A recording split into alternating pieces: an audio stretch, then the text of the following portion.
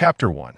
The sensation of awakening in the embrace of a handsome man. Shen Zhaozhao could never have anticipated that after 20 years of living a mundane life, she would awaken to find herself nestled in the arms of a strikingly handsome man.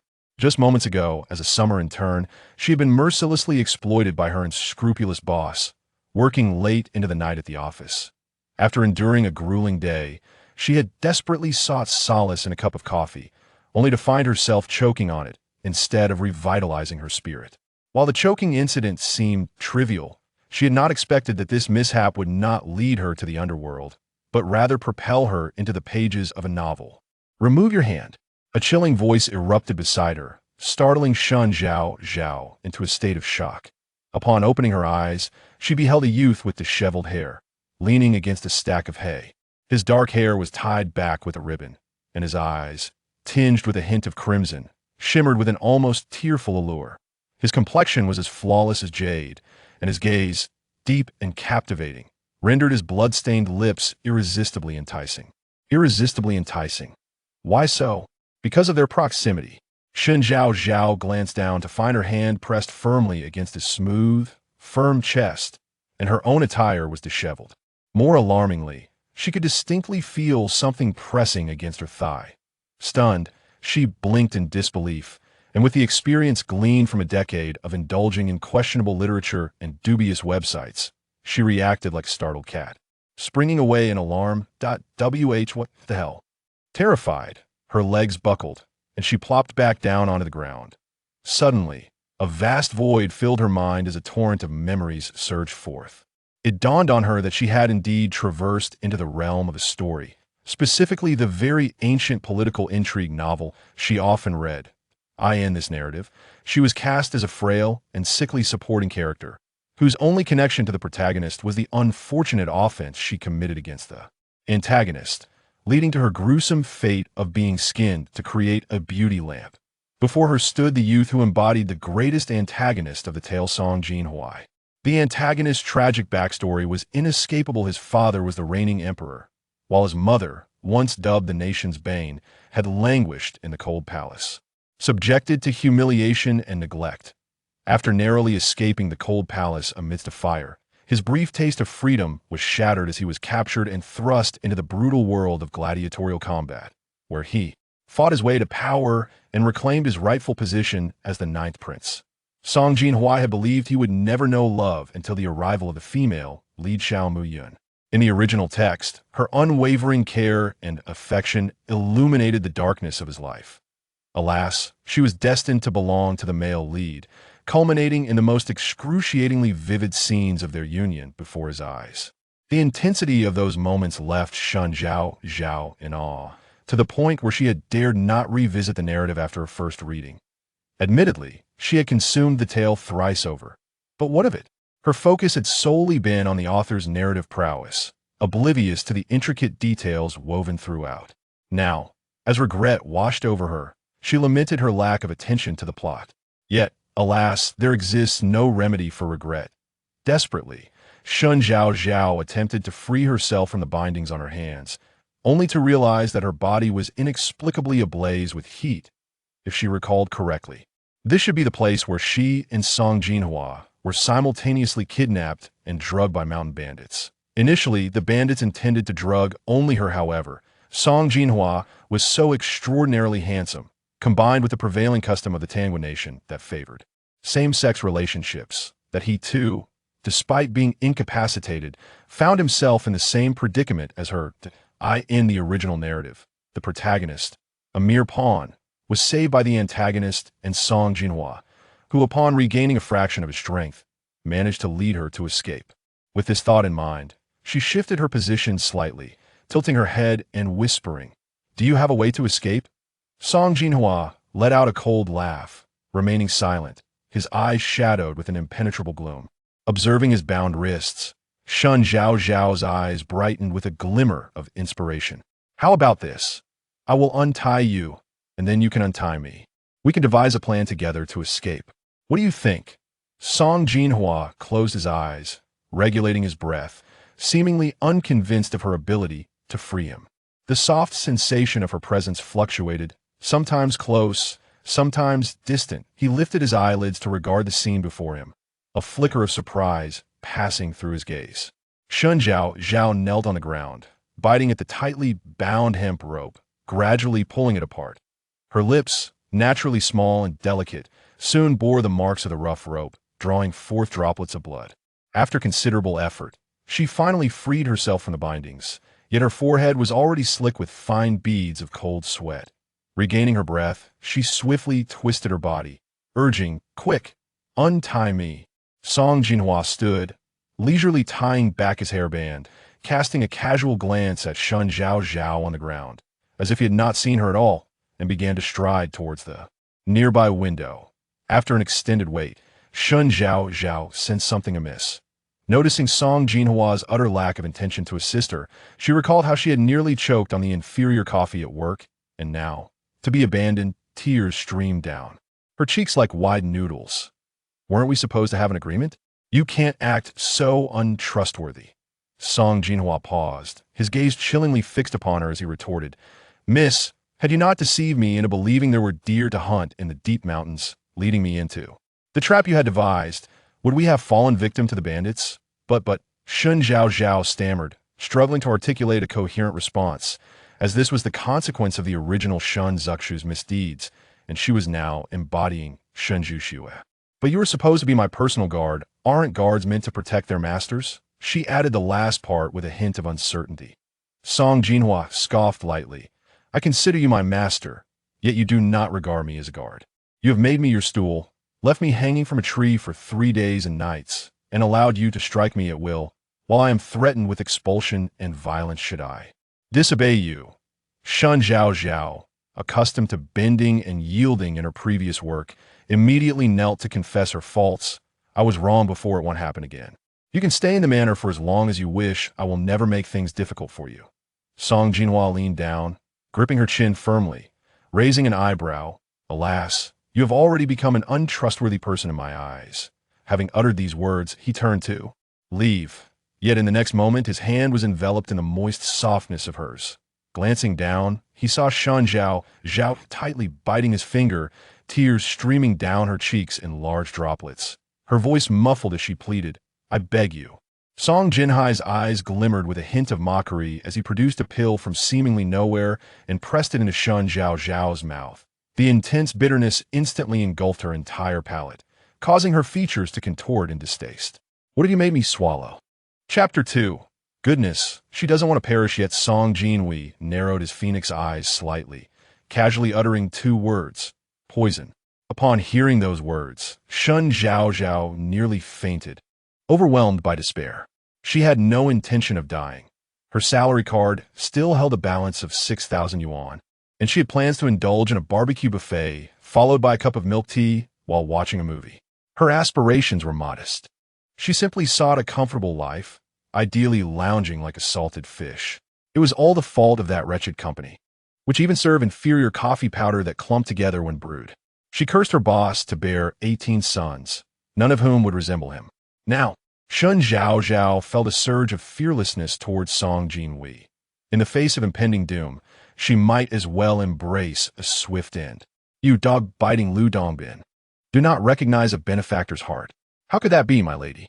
With that, Song Jinhuai's lips curled into a bright yet malevolent smile. "This is an aphrodisiac. The antidote lies in my possession. As long as you obediently follow my commands henceforth, your life shall be spared."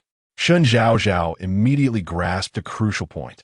The matter Song Jinhuai intended to investigate was inextricably linked to the Shen family. His role as a guard facilitated his inquiries, though the specifics remained unclear in the original text. Nevertheless, she now realized he would not abandon her. "Can you untie me now?" she asked, raising her trembling hands toward him as the effects of the drug began to take hold, causing her breath to quiver violently. Song Jinhuai cast her a sidelong glance and swiftly released her bindings. No sooner had the ropes fallen away than the sound of approaching footsteps echoed from outside. Their gazes locked. Time was indeed of the essence. Song Jinhuai brushed off the dust from his clothes and casually inquired, "Can you jump?" Before Shen Zhaozhao could comprehend, she found herself hoisted by her collar akin to a chick, and unceremoniously tossed out of the window onto a haystack below. With a thud, she landed on all fours, narrowly avoiding a humiliating fall. The commotion attracted the attention of two nearby bandits, who quickly rushed toward the warehouse, questioning what had transpired. Song Jinhuai landed gracefully, though his internal energy had been sealed, rendering him unable to employ his lightness skills. He approached the stable, seized a horse, and swung himself into the saddle. At that moment, Shen Zhaozhao, her senses dulled by the drug, leaned against the wall, fearing that Song Jinhuai might renege on his promise. "Aren't you taking me with you?" He offered no reply, tightening his grip on the reins as he galloped in her direction. Startled, she was suddenly lifted off the ground, finding herself placed atop the horse. The two bandits emerged from the warehouse just in time to witness the pair, preparing to raise an alarm. In a swift motion, Song Jinhuai leaned down and retrieved a large blade from a nearby bamboo basket. The cold gleam of the blade flashed before their eyes, causing the bandits' expressions to widen in shock as they collapsed lifelessly to the ground. The brutality of the encounter left Shen Zhaozhao nearly speechless, her jaw almost dropping in disbelief. However, she had little time to be astonished. The pressure of her abdomen against the saddle was causing her discomfort, and the bumpy mountain path intensified her nausea. Feeling faint, Shen Zhaozhao weakly lifted her head. Song Jinhuai frowned slightly and murmured a word of trouble, then steadied her waist to sit upright. However, as soon as she turned around, she ended up sitting awkwardly. Both of them had succumbed to the effects of the drug, and although it was only April, the weather was not cold. Yet their attire was considerably lighter than in winter, making their fluctuating body temperatures distinctly perceptible to one another. Shen Zhaozhao's gaze was somewhat dazed as she leaned against Song Jinhuai's shoulder. Perhaps the stimulating potion was gradually spreading through her body, causing her cheeks to flush a vibrant red, as if a wave of heat surged from within her. She wrapped her arms around his waist, her delicate brows knitted tightly. Song Jinhuai, also in the prime of youth, although possessing a certain resistance to such toxins, was not entirely impervious to their effects. He freed one hand to push her away, his voice husky. "Miss, did you not look down on me, this beggar? Why do you not disdain me now?" In her hazy state of consciousness, Shen Zhaozhao resembled a piece of taffy, sticking to him once more after being pushed aside. With a soft hum, she buried her face in the crook of his neck, the crisp aroma of plum blossoms wafting gently around them. Scrunching her nose, she murmured, "What perfume did you use? It smells so delightful." "What is perfume?" Song Jinhuai inquired, glancing down at the warm, soft girl nestled in his embrace. Her eyelashes were exceptionally long, fluttering like butterfly wings. And her skin, illuminated by the spring sun, radiated a warm, jade-like whiteness. Recently coming of age and yet unmarried, her cheeks were adorned with a fine layer of peach-like fuzz. He felt a hint of warmth creeping to his ears, and his throat involuntarily tightened as he feigned a stern demeanor, threatening, "You better behave and sit still, or I shall toss you out." Shen Zhaozhao felt quite uncomfortable, hardly able to heed his words. "I just want to hold you. Is that all right?" Her sweet, soft voice sounded almost like a playful pout. Song Jinhuai chose not to respond, deliberately avoiding her gaze as he focused on riding. Yet, in the next moment, a gentle kiss alighted upon his lips. After all, Shen Zhaozhao, having never experienced such intimacy, was unaware of the nuances of a kiss. She simply pressed her lips against his lightly, as one might when savoring a delicious lollipop. Feeling parched, Song Jinhuai pressed his lips tightly together, denying Shen Zhaozhao any chance of advancing further. His grip on the reins grew increasingly tense, his palms slick with cold sweat. The sound of hooves echoed alongside their heated breaths, and though he did not retreat, neither did he embrace the moment. He merely watched as the girl in his arms gradually succumbed to exhaustion and fainted. When Shen Zhaozhao awakened again, she found herself back at the Shen residence. Blinking slowly, she took in the antiquated decor around her, feeling as though she were in a period drama set in a wealthy household. A 5-panel screen of red sandalwood, inlaid with jade, stood beside a small table of sandalwood, adorned with fresh fruits and a white jade vase containing a vibrant bouquet of apricot blossoms. Even the intricately crafted canopy bed she had been sleeping in was made of exquisite pearwood. Despite working at a small company, her grandmother, an archaeological historian, had ensured she was well acquainted with such antiques. As she propped herself up, feeling the soreness in her waist, memories of the jolting ride on horseback flooded back, causing her cheeks to heat up. It must have been that rascal Song Jinhuai who rode too swiftly. As I silently grumbled, a maid clad in a peach-red wide-sleeved garment gracefully entered, holding a set of washing tools, followed closely by a group of secondary maids dressed in green attire. I immediately recognized her as Qing Chu, the devoted maid who had accompanied the original protagonist throughout her childhood. Upon seeing me awake, Qing Chu burst into tears of joy, exclaiming, "Miss, you have finally awakened. The old lady was just mentioning you." She continued, "It was my fault. Given your frail constitution, I should not have indulged your whims by allowing you to go out in the spring with that scoundrel Ningjiao. If he had been able to protect you, how could you have been abducted by mountain bandits?"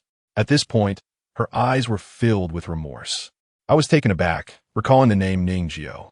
It struck me that during this time, Song Jinhuai had adopted the alias Ningjiao to conceal his identity. Accepting the warm tea that Qing Chu offered, I took a gentle sip and glanced around, noticing the absence of Song Jinhuai. "Where's Ningjiao?" I inquired. Qing Chu scoffed at the mention of his name. "Ah, he is currently kneeling in the courtyard, having received 20 lashes from the old lady." Almost dropping my teacup at this revelation, I was reminded of Song Jinhuai's vengeful nature and the dire consequences that the original protagonist had faced. Panic surged within me. This is a disaster. Chapter 3. How could she possibly cling to power if you were expelled? I tossed the teacup to Qing Chu and dashed towards the door, only to halt abruptly. How does one navigate the courtyard? Qing Chu seemed momentarily bewildered. Fearing her suspicion, I hastily explained, "I bumped my head earlier and have forgotten some things." She pointed towards the entrance, instructing, "Just walk straight to the left." Mississippi barely had her words left her lips when I lifted my skirts and sprinted forward.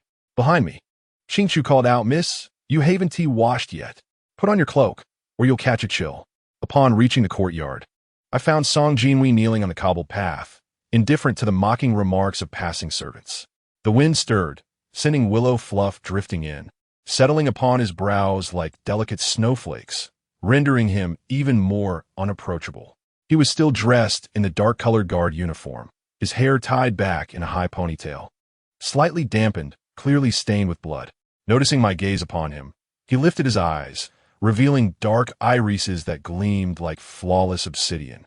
"You may rise," I commanded as I stood before him. With one hand on the ground, he slowly rose to his full height, towering over me. "Can you provide me with the antidote now?" I asked, tilting my head back to meet his gaze.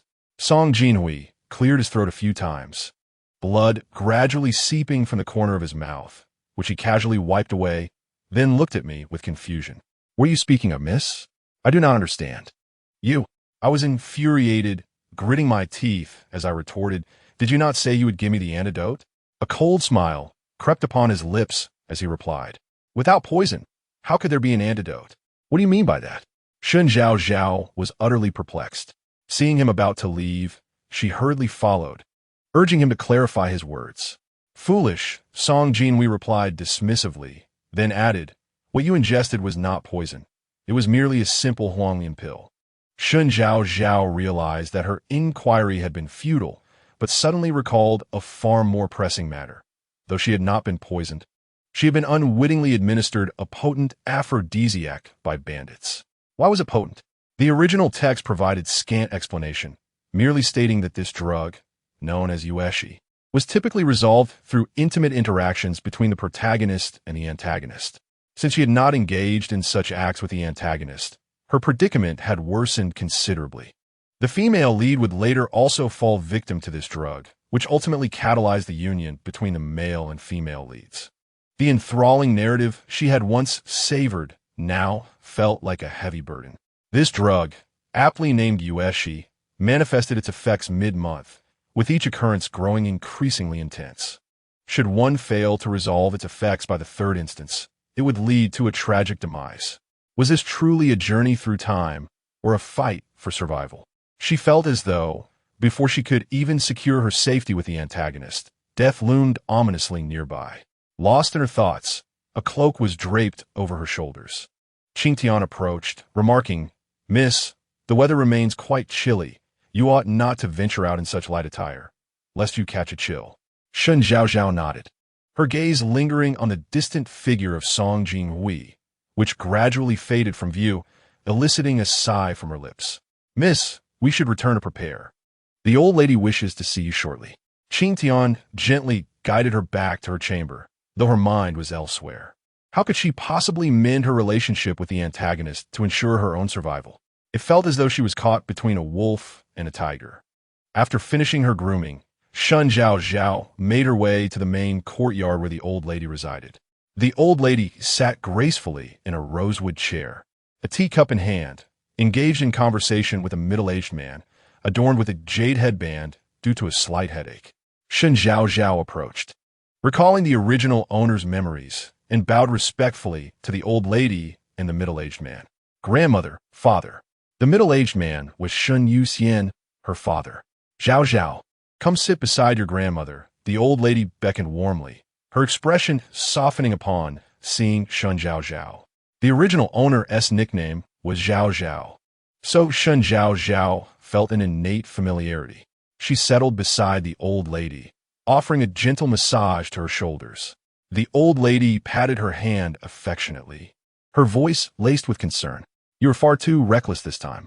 That Ningjiao is utterly incapable of protecting you, allowing you to suffer such unwarranted misfortune. In my opinion, after this incident, he should be expelled from the residence." Shen Zhaozhao hurriedly interjected, "Grandmother, this was my doing. No one else will know of this incident. I, the third young lady of the Shen family, remain innocent and have not been abducted by bandits. Rest assured, only you, my father, and Qingtian are privy to this matter."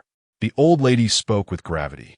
"But grandmother, it was Ning Jiao who saved me. It is precisely because he saved you that I spared his life. His tarnishing of your reputation warranted his removal, and my actions have already displayed my utmost compassion." Upon hearing this, Shen Zhaozhao immediately knelt and laid bare the truth, for she knew she must speak, as he was the golden leg she would rely upon in the future, should he cease to exist.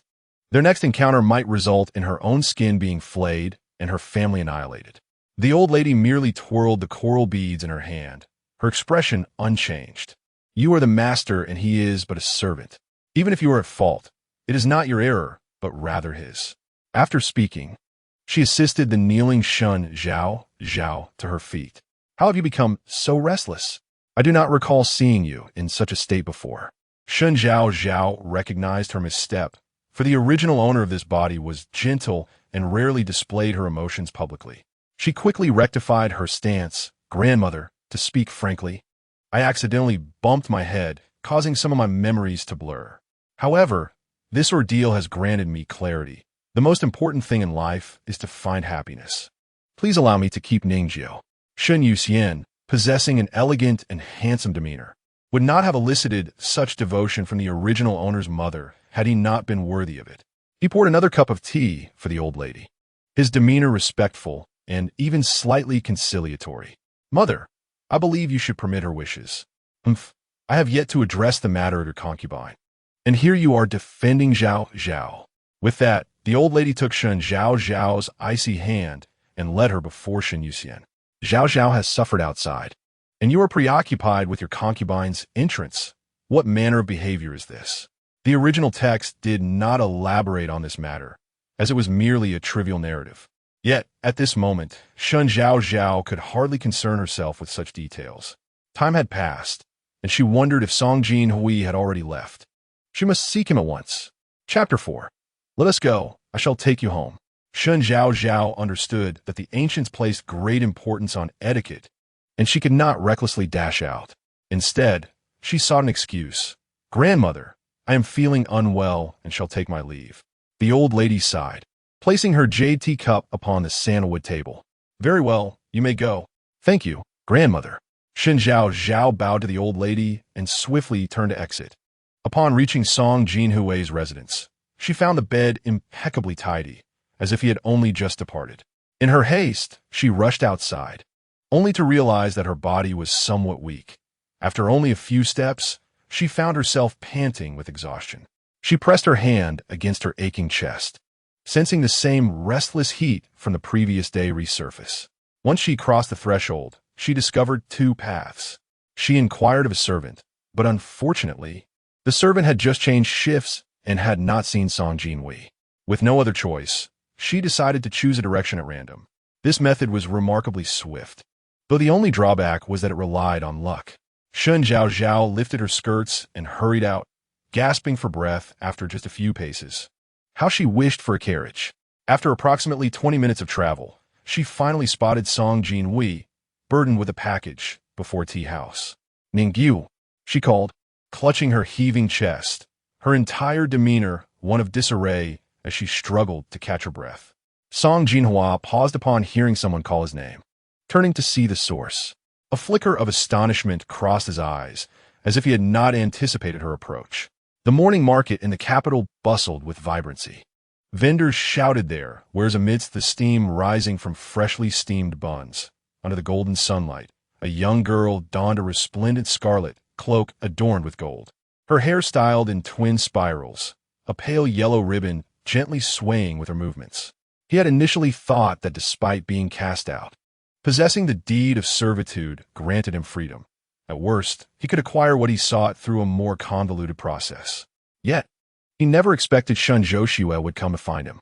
He regarded the girl before him with uncertainty, sensing that Shen Zhaozhao had changed significantly.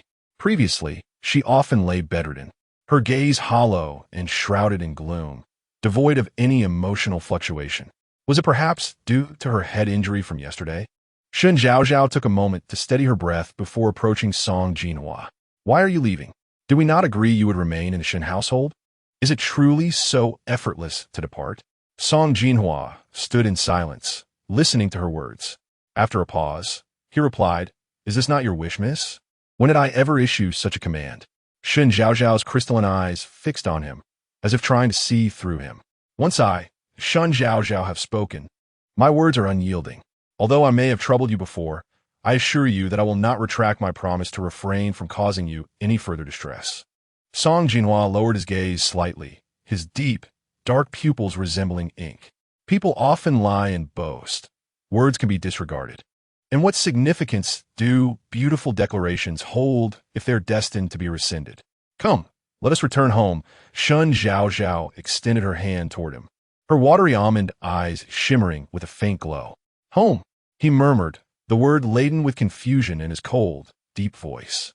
What does home mean to one who has wandered aimlessly since childhood? The concept felt like a fleeting shadow, dissipating upon contact. Let us go, let us go. I am truly exhausted." "Achoo!" Shen Zhaozhao sneezed, and then took the initiative to grasp his hand. Her delicate fingers barely encircled four of his. And due to her innate frailty, her hand was cold as ice, prompting him to instinctively return her grip. One walked with a wobbly gait due to frailty, while the other, burdened by injury, moved more slowly than usual. Not long after they began their journey, Qingchu summoned a carriage. Noticing Shen Zhaozhao's pallid complexion, she hurriedly assisted her into the vehicle, voicing her grievances. "Miss, Ningjiu is merely a beggar. Why trouble yourself to retrieve him?" Shen Zhaozhao furrowed her brow and corrected her. "Qingchu, you must not refer to him in such a manner. He is my personal guard, and such titles do not carry well." Qingchu always heeded her mistress's words. "Very well, I shall comply. However, I have heard that the third master intends to bring back the concubine and her two children. Miss, are you not concerned?" Shen Zhaozhao was acutely aware of the situation, though the original text merely skimmed over it. The concubine Wu and her daughter Shenru Yi were not to be trifled with, and the original protagonist's tragic fate was significantly influenced by Shenru Yi's machinations. A strategy to prevent Wu from entering the household was imperative. As Shen Zhaozhao approached the grand entrance of the Shen residence, she noticed a young woman clad in a verdant spring garment standing at the threshold. With a delicate and refined appearance, she exuded an air of genteel elegance. If Shen Zhaozhao's intuition served her right, this must be Shenru Yi, the concubine's daughter. Shenru Yi approached with a beaming smile and addressed her. "You must be my third sister. recalling the original text depiction of Shen Zhaozhao as the one who poisoned and disfigured the protagonist. Shen Zhaozhao felt no warmth towards her. "Who are you?" "I have only one second sister."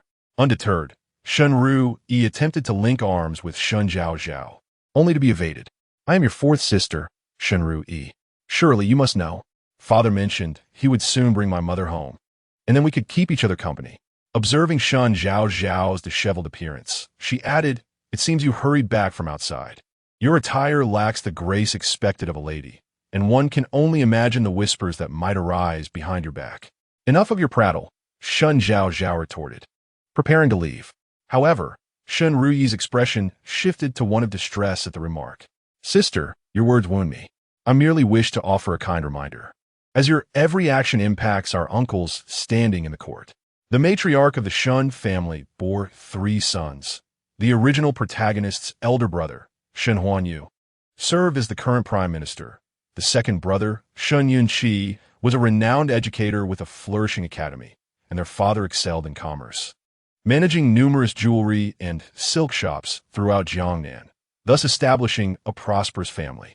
However, given the state's preference for agriculture over trade, the father held a lower status in comparison to his brothers, though the matriarch was fair and treated all equally, stemming from her own merchant background. Recently, their father had donated funds and leveraged connections to secure an official post, allowing for a comfortable life. You are yet to be wed, and as the daughter of a concubine, you ought to exercise caution in your words and actions, rather than indiscriminately placing blame on others. Though Shen Zhaozhao was not well versed in the intricacies of ancient customs, she understood the paramount importance of propriety. Momentarily at a loss for a rebuttal, Shen Zhaozhao clutched her handkerchief and questioned, "When have you seen me act in such a manner?" As her words fell, she caught a glimpse of something in Shen Zhaozhao's expression that rendered her face ghastly pale. Chapter 5. Only a small dog would feel sorry for him. Song Jinhuai walked alongside Shen Zhaozhao. Perhaps due to the punishment he had endured, his face was ghastly white. He possessed an androgynous beauty, and as he stood at the gate, the interplay of light and shadow cast a haunting aura over him, with blood still lingering at the corners of his lips, reminiscent of a ravenous specter. "I shall summon a physician for you shortly," Shen Zhaozhao declared, unwilling to engage in further conversation with Shen Zhaozhao, and turned to make her way into the residence. Yet, she failed to notice the extreme pallor on Shen Zhaozhao's face, which bore a hint of horror upon closer inspection. Shen Zhaozhao gazed at the distant silhouette of the gloomy young man as he gradually merged into the threshold of the residence, her body trembling as if sifting grain. The prince who had transformed her into a grotesque figure in her dreams was none other than him. "Thank you, miss, but I do not require a physician." Song Jinhuai spoke. Shen Zhaozhao pouted, perplexed. "It doesn't cost you anything." Song Jinhuai merely regarded her in silence, and from the mere sight of her expression, it was evident he had been previously deceived by the original owner. Shen Zhaozhao endeavored to delve into the memories of the original owner, discovering an incident indeed occurred. Shen Zhaozhau's frail health necessitated the constant attendance of a physician. Once, when Song Jinhuai was struck by the original owner, he was left nearly lifeless, fearing that he might die and bring upon her a stain on her reputation. The original owner had inquired whether Song Jinhuai wished for a physician to attend to him. He had acquiesced, and after the physician had treated him, the original owner demanded 5 taels of gold for the service, a debt that remained unsettled. Shen Zhaozhao chuckled awkwardly before addressing him. "Come with me." Uncertain of Shen Zhaozhao's next ploy, Song Jinhuai nonetheless followed her. Upon entering her chamber, Shen Zhaozhao retrieved a carved box made of pear wood, filled with various contracts of servitude from maidservants and promissory notes from others indebted to her.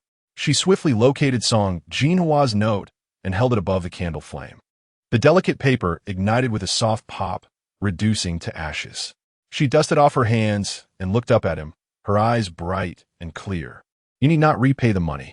Song Jinhuai stared at the girl before him, momentarily taken aback, before finally articulating, "Miss, you were not so before." Shen Zhaozhao lightly scoffed, mimicking the original owner's tone. "I am the young lady of the Shen family. It would not bode well for my future husband to hear of me mistreating my servants." A hint of sardonic amusement tugged at Song Jinhuai's lips, as if he had heard a jest.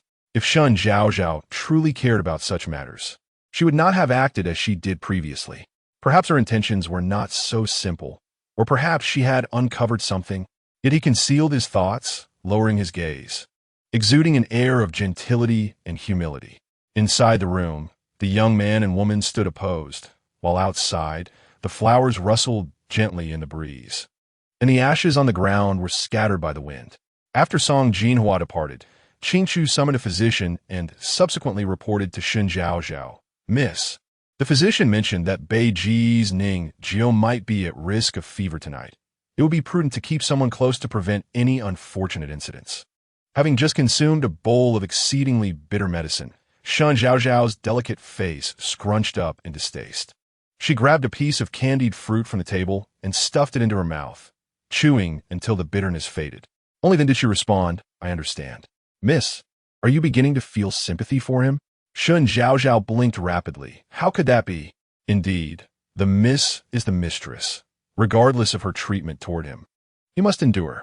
Besides, finding a handsome guard is no easy feat. Qingchu rationalized Shen Zhaozhao as inconsistencies. Shen Zhaozhao nodded in agreement. Yes, that is precisely my point. You know, I have always been averse to unattractive individuals. The original owner possessed few significant hobbies, aside from a passion for watercolor painting and an appreciation for beautiful things. Thus, the arrangement of the courtyard, including the maids and servants, was pleasing to the eye. When day turned to dusk, Shen Zhaozhao noticed that Qingchu had fallen asleep, so she took a lantern and quietly went to see Song Jinhuai. Recently, her temperament had diverged considerably from that of the original owner. To avoid raising suspicions, she had been using the excuse of having bumped her head that day. It was unwise to fully embrace her true self just yet, as it might lead to others suspecting her of being possessed and deeming her mad. Therefore, she approached Song Jinhuai discreetly, planning to be more forthright once everyone had grown accustomed to her character. Upon reaching Song Jinhuai's quarters, she pushed the door open and stepped inside, confronting a simple room dominated by a bed, a basin, and a chipped teacup, nothing more. After closing the door, she felt the chill in the air. The paper-thin windows were punctured with a gaping hole, allowing the moonlight to seep in and intensify the cold. She set the lantern aside, rubbed her hands together for warmth, and moved closer to him. The young man was covered with a thin blanket, and though his face had appeared pallid during the day, now it bore an abnormal flush. He seemed to be sleeping fitfully, his brows knitted tightly together. She reached out to place her hand on his forehead, discovering it was burning hot. He was indeed feverish. Given the frigid environment, it was hardly surprising. Rising to fetch him a cup of hot water, she quickly realized the room was devoid of any. Thus, she had no choice but to venture to the kitchen. After procuring a kettle filled with hot water, she filled the copper basin and gathered all the spare bedding from her own room to cover him, finally allowing herself a moment to breathe. Just as she prepared to apply a damp cloth to his forehead, the previously unconscious young man startled awake, akin to a trapped beast. In an instant, Shen Zhaozhao felt a sharp pain in her neck as he pinned her against the hard bed. His dark hair cascaded over her face, and his hand tightened around her slender neck, his heated breath brushing against her ear like the wind by a roaring fire. Shen Zhaozhao felt she was on the brink of asphyxiation, her eyes wide with shock, tears streaming down her cheeks involuntarily. She reached out to pry his hand from her neck, but the original owner's frail state left her utterly powerless under his grasp. In his deep, dark eyes, she could see her own desperate reflection, and fleeting images of the original owner's tragic demise flashed through her mind. Desperately, she clutched his wrist, hoping to awaken him through pain. This method proved effective. Soon, his dazed pupils began to focus, and in an instant clarity returned to his gaze. Coughing violently, Shen Zhaozhao bent over the edge of the bed, struggling for breath. "Are you trying to strangle me?" she gasped. Song Jinhuai glanced at the bloodied mark on his wrist from her nails and coldly regarded her, asking, "What brings you here, miss?" Chapter 6. I apologize. I just feel sorry for his little dog, Shen Zhaozhao quickly straightened her posture, imploring, "Do not misinterpret my intentions. I am here solely because the doctor mentioned your injuries are severe and I feared it would reflect poorly if you were to perish within the estate. Song Jinhuai glanced at the quilt covering him and the teapot filled with warm water. Had Shen Zhaozhao lost her senses? Or was this a case of a weasel wishing the chicken a happy new year, anticipating future repercussions? Understanding his lingering suspicion, Shen Zhaozhao placed the cooled handkerchief into the hot water for a moment, wrung it out, and handed it to him. After all, you're my personal attendant. You know, I have an affinity for aesthetically pleasing things. You are rather handsome, and it is quite rare to find someone as good-looking as you. Song Jinhuai retracted his dubious gaze, accepting the handkerchief from her. The delicate beauty of his pale fingers resting upon the fabric was indescribable. He then reclined, saying, "Miss, please return to your quarters and take these items with you." His low, husky voice resonated within the room, clear and soothing. Shen Zhaozhao brushed off the soot that had stained her clothing. "What shall I take? That patched-up thin quilt? There's no need for you to worry, Mississippi." Song Jinhuai turned onto his side and gradually closed his eyes. Shen Zhaozhao pouted. "I cannot move it. You may cover yourself if you wish." With that, she opened the door and departed. On her way back, Shen Zhaozhao could not suppress the incessant sneezing that soon turned into coughing. Initially, she thought a brief rest would suffice, but to her dismay, her fever persisted into the following afternoon. Drowsily, she opened her eyes to find Ching Chu leaning against the doorframe, preparing medicine. Her throat felt as though it were filled with a heavy stone, and merely swallowing saliva caused her immense pain. She reached for the nearby teacup, but before she could grasp it, it shattered with a loud crash. Hearing the commotion, Ching Chu swiftly set down her fan. "Miss, please rest. I shall handle it." To be honest, Shen Zhaozhao still struggled to acclimate to being attended by others. However, she was indeed too weak to resist now. Ching Chu assisted her in sitting up to drink water, and after consuming half a cup, she felt somewhat better. What has become of Ningjiao? Upon uttering this, she succumbed to a fit of uncontrollable coughing. Ching Chu gently stroked her back, her tone laced with disdain. "Miss, are you still concerned about him? Last night, he pilfered a fine silk quilt. The old matriarch, feeling sympathy for his rescue of you, has punished him by making him fill the water tanks in the estate, withholding food for 2 days." Shen Zhaozhao protested. "Cough, cough, cough. That was not theft. He saved me, and these were gifts for him." In her confusion, she had intended to do good, but had overlooked the customs of this era. If a subordinate took something from their master, it would not be deemed a gift if not done in public, and there would surely be consequences. She threw aside the quilt, donned her embroidered shoes, and attempted to step outside. Ching Chu hurriedly blocked her path, exclaiming, "No, miss, your health is still fragile. You are currently feverish. You must prioritize your well-being." "Ching Chu, I must clarify this matter. Otherwise, if you encounter a similar situation in the future, shall I merely stand by idly? What will the servants think of me then?" With that, she donned her cloak and exited the door.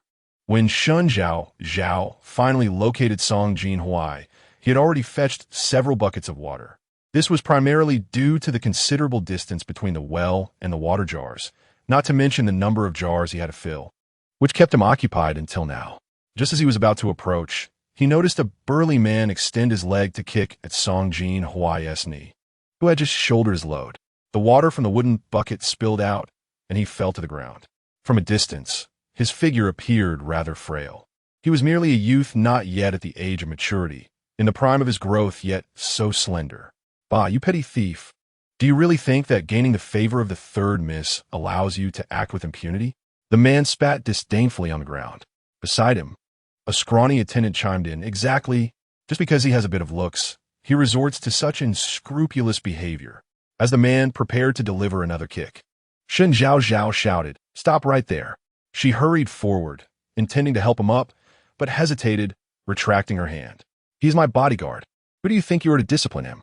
The man, Lu Er, the son of the steward, smiled ingratiatingly. "Third miss, I am merely helping you establish your authority. When your master speaks, how dare you, a mere servant, interrupt? Slap yourself." Shen Zhaozhao retorted sharply. Although Lu Er felt disgruntled, he had no choice but to comply. "Yes." The sound of a resounding slap echoed as Shen Zhaozhao continued. "The betting was a gift from me to him, If anyone has objections, they should remain silent. After saying this, she turned to Song Jinhuai, who had just risen from the ground. You should rest now. Just fetch water for those two. Song Jinhuai glanced up.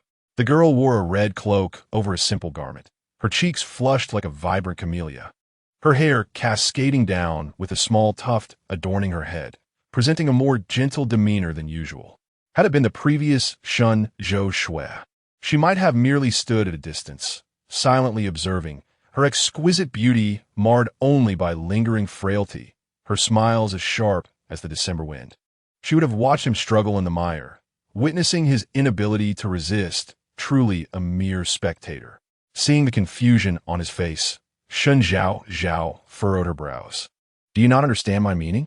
Why are you standing there? Hurry back. Song Jinhuai pressed his thin lips together, a hint of frailty apparent in his features. He merely cast her a sidelong glance before turning to leave. Shen Zhaozhao was aware that he had only just begun to recover yesterday, and today he was punished with the chore of fetching water. The early April weather was still quite chilly, the wind carrying a biting coldness. It was bad enough he was underdressed, and with his injuries still healing, it was likely he would suffer again tonight. She needed to devise a plan. As she walked, counting on her fingers, Ching Chu placed a warm hand warmer in her hands, her eyes filled with concern. Miss, you must not dress like this when you go out. Do not be deceived by the sunshine. It is still quite cold. Yes, I know. Ching Chu adjusted her cloak and earnestly advised, and that Ning Jiao, he resembles the seductive vixen from the operas. Is he truly worth your worry? Shen Zhaozhao pinched her soft cheek. You do not understand. He is the target of my strategy. Fearing that Song Jinhuai might catch a chill, Shen Zhaozhao promptly instructed Ching Chu to summon a skilled craftsman to repair his quarters, even providing new furniture, such as a table. After paying the craftsman, Ching Chu cast a sidelong glance at the incessantly coughing Song Jinhuai, remarking, I must tell you, our young lady possesses a heart as compassionate as a bodhisattva. You would do well to recognize her kindness. Song Jinhuai disregarded her entirely, merely bending down to tidy the bedding. What a jest! A bodhisattva's heart. It was clearly one akin to that of a viper. One could easily surmise that this act of sending bedding was merely Shen Zhaozhao's means of revenge against him. Noticing his silence, Ching Chu huffed disdainfully and attended to Shen Zhaozhao instead. Upon hearing that Song Jinhuai had been settled in, Shen Zhaozhao sighed in relief, unaware that the original owner's father had begun to stir trouble. Chapter 7. What? She intends to usurp the nest. Having just taken her medicine, Shen Zhaozhao was summoned to the main hall by her cousin, Shen Shiling, the daughter of her second uncle. I must tell you, the daughter of your father's concubine is utterly shameless. Shen Shiling exclaimed. What do you mean? Shen Zhaozhao inquired softly, accepting the hand warmer handed to her by Ching Chu. Shen Shiling, with her lively and spirited disposition, was as beautiful as a porcelain figurine, her large eyes sparkling with charm. Noticing Shen Zhaozhao's severe cough, she quickly offered her assistance, saying, Do not let that wretched creature upset you. Pray tell, Shen Zhaozhao replied, ever eager for gossip, although it was her own father's scandal. She wished to grasp the nuances of the narrative for a deeper understanding of the book. Do you know about that concubine's daughter, Shen Rui? She claims she wishes to bring her mother into our Shen family, and even dares to assert that she will reside in your courtyard. Shen Shiling fumed. She ought to consider her own status. It is said that her mother seduced my third uncle when your mother was still alive. Had it not been for the prior agreement barring concubines, she might have barged in as a concubine herself. I believe your mother was driven to her grave by her antics.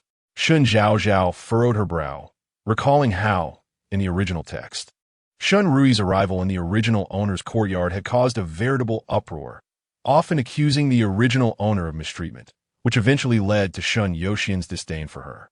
She could not permit Shen Rui to enter her own courtyard. Before long, she arrived at the main hall.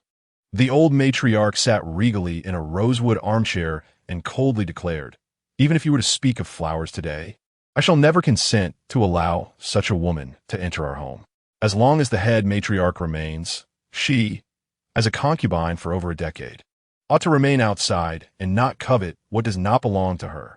Shen Yuxian wore a troubled expression. Mother, you know that wushur means no harm. Otherwise, she would not have remained a compliant concubine for over 10 years. However, Rui and Nanzhao are without proper status. One wishes to marry, the other to pursue an official career. They are, after all, children of our Shen family. Does that imply that Bojuan, Tingsu, and Zhaozhao are not your children? The old matriarch replied with a hint of derision, clearly displeased. Mother, they're undoubtedly my children as well. You had initially promised the Yu family that aside from Zhaozhao's mother, you would not take a concubine. Now, due to your actions, she has fallen ill. After all, she is the daughter of the governor of Jingzhou, and marrying into our family was already a compromise for her. Having been your wife for over 20 years, how am I to explain this to the Yu family? The old lady gazed at him with a heart full of sorrow. Shen Yuxian quickly brought Shen Rui before the old lady, saying, Mother, do you not find this granddaughter both lovely and sensible? She has been raised well by the Wu family. Shen Rui stepped forward respectfully, performing a grand gesture of greeting, hoping her grandmother would grant her an opportunity to show filial piety. The old lady scoffed lightly, her eyes brimming with disapproval. If she truly understood filial piety, she would know not to contend for her elder sister's courtyard. Does she comprehend the essence of hierarchy? Mother, I merely wish to foster a good relationship between Zhaozhao and Rui, to promote sisterly affection, Shen Yuxian defended. Shen Zhaozhao realized that if she did not assist the old lady soon, she might not be able to endure much longer. Father, what are you and grandmother discussing? The old lady, upon seeing her, quickly drew her to her side. I heard from Qingxu that you are quite ill. How is it that you have come out? Shen Zhaozhao coughed lightly. I felt rather stifled indoors, so I came out with my cousin for a breath of fresh air. I had intended to find you for a chat, yet I discovered you were receiving guests in the main hall. After speaking, she turned to Shen Rui with a bright smile. Is this not my fourth sister? I saw her just yesterday. Seated below, Shen Yuxian promptly added, Indeed. Your fourth sister is truly a fine person. Shen Zhaozhao's eyelashes slowly fell, her expression tinged with sadness. Yet, it seems my fourth sister does not favor me. When I returned home yesterday, she remarked that my attire was disheveled and would hinder our uncle's career. Yet, I was clearly dressed appropriately and my makeup was proper. Though such matters might seem trivial within the confines of the boudoir, if spoken of beyond, and heard by ill-intentioned individuals, how would our Shen family daughters ever find husbands? In truth, while this matter may appear to be small, it bears significant weight. It concerns the family's reputation as well as a woman's virtue. Regardless, Shen Rui's actions were undoubtedly an attempt to tarnish, which any discerning person could recognize. As anticipated, the old lady struck the table with her hand. Just listen. Even before entering, she speaks thus to Zhaozhao. What would become of my Zhaozhao if she were to step inside? She lost her mother at a young age. What a pitiful child. How can you, as her father, be so heartless? Please, grandmother, see reason, Shen Rui implored, quickly kneeling and looking toward Shen Yuxian for assistance. Shen Yuxian sighed. Mother, please temper your anger. Perhaps Zhaozhao misheard. Ningjiu is present. He can testify. After saying this, Shen Zhaozhao looked at the old lady with a hint of grievance. Grandmother, I sincerely hope that I misheard, for after all, Rui is my father's daughter. Shen Zhaozhao never anticipated that she would employ the art of dialogue akin to that found in palace dramas. And she could only be thankful that her frequent viewings of such dramas had not been in vain. The old lady was exceedingly furious, pointing at Shen Yuxian and saying, Zhaozhao has witnesses. What more can you say? The daughter interjected. Ningjiu is indeed Zhaozhao's guard, naturally inclined to support her. Shen Yuxian appeared flustered, hastily responding. In my opinion, that is not entirely accurate. Zhaozhao is strict yet reasonable in managing her servants. Ningjiu is not one to speak falsehoods. Seeing the old lady's face flush, Shen Yuxian dared not retort. The main hall was enveloped in silence, save for the gentle rustling of fabric as Shen Zhaozhao attempted to appease the old lady. After a prolonged pause, he cautiously proposed, How about this? I shall first bring Rui and Nanzhao back, without disturbing Zhaozhao as quarters. We cannot allow the children to wander alone for too long. What do you think? The old lady remained pensive, letting out a sigh. Inquire about your wife's opinion. I am old and of little use. You owe the most to her and Zhaozhao, not to me. Shen Yuxian understood this to be an agreement, a smile breaking upon his face. Very well. I shall discuss it with my wife shortly. Shen Zhaozhao furrowed her brow, realizing her father was clearly intent on bringing Wu Shi into the family. Perhaps she could find a way to leverage this connection. Just as she contemplated this, the old lady expressed her fatigue. After helping her back to the main room, Shen Zhaozhao hurried to her own quarters, only to be soon followed by Shen Ruyi. Third sister, Shen Ruyi called out, halting her. Shen Zhaozhao turned, smiling as she inquired, "What brings you to seek me, fourth sister?" Shen Ruyi, clutching her handkerchief, replied deliberately, "Have you never considered changing your guard? Just yesterday, I observed his gaze. It was quite ominous. Be wary, for he may turn against you in the future." Taken aback by Shen Ruyi's words, Shen Zhaozhao paused before responding. "Fourth sister, Ningjiu is here to protect me. His stern expression may very well be a means of safeguarding me. I appreciate your concern." As Shen Zhaozhao prepared to depart, Shen Ruyi, dissatisfied, remarked, "If you choose to keep him, ensure I do not encounter him. Otherwise, I shall not let him off easily." She would never allow that dream to materialize. Feeling the effects of her fever, Shen Zhaozhao was too exhausted to dwell on their exchange. She had expended all her energy in that confrontation.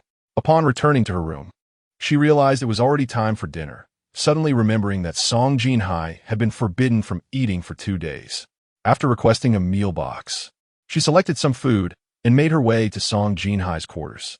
Having gone without food for an entire day and unable to tend his wounds, he could only wait for them to fester and scab over before healing. This pain was something he had grown accustomed to during his time in the Cold Palace. After all, wounds eventually mend. 1 or 2 days without food would not lead to starvation. Pouring himself a cup of already cold water, he reflected on how expensive grain was in the capital. His monthly stipend had long been given to Shen Zhaozhao to repay debts. As the cold water settled in his stomach, he felt it cramp. He curled up in a corner, covering himself with a thin blanket, closing his eyes to rest. With a great vendetta yet to be avenged, he could not simply succumb to death. Shen Zhaozhao would merely view him as a plaything, should he perish. As he became somewhat dazed in his thoughts, the sound of footsteps echoed from outside, growing ever closer. He immediately opened his eyes, grasped the sword resting on the table, and cautiously approached the doorframe. As the door creaked open, the sword was drawn, its blade slicing through the cold wind that rushed in, emitting a resonant hum. A startled gasp broke the silence. It was Shen Zhaozhao, frozen in place with fear, prompting Song Jinhuai to sheath his sword upon recognizing her. Qingqiu stepped forward, admonishing, "What is the meaning of brandishing a sword at the young lady's throat?" Song Jinhuai merely bowed his head in silence, his long lashes casting a shadow over the emotions hidden in his gaze. Shen Zhaozhao quickly intervened, anxious that a conflict might arise between them. "All right, you go hide from the wind for now. I'll be fine shortly." Though somewhat dissatisfied, Qingqiu had always heeded Shen Zhaozhao's words, handing over the food box before departing. Upon entering, Shen Zhaozhao placed the food box on the unsteady table, stating, "I heard the servants say you haven't been allowed to eat these past few days. I spoke with them, and you may dine tomorrow. As for tonight, it seems there is nothing left for you, so I brought some dishes that I won't be eating." Given the original owner's frail condition, the meals were naturally light. Concerned he might not be satiated alone and needing nourishment for growth, she had sent 3 dishes, being cautious not to include too much meat as it might upset his stomach after a prolonged absence of rich food. She presented stir-fried bamboo shoots, spinach, and egg soup, a steaming bowl of bird's nest and shredded chicken porridge, a layer of well-cooked medicinal broth, and a small plate of amber-colored candied fruit. "Here, eat up," Shen Zhaozhao offered, handing him a pair of chopsticks, her cheeks flushed, perhaps still warm from the food. The room was illuminated solely by the lantern she had brought, leaving no other source of light. The dim candlelight cast a soft glow upon the girl, enveloping her in a hazy radiance. Her apricot eyes sparkled with clarity, the dark pupils akin to smooth pebbles beneath a pure white water lily, glistening on the surface of the water. Song Jinhuai did not take the chopsticks. Instead, he regarded her with suspicion, questioning whether the third young lady intended to poison him after her failed scheme the previous day. Shen Zhaozhao, incensed by his unfounded accusation, decided to eat instead, for she had yet to dine and thought to take a few bites first. Eat if you wish. Just don't starve to death in the Shen household, she remarked, before shoveling a generous mouthful of bird's nest porridge for herself. She sampled only a bite of each dish, then shot him a defiant glare, unappreciative, as Song Jinhuai watched her retreating figure. He sat in contemplation for a while, before finally picking up the porcelain spoon to serve himself a spoonful, savoring the warmth and deliciousness that gradually spread in his mouth. He stared blankly at the door that had long since closed. "Miss, why were you so concerned about that person when you hadn't eaten yet? He seems like a mesmerizing charlatan, nearly enchanting you to distraction." In the luxurious courtyard, Qingchu dried Shen Zhaozhao's hair after a bath, then applied a fine rose-scented cream to her face. Shen Zhaozhao simply smiled sweetly, revealing two charming dimples. "Rest assured, I know my limits." Now, her primary concern should be the arrival of the Wu family. In the original text, after the Wu family entered the Shen household, they appeared exceptionally amiable towards the original protagonist, yet they would occasionally add substances to the medicinal concoctions she was brewing, while Shen Rui, under the guise of sisterly affection, would serve her the medicine. Shortly after the Wu family's arrival, they began to sow discord between the original protagonist and the matriarch, Yu, transforming what was once a warm mother-daughter relationship into one fraught with tension. Subsequently, the original protagonist's face began to deteriorate, and the engagement that had been arranged was ultimately disrupted.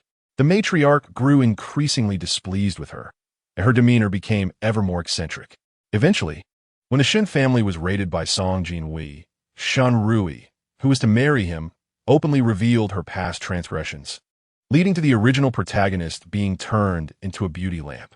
In truth, Wu had once worked as a courtesan for a period before she encountered Shen Yuxian, a gullible man, which prompted her flight to the capital. While no one in the capital was aware of her past as a courtesan, it did not imply that her former patrons were oblivious. If they were to uncover her indenture contract, it would render any prospects of marriage to Shen Yuxian utterly impossible. Contemplating this, Shen Zhaozhao resolutely decided to have Qingchu investigate the brothel where Wu had worked and send someone to retrieve the necessary documents. This matter must remain confidential, or all will be lost, Shen Zhaozhao earnestly cautioned. Qingchu nodded solemnly, assuring her, "Rest assured, Miss, I will dispatch trustworthy individuals to Yuqing." Once Shen Zhaozhao felt assured that her instructions were clear, she finally relaxed and retired to bed. However, she did not anticipate that her slumber would be anything but peaceful. In her dreams, snow fell heavily, and the biting wind seemed capable of freezing one's very bones. In the distance, beneath the palace walls, a frail little boy clad in tattered, thin garments lay in the snow, tightly clutching a bun that had been bitten into. A group of children surrounded him, mercilessly kicking and punching. The smaller children hurled icicles down upon him, while the larger ones delivered forceful blows to his chest. He gritted his teeth, blood oozing from his lips, yet he refused to relinquish his grip. "You gluttonous little wretch, even if I give it to the dogs, you shan't have it," taunted a plump child dressed in luxurious attire, standing firmly on his hand with a mischievous grin. With a crack, the sound of bones fracturing was swallowed by the wind, yet the little boy still held on tenaciously. Soon, his body was drenched in crimson blood, the warmth of it melting the accumulated snow around him. The boy was clearly on the brink of unconsciousness. On that frigid night, a stunningly beautiful woman held the bloodied boy in her arms, humming a lullaby. By the candlelight in the west window, her eyes shimmered with tears, and as she blinked, the tears fell. She had expected that what trickled from her eyes was merely sorrow, but unbeknownst to her, it was blood. "Mother, I managed to get a bun today. Please eat," the little boy said, producing a somewhat filthy, blood-stained bun from his pocket, his large, bloodied eyes filled with hope. "I'm sorry, Huire, it's all my fault." She spoke, her tears of blood cascading down on his Song Jinhuai's cheek. Shen Zhaozhao instantly recognized that it was the young Song Jinhuai, and the beautiful woman was none other than the former noble concubine. Chapter 9.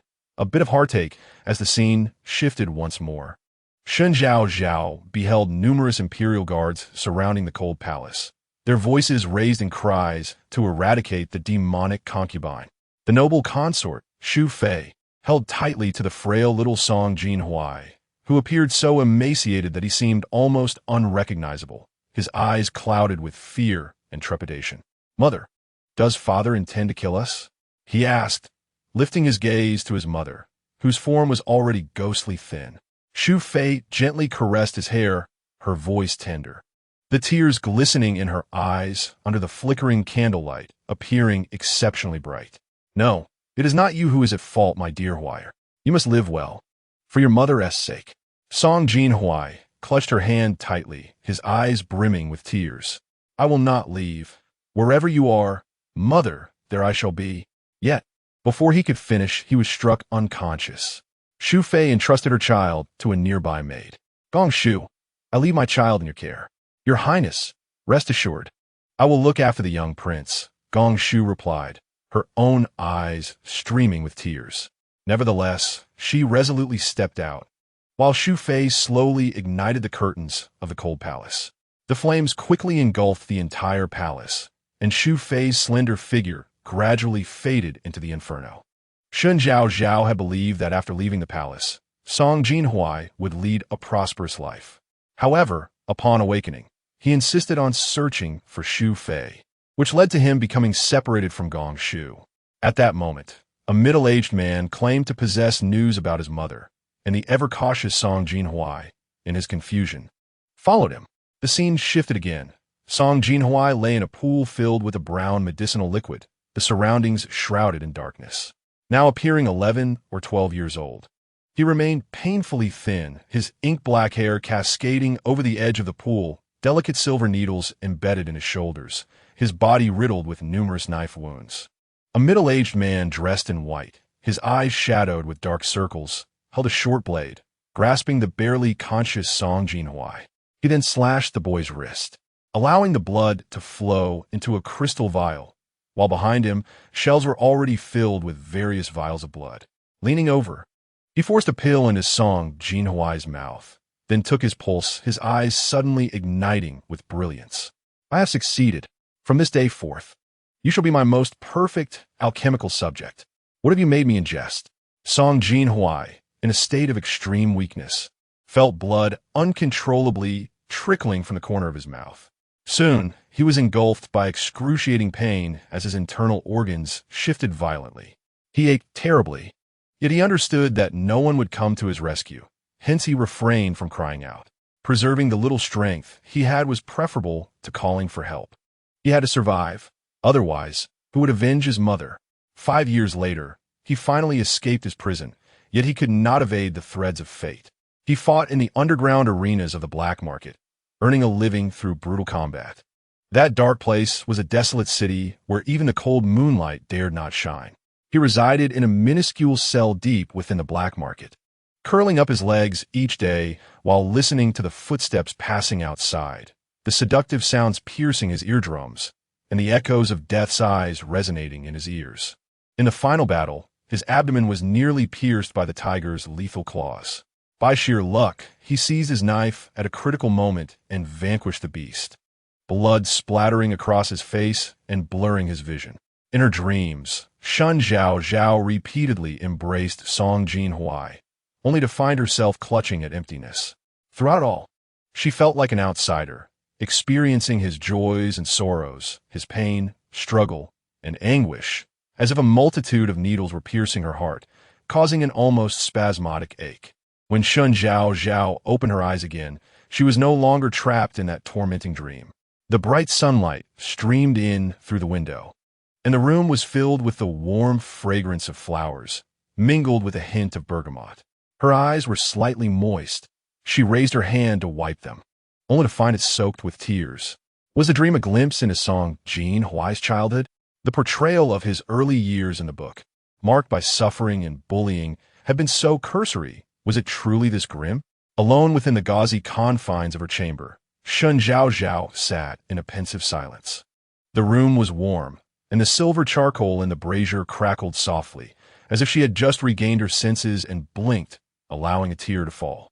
She lifted the covers, slipped on her shoes, and just then, Ching Chu pushed the door open and entered. Ching Chu attended to Shen Zhao's grooming, then quietly informed her, "Miss, I've taken care of everything you asked. However, the distance from the capital to you city is rather vast. I fear we may not receive news until mid-month."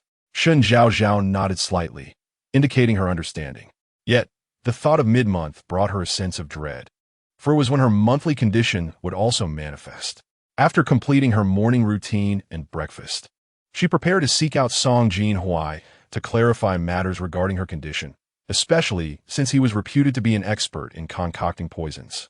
Little did she know, she had barely made it halfway when Ching Chu seized her arm. "Miss, today is the Bathing Buddha Festival. How could you forget?" At that moment, Shen Zhaozhao froze, tapping her forehead in realization.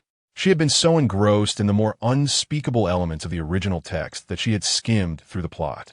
However, one detail remained etched in her mind. The Bathing Buddha Festival was the very occasion when Song Jinhuai first encountered the female protagonist. The thought of how he had transformed into a dark, obsessive figure for her sake sent shivers down her spine. A sudden sense of urgency washed over Shen Zhaozhao. After all, Song Jinhuai harbored no affection for her. Perhaps it would be wiser to keep him from accompanying her. Yet that was futile, for he would inevitably go regardless of her wishes. She recalled that the book indicated Song Jinhuai had business at the temple, so whether she invited him or not, he would be present there. Rather than allowing him to act in secret, it was better to keep him within her sight, allowing her to anticipate any unforeseen incidents. With that thought, she cast aside her concerns and made her way toward the grand estate. Outside, the carriage was already prepared. The gentle spring breeze caressed the air. Warm sunlight bathed the surroundings, and a subtle floral fragrance lingered. Ching Chu deftly arranged her somewhat disheveled hair and promptly leaped onto the carriage, lifting the curtain in readiness to assist her. At that moment, a pair of bony hands rested gently on her elbow. Turning around, she found herself gazing into a pair of indifferent, profound eyes. "Has your injury healed?" Shen Zhaozhao asked casually, avoiding direct eye contact. Song Jinhuai glanced at her and replied, "Thank you for your concern, Mississippi. I am much better now." Upon hearing this, Shen Zhaozhao chose not to pursue the conversation further. Instead, she found herself momentarily lost in thought as she stared at his face. Recalling the image of a small boy struggling in the snow, crawling on the ground for a filthy bun, as Shen Zhaozhao climbed into the carriage. Preparing to lift the curtain to admire the scenery and enjoy the pastries within, she suddenly noticed that all the sword-bearing guard from her household were mounted on horseback, whereas Song Jinhuai was walking. Turning to Ching Chu, who was lighting the incense burner beside her, she inquired, "Why isn Tining Geo riding?" "King Chu, Semingili Unfa," replied, "Didn't you say before that he is only permitted to walk after becoming a beggar?" Shen Zhaozhao was momentarily taken aback, rummaging through the memories of the original owner, recalling indeed such an incident. Clearing her throat, she feigned a displeased demeanor and called out to Song Jinhuai, who was running behind, "Ningjio, come up here. I have something to ask you." The surrounding household servants exchanged looks of sympathy or schadenfreude towards Song Jinhuai, well aware of the unpredictable temperament of the third young lady of the Shen family, who could very well be venting her frustrations on him again. Song Jinhuai hesitated, recalling how Shen Zhaozhao had lashed him with a whip several times in the carriage due to her own foul mood. His expression darkened. "Miss, I can hear you from outside," he remarked. Shen Zhaozhao snapped, "I told you to come up, so do it. No need for so much chatter." Reluctantly, Song Jinhuai mounted the carriage. Shen Zhaozhao accepted the tea that Ching Chu handed her and took a large sip to ease her nervousness. It tasted bitter, akin to modern hot American coffee, causing her to frown and set it aside. "I sought you out to inquire about something," she stated, then added to Ching Chu, "Ching Chu, I apologize, but could you step outside the carriage for a moment?" Though Ching Chu felt a touch of discontent, she complied with Shen Zhaozhao's request, leaving with a quiet hiss directed at Song Jinhuai, seductive fox spirit trying to charm the young lady. Chapter 10. The young lady's reputation at stake. "Do you know what kind of poison the mountain bandits fed us last time?" Shen Zhaozhao, disliking circumlocution, asked directly. Song Jinhuai glanced at her and replied, I know, Yushi, which manifests monthly and leads to death after 3 occurrences. Is there a remedy? A shadow of gloom flickered in Song Jinhuai's eyes as he pondered why Shen Zhaozhao had been so unusually kind to him lately. Why do you think I would possess a remedy? He countered. Shen Zhaozhao blinked in confusion, hurriedly justifying her inquiry. I noticed your reaction wasn't as extreme as mine that day. Moreover, you frequented the black market, so you must know more than I do. The carriage fell into an unexpected silence. After a moment, Song Jinhuai, a faint, enigmatic smile gracing his lips, shifted a few inches forward from his kneeling position and replied slowly, Oh, I do have a way, but it may require the young lady to sacrifice her reputation. He had indeed contemplated approaching Shen Zhaozhao to further his own ambitions. Although Shen Zhaozhao harbored malicious thoughts, she was the niece of the current prime minister. Aligning himself with her could potentially aid in the fruition of his plans. Shen Zhaozhao continued, Surely there is an antidote for this poison? None. Song Jinhuai replied succinctly. To be honest, there was an antidote, but why should he assist this woman? If Shen Zhaozhao were to perish, so be it. 3 months was ample time for him to acquire what he desired. A worthless entity was one he ought to discard without hesitation. Shen Zhaozhao sensed something peculiar. But if Song Jinhuai chose not to disclose the truth, it indicated that he was resolute in his silence. It was wiser to observe the situation and devise her own means of escape. With this thought, her anxiety diminished. The original body was frail, prone to fatigue, and she soon succumbed to slumber as the carriage journeyed onward.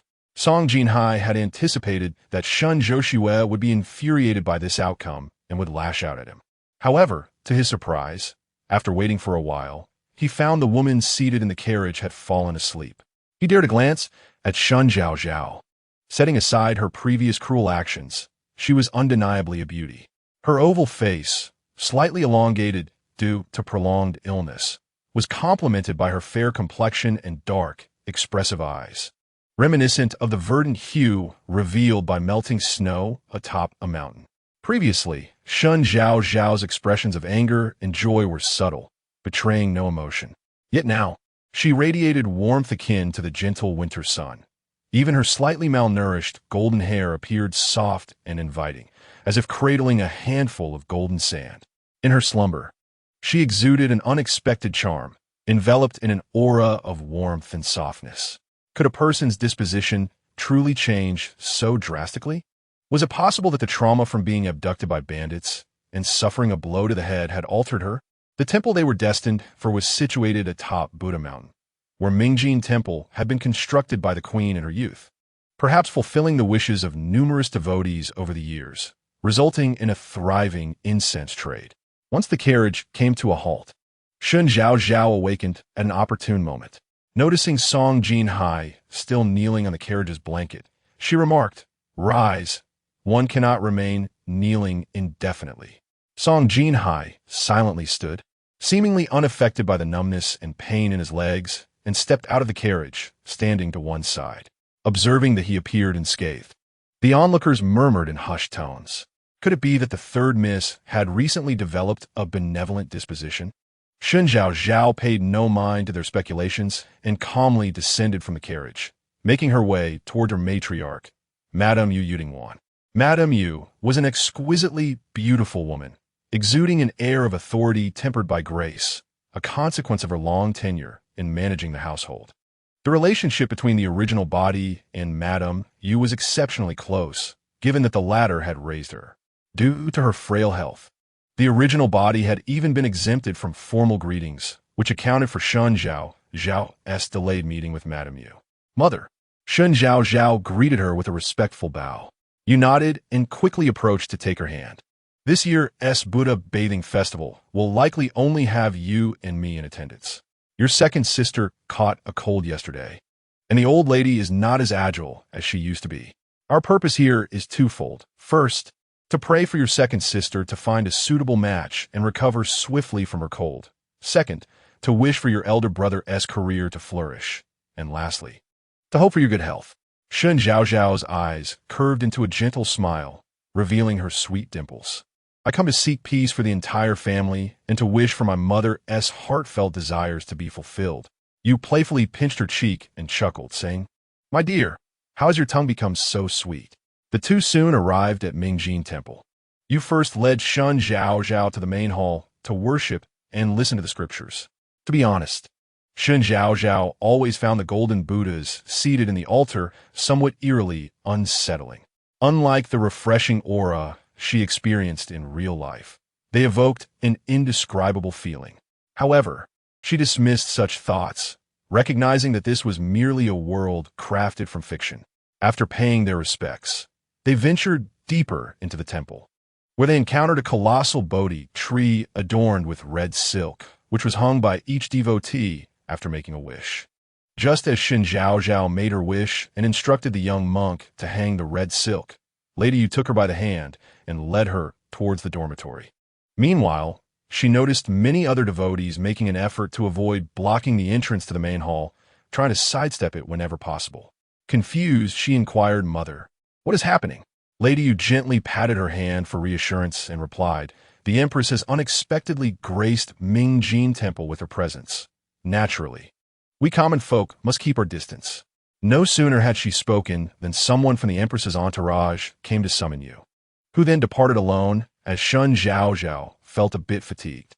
As Shen Zhaozhao turned to retrace her steps, she suddenly recalled that the initial meeting between Song Jinhuai and the female protagonist, Xiao Muyun, occurred near the temple's woodshed. She instinctively glanced back, only to discover that Song Jinhuai had vanished from sight. She hurriedly asked her companion, Qingqiu, have you seen Ningjiu? Qingqiu shook her head and replied, I do not know, Mississippi. You should not concern yourself with others. It appears rain is imminent. We should hasten back to the dormitory. Shen Zhaozhao looked up at the heavy leaden clouds, her anxiety intensifying. No, she had to find Song Jinhuai. Qingqiu, I seem to have misplaced something. Please return to Mother first. After saying this, she rushed towards the woodshed. Just as Qingqiu opened her mouth to ask what was lost in the blink of an eye, her mistress had vanished into the crowd. Upon reaching the temple's woodshed, Shen Zhaozhao found it completely deserted. Just as she felt disheartened and was about to step outside, rain began to fall unexpectedly from the sky. The torrential rain poured down, the air thick with the mingled scent of fresh earth and camphor leaves. Just as she prepared to brave the storm outside, she unexpectedly collided with Song Jinhuai. At that moment, a wave of metallic stench surged forth, and behind him lay a blood-soaked corpse. Chapter 11. No Evil Ghosts in the Mountains. Shen Zhao gazed in horror at the body, stained with crimson, her eyes widening in shock. After all, she had always lived in a society governed by law. Though it was not her first encounter with such a scene, the sight still made her skin crawl. What is the third miss doing here? Song Jinhuai clenched a short dagger in his hand, the sticky blood trickling down, resembling glistening red beads falling from the heavens. In that instant, Shen Zhao felt as though Song Jinhuai had emerged from the depths of hell, exuding an aura of menace. She hurriedly grasped his hand, pulling him to wash it in the rain. Once cleansed, she urged, Follow me. She tugged him forward, but he remained immovable. Turning to look at him, she found him staring intently into her eyes. Shen Zhao felt a shiver run down her spine under his gaze and nervously blinked, asking, What are you looking at? I'm here to save you. Word from the third miss are seldom trustworthy. Song Jinhuai firmly rejected her, pushing her hand away with resolute conviction. What must I do for you to trust me? Shen Zhao stood in the downpour, a chill breeze causing her to shudder. In a swift motion, Song Jinhuai pressed the dagger against her neck, his narrow eyes narrowing slightly as he inquired, Were you just following me? Her heart raced violently, the cold steel of the blade seeming to threaten to pierce her fragile skin. She could scarcely swallow.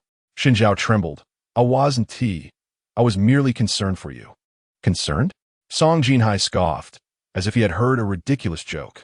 I do not recall the third miss being associated with such sentiment. Shen Zhao urged herself to remain calm, reminding herself of the gravity of the situation, and replied directly, How could I not be concerned? The Empress suddenly appearing here worries me. I feared you might cause trouble, and our Shen family cannot afford such disgrace. Rest assured, I shall not disclose today's events to anyone. The identity of the individual you have slain is evident from their attire, and they are not a person our Shen family can afford to offend. After a prolonged pause, Song Jinhuai gradually withdrew the dagger. Shen Zhaozhao exhaled in relief. Looking up at him, "Are you willing to come with me now?" With a cold scoff, Song Jinhuai replied, "If I were to be captured, would that not fulfill your desires? If you were captured, our Shen family would be irreparably tarnished. There might be those who claim we orchestrated your actions." Upon finishing, Shen Zhaozhao reached for his hand, anticipating resistance. Yet, to her surprise, he obediently followed her. Meanwhile, footsteps echoed behind them, though the cacophony of the rain drowned out the subtle sound. Given the downpour, their path was devoid of other souls, and the rain easily washed away any traces of blood, leaving no room for suspicion. Shen Zhaozhao led him to her quarters, shivering from the cold before summoning someone to fetch hot water. In her mind, she began to replay the details of the unfolding narrative. She realized that the original text, aside from depicting the first encounter between Song Jinhuai and Xiao Muyun, primarily focused on the Empress's relentless pursuit of the assassin. Reflecting on Song Jinhuai's recent actions, it was difficult not to associate him with the assassin. Having just been caught in the rain, she felt damp and uncomfortable, as if wrapped in layers of plastic, her skin unable to breathe. Fortunately, the Yu family had prepared for an overnight stay, ensuring that all necessities were at hand. "You must stay here and not venture outside. Those behind your recent actions will undoubtedly seek retribution," Shen Zhaozhao earnestly cautioned. Song Jinhuai found great amusement in the concern displayed by the young woman before him. He had no need for such feigned sympathy. Soon, the bathing tub was filled with water, just as she was about to indulge in her bath. Sounds of soldiers searching for the assassin echoed from outside. She crouched by the door, listening intently to the inquiries about any possible injuries. Upon hearing this, she quickly turned to look at Song Jinhuai, noticing a wound on his arm that was bleeding, though it was somewhat obscured by his dark guard uniform. Scanning the surroundings, she realized there was nowhere for him to hide, except for the bathing tub concealed behind the screen. Without hesitation, she pulled Song Jinhuai towards the tub, urging, "Quick, get in." Song Jinhuai looked at her, puzzled. It was clear they could not both fit. Shen Zhaozhao chuckled softly. "Who said I need to get in? I merely have to declare that I am bathing. Who would dare intrude?" It was then that Song Jinhuai realized he had misunderstood her intentions, a subtle blush creeping up his ears. Just as her words faded, the door swung open. Shen Zhaozhao casually draped her outer garment over the screen. Standing at the edge of the tub, playing with the water, the splashing sound impossible to ignore. "Who is inside?" A deep voice called from beyond the screen, accompanied by the sound of approaching footsteps. Shen Zhaozhao boldly declared, "How dare you? I am a niece of Minister Shen." The footsteps halted abruptly. "I meant no offense. I merely wish to inquire if Miss Shen has seen anyone injured. I am bathing here. There are no injured persons to be found. My apologies for the intrusion." The voice replied, before commanding a retreat, followed by the sound of a door closing. As Shen Zhaozhao listened to the footsteps receding from her chamber, she finally relaxed. Just as she was about to signal Song Jinhuai to emerge from the water, her foot slipped, and she fell backwards with a splash, warm water enveloping her instantly. The bathing tub was shallow, making it easy to rise, but as she sought support, she found the water too slippery. Her hand inadvertently brushed against something soft, followed by a muffled groan from behind her. Almost immediately, she heard Song Jinhuai's teeth-gritted voice, "Shen Zhaozhao." In that moment, she comprehended the nature of her predicament. Her body awkwardly contorted in the water, with her hand trapped behind her and lacking a point of leverage. A wave of embarrassment washed over her. "I didn't mean to. Please, allow me to explain." With a composed expression, Song Jinhuai grasped her arms and pulled one of her hands out to rest on the edge of the bathtub. To his surprise, she still could not rise. This was to be expected, as the original owner of this body had seldom exercised, leaving her unable to muster much strength. After pushing her aside, Song Jinhuai stood up from the tub, extending his long leg to step out. He wrung the water from the hem of his clothes and regarded Shen Zhaozhao, who was struggling in the tub, with an impassive demeanor. Shen Zhaozhao lifted her gaze towards him, exclaiming, "Hurry, I can't get up." pull me up. Recalling the earlier incident, Song Jinhuai's expression darkened. However, seeing Shen Zhaozhao resembling a drenched chicken nestled in the tub, a smile involuntarily tugged at the corners of his lips, laced with mischief and mockery. The crisp tone of the youth's voice resonated within the room, particularly clear amidst the rhythmic patter of rain, akin to jade striking stone. Chapter 12. Betrayal of kindness. Upon hearing Song Jinhuai's laughter directed at her, Shen Zhaozhao felt a surge of anger. What are you laughing at? You're repaying kindness with malice. I just saved you. Song Jinhui regarded her from an elevated stance, tilting his head as he replied, I excel at repaying kindness with malice. 3rd Mississippi. Did you not err just moments ago? Why are you bringing that up? Shen Zhaozhao almost immediately recalled the earlier scene, her cheeks flushing slightly. I didn't mean to. The last words emerged with little conviction. Struggling to rise, her grip on the edge of the tub weakened. She was rapidly losing strength. As her head threatened to collide with the tub, a firm hand seized her wrist. Startled, Shen Zhaozhao blinked and looked up to find it was Song Jinhui who had caught her. Just as she opened her mouth to express her gratitude, he smirked, pulling her forward before abruptly releasing her. She tumbled backward, the dull thud of her head hitting the tub, resonating painfully. The sharp sting brought tears to her eyes. She was acutely aware of the original body's sensitivity to pain, far exceeding her own in the real world, where she would have merely felt a mild discomfort. Ningjiu. Through her tears, she glared at him fiercely, her voice quavering from the pain. Observing her distress, Song Jinhui raised an eyebrow, extending his hand. I'll help you up. With a sharp sound, Shen Zhaozhao swatted his hand away, resembling a hissing kitten. I don't need your help. After declaring this, she maneuvered herself until her back rested against the tub, gradually standing up from within. The water had turned rather cool, causing her to shiver as she prepared to change clothes.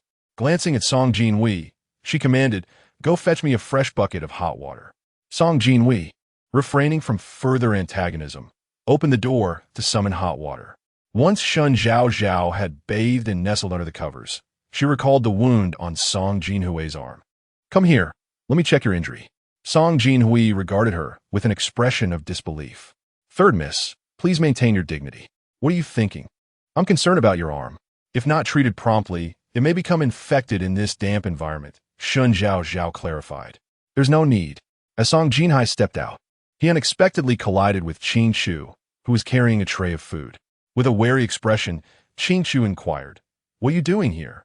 Before Song Jinhuai could respond, the voice of Shen Zhaozhao emerged from within, instructing Qing Shu, Go fetch that gold wound medicine for my bundle. But miss, what if you get injured? Qing Shu expressed her concern. Do not worry.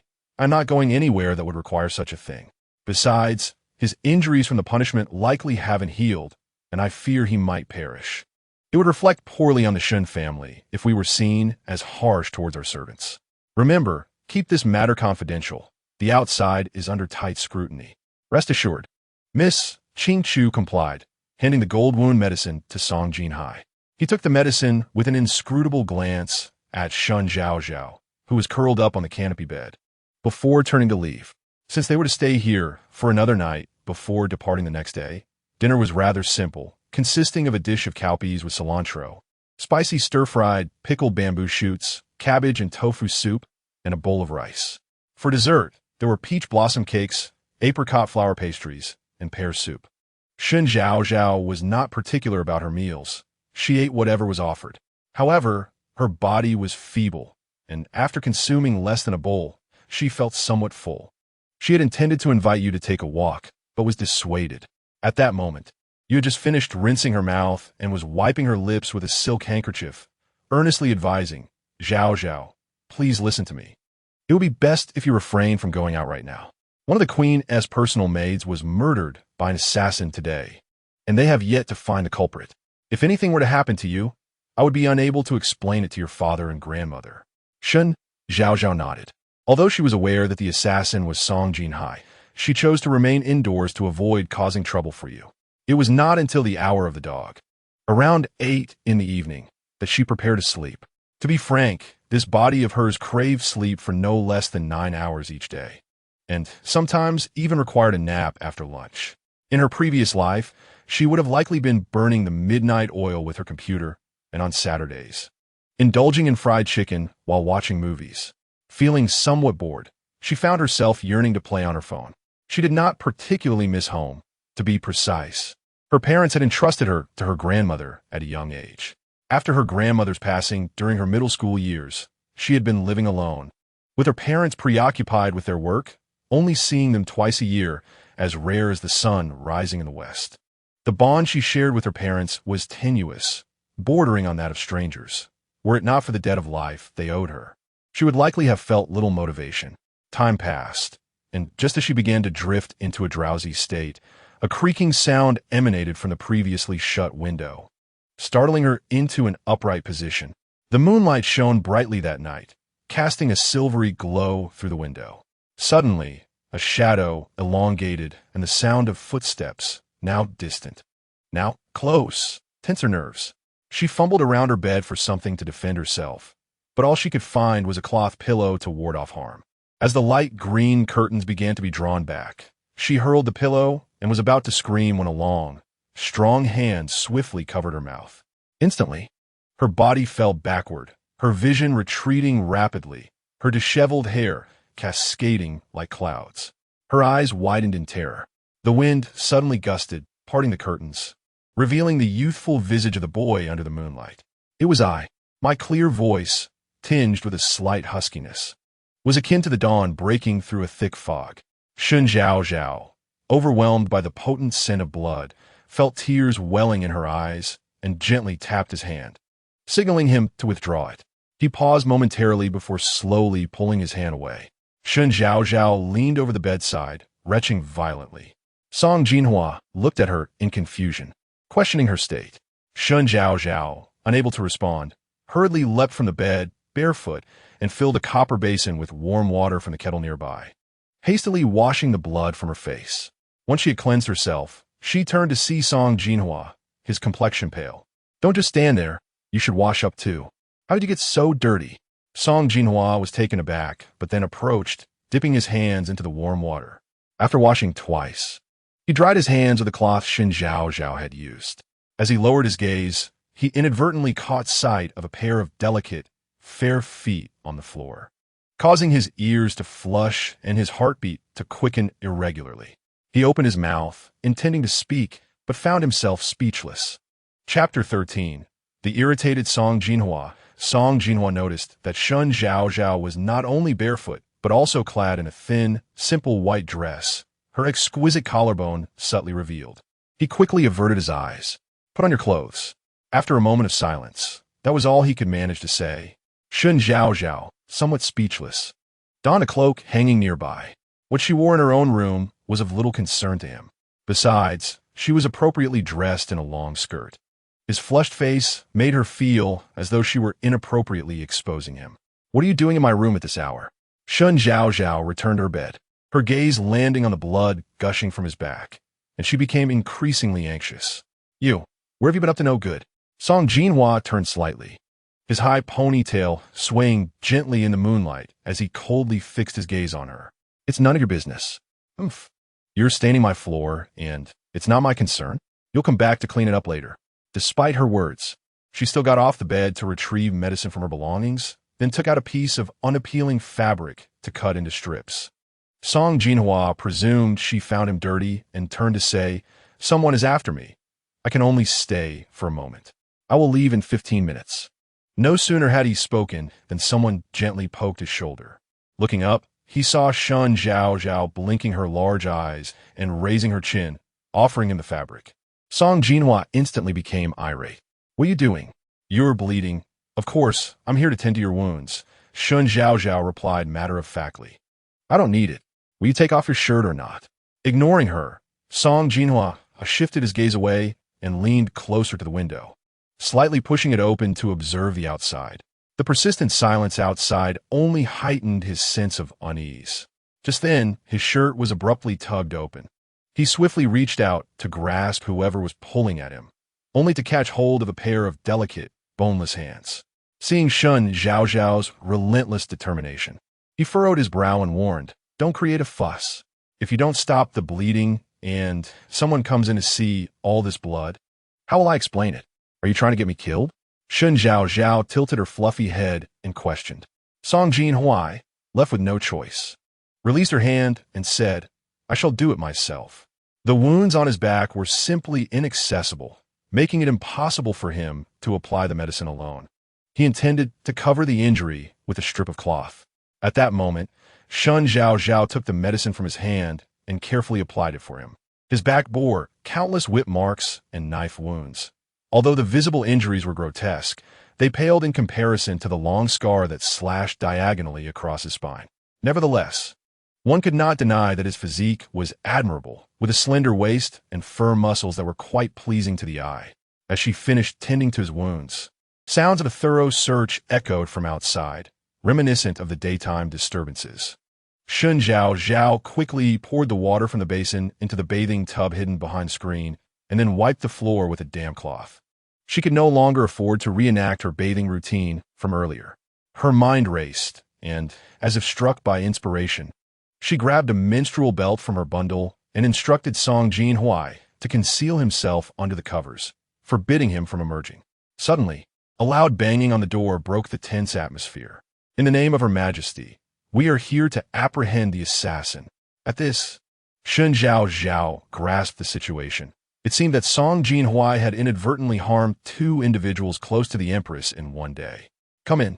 Shen Zhaozhao feigned weakness.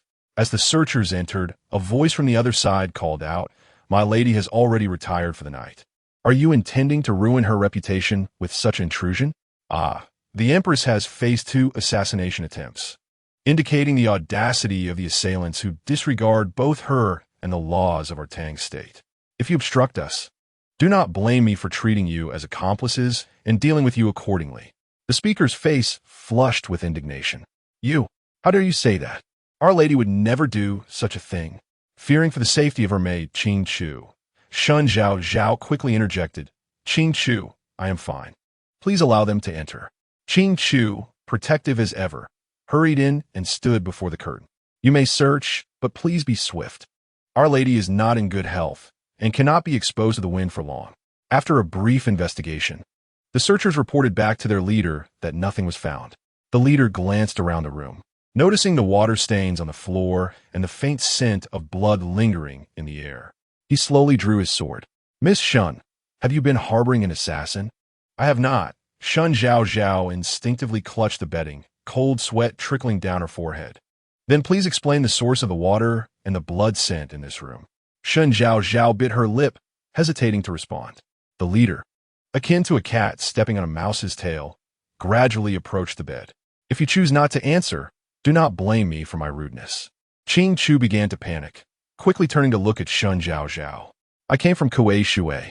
These 5 simple words rendered everyone present somewhat embarrassed. The leader finally sheathed his sword and remarked, I apologize for the disturbance. With that, the door was closed behind him. Qing Chu rushed to lift the curtain to check on Shen Zhaozhao, but was halted. I am quite tired. Qing Chu, you should rest early as well. Miss, would you like me to brew some medicine for you? You always seem to suffer so much during your monthly cycle. Shen Zhaozhao, however, had no significant ailment, especially since her period had yet to arrive this month. I'm fine. It doesn't hurt as much this time, she lied without hesitation. Qing Chu nodded. Very well, Mississippi. If the pain becomes unbearable, just call for me. As the door slammed shut, Shen Zhaozhao finally let out a sigh of relief. With the person gone, she turned her attention to the youth leaning against the corner of the bed. Could you refrain from causing such trouble next time? Song Jinhuai merely cast her a fleeting glance, his pale lips stained with a hint of vivid blood, exuding an almost enchanting allure. With one hand resting on his knee, his eyes resembled a mirror, cold and reflective of her visage. Shen Zhaozhao felt a chill run down her spine under his gaze. I am speaking the truth. I saved you twice today. Do you not have the slightest acknowledgement for that? The more she spoke, the more she felt like the one lacking conviction. Song Jinhuai lowered his long eyelashes and, after a prolonged silence, finally uttered, Thank you. Shen Zhaozhao felt as though she had stumbled upon a new world. Feigning ignorance, she leaned closer and asked, What did you just say? With an ashen expression, Song Jinhuai looked at her. If your ears are deaf, perhaps they should be removed. Shen Zhaozhao huffed in annoyance. Is this how you treat the person who saved you twice? When you nearly beat me to death, I didn't threaten to kill you. Song Jinhuai retorted sharply. Shen Zhaozhao felt a sense of injustice. After all, she had not harmed him, yet she was both Shen Zhaozhao and Shen Zhaozhao, unable to escape her own identity. She intended to apologize, but what good would that do? Hurt is like a hole left by a nail in wood. The nail may be removed, but the hole remains. You should return early as well. Keep your wound dry, she said dryly. Song Jinhuai merely glanced at her out of the corner of his eye before stepping down from the bed. Yet after just a few strides, he heard her voice. Chapter 14. A gentle rub will alleviate the pain. Song Jinhuai turned to see Shen Zhaozhao curled up on the bed, clutching her abdomen, her face pale.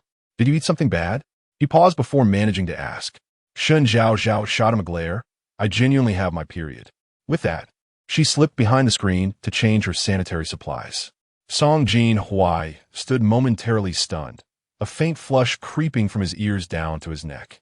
He turned away, flicking his high ponytail, preparing to step outside, only to find the guards protecting the queen patrolling with torches, their bright flames illuminating the darkness as if to leave no corner unlit. His long fingers rested on the windowsill, remaining still until the tips turned pale.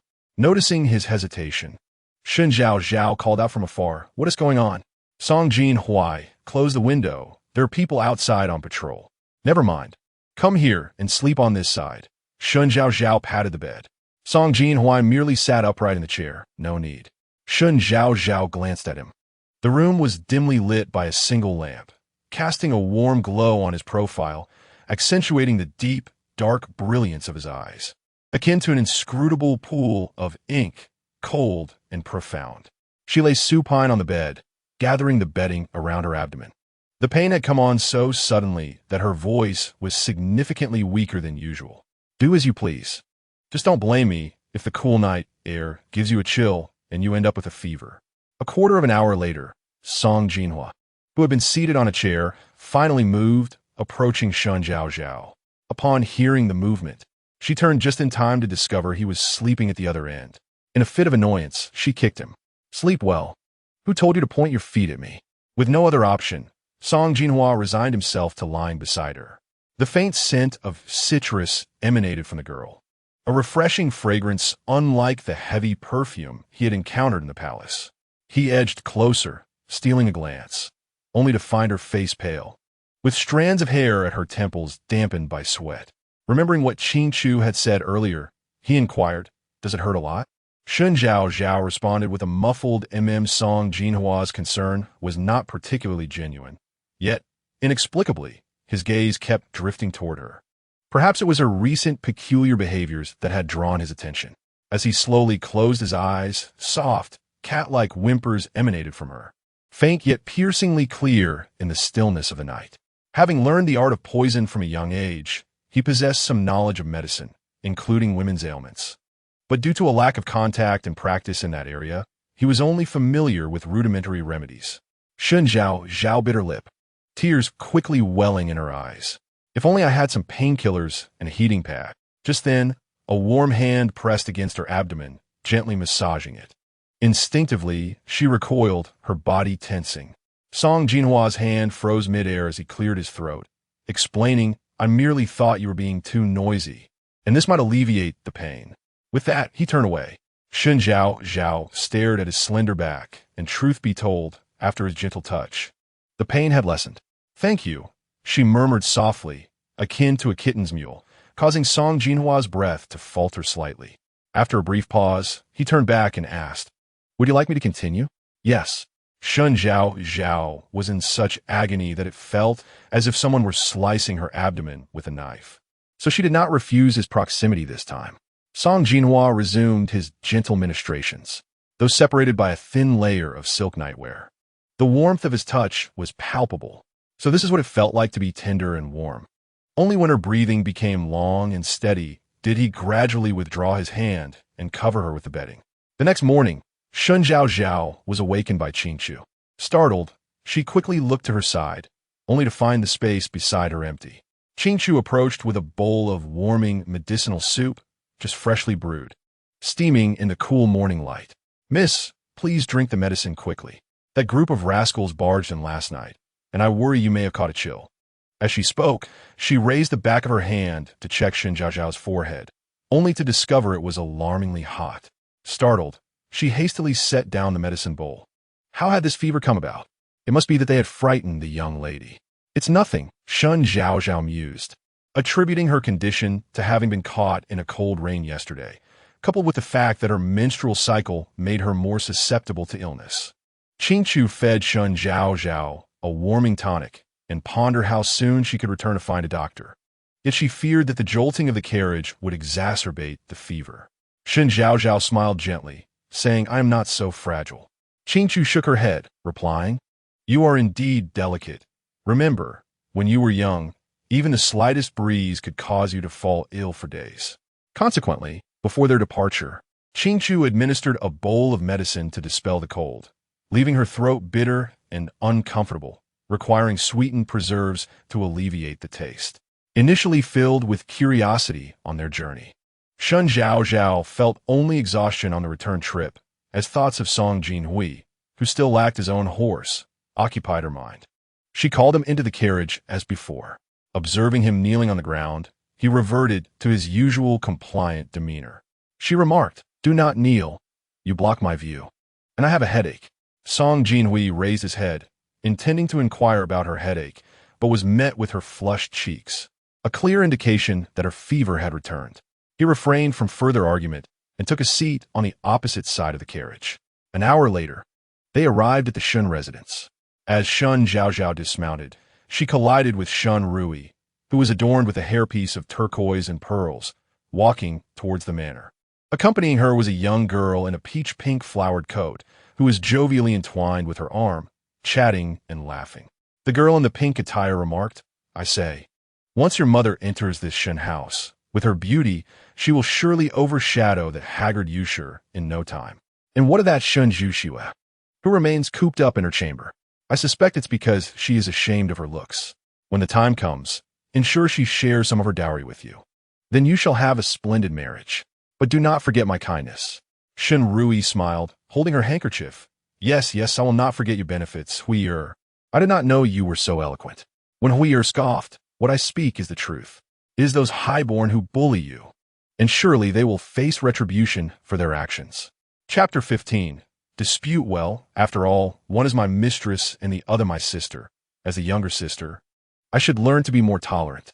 Shen Rui dabbed at her non-existent tears with the handkerchief. Her eyes reddened, yet devoid of any actual tears. When Hui'er, indignant, insisted, "Rui, you should not be so soft-hearted. Your kindness is what allows them to bully you. If it were me, I would have long given them a taste of their own medicine." Hearing this, Shen Zhaozhao let out a soft sneer. "I wonder from where my fourth sister has gathered such dubious companions, using our mother and me to amuse herself." Qingqiu supported her as she slowly descended from the carriage, quickly adding, "Miss, you know very well that the fourth young lady grew up in the marketplace, lacking in manners and respect for her elders. Naturally, her friends reflect that. Indeed, I ought to bear more, lest fourth sister accuse me of being arrogant again, right?" When Hui'er, the daughter of a minor official, inevitably harbored feelings of envy as she watched her childhood friend transform from a mere commoner into a phoenix. In this moment, she forgot all notions of hierarchy, fixated only on ingratiating herself with Shen Rui. Do not assume that just because you're the third young lady of the Shen family, you can bully others. You are merely fortunate in your appearance. From the moment Shen Zhaozhao alighted from the carriage, when Hui'er beheld her countenance, as radiant as a lotus flower, a beauty unparalleled, the finest she had ever seen, jealousy surged within her heart. Shen Zhaozhao, unhurried, replied, "My beauty is a testament to my mother's upbringing. What of you? Do you speak indiscriminately without discernment? Is this how your mother raised you?" When Hui'er, embodying the arrogance of a sycophant, placed her hands on her hips and sneered, "I have heard that the third young lady of the Shen family lost her mother at a young age. Perhaps it is a fate that has cursed her since birth? You shameless wretch, how dare you speak to our young lady in such a manner? At that moment, a voice, solemn and clear, resonated. Our Zhaozhao has lost her mother. I shall take on that role. Who are you to stand brazenly before the Shen household, insulting my daughter? Yusher approached gracefully. Adorned in a simple yet elegant long-sleeve garment of deep purple, the fabric a luxurious cloud brocade, a rarity even for those with wealth.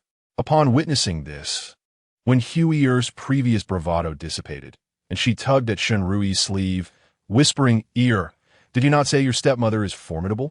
This old witch, before she could finish, Shen Rui hastily distanced herself from Wen Huier, kneeling in apology. "Mother, it is I who chose my friends poorly. Please spare her."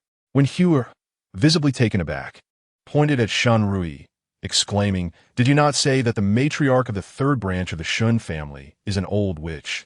Malicious, and that your elder sister treats you harshly, forcing you to remain in seclusion?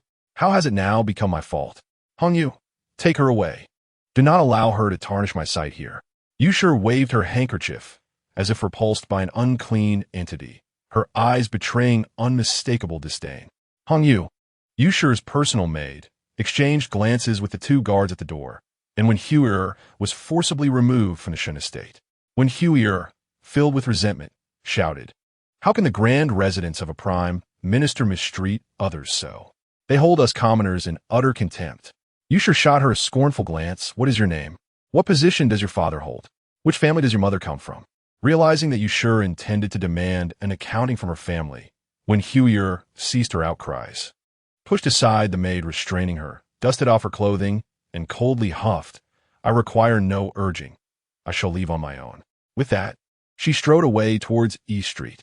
Once when Huier was banished, Yusher turned her attention to the kneeling Shen Rui, choosing to ignore her as she took Shen Zhaozhao's hand and walked back into the residence. "Your constitution is frail. There is no need to be angered by such individuals. In due time, the Empress will host the flower appreciation banquet. Your elder cousin has already been married off, and your second uncle's youngest daughter has yet to reach maturity. It is only your and your sister's marriages that concern me. If you perform well at the banquet, perhaps our esteemed family, the Shen family, may once again catch the Emperor's eye for a matrimonial alliance." Upon hearing these words, Shen Zhaozhao could not help but recall the events from the original text. In that narrative, the daughter of the third branch of the Shen family was betrothed to Song Jinhuai, but after the fire in the cold palace, his remains were never found, leading everyone to assume the engagement was nullified. Eventually, Song Jinhuai regained his position, yet by then, the original protagonist was already married, leaving only Shen Rui in the Shen family awaiting a suitor, and thus, the engagement naturally fell upon her. Would this life unfold in a similar manner? Zhaozhao, you should rest now. I heard from Qing Chu that you are still unwell from your outing, urged Yusher, adjusting her cloak with practiced ease, reminiscent of a mother dressing her child. Shen Zhaozhao thought warmly of her mother, whom she seldom saw, and smiled sweetly, saying, "Thank you, mother. There is no need for such formality between us. Do hurry along," Yusher replied gently. Once Shen Zhaozhao had departed, Hongyu finally spoke, "Madam, the third young lady is, after all, a daughter of the Liu family. Moreover, the master has already prepared to marry her off to the eldest son of the Duke of Jingua. You should be more concerned about the second young lady's matrimonial prospects." As Yusher walked into the corridor, the warm spring sun enveloped her, and she did not respond immediately, but rather countered. "What do you think will be their opinion of me if I do not take Shen Zhaozhao to see the old lady and the master? Ultimately, they will insist I bring her along. Why should I go through the trouble of engaging in such distasteful tasks? Furthermore, if she were to take an interest in a young man from another family, would not the engagement with the Duke of Zhangguo naturally fall upon our second young lady? But should we not devise a strategy regarding Wu's family?" Hongyu inquired with concern. Yusher scoffed lightly, her eyes filled with disdain. "Humph, a mere nobody who has yet to gain power begins to stir trouble. Those who lack substance will always remain inconsequential. You need not concern yourself with her. Others will handle her affairs. She is but a petty individual, not worthy of fear."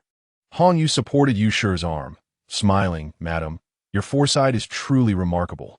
Yusher smiled faintly. Yet a shadow of worry crept into her expression. What I truly fear is that my two children may become overly sincere toward Shen Zhaozhao. If she were to betray them and exploit their affections, what then? Rest assured, madam, I believe the eldest young master and young lady are well aware of their own boundaries. Han Yu reassured her. You sure gaze at the withered pear blossom tree in the courtyard and sighed. One should not fear the unlikely.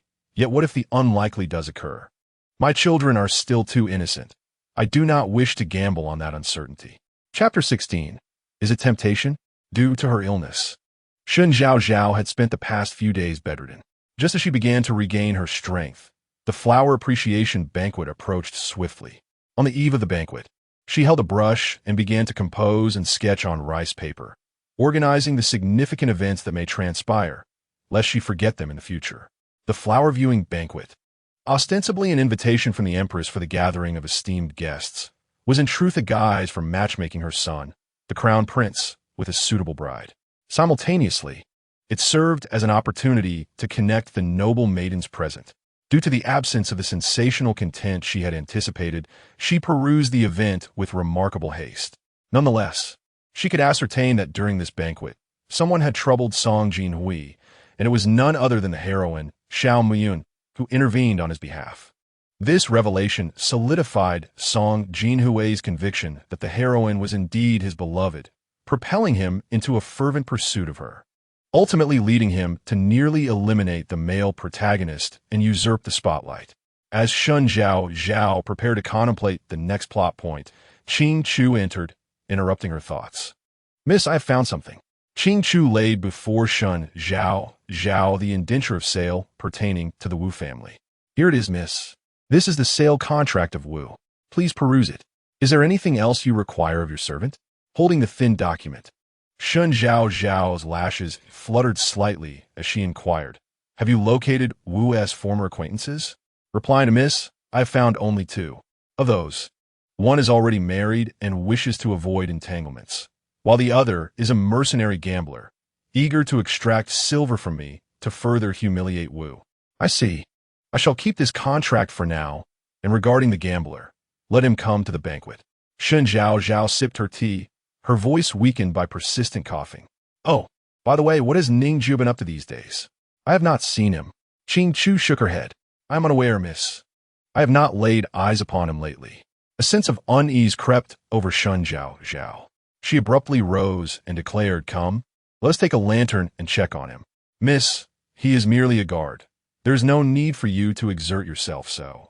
Undeterred, she strode forward.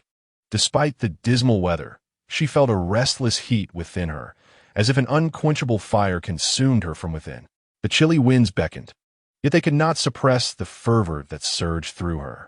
With Qing Chu holding the oiled paper umbrella above her, the cool raindrops seeped into her garments. I hope this rain ceases. It has been falling for 3 days. Tomorrow is the 15th. I heard from the matron that the master intends to bring his concubine into the household by the end of the month. Suddenly, Shen Zhaozhao halted, her mind buzzing with the significance of the word 15th. Tomorrow marked the midpoint of the month, and the effects of Yushi's medicine would soon manifest. Would Song Jinhuai experience the same fate as she? Noticing her stillness, Qing Chu inquired, Miss, shall we not proceed? Shen Zhaozhao pressed her lips together and replied, Let's go and see. Due to his role as a personal guard, Song Jinhuai's quarters were conveniently close to hers. Upon entering, she found a room devoid of life. After inquiring with the night watchman, she learned that Song Jinhuai was on duty today. Reluctantly, Shen Zhaozhao turned back, yet on her return journey, she felt as if her body were ablaze, an insatiable fire consuming her whole being. Unexpectedly, as she journeyed halfway, she encountered the drenched Song Jinhuai, who approached her with a sword in hand.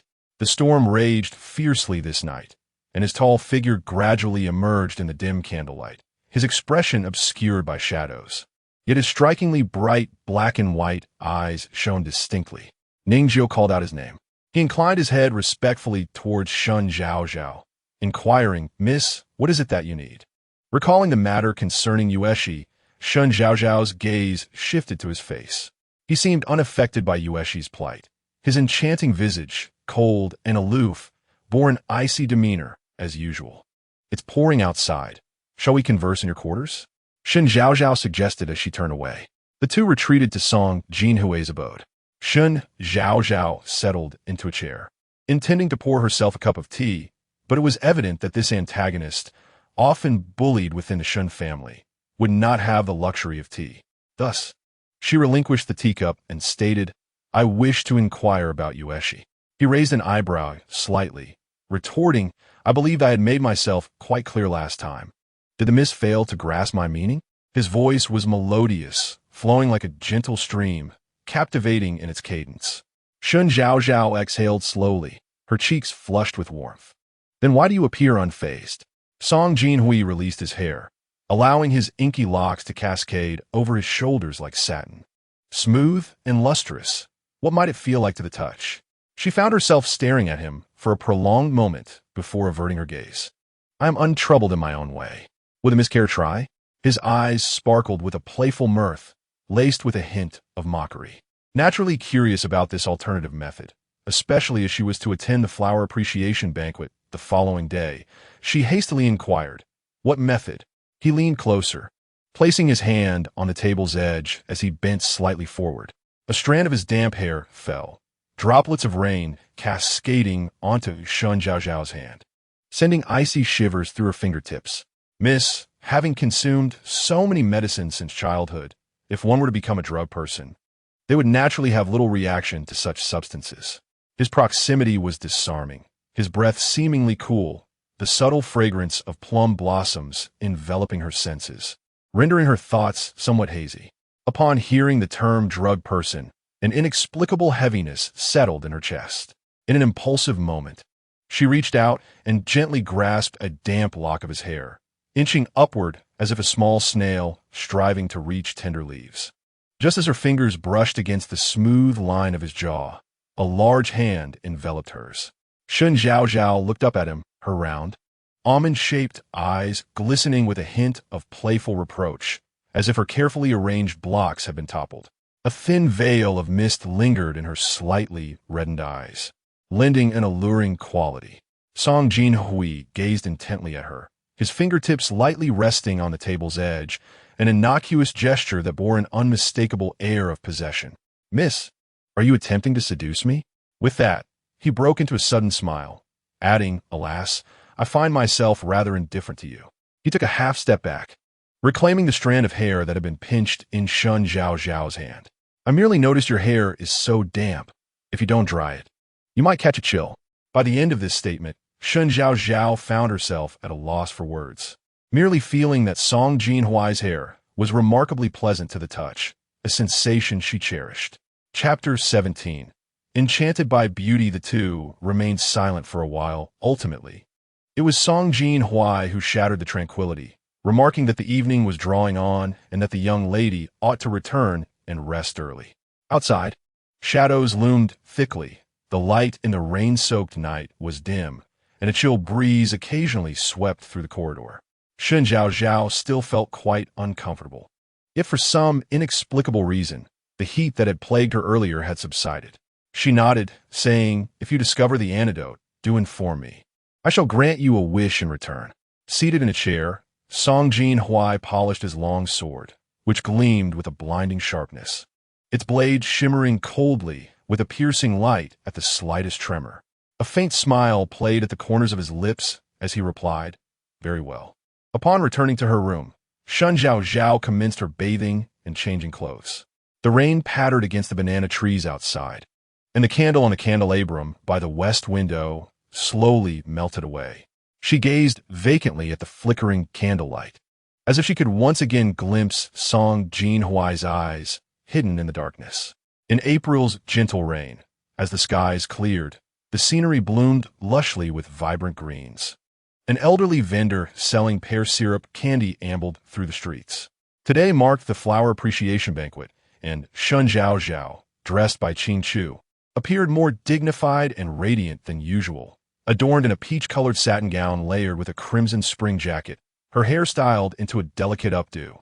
Qing Chu opened the jewelry box, comparing hairpins and floral ornaments, finally selecting a pair of apricot blossom hairpins with dangling pearls, which swayed gently as she walked. reminiscent of petals dancing atop a shimmering lake. Truly a sight to behold. Miss, I have heard that the eldest son of the Duke of State will also be attending today. They say he is a striking figure, well-versed in poetry and song, currently serving in the Hamlin Academy and highly esteemed by His Majesty. It seems your father is inclined to introduce you to him. Shen Zhaozhao could not help but furrow her brow, for in the original tale, although the Duke's eldest son married the original protagonist, his temperament was erratic, and he merely coveted her beauty, ultimately casting her aside to face danger. How else could the noble daughter-in-law have been skinned alive and turned into a beauty lamp? She brushed aside her discontent and replied calmly, "It is uncertain whether he and I will be a match. Moreover, one should not judge solely by appearances. What you have heard are merely external opinions. To truly understand, someone requires prolonged acquaintance." Ching Chu nodded, acknowledging the wisdom in her words, yet lamented, but with parental arrangements and matchmaking. Do we truly have the luxury of time to get to know someone? Shen Zhaozhao contemplated expressing her desire not to marry, yet this was the ancient era, where such a choice was not hers to make. Let's not dwell on these matters. Today we shall attend the flower banquet and see if there are any delightful foods or amusements. Shen Zhaozhao thought those matters overly complicated, believing that in such circumstances, a future husband who indulged her in feasts and leisure would suffice as a good spouse. As the carriage was made ready, Shen Zhaozhao stood poised aboard when a bright, tinkling voice called out, "Sister San San, may I share your carriage?" She turned to look, only to see Shen Rui, adorned in a refreshing manner, wearing a jade-green silk long gown, her head crowned with a jade hairpin, and her hands gleaming with a pair of gold bangles set with jade, seemingly eager to flaunt something. Just as Shen Zhaozhao was about to decline, someone took the opportunity to grasp her hand. "No need for that. I believe fourth sister should ride in a carriage by herself." Shen Rui sighed. The bond between second sister and third sister is truly commendable. However, as both third sister and I are born of concubines, might not second sister's actions seem somewhat biased? Shen Tinglon replied with a serene smile, draped in a light purple orchid skirt complemented by a moon-white shawl, exuding grace and elegance. "Your words are quite amusing, fourth sister. Third sister is under my mother-esque protection, and being the daughter of the esteemed Liu family, she is regarded as a legitimate daughter. And you?" Words spoken in a gentle and unassuming tone often bear the sharpest sting. Shen Rui's face flushed with anger. She clutched the silk handkerchief in her hand and turned to leave. Yet at that moment, Shen Tinglon continued to strike. "I wonder who it was that knelt before our father yesterday, pleading to attend the flower banquet. Such conduct now is truly embarrassing." Shen Zhaozhao raised her gaze to scrutinize Shen Tinglon, who possessed a quintessential beauty, her features strikingly similar to those of the Yu family, both having a pleasantly rounded appearance. "Thank you, elder sister, for your timely intervention," Shen Zhaozhao said with a sweet smile, her eyes sparkling with vitality. Shen Tinglon gently pinched her soft cheek, her voice tender. "Why does it seem you have changed considerably since our last spring outing? Your spirit appears much more lively." Leaning against her shoulder, Shen Zhaozhao replied, "I accidentally bumped my head that time, and after that ordeal, I've come to realize that life should be lived joyfully, lest my family see me perpetually melancholic." As they ascended into the carriage, Shen Tinglon remarked, "That's good to hear. I noticed you seemed rather downcast before. However, should you feel sorrowful in the future, there is no need to force a smile for others. Your own happiness is of utmost importance." "Understood. Thank you for your concern." "Sister." The sisters entered the spacious carriage, which was richly appointed in preparation for their visit to the palace.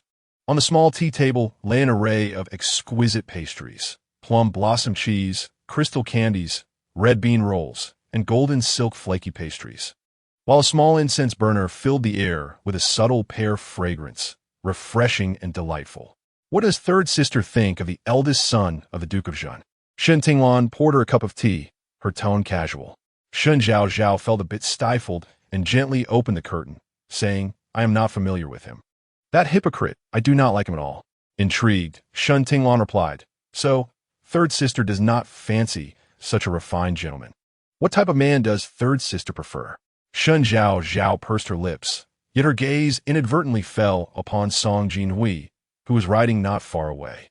It appeared that the servants of the manor had not troubled him today, and she exhaled a sigh of relief. She took a sip of the Tiguanyin tea from her cup and slowly remarked, "I simply hope that my future husband will allow me to eat and drink well, worry little, and ideally, pay me no heed at all. Of course, it would be preferable if he matched my appearance. Otherwise, merely gazing upon him would be quite unappetizing." Upon hearing this, Shen Tinglong couldn't help but shift her gaze to Shen Zhaozhao's face. Her youngest sister was indeed stunningly beautiful, her delicate countenance resembling a water lily on the verge of blooming, with skin like fine jade and eyes as clear as autumn waters. Her lips a hint of red like plum blossoms hidden beneath the snow. In tranquil moments, she resembled the resplendent moon in the sky, cool and aloof. Yet, when she smiled, she was like a gentle spring breeze, radiating innocence and vitality. Particularly striking were her bright eyes, glistening and clear, exuding a sense of purity and comfort. It reminded her of the late Xiao Lu, who was also a rare beauty, with a slender figure akin to Shishir holding her heart. Yet she had been plagued by illness for years, rarely venturing outside, resulting in few having glimpsed her true visage. "Ah, you are truly bewitched by beauty. In my opinion, finding someone who matches your looks would be an arduous task." Shen Tinglong jested with a shake of her head and a smile. Before long, their carriage arrived before the royal palace. As they were representing their uncle's family, they conducted themselves with discretion, maintaining a polite demeanor towards the official wives who greeted them. A palace maid led them towards the eastern side gate, and, as Shen Zhaozhao looked up at the towering palace walls, she could see nothing but a sliver of the sky and a glimpse of the apricot blossoms, their tender green shoots peeking through the glazed tiles. Just as they reached midway, a mocking laughter suddenly echoed from the other side. "Ah, Madam Shun, what a long time it has been. Today, Miss Shun has come to the palace as well. And this young lady beside, you must be the third daughter of the Shun family. Am I right?" Shen Zhaozhao turned to see a magnificently adorned woman, wearing an intricately designed cloison crown and holding a vivid red coral bead. Her mere presence seemed to imbue the surroundings with an air of solemnity. Yushir offered a respectful greeting, "Greetings to the Duchess of the State." Shen Zhaozhao followed suit. The Duchess gently twirled the coral beads in her hand while scrutinizing Shen Zhaozhao from head to toe, eventually uttering, "Indeed, a beauty. But what does it matter if one possesses striking looks? Her son should wed a daughter-in-law who is not only beautiful but also possesses wisdom and grace." Furthermore, the status of a chancellor's niece, while distinguished, is not that of a biological daughter. No matter how affluent the family, it signifies little. Shen Zhaozhao could easily sense the Duchess's disdain for her, and perhaps even a hint of contempt for her background. Yet what did it matter? A fortunate person does not enter into a home devoid of blessings. If she were to marry into such a difficult family, she would likely face many hardships. "Thank you for your kind words, Duchess. Today, Her Majesty the Empress has invited numerous official families to admire the flowers. I wonder if Miss Shun has any particular talents?" As she spoke, she moved forward, adding, "However, I have heard that the third young lady has been bedridden for many years. I wonder if she has had the opportunity to attend the Women's Academy?" In truth, attending the academy had always been a source of pain for the original owner of this body, as her frequent illnesses had prevented her from continuing her studies. Her family was aware of her struggles and thus seldom mentioned it, while outsiders claimed she had become lazy after a few brief years of schooling, assuming her talents to be rather mediocre. In this present day, the lady of the state openly expressed her disdain, clearly warning against aspiring for that which one does not deserve. Naturally, Shen Zhaozhao could not afford to lose her temper or act unreasonably in the face of such a powerful figure. With a sweet smile, she responded, acknowledging the lady's words, affirming that although she had not attended formal schooling for long, her elders had always looked after her, ensuring she learned all that was necessary for a young lady. Her younger sister, Shun Sanmei, had always been exceptionally bright and quick to learn. Had she attended the school, she would surely have excelled. Shen Tinglong stepped forward to ease the tension. "Madam," you gently pulled Shen Tinglong closer, smiling, "Lady of the State. Perhaps you should take your leave soon." I have heard that Her Majesty the Empress has recently expressed a longing for your exquisite 8 treasures cake. She mentioned it to me not long ago. The lady of the state huffed in response, instructing her maid to carry the food box, which was clearly filled with pastries. Once she had departed, Madame Yu glanced at Shen Tinglon, who had linked arms with Shen Zhaozhao, noting the sisters' close bond. Suppressing her discomfort, she softly said, "Lan'er, please come to me later. I have something important to discuss with you."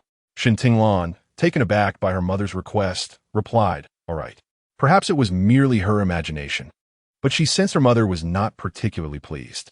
The flower viewing banquet was divided by gender, with a screen separating the two sides. Despite representing her uncle, Prime Minister Shen Zhaozhao could only sit at the end of the table. The dining experience resembled that of a modern revolving round table, albeit oval-shaped, with flowing water at the center and delicate porcelain cups perfectly suited for serving dishes. Engrossed in her meal, Shen Zhaozhao paid little heed to the disparaging remarks and mockery from the official ladies around her. As long as no one acted as brazenly as the lady of the state before her, she chose to remain oblivious. After satisfying her hunger, the empress invited everyone to the imperial garden to enjoy the blossoms. Shen Zhaozhao sought out Song Jinhuai, relying on her memory, blissfully unaware of the conversation between Madame Yu and Shen Tinglon. "I wonder why you are so eager to support Shen Zhaozhao." Knowing who the lady of the state is, Madame Yu lightly tapped Shen Tinglon's temple, her tone laced with disapproval. Shen Tinglon, confused, replied, "Mother, Zhaozhao has grown up alongside me. As her older sister, I cannot abandon her. What would that make us?" Madame Yu shook her head, her expression darkening.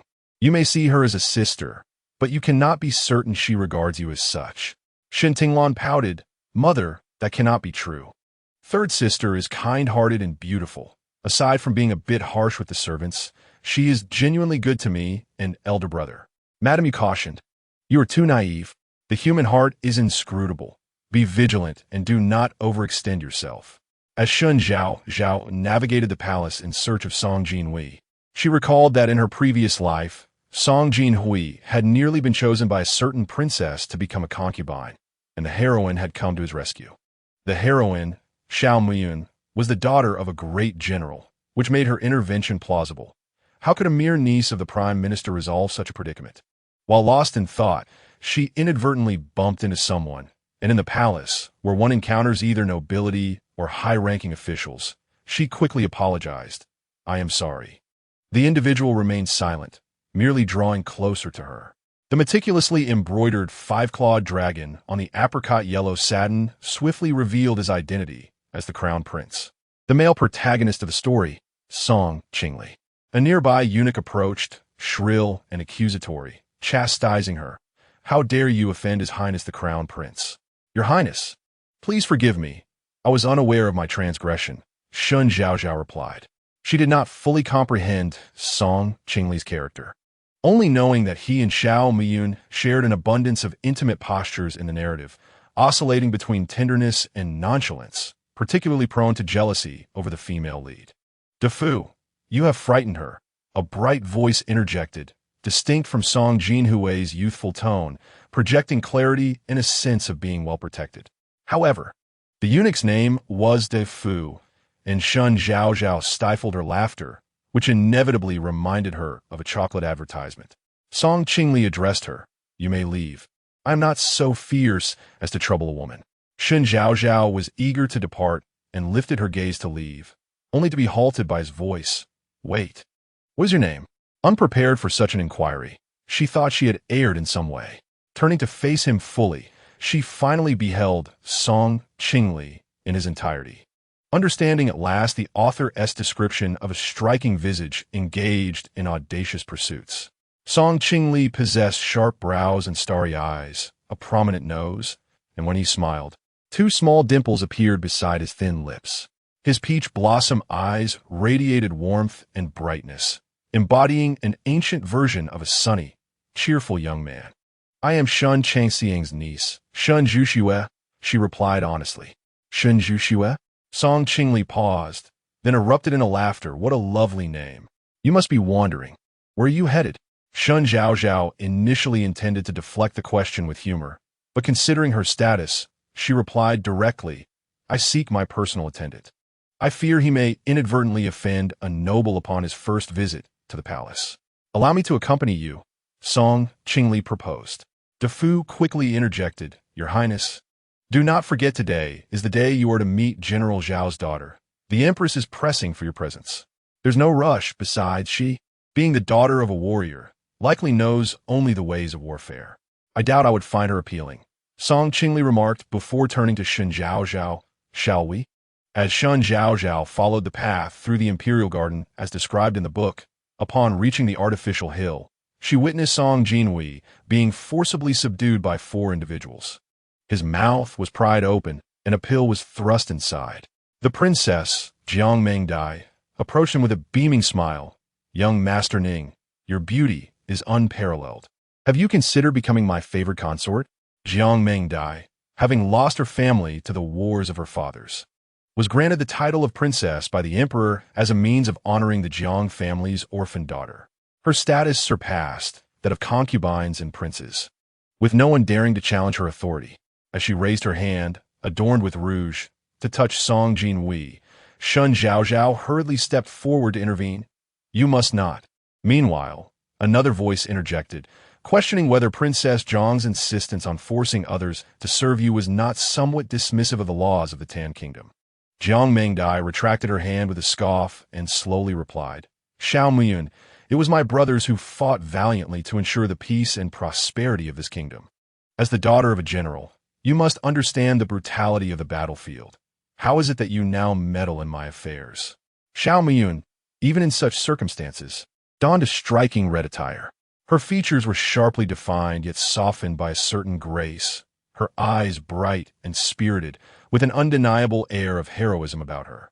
She furrowed her brow and retorted, "Your brothers sacrificed themselves for the Tan Kingdom, indeed, but they did so to protect the common people and to wish for a world devoid of conflict.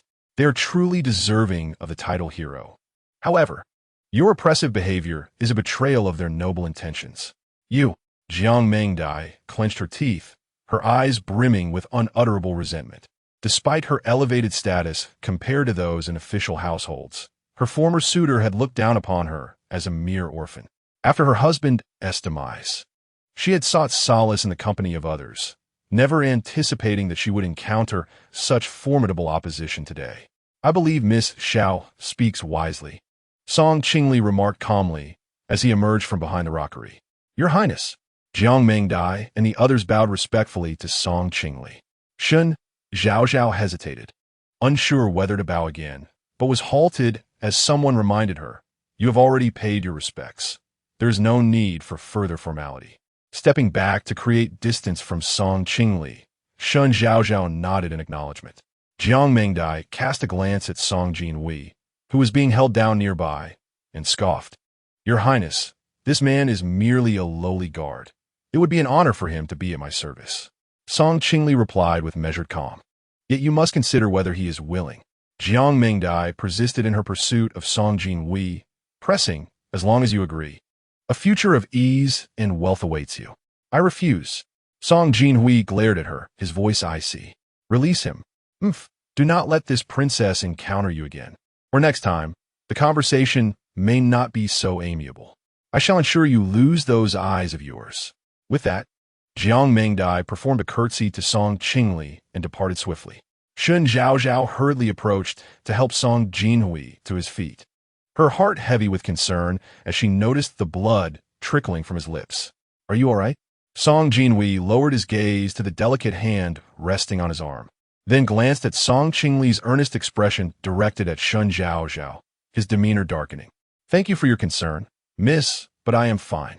He withdrew from her touch, his tone polite yet distant. "I shall take you to tend to your wounds," Shen Zhaozhao suggested. However, Song Jinhuai simply replied, "There is no need," and turned to walk away. Shen Zhaozhao quickly expressed her gratitude to Song Jinhuai, finding an excuse to leave, and then hastened to follow after him.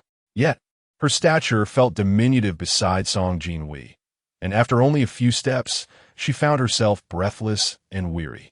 A low hum resonated as a sudden. Uncontrollable pain began to throb in Shen Zhaozhao's head. Initially attributing her discomfort to the heat of the day, she soon felt her blood surge, her cheeks flushing uncontrollably, and a veil of double vision clouding her sight. A warm sensation seemed to converge in her lower abdomen. Her fingertips clutched the edge of the artificial mountain, the coolness of the stone somewhat anchoring her senses. "Ningjiu, wait for me," she murmured. Song Jinhuai, who had been striding forward, finally came to a halt. "Miss, please speak," he urged. After a moment of silence, he received no reply. Turning around, he was taken aback to find Shen Zhaozhao's face flushed, her eyes shimmering with a delicate mist, unknowingly captivating. "Has the medicine taken effect?" he asked, rushing forward to grasp her wrist. She felt as if she were ablaze, her porcelain skin seemingly melting beneath his touch. Biting her lip, her voice trembled as she gazed at him with pleading eyes. "Is there no other remedy for this medicine?" "I'm already devising a solution," he replied, draping his cloak over her shoulders. Casting a glance around, he noticed a eunuch waiting not far off and led Shen Zhaozhao toward him. The eunuch bowed deeply, addressing him with deference. "Master," he said, "is there still anyone residing in the Fengli Palace?" Song Jinhuai inquired. The eunuch hesitated, glancing at Shen Zhaozhao. This, Song Jinhuai's eyes narrowed, a chill emanating from his gaze. "I demand an answer. It has long been abandoned. Recently, our people intentionally stirred up disturbances, and rumors of hauntings have begun to circulate. You may visit at any time," the eunuch replied softly. Shen Zhaozhao overheard clearly. If her memory served her right, this was Bo Qin, Song Jinhuai's capable assistant in the palace. With Shen Zhaozhao, who appeared frail, in tow, Song Jinhuai headed towards the palace. Her cheeks had taken on a rosy hue, and perhaps due to proximity, the faint, crisp scent of plum blossoms wafted through the air, drawing her closer to him unconsciously. "Behave yourself," he cautioned, gently pushing her away. The flower-viewing banquet was in full swing, and the palace was bustling with attendants. Passing through the main gate with such ease could lead to unwanted attention. Although some were wary of ghostly tales, there were those unafraid of such superstitions. In an effort to remain discreet, he followed the memories of his youth, guiding Shen Zhaozhao in a different direction, scaling the wall to enter. His return today was solely to retrieve something, and bringing Shen Zhaozhao along was an act of necessity. Midway through the banquet, the sky darkened abruptly, heavy clouds swirling ominously, threatening rain. The queen instructed everyone to take a respite at the banquet while the young ladies of the court began to showcase their talents. "Where's third sister? Have you not seen her?" Shen Tinglan inquired anxiously, pulling on Qing Chu's sleeve. Qing Chu shook her head. "I was just with the miss. She mentioned needing to relieve herself and insisted I stay behind." "Fourth sister is also missing," exclaimed Shen Rui's maid, Ruo He, hurrying towards them. Shen Tinglan's anxiety escalated further at this news. "What is happening?" In Fengli Palace, the fallen pear blossoms blanketed the ground, and due to the prolonged absence of inhabitants, cobwebs had taken residence beneath the eaves. Upon pushing the door open, a cloud of ash enveloped her, causing tears to stream down Shen Zhaozhao's cheeks as she struggled to breathe. Overcome by heat, she hastily unfastened the black cloak draped over her shoulders. Song Jinhuai meticulously wiped the chair before seating her with care. The discomfort had rendered her back completely soaked. She clutched Song Jinhuai's hand tightly, imploring, "Ningjiu, is there truly no antidote?" "Indeed, the antidote lies before you," Song Jinhuai responded, gently caressing her hand, his voice low and steady, though he spoke with calm assurance.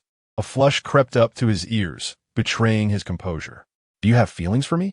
Shen Zhaozhao's voice trembled, her long eyelashes glistening with tears, creating an utterly pitiable sight. Song Jinhuai regarded her with confusion, pondering the meaning of her inquiry. "What do you mean by having feelings?" "My actions now are merely a way to repay the kindness you showed me at the temple. Or do you truly harbor disdain for me at your core?" "Unfortunately, if disdain were the case, it would matter little. There were no other men present.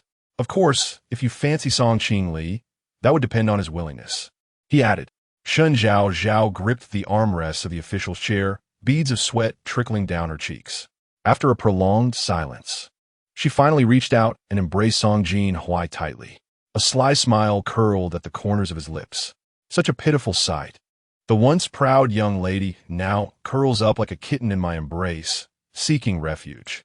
He extended his hand toward her, teasingly asking, "My lady, have you conceded?" Shen Zhaozhao didn't miss the mischief in his eyes. She recognized that he was not genuinely inclined to assist her. Thus, she replied, "I merely wish to hold you, akin to our previous encounter with the mountain bandits. Is that not permissible?" "Certainly," he answered succinctly, seemingly unfazed. "As long as you can endure the torment of 1,000 ants gnawing at your heart." At that moment, footsteps echoed from outside.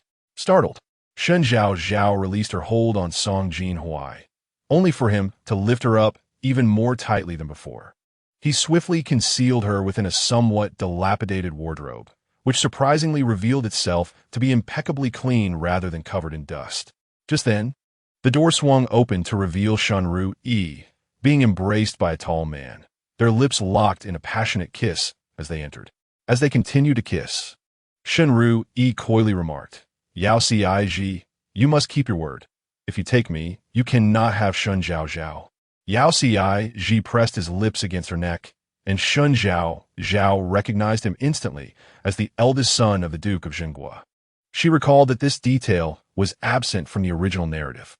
What followed was a scene of utter oblivion to their surroundings as the couple carelessly shed their cloaks and began to engage in an intimate embrace upon the bed. In that moment, Shen Zhaozhao grasped the essence of the narrative, realizing that it bore no distinction from the unmentionable videos she had previously watched on her computer.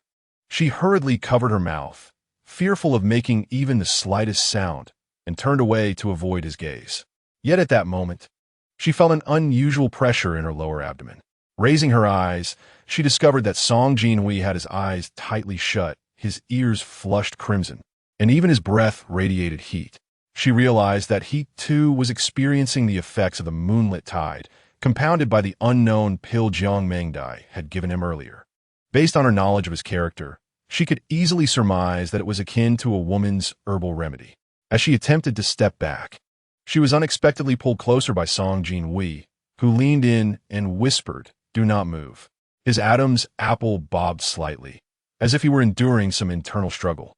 In the next moment, he pressed a button near the wardrobe, and they both plummeted into darkness. Meanwhile, Shen Zhaozhao and the others engaged in their own revelries remained blissfully unaware of any irregularities. They landed in a pitch-black space, and Song Jinhuai released her. He then retrieved a fire starter from his pocket and ignited a candle. The flickering light illuminated a corner of the room, revealing shelves filled with various books and dried herbs, alongside glass vials containing medicinal liquids. Shen Zhaozhao felt the coldness of the ground beneath her, a sensation both refreshing and inviting. As she contemplated lying down, a strong hand grasped her, reminding her that this was not a place for careless slumber. With that, she was lifted once more. He placed her on a small bed adorned with blankets. Overwhelmed by discomfort, she curled up against his neck, breathing softly. Song Jinhuai's own breaths grew heavier. Upon seeing her lower lips stained with crimson blood, he quickly produced a pill and urged her to open her mouth. Shen Zhaozhao, trembling with discomfort, slowly parted her lips, allowing the pill to dissolve in her mouth, its bitterness engulfing her fading rationality. It was a Huanglian pill. The familiar taste and formula were unmistakable, yet soon her awareness began to blur significantly. The Huanglian pill was proving ineffective. Instinctively, she clung to Song Jinhuai's waist. His slender, firm build allowed her to embrace him easily. The warm, citrus-scented air enveloped her, and his gaze darkened considerably. Despite having witnessed the sordid dealings of the black market, he had never anticipated that the softness in his arms would be so undeniable, causing his heart to race uncontrollably. Her soft moans were enchanting, reminiscent of the gentle rain beginning to fall outside. Suddenly, her cheek nestled against his neck, soft and pliable like dough. His eyelashes fluttered slightly as one hand supported her shoulder while the other braced against the edge of the bed. After a long pause, he finally spoke. "I have a way to cure your poison. It all depends on your willingness." If she were like Shen Zhaozhao or Yao Qiji, he would not require Shen Zhaozhao. Though her consciousness was somewhat hazy, She understood that in this era, a woman engaging in such indiscretions faced either marriage to her partner or a fate worse than death. She was still young and did not wish to perish. Song Jinhuai pinched her cheek, leaving a red imprint after releasing his grip, imbued with a sense of retribution. Is life more important than reputation? Yet, in this era devoid of honor, I would perish regardless. She sobbed softly, her tears cascading down like pearls strung on a broken thread. Song Jinhuai furrowed his brow and instinctively blurted out, "This matter is known to both you and me. At worst, I shall marry you." Upon uttering these words, he felt he had lost his senses. An additional person merely added another vulnerability. "I don't want Shen Zhaozhao." She shook her head, wiping away her tears, her voice filled with grievance. "You don't even like me. What if one day, in a fit of displeasure, he turned her into a beautiful lantern?" Song Jinhuai inhaled deeply, a flicker of irritation crossing his handsome features, yet he closed his eyes. "I have other means to assist you, ensuring you remain unscathed, and I will guarantee that your future husband remains oblivious." The last phrase was almost spat out through clenched teeth. Hearing this, Shen Zhaozhao felt as though she had grasped a lifeline, her delicate fingers clutching his garment tightly. "Really?" He replied softly. The formerly dim light in Shen Zhao's eyes ignited with brilliance, illuminating her countenance. "What must I do?" Song Jinhuai held her closer, his long eyelashes fluttering slightly, and after a pause, he whispered 2 words, "Kiss me." Chapter 21. "I did nothing. Why do you weep?" Shen Zhaozhao, in a daze, blinked slowly, gazing at his devilishly handsome face, and ultimately, instinct triumphed over will as she leaned in and pressed her lips against his. The cool yet soft sensation was akin to savoring a mint-flavored ice cream on a summer's day, sweet and gradually melting away. "Ningjio," she called his name tremulously, her voice laced with tears, helplessly clutching the bedding beneath her. He slightly opened his eyes, gazing at the girl before him, her beauty akin to a radiant peach blossom. Her obsidian-like eyes appeared to churn with thick, dark waters, as if on the verge of overflowing. The tender moment was fleeting. His gaze had grown somewhat unfocused. He had always been adept at enduring abuse, poison, and violence. He bore them all while preserving himself. Yet at this moment he was undeniably wavering. A restlessness seemed to ignite from his very marrow, boiling and coalescing within his blood. Perhaps the other type of feminine medicine that Jiang Mengdai had administered earlier was taking effect. He did not shy away from this sensation. It was comfortable and pleasurable. He paused, extending his hand to rest on Shen Zhao's nape, tilting his head and leaning in once more. The kiss transitioned from a mere taste to a profound exploration. His kiss was unrefined, akin to a famished child encountering a feast, indulging with unrestrained fervor. In the basement, the gentle spring rain could still be heard. Initially, the downpour was fierce, causing delicate petals to fall from the branches, but gradually the rain softened. On the stone bridge, a palace maid, holding a flower basket, slowly traversed the long corridor, leaving behind a trail of damp footprints. Song Jinhuai, with a silk handkerchief, gently wiped Shen Zhao's hands, his movements unhurried and devoid of embarrassment. His face adorned with a satisfied expression. At this moment, Shen Zhaozhao felt a twinge of reluctance to gaze upon Song Jinhuai's thin lips, her cheeks flushing at the thought of how he had just used her. However, it was somewhat balanced, considering her own hands were sore and reddened. Her delicate hands, once pale and tender, now bore a bright hue. Upon noticing this, she shot him a reproachful glare, only to find him meeting her gaze. Their eyes locked, and she was momentarily entranced by the crimson corners of his eyes, before quickly turning away, chastising him for his earlier actions. "It is the lady who is taught well." Song Jinhuai smirked, his voice slightly husky. "I was unaware that the lady's usual readings consisted of such flamboyant verses." Before he could finish his sentence, she covered his mouth. Furrowing her brows in embarrassment, she urged him to stop. With his phoenix-like eyes slightly squinting, he grasped her hand and led her onward. Although Shen Zhaozhao was curious about their whereabouts, knowing Song Jinhuai had many strongholds, she dared not voice her inquiries, fearful of saying something that might provoke him. As she gradually stood, her legs weakened, and just as she was about to fall, a robust hand caught her, The mere touch rendered her sensitive, and tears began to well up. His coarse fingertips brushed away the tears from her eyes, accompanied by a muffled chuckle. I have done nothing. Why does the lady weep? Turning to glare at him, she realized that Song Jinhuai was no longer the bashful young man he once was, who blushed at the mere sight of a foot. Familiarity had thickened his skin considerably.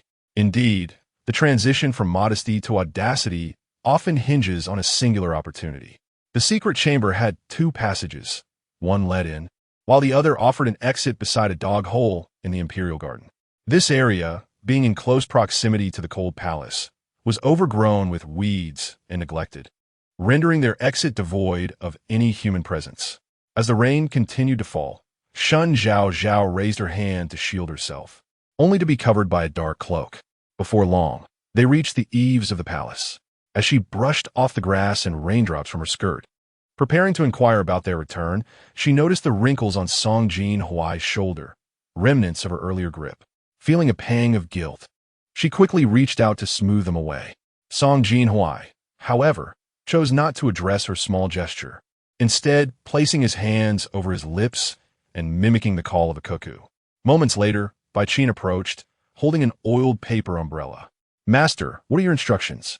Song Jinhuai took the umbrella from Bai Qin and handed it to Shen Zhaozhao. "Proceed straight through this small door, then turn left. You will find the imperial garden." Shen Zhaozhao accepted the umbrella, her bright, sparkling eyes gazing at him. "What about you?" With evident delight, Song Jinhuai replied, "Is the lady concerned for my well-being?" "Not at all." Shen Zhaozhao lowered her head, gripping the umbrella tightly with her small hand, biting her lip as she continued. "I shall pretend that I have seen nothing of today's events. Might I implore you not to take my life?" Song Jinhuai, as if he had heard a delightful jest, raised his hand to gently pinch her delicate neck, whispering softly in her ear, "Rest assured, my lady, we are bound together in this venture. Do not forget what transpired between us." Upon hearing this, Shen Zhaozhao instantly exhaled in relief, propping the umbrella as she hastened towards the small gate. When Shen Zhaozhao returned to the imperial garden, she found it devoid of guests. Instead, Qing Chu hurried towards her, flustered. "Miss, where have you been? I've searched for you for so long. It was raining when I stepped out, and I couldn't find anyone, so I borrowed an umbrella from a palace eunuch," she replied, swiftly changing the subject. "Well, my sister and mother." Qing Chu hesitated, uncertain of how to respond. Glancing around, she tiptoed and whispered, "Just now, the Empress's cat went missing, and while the servants were searching, they discovered the second miss entangled with the eldest son of the Duke of Zhenghua. My lady, you should have seen how grand the bed was." She continued in a hushed tone, "The Empress is currently addressing this matter, and the visiting guests are murmuring about Miss Shen's lack of propriety, bringing great shame upon us." Shen Zhaozhao's heart raced at the thought of her entanglement with Song Jinhuai. Although they had not crossed the line, they had engaged in actions forbidden in their era. Nevertheless, the poison had been temporarily alleviated, and she no longer felt unwell. Her life was spared for the time being. "Qing Chu, have you located third sister?" A gentle voice echoed from a distance as Shen Tinglon approached, her expression tinged with urgency. "I have found her," Qing Chu exclaimed, guiding Shen Zhaozhao towards Shen Tinglon. Miss was merely delayed by the rain, hence her late return. Shen Tinglon sighed in relief, patting her chest. "As long as you are back, all is well. Shenru Yi has caused such a disturbance. Both father and uncle will be summoned to the palace. Mother wishes for us to return home at once." "And how does the Empress intend to deal with Shenru Yi?" Shen Zhaozhao inquired tentatively. Chapter 22. Misfortune. Shen Tinglon took the cloak from her maid, Tao Ji, draping it over Shen Zhaozhao as they walked together. "The Empress is known for her piety. What can she possibly say? Perhaps she will offer a few reprimands, but this splendid flower-viewing banquet shall be cancelled. This situation may lead to either Shenru Yi being cast aside or Yao Ci Ji marrying her. However, it seems Yao Ci Ji is quite smitten with her, and I fear he might indeed take her into his household. It is a pity that you, I, and our little cousin remain unmarried. Her meddling may jeopardize our prospects as well. What shall we do? Let's take one step at a time." Yet, from Mother's demeanor, it appears she wishes to strangle her outright. It remains to be seen how father will respond. Shen Zhaozhao reassured her, "Sister, do not fret over this matter. I am certain that mother and father will handle it appropriately, and our marital prospects will come to fruition in due time." Shen Tinglan nodded, letting out a soft sigh. "You are right. Perhaps it is not so bad to marry a little later." Many young women, after marrying, find themselves beleaguered by the burdens of their husband's family, their faces bearing the marks of distress. With a demanding mother-in-law above and children to nurture below, it truly becomes a source of great headache. As two sisters conversed, they had already passed through the midday gate, where a carriage awaited them for quite some time. The chill of the late spring rain was palpable. It fell gently, almost silently, even as it kissed their hair. Just as Shen Zhaozhao had gathered her oiled paper umbrella to board the carriage, she noticed a slender hand adorned with a dark wrist guard resting upon her elbow.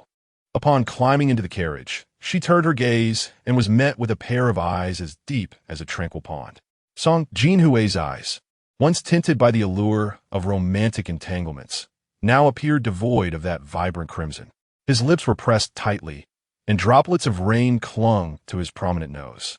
Redirecting her gaze, Shen Zhaozhao casually lifted the curtain of the carriage, while inwardly she mused, "With such a high nose, it is no wonder that things feel increasingly amiss." She chose to close her eyes and lean against the carriage wall to rest. The scandal surrounding Shen Rui had reached such notoriety that it was common knowledge in the capital. The emperor chastised the Shen family for their lax upbringing of women and criticized the Yao family for their oversight of their son. Consequently, Duke of Jingua and Shen Yuxian had a claim that the two families had privately exchanged marriage tokens, hastily arranging the engagement, which led the two young people to this tumultuous predicament. However, due to Shen Rui's actions, she could hardly expect to become the legitimate wife. At best, she would be relegated to the status of a concubine, although the matter had been glossed over in the emperor's presence. The laws of the state and the rules of the family still mandated that there would be consequences. The old matriarch fell ill with rage, while Shen Yuxian ordered that Shen Rui be given 20 lashes and confined to the woodshed without food for 3 days. That night, as the clock struck the hour of the dog, Yushur was still awake, her anger palpable. Observing his wife in a fit of rage, Shen Yuxian took the initiative to bring a basin of warm water to wash her feet. "My dear," he began, "please calm your anger." Rui's actions were indeed improper, yet she acted out of a desire to secure a promising future for our Shen family. Secure a future? I see it more as a disgrace. Before he could finish, Yushur interrupted, casting a glance at the distinct mark of a slap on her husband's face, and coldly retorted, "Shen Yuxian, does your face not ache? Was your elder brother too gentle in his reprimand? I must have been blind to marry you for your appearance." She continued, "Have you considered how your precious concubine's daughter has tarnished the prospects of our Shen daughters? My Lan'er is of marriageable age, and what of Zhaozhao and Shiling? They are virtuous young ladies, pure and innocent." With each word, her indignation surged. Recalling the moment she learned that Shen Yuxian had taken the little Lu woman as his wife, forcing herself to lower her status. A daughter of the Jingzhou prefecture's governor. She could have chosen anyone, yet she was drawn to such a spineless man. Yet, despite Shen Yuxian's middle age, he retained his charm. Aside from the fine lines around his eyes, his visage remained taut, his features handsome and refined. When he lowered his gaze, he exuded an air of grace, devoid of the calculating demeanor of a merchant, appearing instead as a cultured and gentle gentleman. Otherwise, Shen Zhaozhao would not have inherited the best traits of both Lu Shi and Shen Yuxian, raised in seclusion, evoking feelings of displeasure in her heart, though she would never overtly express disdain.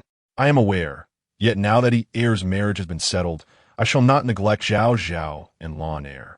The decision has been made, so let it be. Shen Yuxian removed the socks of Madame Yu and gently placed her feet into a wooden basin of warm water. Upon witnessing his actions, Madame Yu's face contorted with anger. She stomped her foot in the basin, splashing hot water directly onto Shen Yuxian's face. "No, at this moment, who shall plan for my Lan'er's future?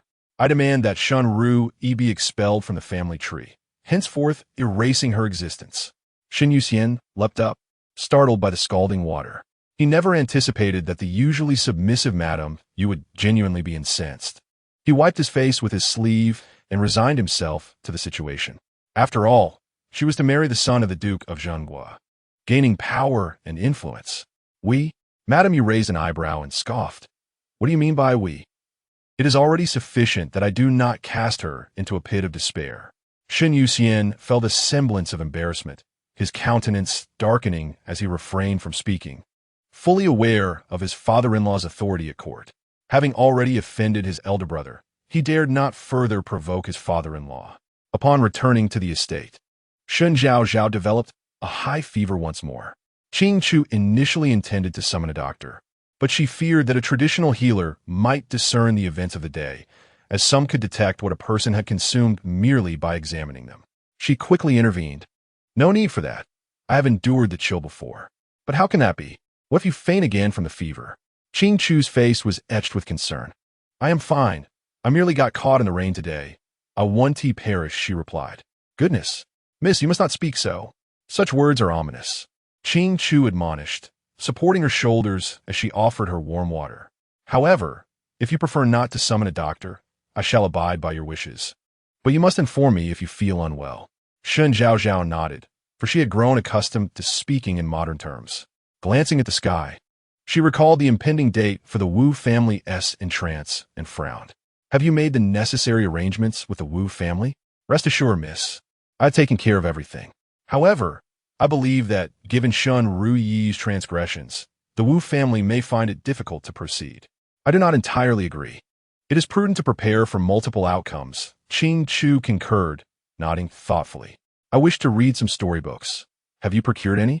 Shen Zhaozhao, realizing that there were no mobile devices here, but only storybooks for leisure, occasionally sent Qing Chu to buy them. Qing Chu wiped her mouth with a silk handkerchief. My dear miss, your health has yet to fully recover. Do not trouble yourself with such mentally taxing endeavors. What mental strain? I merely feel uncomfortable without something to read. She defended. Reluctantly, Qing Chu secretly brought her some books. Miss, you must hide these well. If master sees them, you will face consequences. Shen Zhaozhao nodded earnestly, unaware that this seemingly innocuous pastime would later sow the seeds of trouble. Chapter 23. Those on the same boat, due to Shen Rui's scandalous behavior. The wedding date had been set for early next month. Recently, Shen Zhaozhao and the Yu family have been embroiled in discord. Upon hearing that the matriarch's health had improved somewhat, he decided to pay a visit, hoping to discuss matters concerning Shen Rui's engagement. The rain had been falling persistently these days, and the magnolias in the courtyard were in full bloom, their pure white petals exuding a delicate fragrance that wafted through the window. The old lady, having just taken her medicine, was met with the sight of her youngest son kneeling before her, confessing his mistakes. She felt reluctant to utter more words, yet, being her youngest, he held a special place in her heart. Given Shen Rui's grave errors, she thought it best to abide by her daughter's decisions. As Wu Shi entered, the old lady wiped her mouth with a silk handkerchief and patted Shen Zhaozhao on the shoulder. My son, do you not comprehend the nature of the daughter I raised? Shen Zhaozhao, gazing at his mother's graying hair, ultimately refrained from speaking further, letting out a long sigh. After Shen Zhaozhao's fever subsided, she found herself in her room, engrossed in a book.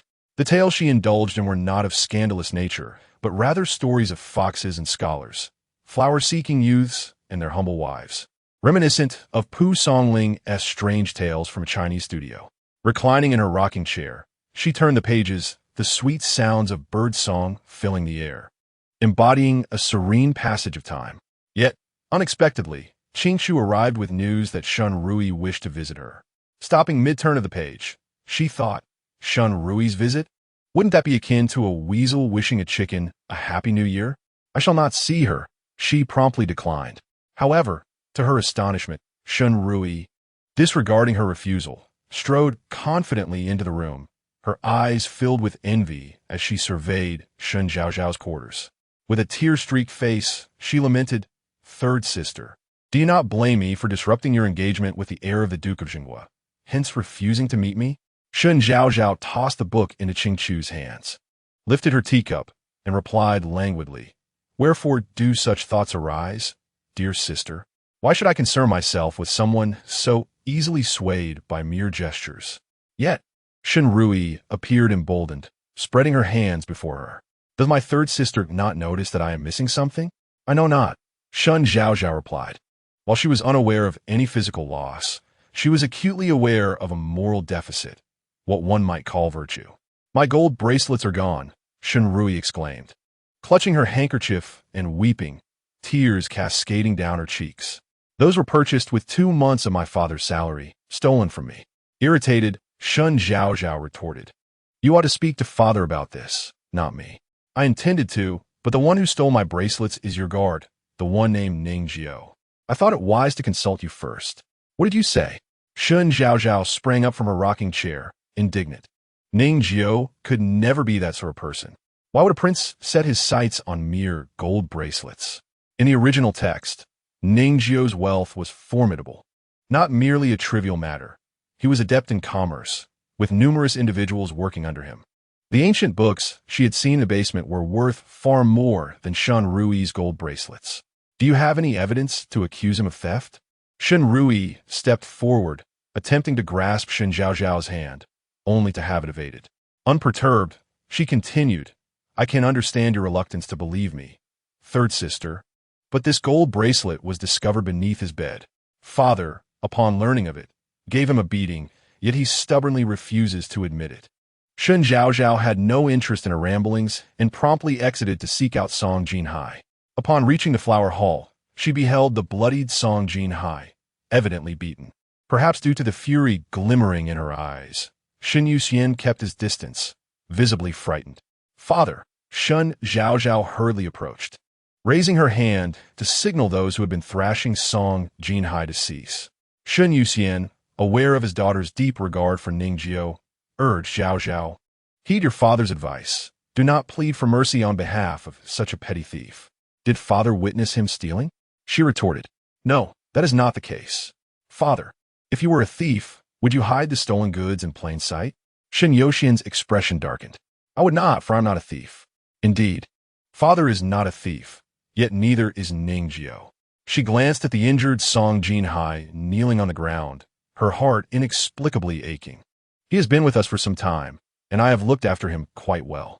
If he intended to steal, would he not have done so long ago? My jewelry is worth far more than those 2 worthless bracelets of Shen Rui. Why would he hide valuables in such an obvious place? It seems rather that he is not the thief, but rather the victim of a thief's accusations. Shen Yuxian immediately grasped her implication. You suggest that Ningjiao is being falsely accused, and that your fourth sister is orchestrating this frame-up?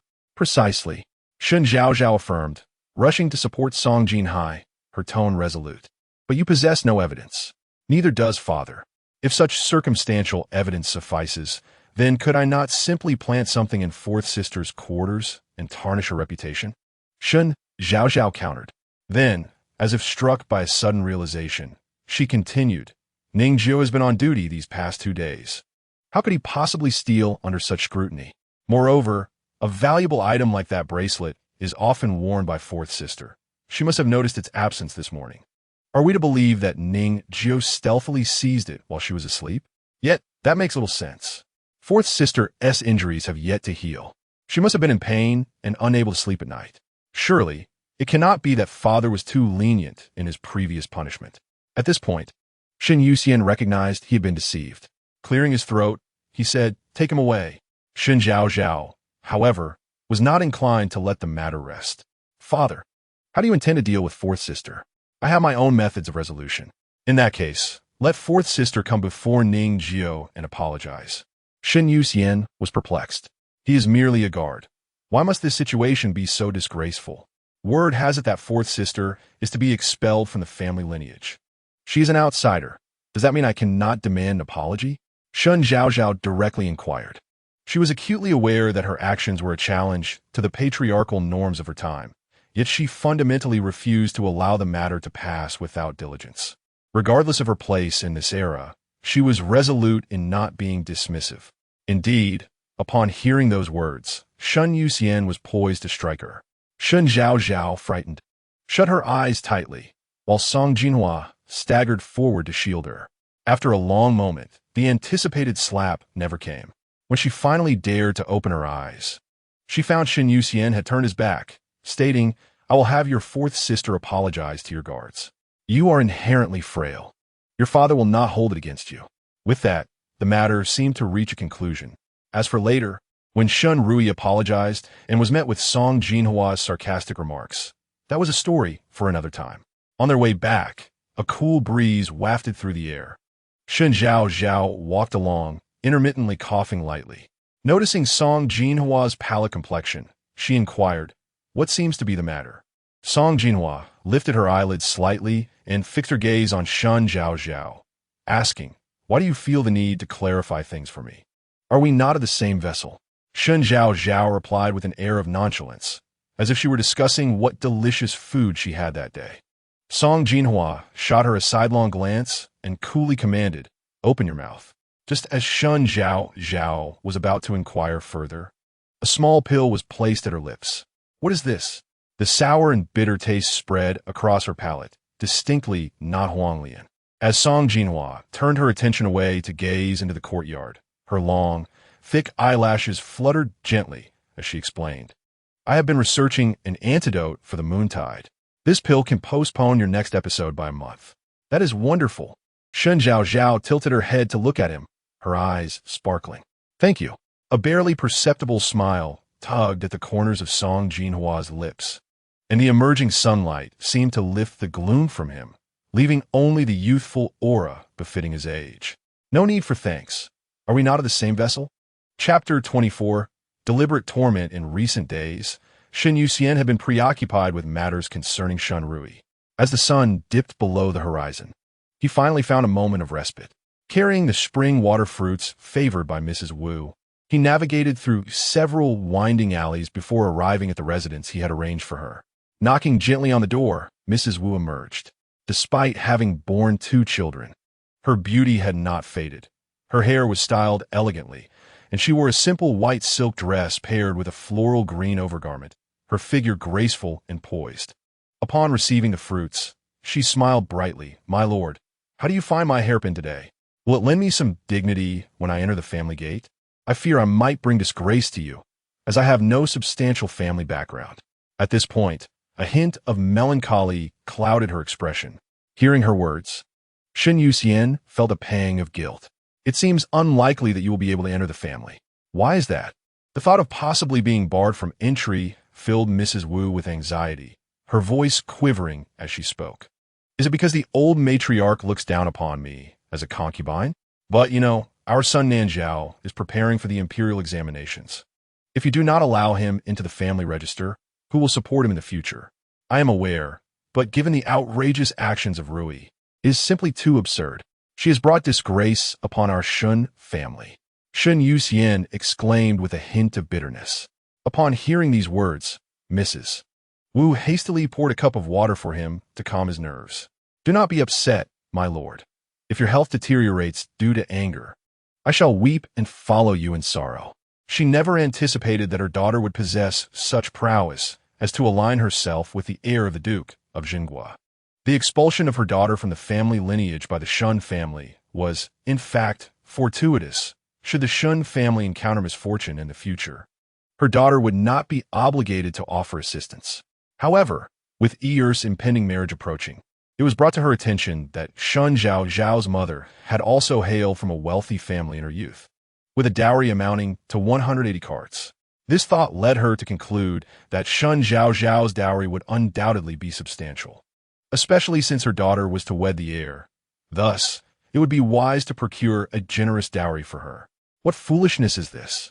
Shen Zhaozhao embraced her, saying, "I merely fear for your suffering. I fear not the hardship, but Nanzhao is to be included in the family lineage. Yi is destined to become the heir's concubine. So I implore you, my lord, to consider arranging a significant dowry for her, lest she suffer the same fate as I, reduced to the status of a mere mistress." Unable to present any dowry, she wept softly. It was inevitable that she would enter the Shen family as a concubine. Her peers often mocked her, claiming that as a mistress, she could not aspire to become a concubine doubting her ability to gain entry into the Shen family. Now, she was determined to prove them wrong. After a while, Shen Yuxian seemed to have made a resolute decision. "You err. I shall ensure your inclusion in the family lineage, and you shall do so with great splendor." Upon hearing this, Mrs. Wu feigned a warning against Shen Yuxian's impulsivity, yet inwardly, she was elated. Meanwhile, Shen Ruyi, having recently been expelled from the family tree, often lingered nearby. She offered Shen Yuxian a piece of braised meat and seized the opportunity to say, "Father, I wish to discuss a matter with you. Though I had preferred to remain silent, Zhaozhao is, after all, my sister." Hearing this, Shen Yuxian furrowed his brow, his demeanor growing serious. "Speak." In recent days, Shen Zhaozhao had been utterly absorbed in a captivating novel, oblivious to the sudden actions of Shen Yuxian, who ordered a search of her chamber, resulting in the confiscation of all her books and a punishment of kneeling before the ancestral hall. The old matriarch, distressed by the punishment of her granddaughter, who often kept her company, leaned on her cane to strike Shen Yuxian. "How could you be so heartless as to punish her like this, especially in this mild April weather? Mother, you should see what she has been reading. Is this suitable for a young lady?" Shen Yuxian held up one of the books before the matriarch, its contents unfit for respectable eyes. After she examined it, the old matriarch approached Shen Zhaozhao and said, "Zhaozhao, you have truly erred this time."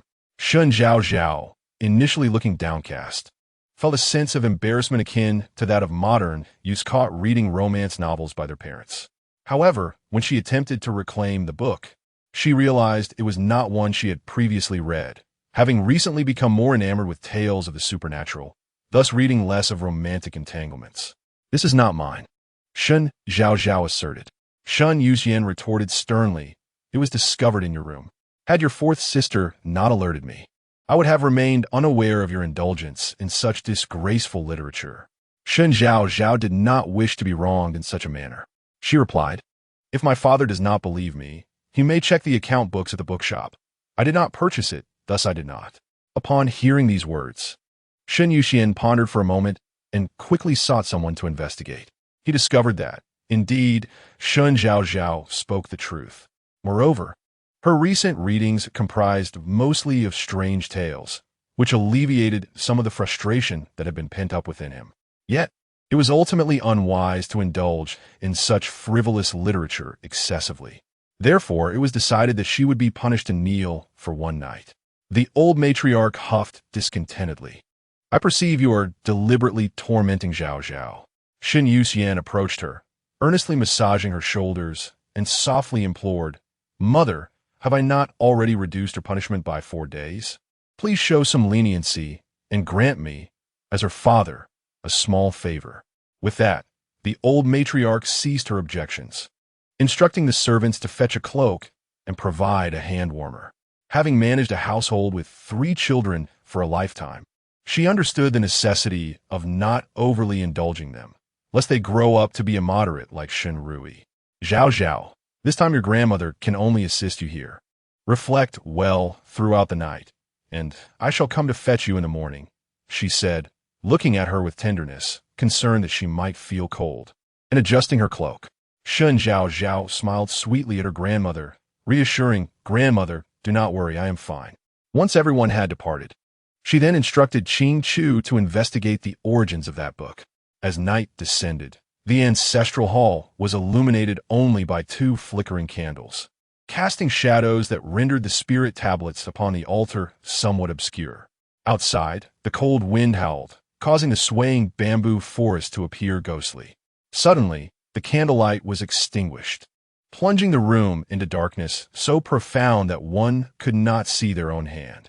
Uncontrollably, Shen Zhaozhao's mind flickered to the strange tale she had recently read, sending a chill down her spine.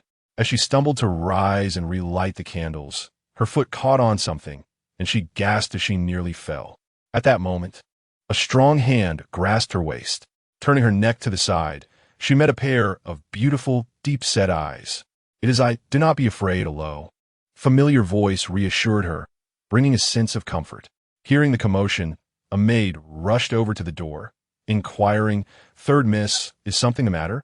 I am fine. It is just that the wind extinguished the candles. I was about to relight them. Shen Zhaozhao quickly responded to the maid outside, fearing she would enter and witness the scene. You may rest in the next room. It is cold outside, and there is no need to stay here. I will call for you if needed.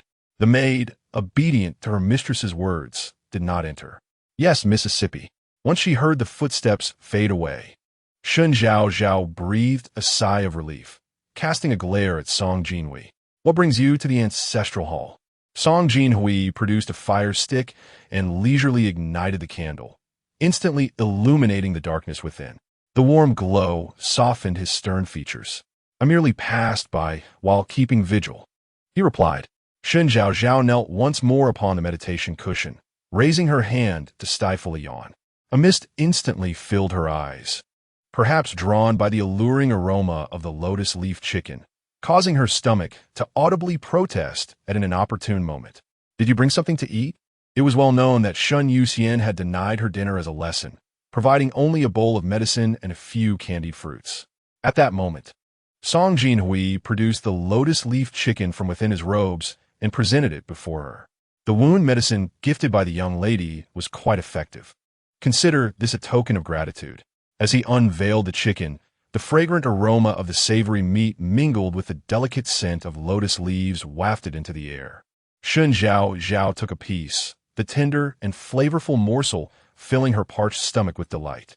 How wonderful, she exclaimed, savoring the taste that lingered on her lips, her eyes curving into crescent moons of joy. She then offered a chicken leg to Song Jinhuai. Here, I do not wish to partake, he replied, settling down onto the ground, leaning lazily against one long leg. A glance at her revealed her cheeks bulging with food, and the corners of her eyes crinkled with a smile. Do you enjoy reading tales of the supernatural? Having nearly satisfied her hunger, Shen Zhaozhao nodded, assuming he shared her interest. What genre do you prefer? I do not read such things. He paused briefly, a flicker of suspicion crossing his gaze. You seem different from your usual self. You used to spend your days writing or sleeping and occasionally tormenting others. At his words, Shen Zhaozhao stiffened momentarily before breaking into a silly grin. I no longer wish to be the former Shen Zhaozhao. I am Shen Zhaozhao now. You know, I've come to terms with things recently. Do you wish for me to revert to my old self? Song Jinhuai pressed his lips together, instinctively wishing to deny it, but ultimately remained silent, observing her intently. She shifted closer, her eyes sparkling with mirth. After all you've experienced, would you tell me a tale of the supernatural? Song Jinhuai sat partially in shadow, his profile elegantly defined, his ponytail leaning slightly in her direction, the candlelight dancing upon his shoulder. Yet, his expression seemed to blend into the obscurity, shrouded as if by a veil, making him difficult to discern. After a long pause, his Adam's apple bobbed, and his clear, youthful voice resonated. It is now the hour of the dog. The mountain mist envelopes the landscape, obscuring the moon. On a mountain path, a scholar journeyed to the capital for the imperial examination.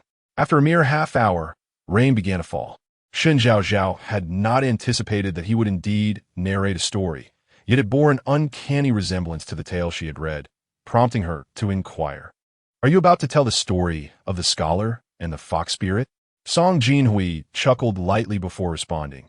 Is this the sort of tale you typically enjoy? His words implied that his version might diverge from what she was familiar with. Intrigued, Shen Zhaozhao urged him, please continue. The muddy mountain path bore the imprints of the scholar's footsteps, deep and shallow. He mused how fortunate it would be to find an inn to shelter him from the rain. To his relief, he soon spotted a tavern ahead, from which emerged a strikingly beautiful landlady. The landlady bore an uncanny resemblance to a fox spirit, her long nails delicately poised as she spoke in a high-pitched voice. To stay here for a night, it will cost 1 tael of silver, she declared.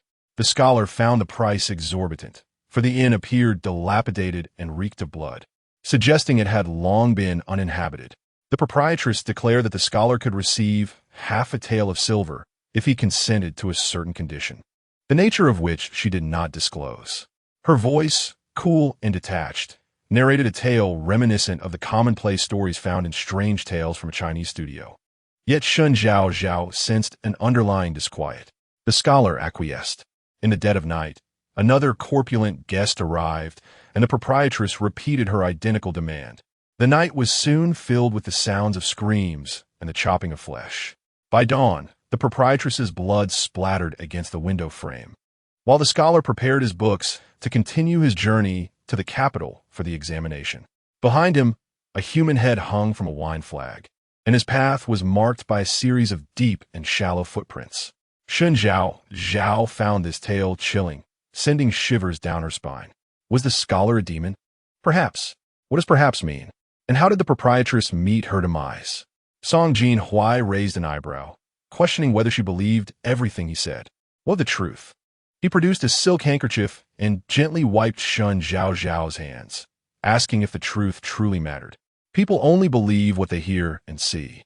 After speaking, the depth of his gaze intensified. The hour was growing late, and he suggested that she should not kneel, lest her knees swell by morning.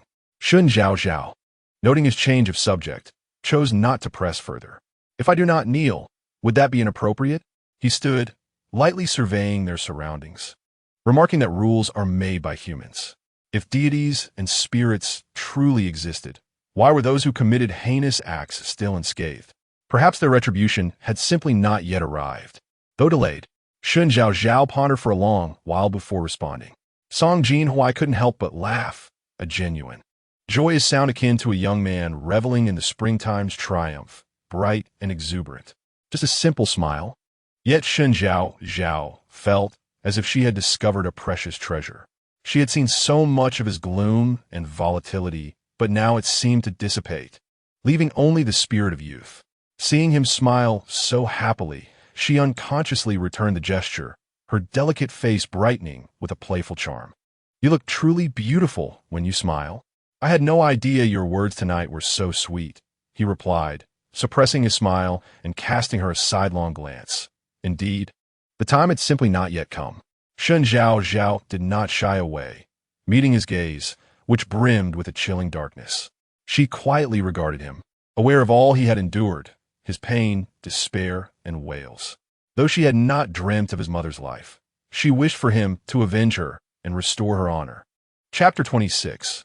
A battle of wits. Shen Zhaozhao was taken aback upon leaving the ancestral hall to learn that the matriarch had ultimately permitted the Wu family to enter.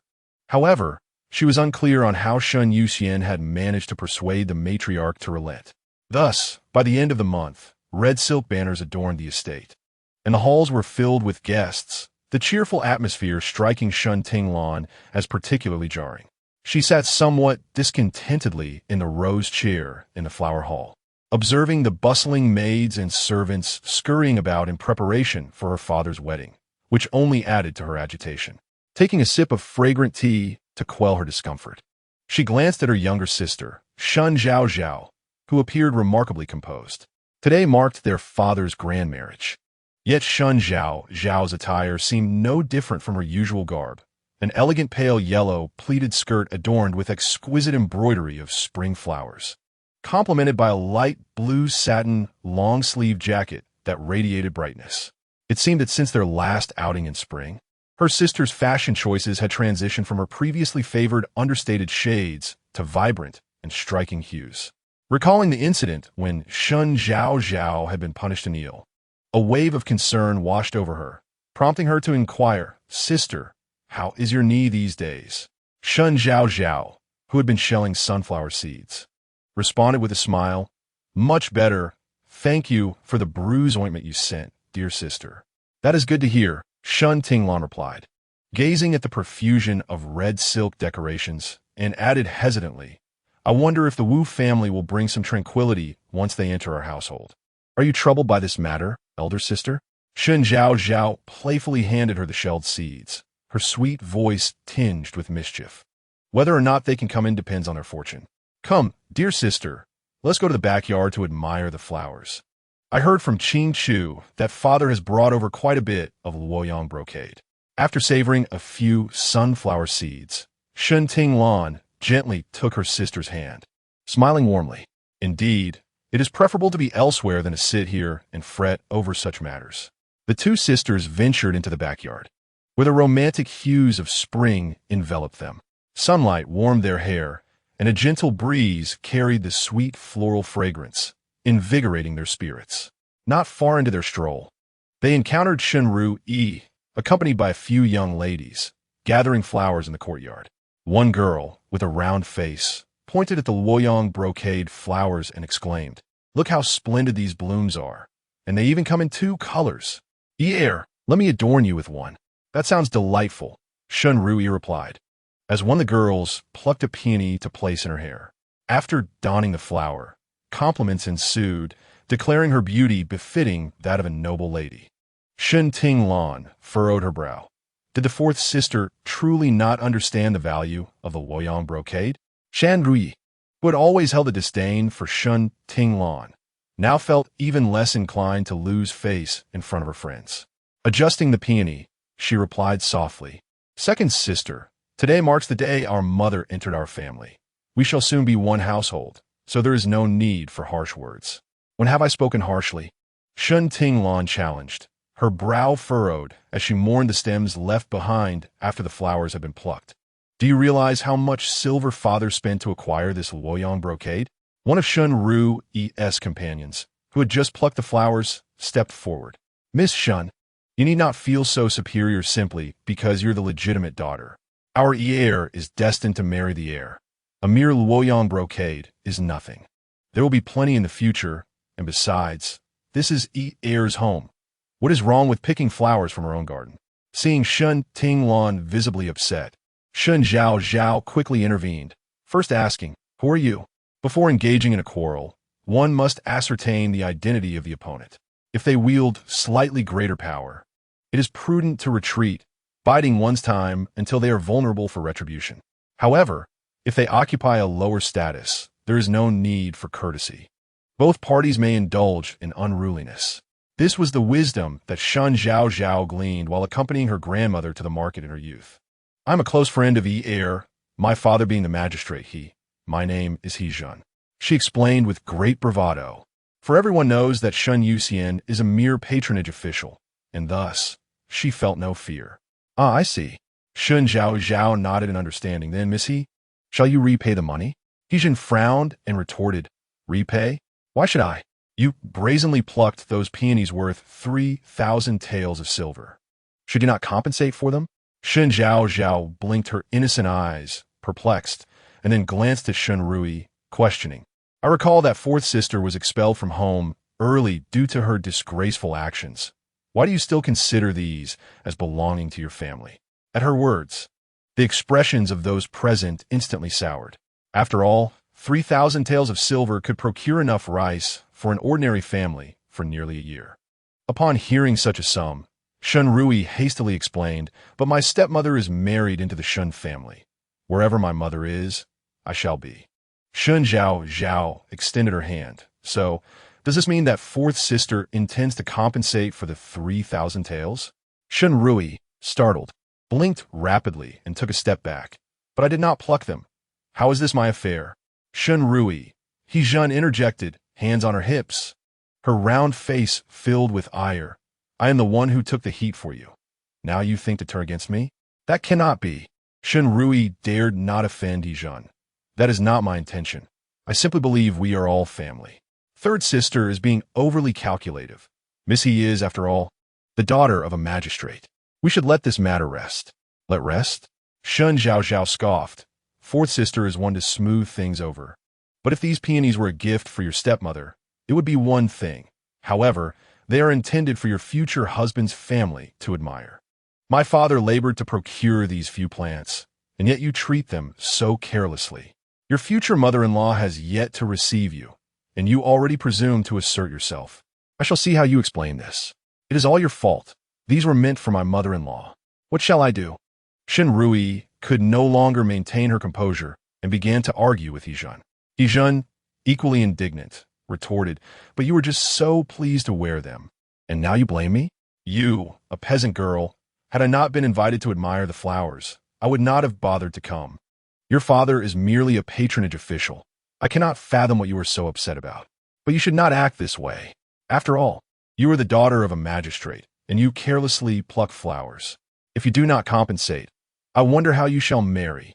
Shen Zhaozhao paid no heed to the escalating tension between the two, firmly grasping Shun Tinglan's hand as she attempted to depart.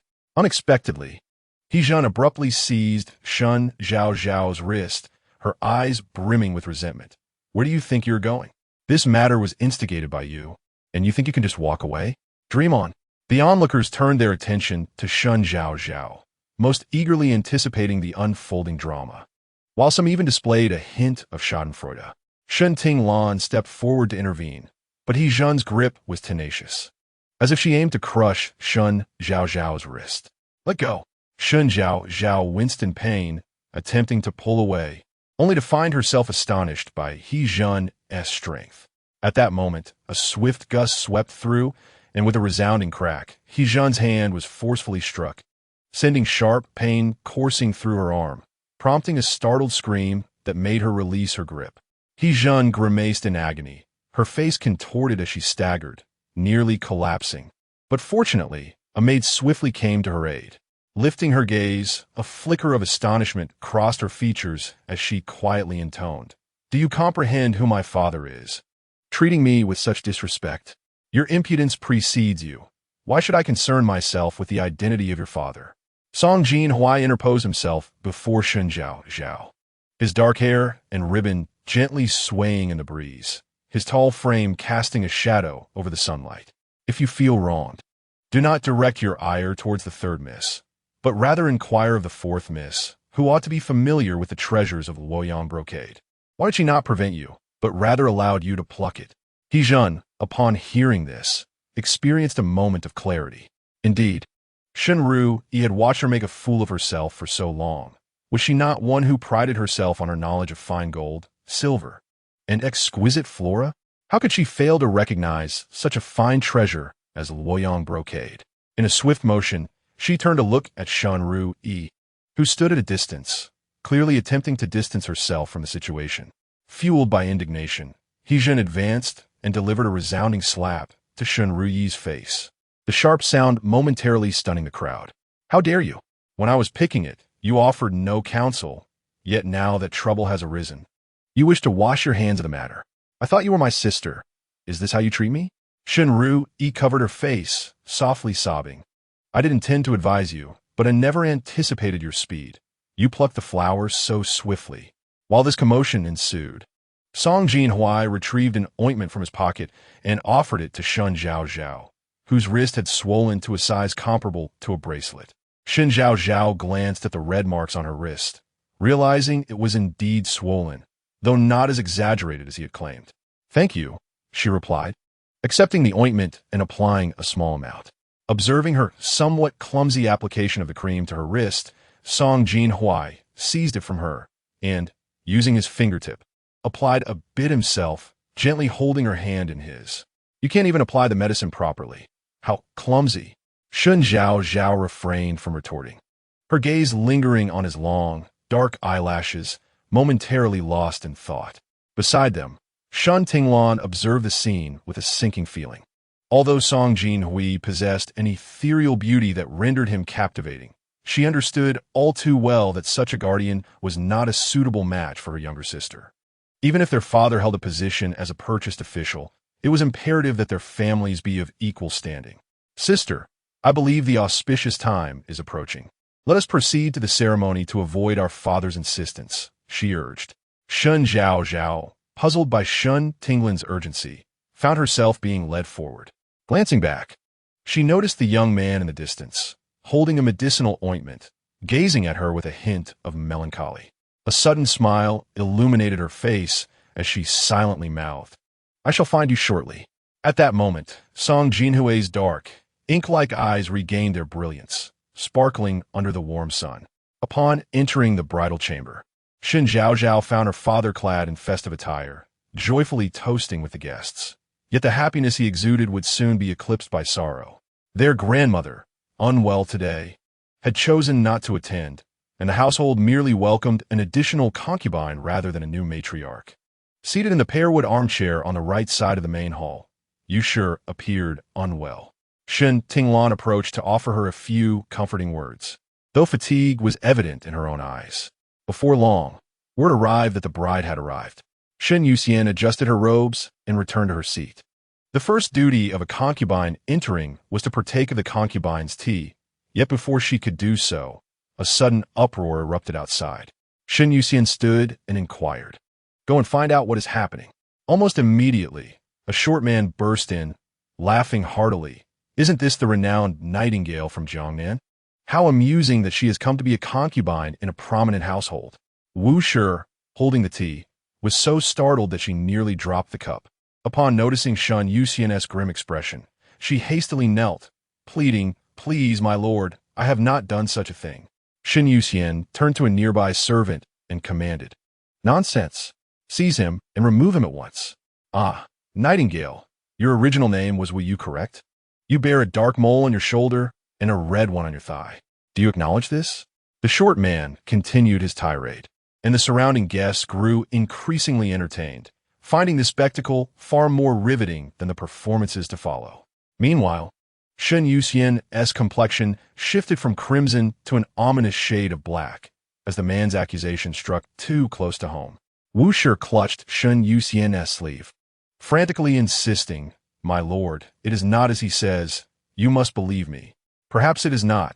Shen Yuxian glanced at the onlookers, realizing that even if the claims held some truth, they must be dismissed as falsehoods. Otherwise, the Shen family's reputation would be irreparably tarnished. "Expel him! Expel him! Utter nonsense!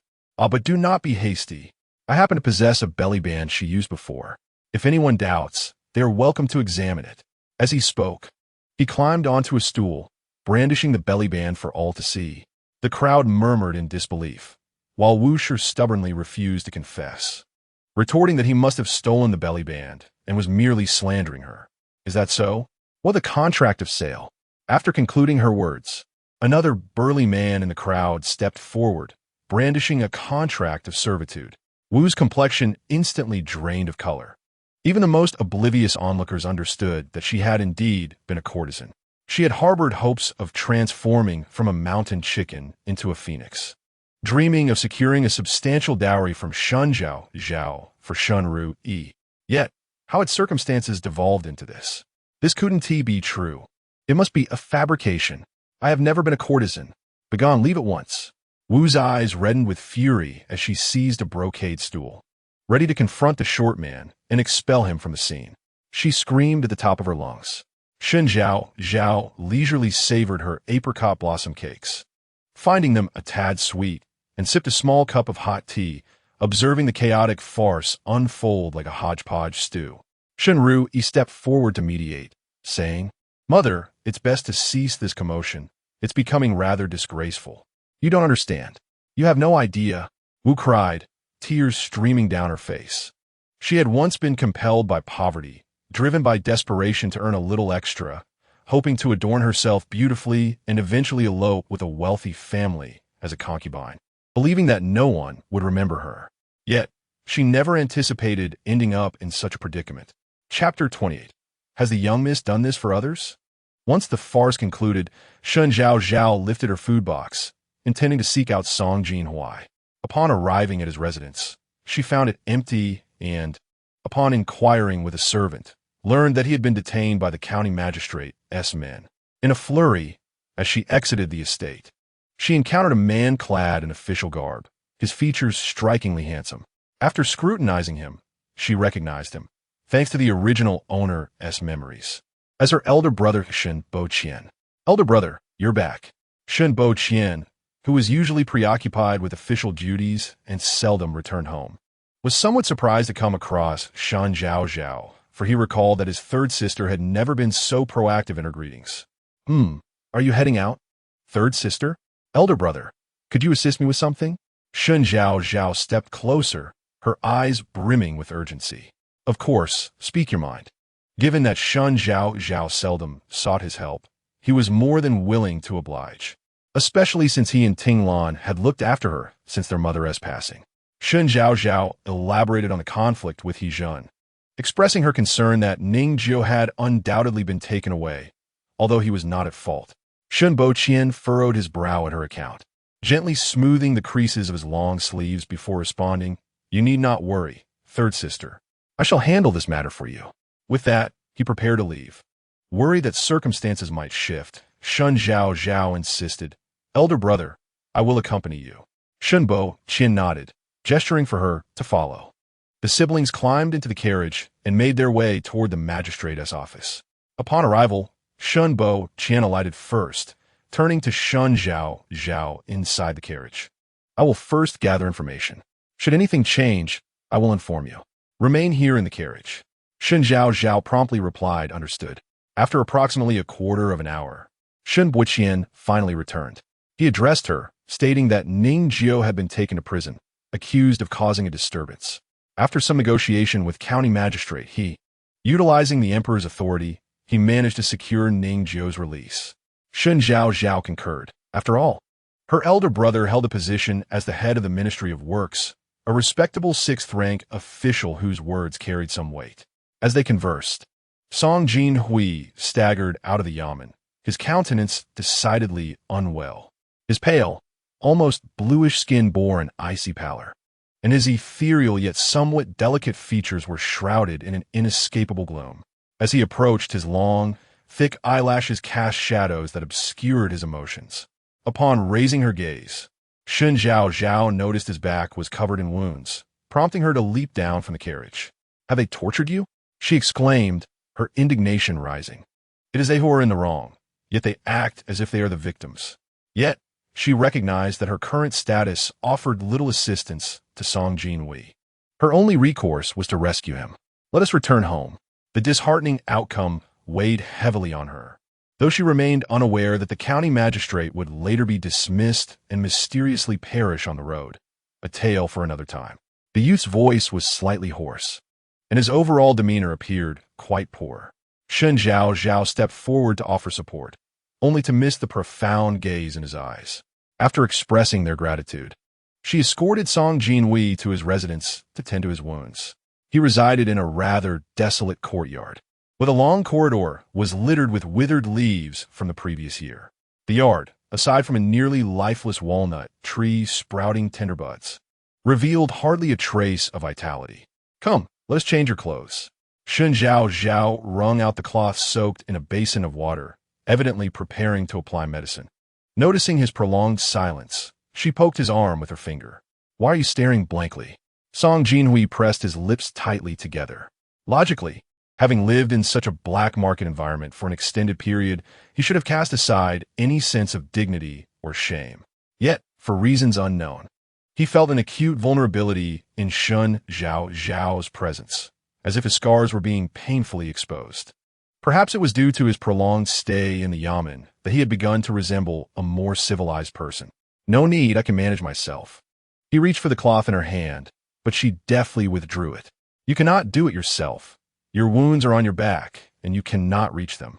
With that, she settled behind him, incessantly lamenting, "I truly do not understand how such an unjust magistrate ascended to his position, pursuing personal vendettas. And you, why did you not call for me earlier?" He gazed at her. Her annoyance caused her delicate brows to furrow, and her bright yellow pleated skirt caught the eye, accentuated by a cream-colored jade belt, resembling blooming forsythia as she walked. With his long, pale fingers slightly curled, he obediently untied the sash.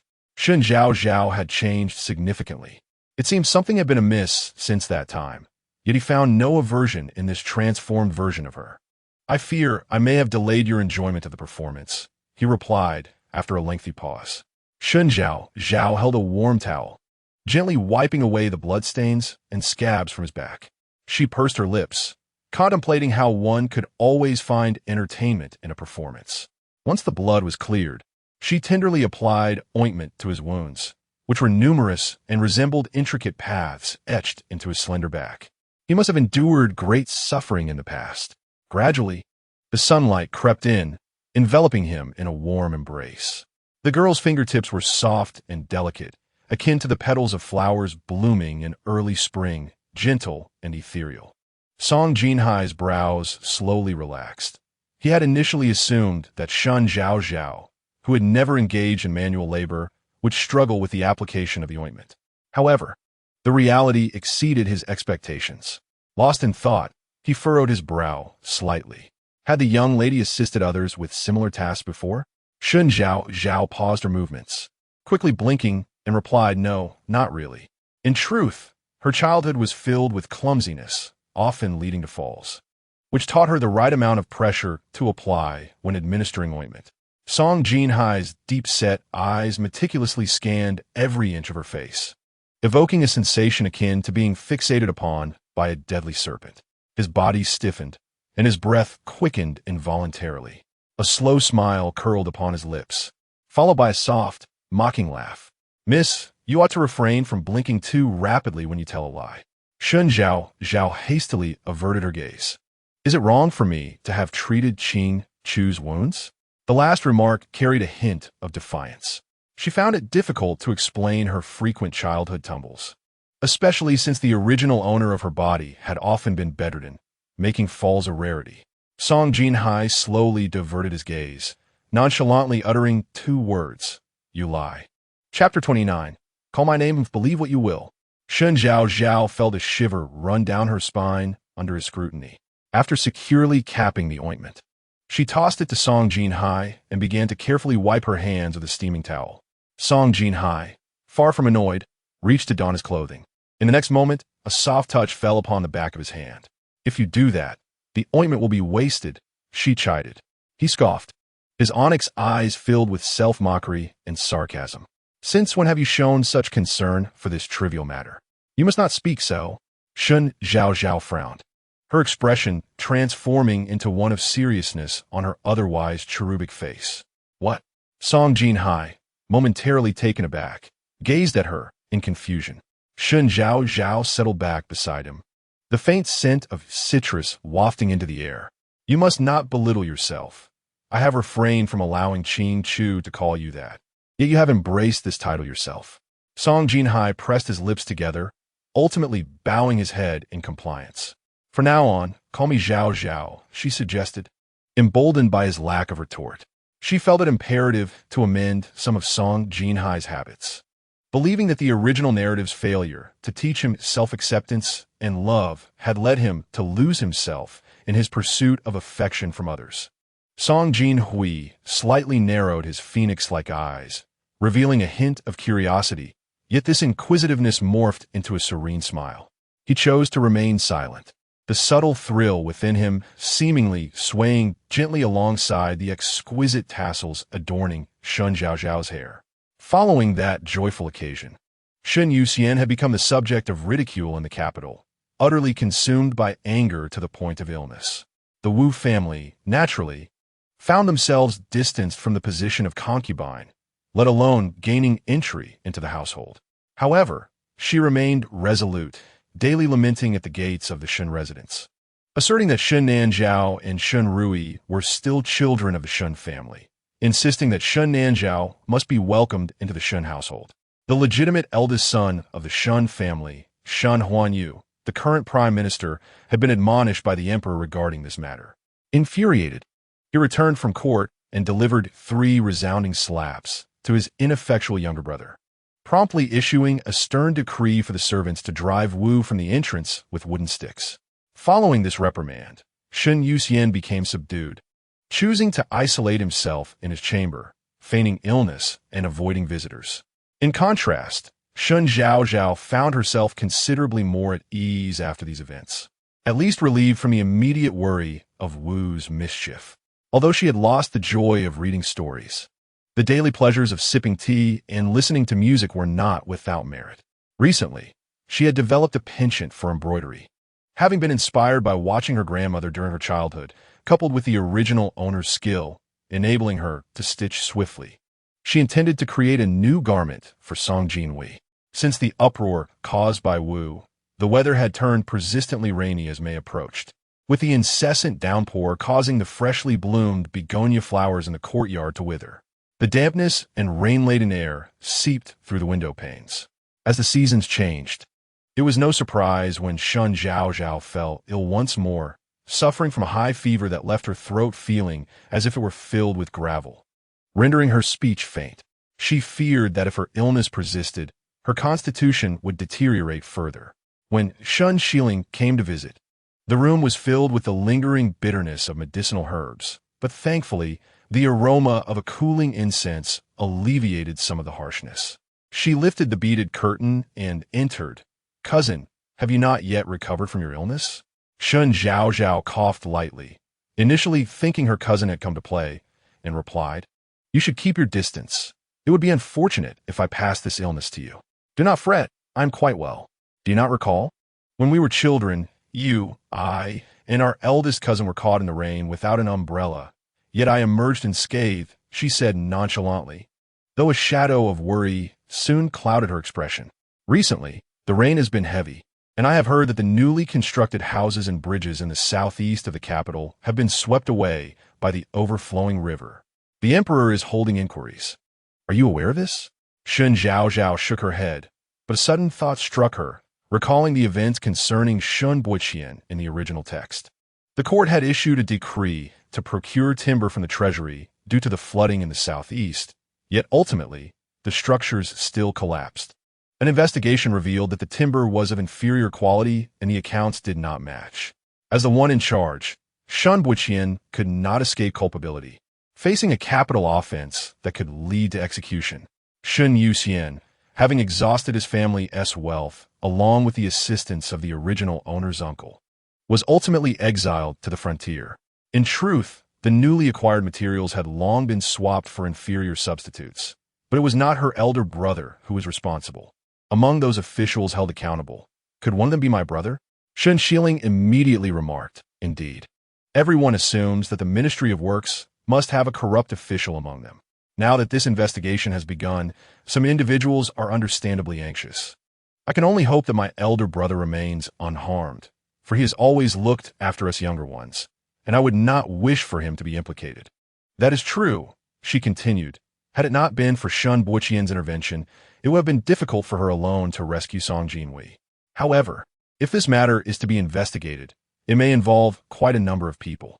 At the forefront stands the chief eunuch, the formidable Chang Gonggong, who is closely associated with the emperor. In the palace, he is often referred to as the ancestor, a title that reflects his significant influence. As the saying goes, in order to safeguard their own lives, many individuals in the palace have taken to recognizing him as a godfather. The more individuals who acknowledge him, the greater his influence becomes, even extending to officials of the third rank and above who must show him a degree of deference. Over the years, Chang Gonggong has accumulated vast wealth, yet he remains the emperor's most trusted aide, leading many to turn a blind eye to his dealings. Now, however, this predicament has fallen upon her brother, and she must swiftly devise a solution. "What does the emperor say?" Shen Zhaozhao inquired. Shen Shilling sighed, her expression troubled.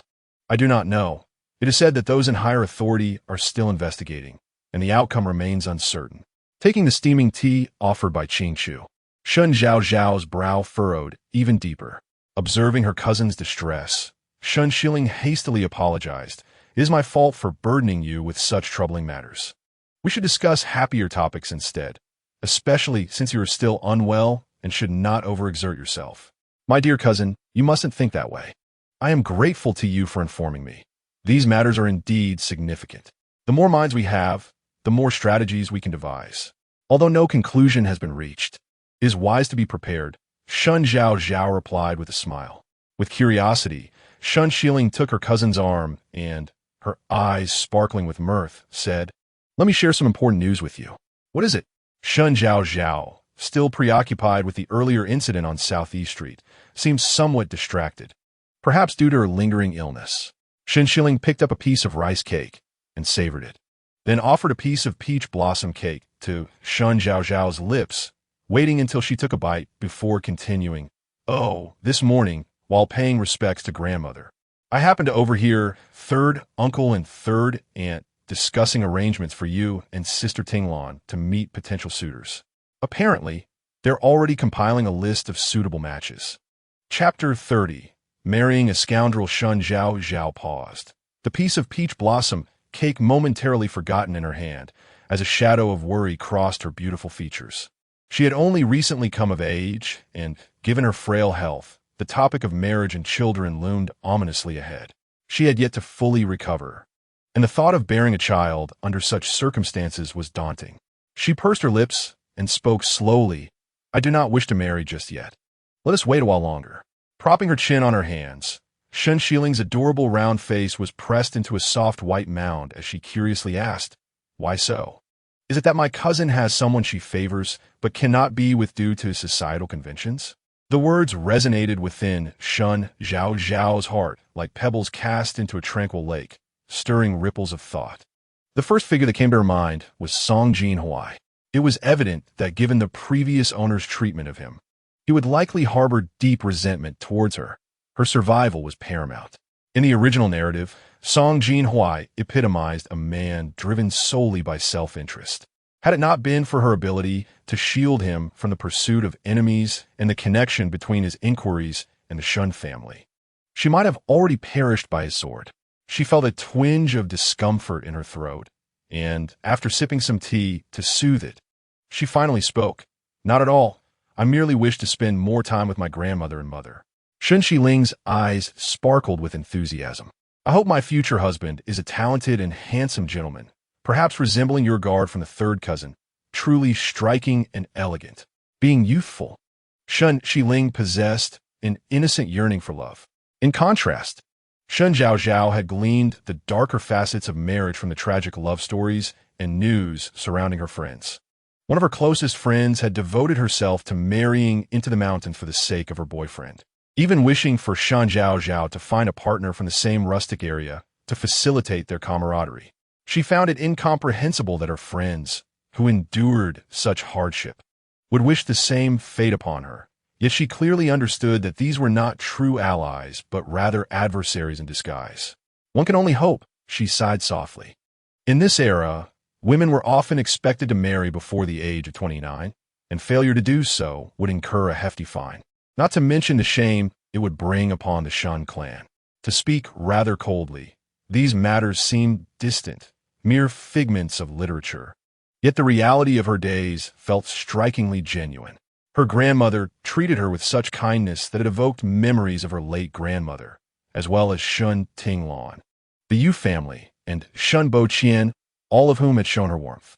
More importantly, she began to perceive that Song Jinhuai was not merely the archetypal villain. He possessed his own joys and sorrows, youthful aspirations, and was a flesh-and-blood individual. As long as he treats you well, Shen Zhaozhao concluded, but her brow furrowed.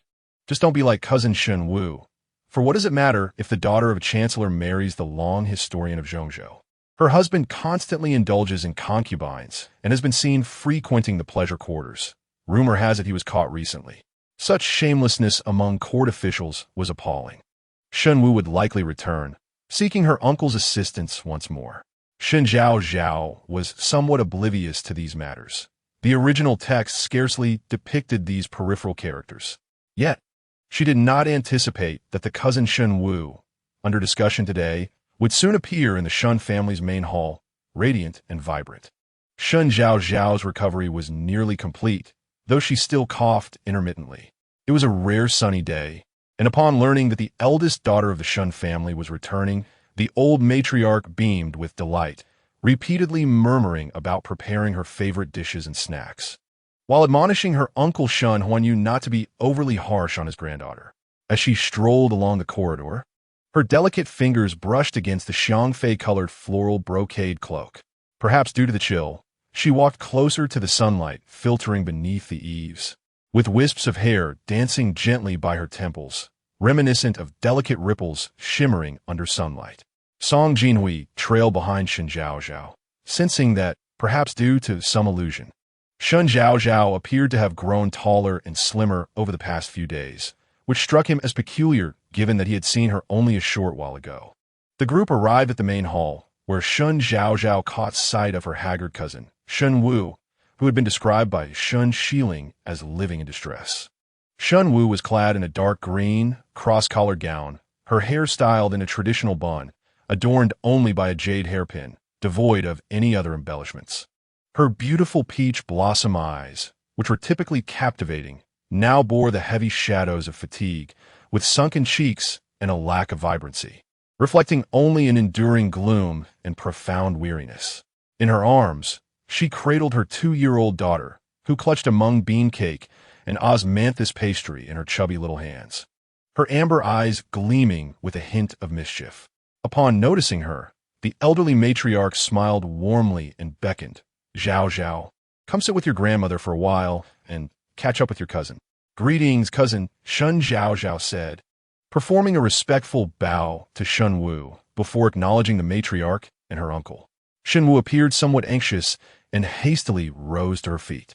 The matriarch quickly took Shen Wu's hand, encouraging her to sit, saying, "You are too formal.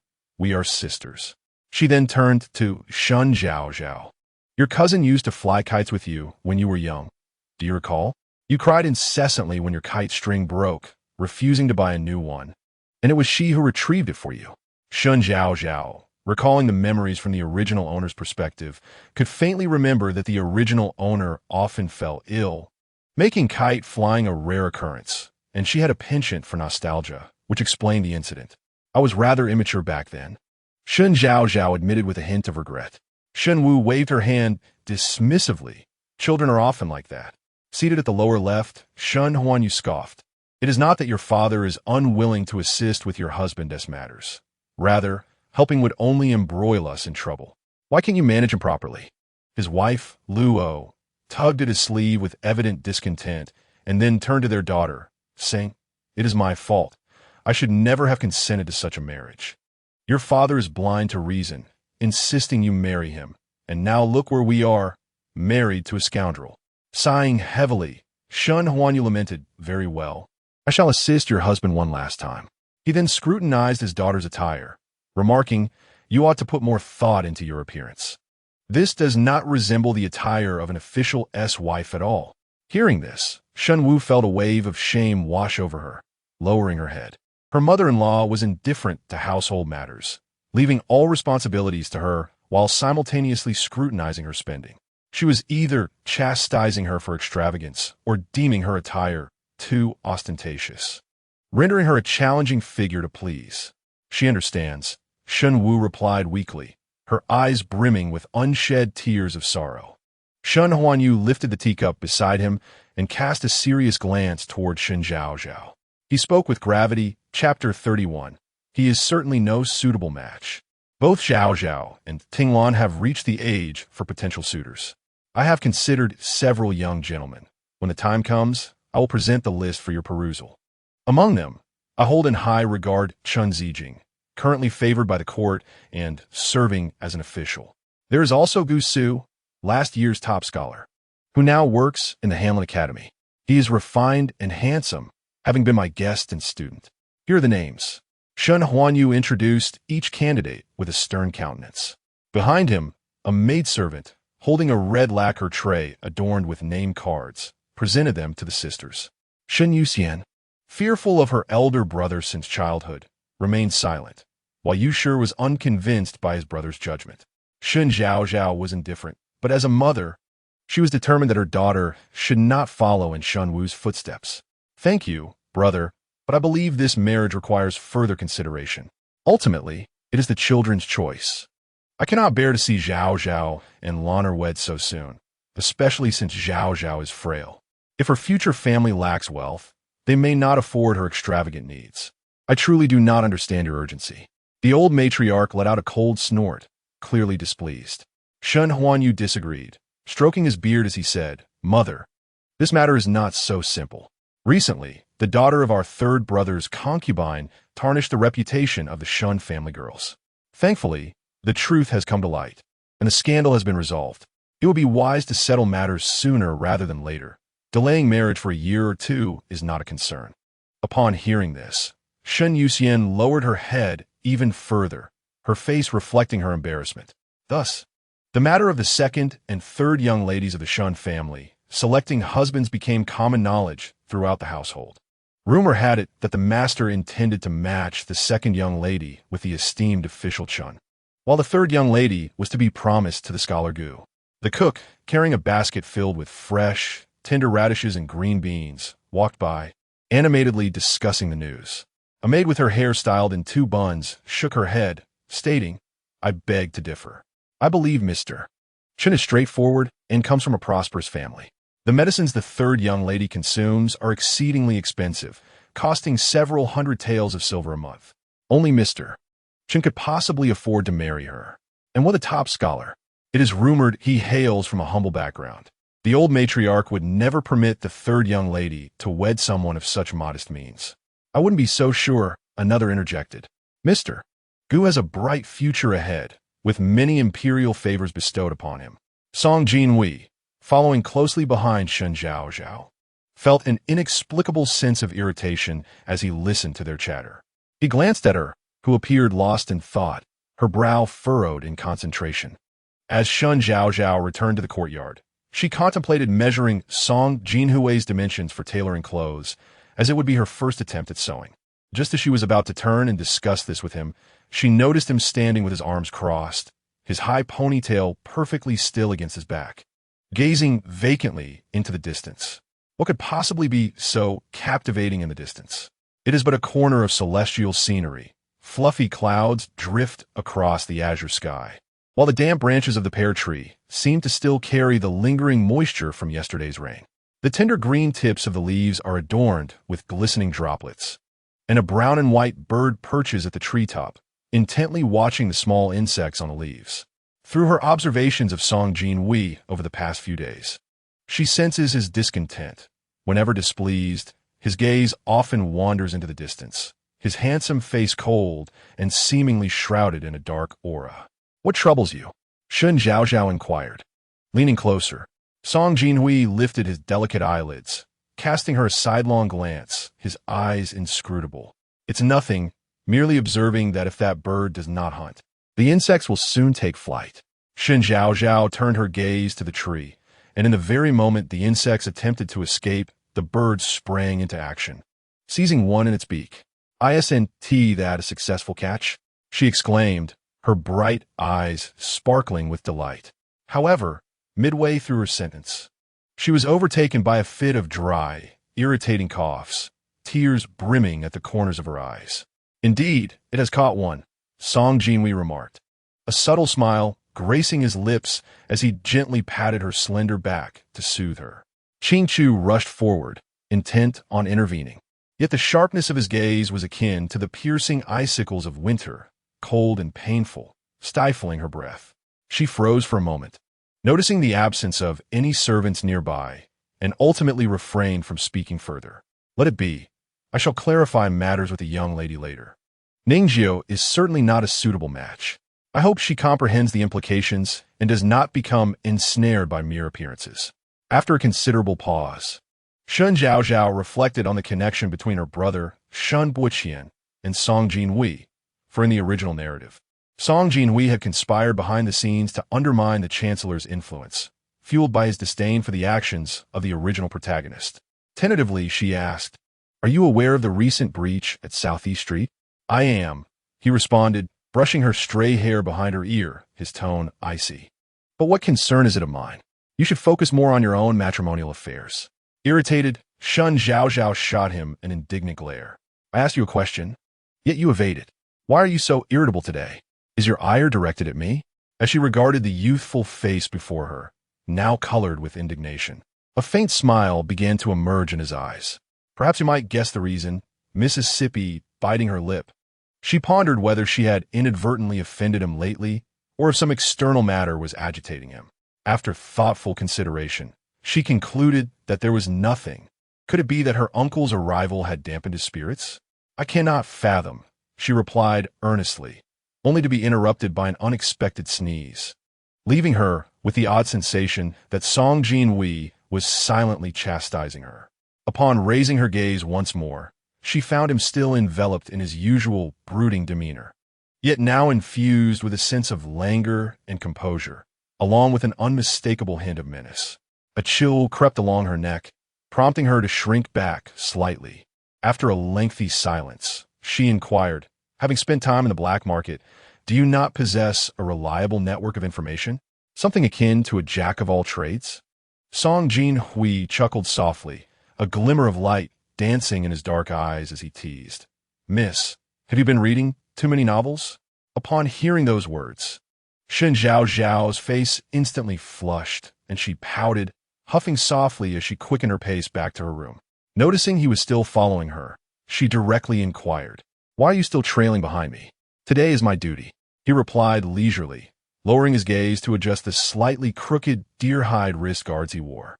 Shen Zhaozhao picked up the silk pillow from her bed and hurled it at him, exclaiming, "Do not stand at the door." The pillow landed in his embrace, and a flicker of astonishment crossed his eyes, resembling a bewildered child gazing at her. Seeing his foolish expression, Shen Zhaozhao couldn't help but let out a soft laugh, her eyes curving with mirth. Simpleton! It seemed that Song Jinhuai did not mind, as he merely bent down to retrieve the pillow, dusted it off, and tossed it to Ching Chu before stepping outside. Once Shen Zhaozhao saw he had truly left, she began to worry whether he might be upset, unaware that at that very moment, the simpleton was leaning against the vermilion column of the corridor, chuckling softly to himself. Chapter 32. Song Jinhuai's art of dispersing rivals in recent days. Shen Wu had finally managed a visit to her parental home, accompanied by her sisters, her countenance, once clouded with sorrow, now graced with rare smiles.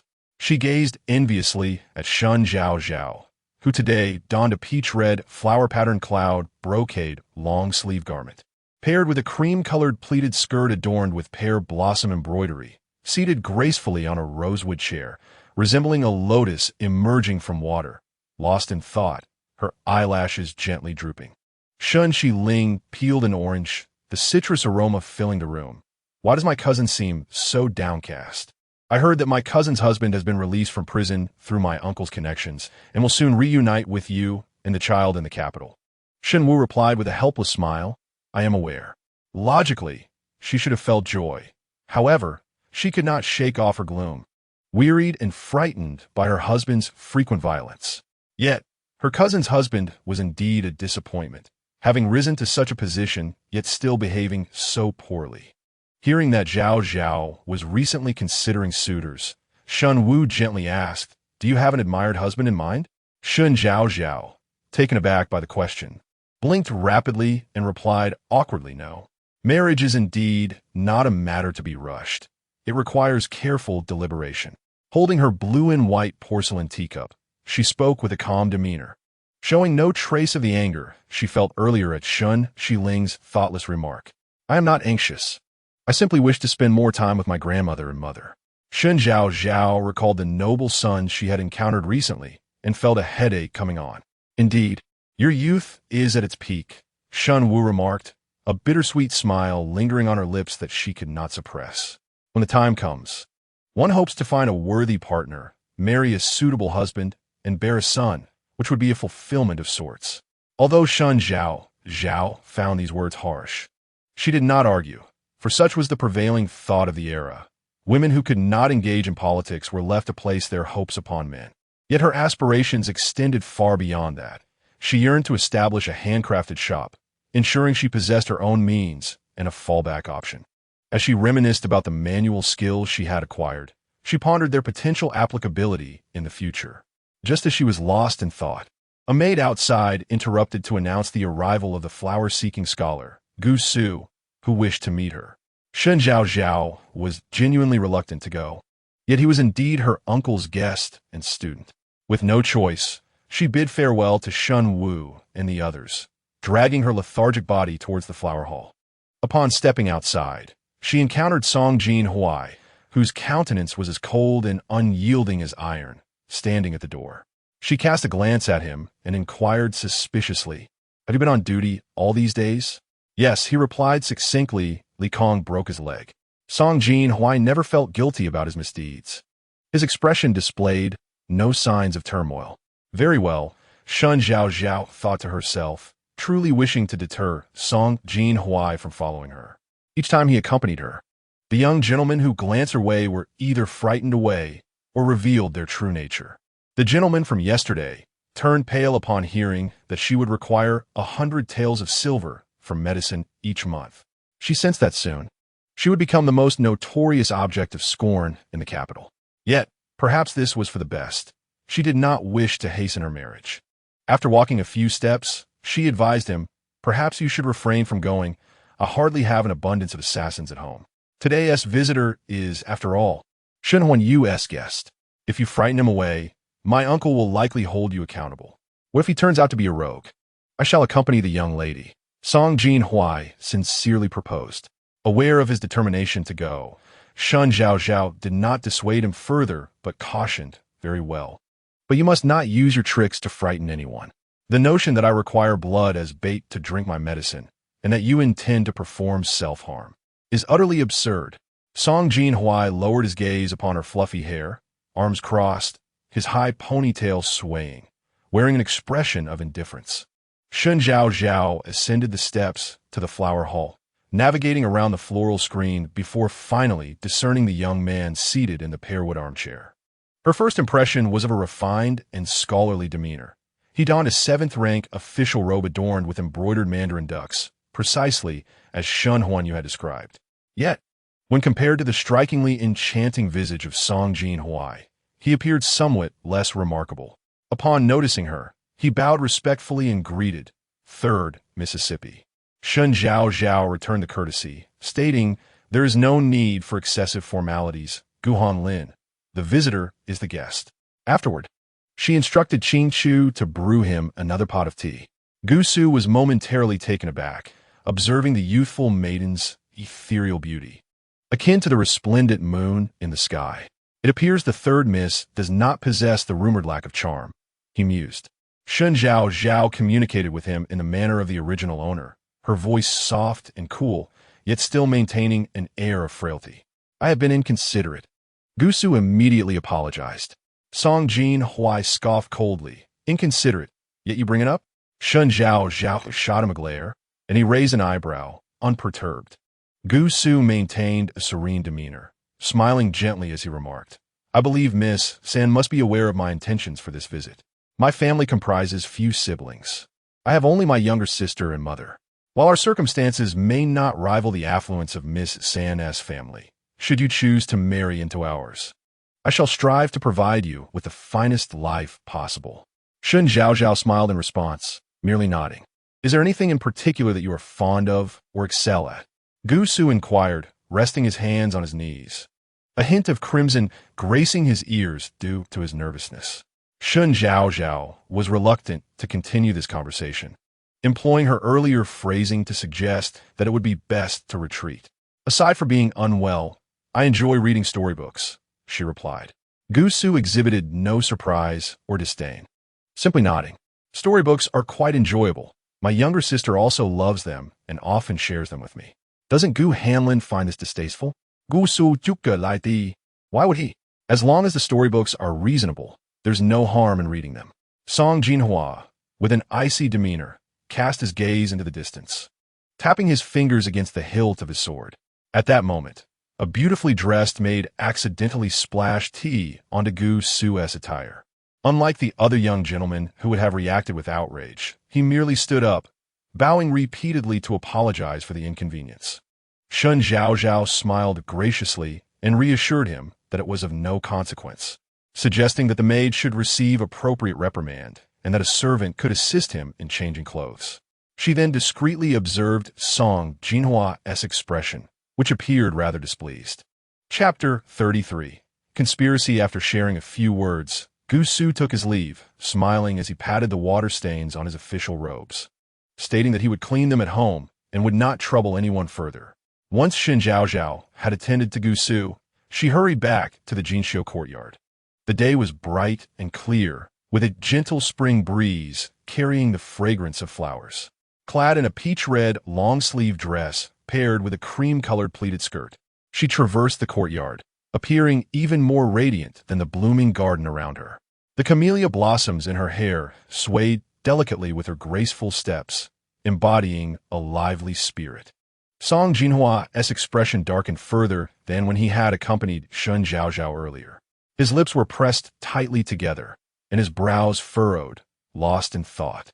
Noticing his demeanor, Shen Zhaozhao tilted her head and inquired, "What troubles you? What does Miss think of Gu Su?" He asked nonchalantly, as if he had not just engaged in childish antics moments before. "Oh, he is rather commendable, certainly more refined than the young gentleman I have encountered previously. Though he hails from a humble background, He remains composed in adversity and possesses a commendable sense of integrity. Shen Zhaozhao assessed objectively. Song Jinhuai scoffed softly. It seems Miss holds him in quite high regard. Shen Zhaozhao sensed his sarcasm, but lacked any evidence to confront him. However, employing child psychology principles often proved effective with an irritable man. She lifted her lashes and smiled brightly at him. You are wonderful as well. You surpass him in many aspects. You treat me well, even going so far as to prepare medicine for me. You are also the most handsome man I have encountered, with a beautiful face and elegant hands, she added, not to mention your superb physique. Indeed, it is true that Song Jinhuai is a quintessential example of delicate physique. His cold, fair skin accentuates the intricate textures of his muscles with a firm touch. As his bony fingers grasp the hilt of the sword, the faintly purplish veins beneath his skin seem to tremble slightly, reminiscent of beauty veiled behind a sheer curtain. Unsurprisingly, a subtle blush has crept to the roots of his ears, even threatening to extend to his neck. Clearing his throat, he instinctively averted his gaze. Nevertheless, his footsteps betray a notable lightness, and his lustrous black hair, tied in a high ponytail, begins to sway gently, accompanied by the shimmering points of sunlight that dance around him. Shen Zhaozhao, observing his somewhat arrogant demeanor, chose not to expose him. Yet, the urgency surrounding Shen Zhaozhao's situation is growing increasingly pressing. The time is nearing when the emperor will discover the embezzlement and unleash his fury. If measures are not taken soon, her elder brother may truly meet his doom. Ningjiu, the affairs of Southeast Street are managed by my brother, and I fear he may encounter peril this time. As she spoke, a wave of melancholy washed over Shen Zhaozhao, for she had dreamt of the original owner's memories the previous night. At that time, the original owner was merely 3 years old, a child who wept throughout the night after being separated from her mother. Shen Yuxian, in his days, would only check on her health, often retreating to the room where the late Xiao Lu resided. Xiao Lu and Shen Yuxian shared a childhood bond, their affection deepened by years of companionship.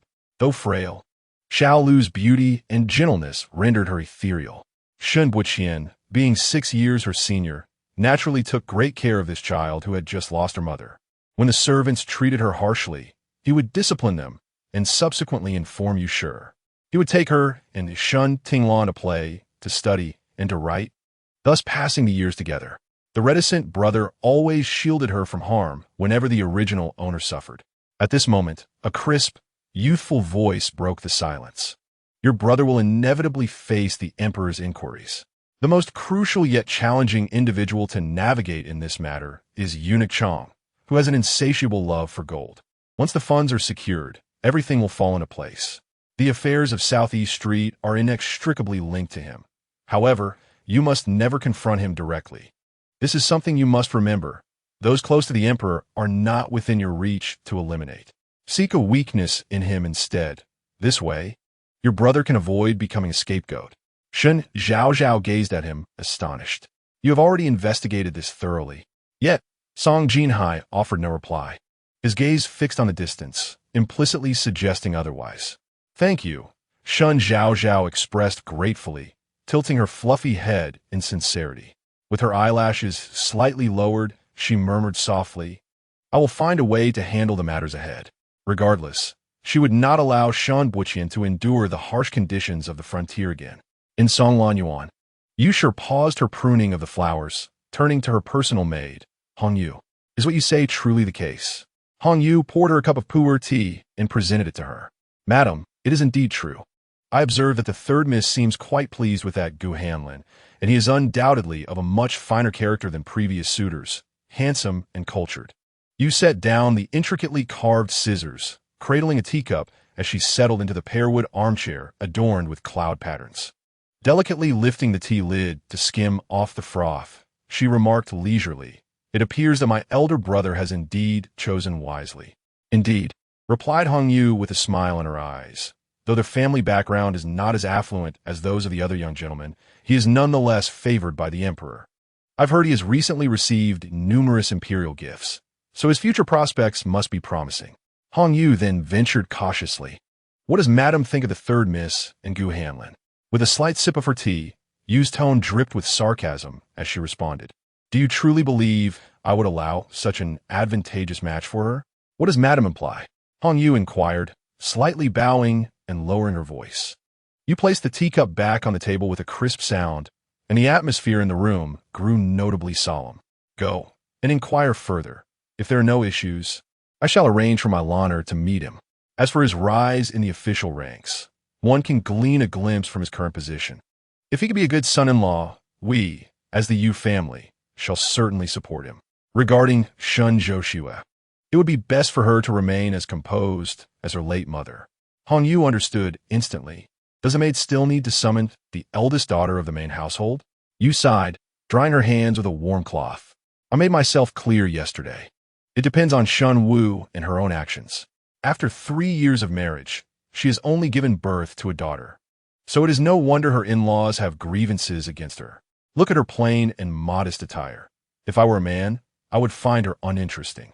Men, after all, are driven by desires. Otherwise, Master would not have been ensnared by that vixen, Xiao Lusher, had it not been for fate.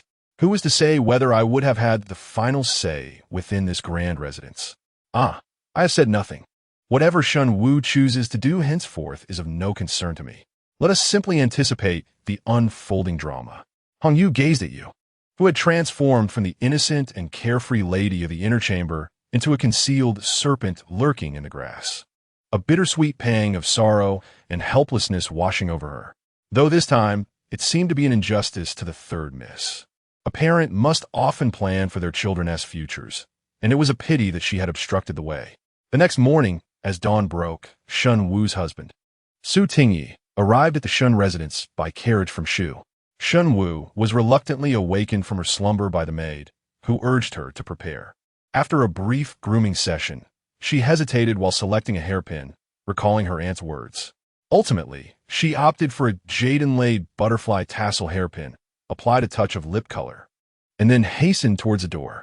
As she walked, she inquired of her maid, Ingzhu, has the third miss risen yet? Ingzhu hesitated, somewhat perplexed as to why her young mistress suddenly brought this up, but she dutifully replied, the servants in the household say that the other young ladies have risen early, but the third miss, being of frail constitution, may not awaken until around the hour of C. Shen Wu nodded, tightening her grip on the silk handkerchief as she smiled serenely. It seems my younger sister remains as she always was. Ingzhu responded, indeed. But once the third miss is married, she will surely need an excellent husband to indulge her laziness. Shen Wu furrowed her brows and said to Ingzhu, this matter should not be spoken of carelessly. It is acceptable to discuss it in front of me, but if it reaches the ears of others, how will they regard me as your elder cousin?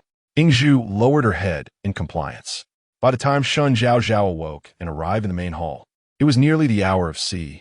Breakfast had long passed, but lunch would commence in just another hour. Prior to that, she sipped a few mouthfuls of the prepared bird's nest and shredded chicken porridge, and took 2 pastries to stave off hunger. Qing Chu, noticing her good appetite, felt a sense of relief, yet simultaneously worried that her young mistress might overindulge in sweets and thus find it difficult to digest during lunch. Consequently, she discreetly tucked a small jade vial containing sour jujube and hawthorn pills into her sleeve. The two of them proceeded towards the main hall to meet their cousin-in-law. At that moment, the sun was pleasantly warm, and the breeze carried a hint of sweetness, with the delicate fragrance of pear blossoms wafting through the air, causing Shen Zhaozhao to stifle a few yawns. Not seeing Song Jinhuai, Qing Chu exhaled in relief and softly inquired, Miss, is Ningzhu not on duty today? Shen Zhaozhao rubbed her eyes and lazily replied, oh, I instructed him not to follow me this morning. After all, he has been on duty these past few days due to Kong being injured, and he has scarcely had time to rest. Therefore, there is no need for him to accompany me at this hour. Upon hearing this, Qing Chu finally found the courage to speak, Miss. I believe Ningzhu is not a suitable match for you. Despite his striking appearance, he is still merely a servant. You are far more compatible with Gu Hanlin. She uttered those last words with great trepidation, fully aware that she might incur her mistress's displeasure, yet she felt compelled to voice her concerns. Having been by Shen Zhaozhao's side since childhood, she did not wish to see her mistress enter into a union that lacked societal approval. After a brief silence, the anticipated reprimand did not materialize. Instead, a light, melodious laughter filled the air as Shen Zhaozhao pinched her cheek, saying, "Qing Chu, are you misunderstanding something? My assistance to him is solely due to his saving me. A drop of kindness should be repaid with a fountain of gratitude." In truth, she was merely frightened by the possibility of being ensnared by Song Jinhuai's family. She conceded that during their time together, she had found him quite agreeable. Yet the bizarre dreams she had experienced lately filled her with dread. The sensation of her skin being slowly sliced by a sharp blade and the torment of having her flesh torn away was a gruesome ordeal. She remained cautious and apprehensive. Qing Chu, sensing her easing tension, smiled brightly. "That's wonderful. I had feared that you were losing your senses. It seems I was mistaken. Well, time is of the essence. Let us hurry along before grandmother and the others grow anxious," Shen Zhaozhao said, her steps light as she moved forward. The gentle breeze was warm, and the courtyard was carpeted with fallen pear blossoms, akin to winter snowflakes drifting down. At the corner stood a tall figure that swayed slightly, a high ponytail twisting in the air before ultimately leaving behind only a vibrant trace of crimson on the beams. By the time Shen Zhaozhao reached the main hall, it was already filled with guests. The old matriarch sat in a prominent position, cradling Shen Wu's daughter, her great-granddaughter, while the other descendants were mostly present. She quickly bowed and apologized. "I am at fault for arriving late." The elderly lady hastily grasped her hand and smiled, saying, "It is not too late, not too late. There are still 2 younger generations and your uncle yet to arrive." Su Tingyi's eyes brightened upon seeing Shen Zhaozhao before him, and he promptly rose to his feet. "This must be the 3rd young lady, am I correct?" Shen Zhaozhao felt uncomfortable under his lingering gaze, turning slightly away and responding with a nod. "Yes, greetings to you, cousin-in-law." Su Tingyi returned her courtesy, acknowledging her beauty. "It appears that the 3rd young lady has blossomed into such a stunning figure. At the time of my wedding to your cousin, you seem to have been unwell. Thus this is our first encounter. I have prepared some modest gifts for you. You may select whatever pleases you among your sisters later." Shen Wu, eager to intervene, tugged at Su Tingyi's sleeve but was swiftly brushed off, leaving her to offer a helpless smile to Shen Zhaozhao as a token of apology. Just then, an announcement echoed from outside, signaling Shen Huanyu's return from court.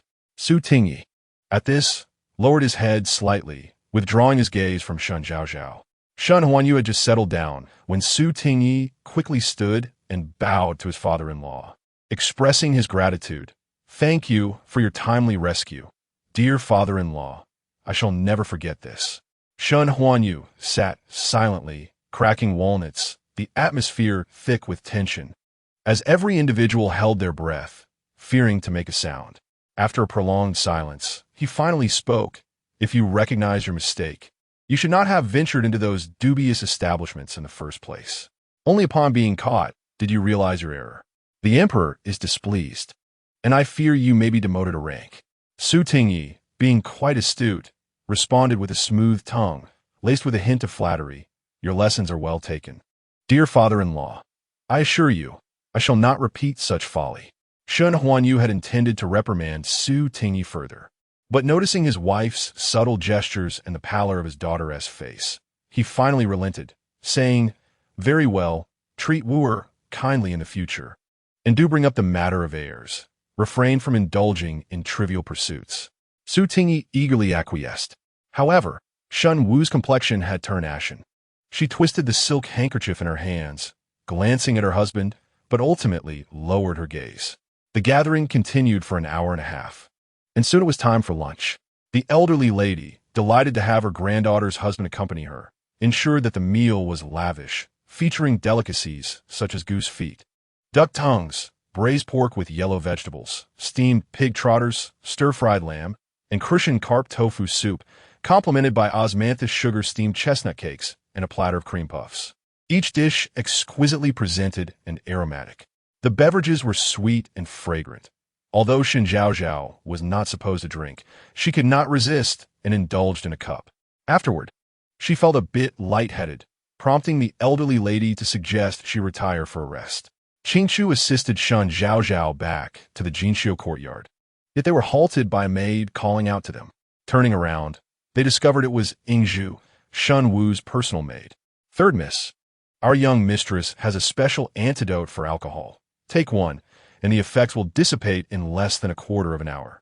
Qingchu, aware of Shun Wu's recent kindness toward her mistress, remarked, "Since we have come this far, I shall escort Miss back to her room first. Shall we go together later to fetch it?" Yingzhu placed her hands on her abdomen and replied with a smile, "There is no need for such trouble. The courtyard of our young mistress is quite close." She mentioned that since we are all sisters, Miss San can rest there for a while to sober up, and there is no need to adhere to such formalities. Chapter 35. To save or not to save, Qingchu thought carefully and realized that indeed they were not far from Shun Wu's courtyard, so she agreed, "All right." Upon hearing this, Yingzhu stepped forward to support the weak-legged Shen Zhaozhao. Her vision grew increasingly blurry, and her head throbbed painfully. Shen Zhaozhao had never anticipated that her tolerance for alcohol would be so poor. Having consumed only a small cup of fruit wine, she found herself in such a drunken state. She leaned entirely against Qingchu, unable to muster much strength to walk, her legs feeling as though they were leaden. Though they were headed to Shun Wu's courtyard, an unshakable sense of anxiety gripped her heart, which intensified as she passed through the Moon Gate into a more secluded and tranquil courtyard. Perhaps it was due to the recent occupancy, but the place appeared rather deserted, with the grass and trees freshly trimmed. Shen Zhaozhao was laid upon a soft bed by Qingchu, the room filled with an unknown warm fragrance, reminiscent of some floral scent, albeit overly sweet. Yingzhu mentioned that the medicine was in another room and needed to fetch it. Qingchu merely agreed, confident she could care for the young mistress alone. The door opened and then closed again. As Shen Zhaozhao inhaled the fragrant air, drowsiness enveloped her, her eyelids heavy and unwilling to open. Suddenly, a dull thud sounded nearby, and Qingchu collapsed to the ground. Just as she sought to comprehend the situation, a creaking sound came from outside, and a pair of cloud-patterned brocade boots appeared before her. After a few slow blinks, she promptly lost consciousness. Song Jinhuai leaned against a sturdy locust tree, surrounded by lush greenery, the sunlight filtering through the leaves and casting fragmented shadows upon his austere face. His long eyelashes created a delicate shade over his eyes, while his finely sculpted fingertips were stained with dried blood. As the wind tousled his hair, he recalled Shen Zhaozhao's words from earlier that morning, involuntarily letting out a derisive laugh. At that moment, footsteps echoed nearby, accompanied by a gentle feminine voice. Is it truly acceptable for the young mistress to do this? I can't help but feel it compromises our moral integrity. The speaker was Yingzhu, holding an amber-colored porcelain bottle containing the medicine. Yingzhu, I'm also left with no choice. After 3 years without a legitimate son, my husband, who has long since lost interest in me, would rather allow Miss San to become a concubine. Upon voicing this, she shook her head, her reddened and dry eyes glistening with tears. No, let her be a legitimate wife. This is what I owe her. My lady, forgive my impertinence, but the previous concubine, Shen Rui, has already tarnished the reputation of the Shun family with her scandalous behavior in the palace. If we allow the young master to sully Miss San's name further, it will be disastrous if word got out. Silence. Shen Wu immediately reprimanded her, gripping the silk handkerchief tightly, his voice sharp with agitation. The only reason this occurred is that my husband, inebriated, mistakenly recognized Miss San as me, leading to that unfortunate incident. Do you understand? Yingzhu, intimidated by the gaze of her young mistress, lowered her head. Indeed, these years have not been easy for her. Not only has she faced the difficulties imposed by her mother-in-law, but she has also been schemed against by her younger sister-in-law. The sisters-in-law have practically drained her of her dowry, leaving her with almost nothing. It seems that only the third miss will have to endure the hardships. Perched in a tree, Song Jinhuai listened expressionlessly, his keen ears capturing every word with precision. He sat in silence for a while, harboring no intention of intervening. After all, Shen Zhaozhao had treated him with disdain previously. Even though she later expressed remorse, he harbored no desire for revenge. To him, she was merely a transient figure on the journey of life. In her eyes, he was just a ridiculous savior. Indeed, the notion of being a savior stirred a discomfort within him. Having saved her, he felt anger towards himself. Yet, not saving her only intensified his agitation. His mind involuntarily conjured the image of Shen Zhaozhao, smiling brightly, her face uplifted as she declared him to be a good person, a foolish yet endearing sight. Over time, he had come to recognize a different side of her, and he suddenly found her less irksome. Unconsciously, he tightened his grip on the hilt of his sword, his gaze dark and fierce. Regardless of the circumstances, Shen Zhaozhao was his, and if anyone dared to bully her, it would only be he who could do so. No one else had the right to lay a finger upon her. Without hesitation, he leaped down from the tree, landing with utmost stealth. He swiftly navigated the courtyard, and suddenly, a cold smirk graced his lips as a thought crossed his mind. He picked up a stone from the ground and retrieved a vial containing a potent aphrodisiac from his person. Using his fingertip, he punctured the silk paper on the carved window, then guided the intoxicating scent through a slender bamboo stick. He consumed a pill of the antidote, and as he pushed open the window, he caught sight of Su Tingyi lifting his hand to untie the palace ribbon from Shen Zhaozhao. In an instant, murderous intent surged within him, and he accurately struck Su Tingyi's right eye with the stone he had just picked up. A scream, akin to that of a slaughtered pig, erupted from within the room, but it was short-lived, fading into silence within mere seconds. Song Jinhuai pushed the window open and strode towards Shen Zhaozhao, his expression icy as he scooped her up. Yet, he felt a wave of disgust at the sight of Su Tingyi sprawled on the ground like a dead pig, a glint of amusement flickering in his eyes. He placed his foot on Su Tingyi's face, forcing his mouth open, and then tossed a red pill from his medicine vial into his mouth. Having completed this, he finally felt at ease as he carried Shen Zhaozhao away. When Shen Zhaozhao awoke once more, her eyes met the sight of a young man lounging in a redwood armchair, legs crossed. The sunlight streamed in, illuminating his slender back. He played with a lotus-shaped teacup, his long, pale fingers striking the glazed surface with an indescribable grace. His ink-black hair, tied with a dark ribbon, swayed slightly with his movements, resembling a child at play. Shen Zhaozhao slowly sat up, surveying her surroundings and realizing she was in her own room. A hint of confusion etched on her face. Ningyu. Song Jinhuai lazily lifted his eyelids, his hand momentarily pausing. The light reflecting off the delicate teacup fell into his eyes, deep and cold as a tranquil pool, yet shimmering with glimmers of light. He chuckled softly, somewhat surprised. No, Shen Zhao replied, a bit dazed. Habitually, she raised her hand to adjust the hairpin atop her head, only to realize that her ornaments had been cast aside in front of the mirror. Glancing over his shoulder, she inquired, "Why am I in my own room? Where's Qingqiu?" "She?" Song Jinhuai set down the teacup, lowering his gaze as he replied, "She is likely still asleep." "Why are you here?" He continued, "You ought to reflect on your choice of companions. Some may appear pitiable, yet are, in truth, despicable." "What do you mean?" Shen Zhao asked, bewildered. Song Jinhuai gazed into her clear, bright eyes, momentarily at a loss for words that might wound her. Just as he was about to speak, footsteps echoed from outside. Miss, where are you?" Qingqiu's voice, tinged with a hint of tears, reached them, her urgency palpable. Shen Zhao's expression shifted to one of alarm as she pointed towards the window, signaling him to escape. After all, it would inevitably stir gossip if a man and woman were found alone together. Qingqiu is coming.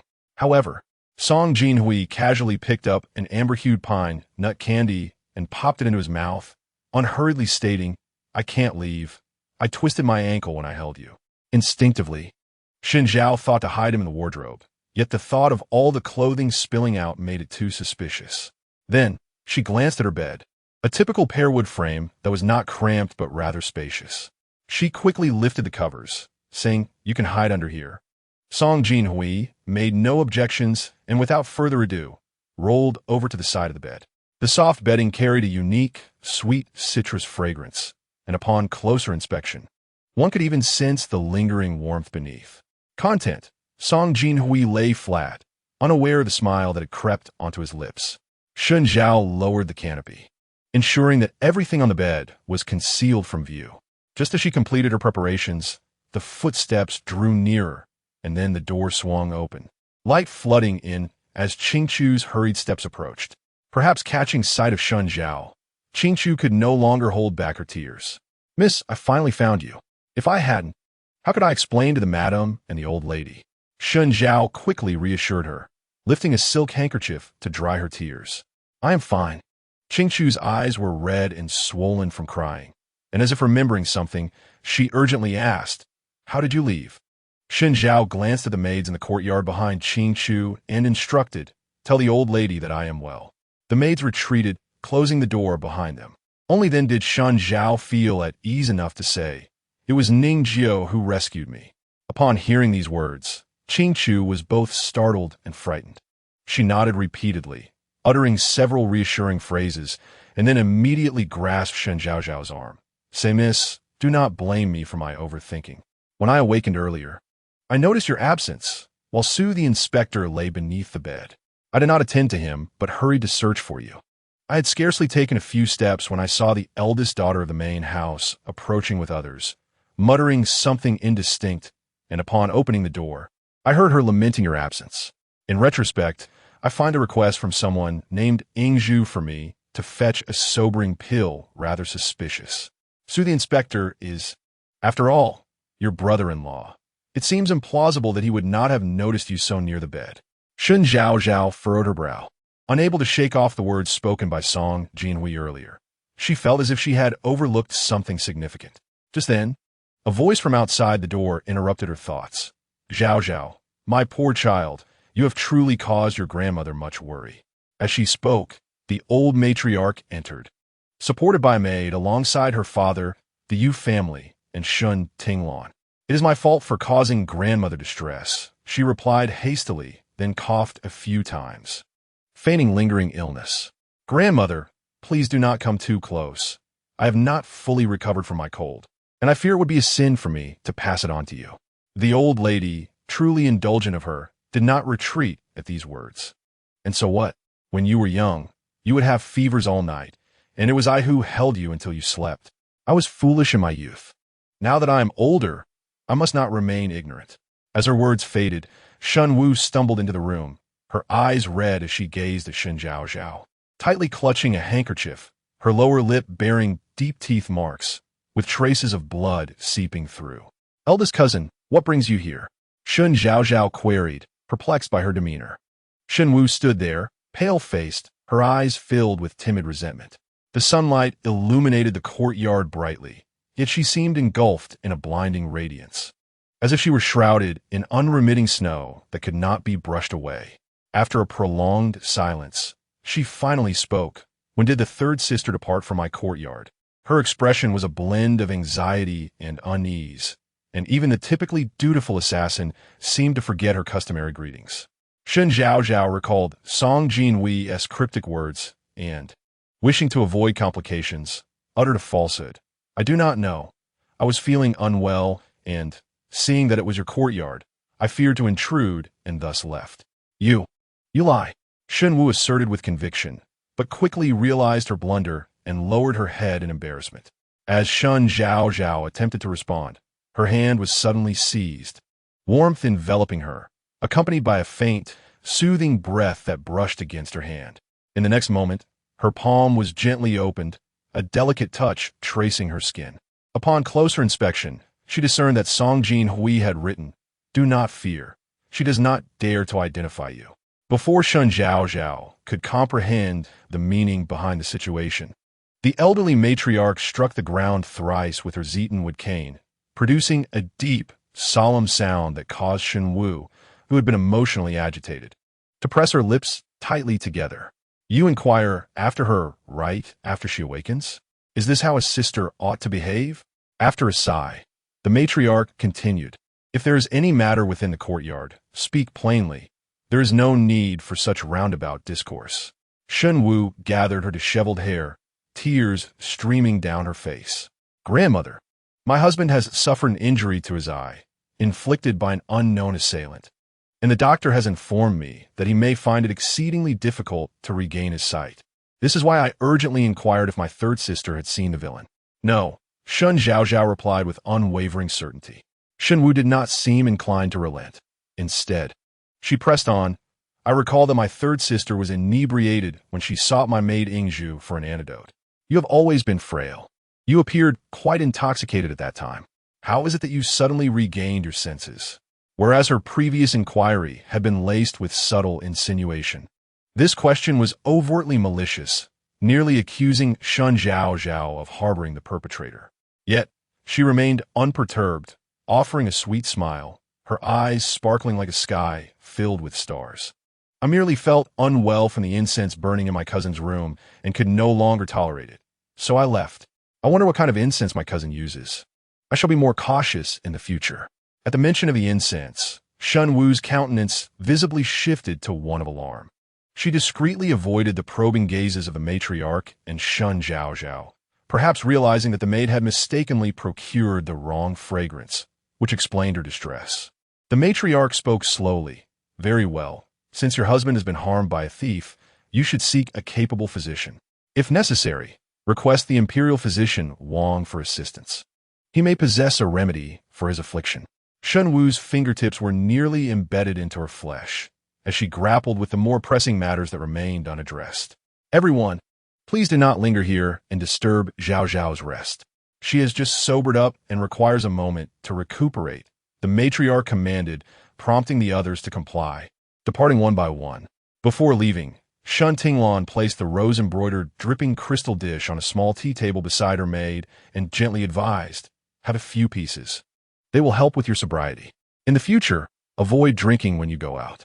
Shen Zhaozhao smiled, tilting her head back as she grasped Shen Tinglan's hand in gratitude. Thank you, second sister. I understand, so you need not worry. I still find it hard to completely relax. I only hope that you'll find a good husband in the future who will care for you, Shen Tinglan teased, pinching her soft cheek affectionately. Afterward, she turned to depart, but momentarily paused to pick up the bedding that was about to fall to the floor, tucking it in for Shen Zhaozhao, her fingertip gently touching her brow, as if to admonish her for being old enough to kick off the covers. As the gauze curtain was slowly drawn back, Shen Zhaozhao felt her heart leap. The exterior merely suggested that the silk pillow was slightly elevated, yet once it was fully opened, a closer inspection would likely reveal some truths. She hurriedly stepped forward to take the bedding from Shen Tinglan's hands, and then smiled, attempting to obscure Shen Tinglan's line of sight. Shen Tinglan, however, did not glance inside. After advising her to drink more water, she departed with her loyal maid. Shen Zhaozhao, in order to create an opportunity for Song Jinhuai to slip away, also dismissed Qingqiu.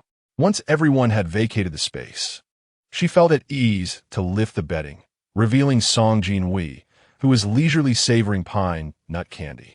His headband had loosened, and his dark hair sprawled chaotically. Having been confined under the bedding for too long, a faint blush tinted his cheeks, and his eyes glistened with a peculiar moisture, reminiscent of a bewitching spirit hidden within a mountain cave. Inevitably, Shen Zhaozhao found herself momentarily entranced. She gazed at the trace of vibrant red upon his lips, instinctively asking, is the pine nut candy delicious? Sitting upright, Song Jinhuai raised an eyebrow, retrieved a piece of candy from his palm, unwrapped it, and delicately placed it between her lips, saying, you'll know once you try it. The candy was sweet, while his fingertips were warm. The syrup clung to her lips, and as she savored the sweetness, she inadvertently brushed against his rounded fingertip. Realizing the nature of her actions, she was startled and instinctively recoiled, only to find her weakened state causing her to tumble backward. Just as she was about to hit the ground, a large hand caught her waist, pushing her forward. With a soft thud, she landed against a solid, warm chest. The faint, crisp fragrance of cold plum blossoms enveloped her senses, clearing her slightly dazed mind. Leaning against him, her heart quickened involuntarily, but this sensation was abruptly interrupted by his cool, slightly aloof voice. How long do you intend to lean on me?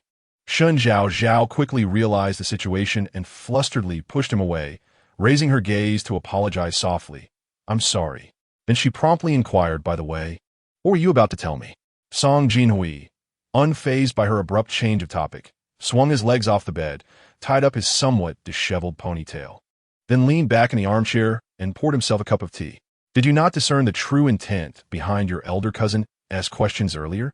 Shen Zhaozhao paused, then began to ponder over Shen Wu's demeanor and words.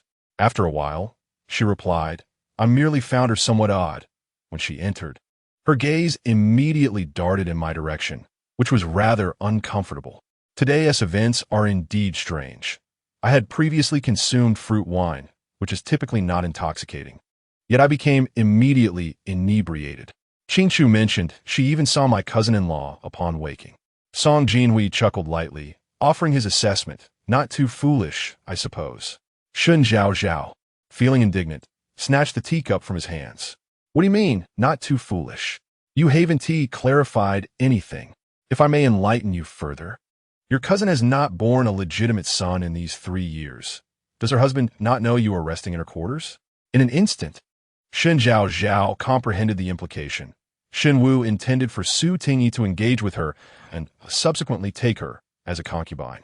The realization sent a chill down her spine. With a bitter smile, she mused, it seems even a cornered rabbit can bite. After all, Shen Wu appeared to be such an honest and gentle individual. Yet in truth, the girl had long been flayed and tormented within the depths of that grand mansion, her frail body seemingly supported only by a few withered bones. Hence, Shen Zhaozhao was not particularly surprised. She had never forgotten that this was an age of devourers. When Song Jinhuai noticed her understanding, he had no desire to linger. He turned to leave, casting a lingering remark over his shoulder, urging her to remain vigilant, lest one day she would not even comprehend the manner of her demise. As Shen Zhaozhao watched him depart, she felt an inexplicable notion that perhaps his presence rendered the surroundings less terrifying. On her way back, Shen Wu remained somewhat unsettled, particularly after receiving the distressing news of her husband's impotence. Regret consumed her. She had yet to conceive a son, and it seemed that the family legacy would inevitably fall into the hands of those illegitimate heirs or outsiders. What place would there be for her and her daughter? Contemplating this, she increasingly felt that she should not have heeded Yu's words, truly a loss of both husband and soldiers. Yingzhu, sensing her distress, offered consolation. Madam, there is no need for concern. I have heard whispers regarding the master's condition. It is said he was merely startled, and with time and some medicine, all shall be well. Shen Wu furrowed her brow slightly, gripping Yingzhu's hand tightly, her eyes filled with a pleading intensity. Yingzhu, about today. Yingzhu hastily interjected. Regarding today, neither I nor the madam know anything. It was merely a case of misplaced incense. Indeed, just a matter of misplaced incense. Shen Wu gazed longingly into the distance. As the day approached for Shen Wu and her party to depart the capital, nearly the entire household came to bid farewell. Only Shen Zhaozhao, feigning illness, refrained from attending, a common occurrence that elicited little notice. Yet Shen Wu, with a furrowed brow, felt a deep unease within her heart. Everyone assumed her melancholy stemmed from parting with her family, offering her words of comfort. Only she understood that her conscience was burdened by the weight of an unspeakable deed. In the coolness of a spring morning, she adjusted her cloak, once more bowing to her grandmother, father, and mother. Dear grandmother, father, and mother, I regret my unfilial conduct that prevents me from being by your side. Please take care of yourselves. Zhaozhao. She paused, her eyelashes casting shadows over her downcast gaze. Mother, please convey my apologies to her. I spoke out of turn previously, and I hope she does not hold it against me. Luo Shi, puzzled, remarked, Zhaozhao has always been calm and collected. Aside from being a bit stern with the servants, she possesses a kind heart. There is no need for worry about any discord between you. Shen Wu forced a bitter smile, ultimately gazing longingly at her mother as she reluctantly boarded the carriage. Chapter 38. He is just a jealous man stealing a moment of leisure. Shen Zhaozhao reclined in a bamboo-woven rocking chair, a blanket draped over her abdomen, with fruits, snacks, and a secretly brought book resting beside her. Fearing discovery, she had even disguised the cover with that of the female ring. Miss, why do you not reveal the true nature of the eldest daughter of the main house? Qingchu asked, her demeanor somewhat petulant as she kneaded Shen Zhaozhao's shoulders. In her view, the Mrs. actions were indicative of undue leniency. Shen Zhaozhao smiled serenely, pinching her cheek gently. Ah, you still do not grasp my intentions. If I were to speak out, what would my uncle think of me? He is the current prime minister, while I am merely the daughter of a minor official. In the future, will he have a say in my marriage and the choice of my husband? If I were to be forthright, would he still consider our bond and come to my aid? Yet if I choose silence, I would not only preserve my uncle's dignity, but also wield a sword of uncertainty over Shen Wu, who must constantly fear that I might reveal her secrets. After all, such matters can lead to ruin for a young lady if disclosed.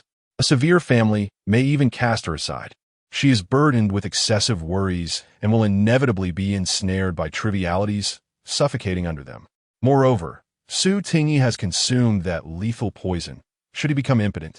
Her prospects of bearing children will render her life within her in-laws increasingly arduous. Compared to a swift death, the slow torment of existence is far more agonizing. To give her a glimmer of hope only to thrust her into despair is a cruel cycle that erodes a person's spirit over time. In truth, Shen Zhaozhao is not particularly benevolent. She learned early on, during her middle school years when she was bullied, that people tend to prey on the vulnerable. In summary, she cannot embody the role of a saint, for she believes in retribution, albeit with a careful consideration of consequences. One must ponder deeply to avoid narrowing their own path and granting satisfaction to their adversaries. Qingqiu began to comprehend the intricate dynamics at play. Upon hearing her mistress's meticulous analysis, her eyes sparkled with admiration. "Miss, you are truly remarkable." "Remarkable? Is merely a matter of survival," Shen Zhaozhao replied as she handed Qingqiu a letter containing evidence of Shen Wu's procurement of an aphrodisiac. "You need not deliver this personally. Let it pass through another's hands to conceal your identity, and subsequently demand payment from her." "But, miss, what if she investigates?" Shen Zhaozhao smiled brightly. "She dares not investigate. A timid person like her has tasted the bitterness of impulsive mistakes, and should she report it, her reputation would be at stake. Remember to demand payment a few times, and ensure it is a substantial sum she can afford. Do not push her to desperation. A cornered rabbit may bite. She would not exhibit such benevolence as to forego revenge. Those who provoke her will find that she possesses myriad ways to ensure their discomfort." Qingqiu gazed at Shen Zhaozhao in a daze, sensing a significant change in her mistress, though unable to articulate exactly what had transformed. Nevertheless, she felt a sense of joy. The previous mistress would sulk and punish the servants when angered, yet now she appeared to possess a profound understanding of her surroundings. "Rest assured, I shall handle this meticulously." Just as she spoke, hurried footsteps echoed from outside the door. Moments later, a slender figure glided through the ornate screen. Shen Tinglin's delicate brows were knit together, and before she could catch her breath, tears began to flow. Third sister, seeing her so distressed, Shen Zhaozhao promptly rose, offering her a silk handkerchief to wipe her tears. "What troubles you, second sister?" After speaking, she instructed Qingqiu to dismiss the other maids and servants. Shen Tinglan, seeing that there were no more bystanders, finally spoke. "Elder brother was detained in the palace after meeting with the emperor today. Mother sent someone to inquire, and it turns out it is related to the embezzlement case from Southeast Street some time ago. Now, substantial evidence points to elder brother and his colleagues in the Ministry of Works. What are we to do? If the strength of the main branch lies in Shenhuanyu, then the strength of the third branch resides in my elder brother Shen Buqian, especially since our father is rather unreliable. We both know elder brother's character. He never seeks wealth, nor associates with dubious individuals. It seems he must have offended someone." Shen Zhaozhao analyzed the situation carefully, recalling the warning from Song Jinhuai, and added, "Do not worry, second sister. Elder brother has our uncle to support him. As for the embezzlement, we need only locate the true account books and those high-quality woods that were swapped out. But who knows where those woods have ended up?" Shen Tinglan expressed her concern. As time had indeed passed, gently caressing the teacup, Shen Zhaozhao's fingertips traced the rim, the cool sensation deepening her frown. "What does our uncle say?" Shen Tinglan sighed. "Mother has inquired. and it seems the emperor is furious. The specifics remain unclear, and seeking leniency might bring further trouble. Do not fret, sister. The most crucial matter now is to ensure elder brother's safety. The rest of us are here, and we will think of solutions together, Shen Zhaozhao reassured her. I understand, Shen Zhaozhao said, conversing with Shen Tinglan for a while before rising slowly. She turned to the maid outside the door, Qing Chu, and said, let's go find Ning Jiao. Without sufficient manpower, she realized that it would be challenging to uncover any leads regarding this affair. In the original narrative, Song Jinhuai had his own influence, albeit not expansively described. It was said he possessed a dedicated intelligence network, and since he had been involved in the matter, he might provide her with some clues. After all, Shen Buqian had indeed looked out for her during this time. While he was often busy, he would occasionally send her rare medicinal herbs, and even buy her and Shen Tinglan jewelry when he was away on official duties. He was a good elder brother, and as his younger sister, she could not remain indifferent. Suddenly inspired by a thought, she returned to gather some pine nut candy, placing it in a brocade box, and instructed Qing Chu to prepare some fruits before hurrying to Song Jinhuai's residence with a lacquered peachwood food box. As she ventured deeper into the courtyard, a profound stillness enveloped her. Though it was May, the greenery was sparse, likely due to the many dead trees. Despite being just a wall apart, this place seemed like an entirely different world compared to the flourishing flowers and trees in Shen Zhaozhao's garden. At that moment, Song Jinhuai was not inside. Instead, he sat in the pavilion, meticulously polishing the sword in his hand. The birds chirped from the trees, and a gentle breeze tousled his hair, casting a soft light on his features that exuded an indescribable tenderness as he lowered his gaze. As Shen Zhaozhao ascended the steps, Song Jinhuai did not lift his head. He seemed taken aback by the repeated visits of a young lady to his humble abode. Shen Zhaozhao silently scoffed at this, thinking, your demeanor hardly suggests surprise. It feels more like a mockery of my presence. She placed the food box upon the stone table and subsequently opened it, revealing the pine nut candy you so adore. I love it, Song Jinhuai scoffed, a faintly disdainful curve gracing his lips. Is it not your esteemed Gu Gongzi who relishes it? Chapter 39 Miss. Do you hold me in such esteem? The pine nut candy was sweet, yet not cloying. Song Jinhuai took a piece from the brocade box and popped it into his mouth, resting his elbow on the edge of the stone table, exuding an air of leisurely contentment, as if his previous words had not originated from his own lips. What do you mean by that? Shen Zhaozhao queried, somewhat bewildered. Since the day Shan Wu orchestrated the scheme, she had sensed his discontent, yet she remained perplexed about what had provoked him. Surely, you are not aware that your uncle has intentions of betrothing you to Gu Hamlin? He lifted his gaze, quietly observing her. Perhaps due to the excessive sweetness of the candy, he furrowed his brow, his strikingly handsome features betraying a hint of irritation and displeasure. Although Shen Zhaozhao did not comprehend why he would be agitated by such trivial matters, she softened her tone. I do not fancy him. Even if my uncle favors the match, it requires the consent of my father and stepmother, does it not? I understand my father well enough. My mother passed away early, and despite his indiscretions with concubines, he fundamentally cares for me. If I oppose this union, it will come to naught. Song Jinhuai, who had been unwrapping the pine nut candy, paused at her words. His gaze inadvertently fell upon the delicate, fair neck of the young lady before him. It was rather shameful, but ever since that incident of hiding beneath Shen Zhaozhao's quilt, he found himself dreaming of her refreshing citrus scent every night. He bit into the pine nut candy, its sweetness flooding his mouth, though it turned slightly sour and bitter towards the end. Is that so? Yet I cannot quite agree. For the splendid garments intended for a man that hang in your room suggest otherwise. It seems Gu Hamlin will enjoy a stroke of good fortune in the future. This was something he had casually glimpsed upon leaving the room, by the fabric, pattern, and color.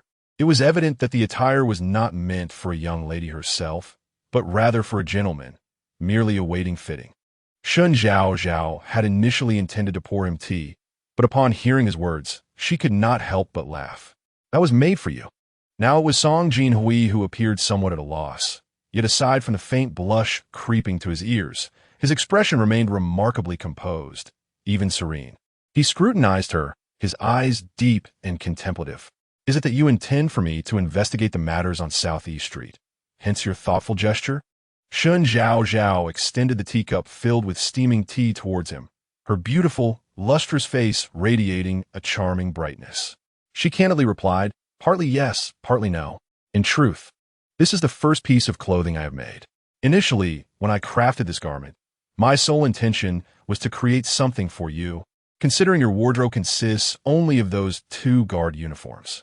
However, if I were to claim that my gift was not meant to plead for your favor, it might come off as disingenuous, and I doubt anyone would believe such a statement." "I believe you," he said, gazing intently at her, a hint of a smile playing at the corners of his lips. "Within the confines of my secluded chamber, I have pondered the matter you previously mentioned regarding the esteemed eunuch Chong. While aligning with him could indeed be a strategy, I am inclined to believe that my elder brother would find it difficult to engage in such affairs." Shen Zhaozhao mused slowly.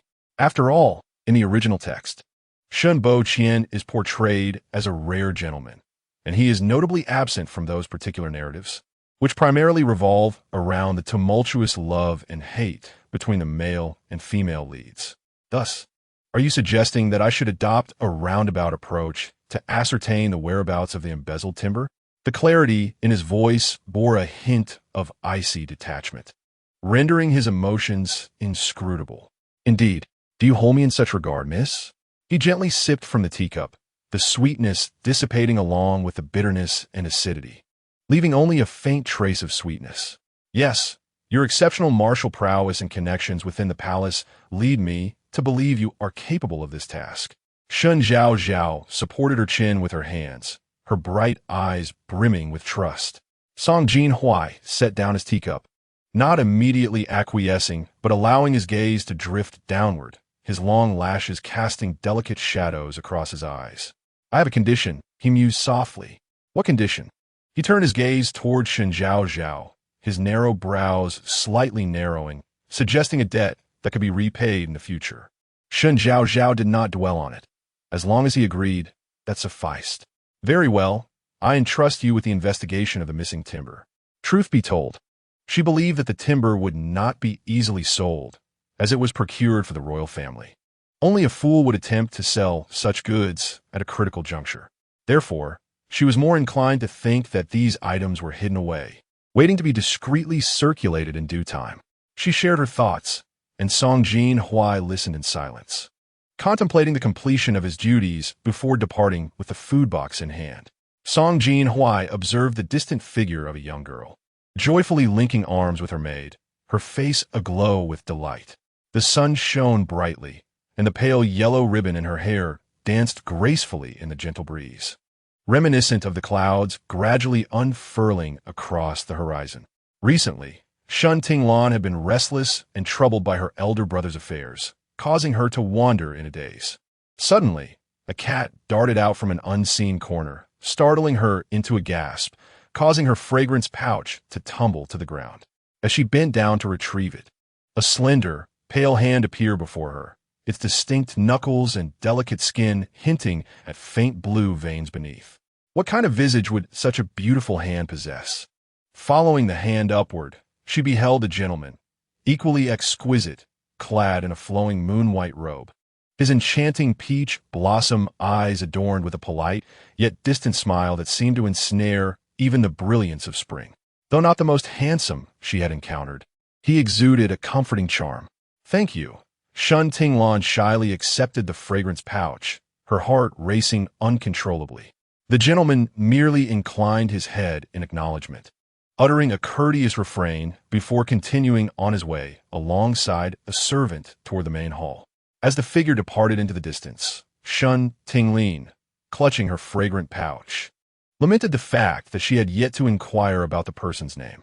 Beside her, the maid Taoji quickly interjected, "It is said that this is the esteemed Gu Hanlin, whom the elder master has arranged for the third young lady." Upon hearing that he was the betrothed of Shen Zhaozhao, and recalling her own recent encounter with the official Chen Zijing, despite his affluent background as the son of the Minister of Rights, she discerned his barely concealed disdain.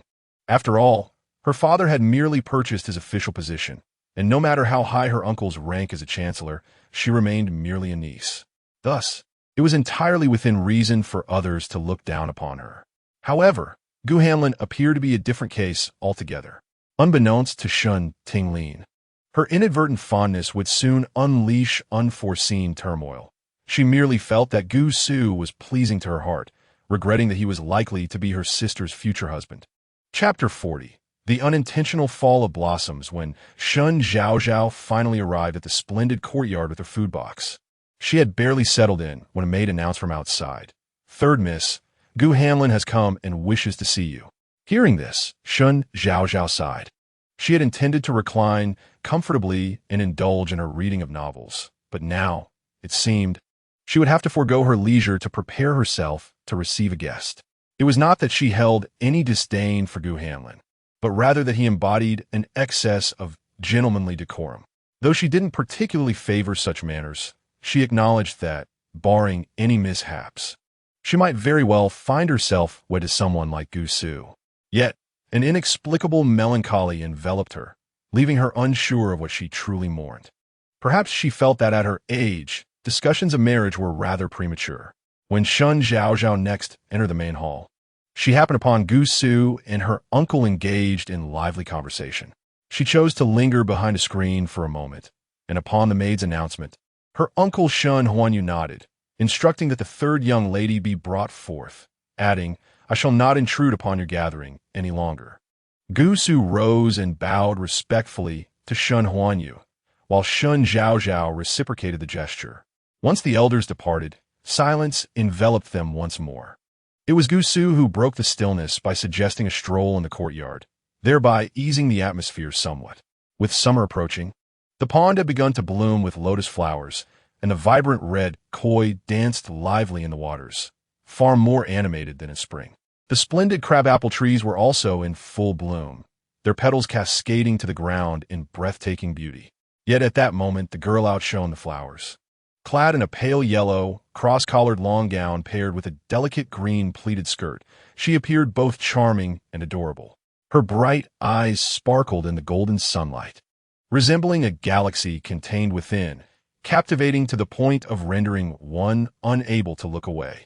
After a prolonged silence, Gu Su, his ears tinged with crimson, finally mustered the courage to propose. With the Dragon Boat Festival approaching, might I have the pleasure of inviting the third miss to join me in watching the races? Shen Zhaozhao, initially lost in thoughts of her elder brother, suddenly recalled the imminent festival. It had indeed been over a month since her arrival, and time had flown by swiftly. However, when it came to the topic of dragon boat racing, she could not help but think of Song Jinhuai. She wondered what flavor of zongzi he preferred. According to reason, this year must mark the first time he had tasted zongzi since his youth. She quickly inhaled deeply, shook her head, and gently declined, saying, "Thank you for your kind intentions, young Master Gu." Gu Su seemed to anticipate her next words as he smiled and replied, "It's quite all right. Ask that miss and listen to me for a moment. I am aware that my family background does not compare to that of Miss San, and I understand your concerns. I dare not make any rash promises. However, I kindly request an opportunity to prove myself. If Miss San finds our interactions agreeable, we can continue to spend time together. Should you feel otherwise, I, Gu Su, am not one to be unreasonable and will not persist in my pursuit." No one knew that as he spoke, his palms were drenched in cold sweat. He could converse fluently with the emperor, yet he stammered in front of Shen Zhaozhao. He genuinely cared for her, once believing that his aspirations lay in the political arena, aiming to achieve something significant. He thought that beauty was ultimately just a fleeting moment in the sands of time. Although he was indeed a talented scholar, surrounded by many beautiful women seeking his favor after his success, he regarded them merely as superficial adornments. It was only upon meeting Shen Zhaozhao that he realized some individuals possessed not only beauty, but also an enchanting spirit. When she smiled and gazed up at him, his heartstrings began to tremble uncontrollably. He was unwilling to give up. Even in the face of insurmountable odds, he sought to grasp even the slightest chance. Seeing him express himself so earnestly, Shen Zhaozhao felt compelled to nod in agreement. Even if Gu Su were to depart now, There would eventually be others like Wang Su and Lu Su, perhaps not as amiable as he. Upon her agreement, Gu Su's warm demeanor radiated joy. Then, I shall await you at Bay Bridge on the Dragon Boat Festival. With that, their conversation, though slightly awkward, continued for a brief moment before Gu Su took his leave. Qin Shu noticed Shen Zhaozhao's furrowed brow and approached with concern. Miss, do you not favor Gu Hamlin? Or did he say something amiss? That is not the case. Shen Zhaozhao sighed.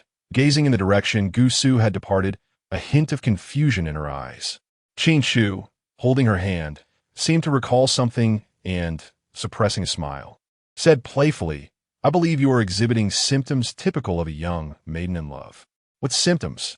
Shen Zhaozhao inquired, her eyes wide with curiosity.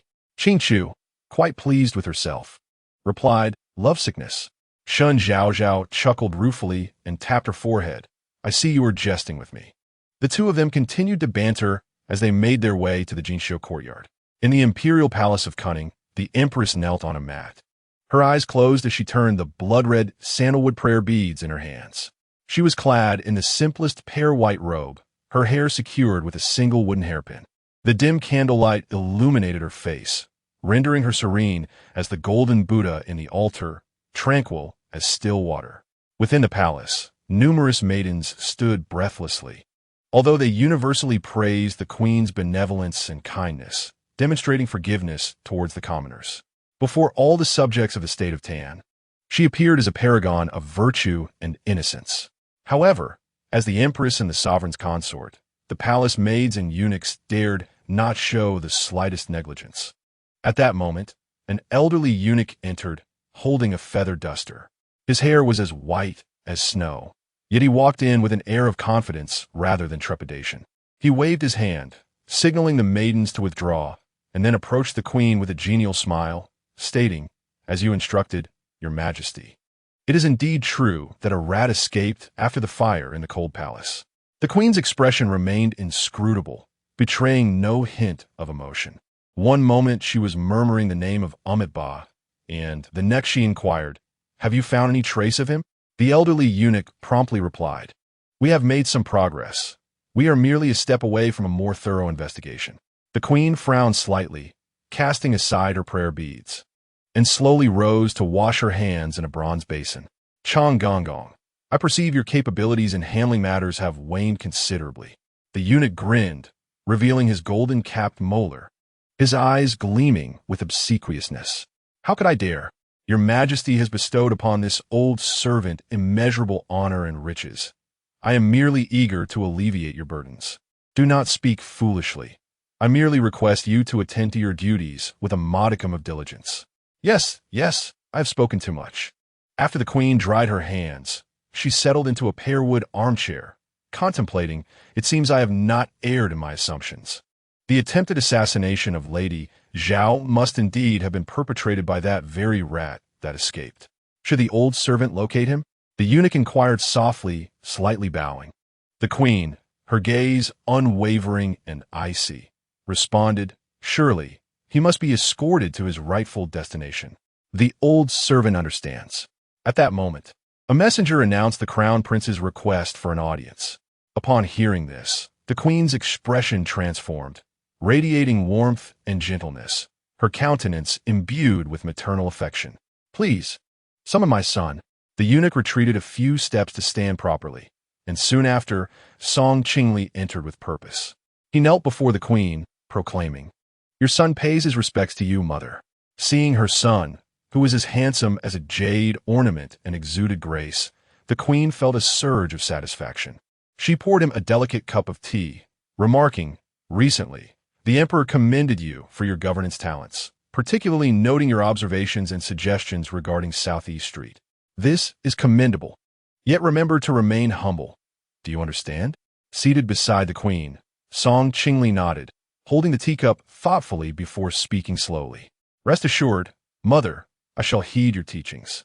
However, I have a matter to discuss and hope you might support me. What is it? Speak to your mother. The queen maintained a perfectly measured smile, akin to a gentle elder guiding a younger relative. Understanding her fondness for Buddhism, Song Jinhuai revealed, to be candid. I have taken a liking to a young lady at the flower viewing banquet you hosted. If you would assist me, I would gladly craft a string of prayer beads for you." The queen scrutinized the expression on her son's face, convinced he was not lying, before continuing, "Oh, which young lady has captured my royal son's heart?" Song Jinhuai had been well protected by the queen since childhood, shielded from the sordid affairs of the inner palace. He was a man of integrity, a paragon of virtue, the most suitable candidate for the next emperor. Yet, such virtuous souls were often the most susceptible to corruption. The pure are easily tainted. "Mother, do you recall the third young lady of the Shen family who represented Chancellor Shen at the meeting? I find her quite compatible with your son, and I am contemplating taking her as my lawful wife." After speaking, he glanced at the queen, his gaze tinged with caution. Uncertain of her thoughts, he could neither comprehend nor fathom his mother. She remained impassive, seated beneath the statue, reciting scriptures and burning incense. The palace folk regarded her as a compassionate bodhisattva, one who could forgive even the gravest errors of the palace maids. Yet, he felt an inexplicable trepidation towards her. The queen's smile remained, though it did not reach her eyes. "My son, you must consider this carefully. If a legitimate wife proves unhelpful in the future, it will be challenging for her to maintain her position. Perhaps it would be wiser to take her as a concubine instead." Song Jinhuai might have anticipated such a conclusion. He was not surprised. However, he did not wish for the woman he had come to cherish to suffer the indignity of being a concubine. Thus, he knelt, declaring, "Mother, I truly love her. What the general's daughter, Xiao Muyun, whom I have selected for you. Do you not favor her?" The queen did not acquiesce directly, but instead challenged him. "Even if I were to agree, your father would likely not permit you to marry the daughter of a merchant." Song Jinhuai simply lowered his head, remaining silent in his kneeling position. The queen refrained from further inquiries, helping him rise instead, her tone softening. "Very well. Since you are so resolute, I shall not impede you. I will communicate your intentions to your father. However, do not lose your composure." Upon hearing the queen's consent, Song Jinhuai's eyes brightened. "Thank you for your grace, mother. Foolish child, go practice your horsemanship. You must strive to bring glory to your mother during the autumn hunt."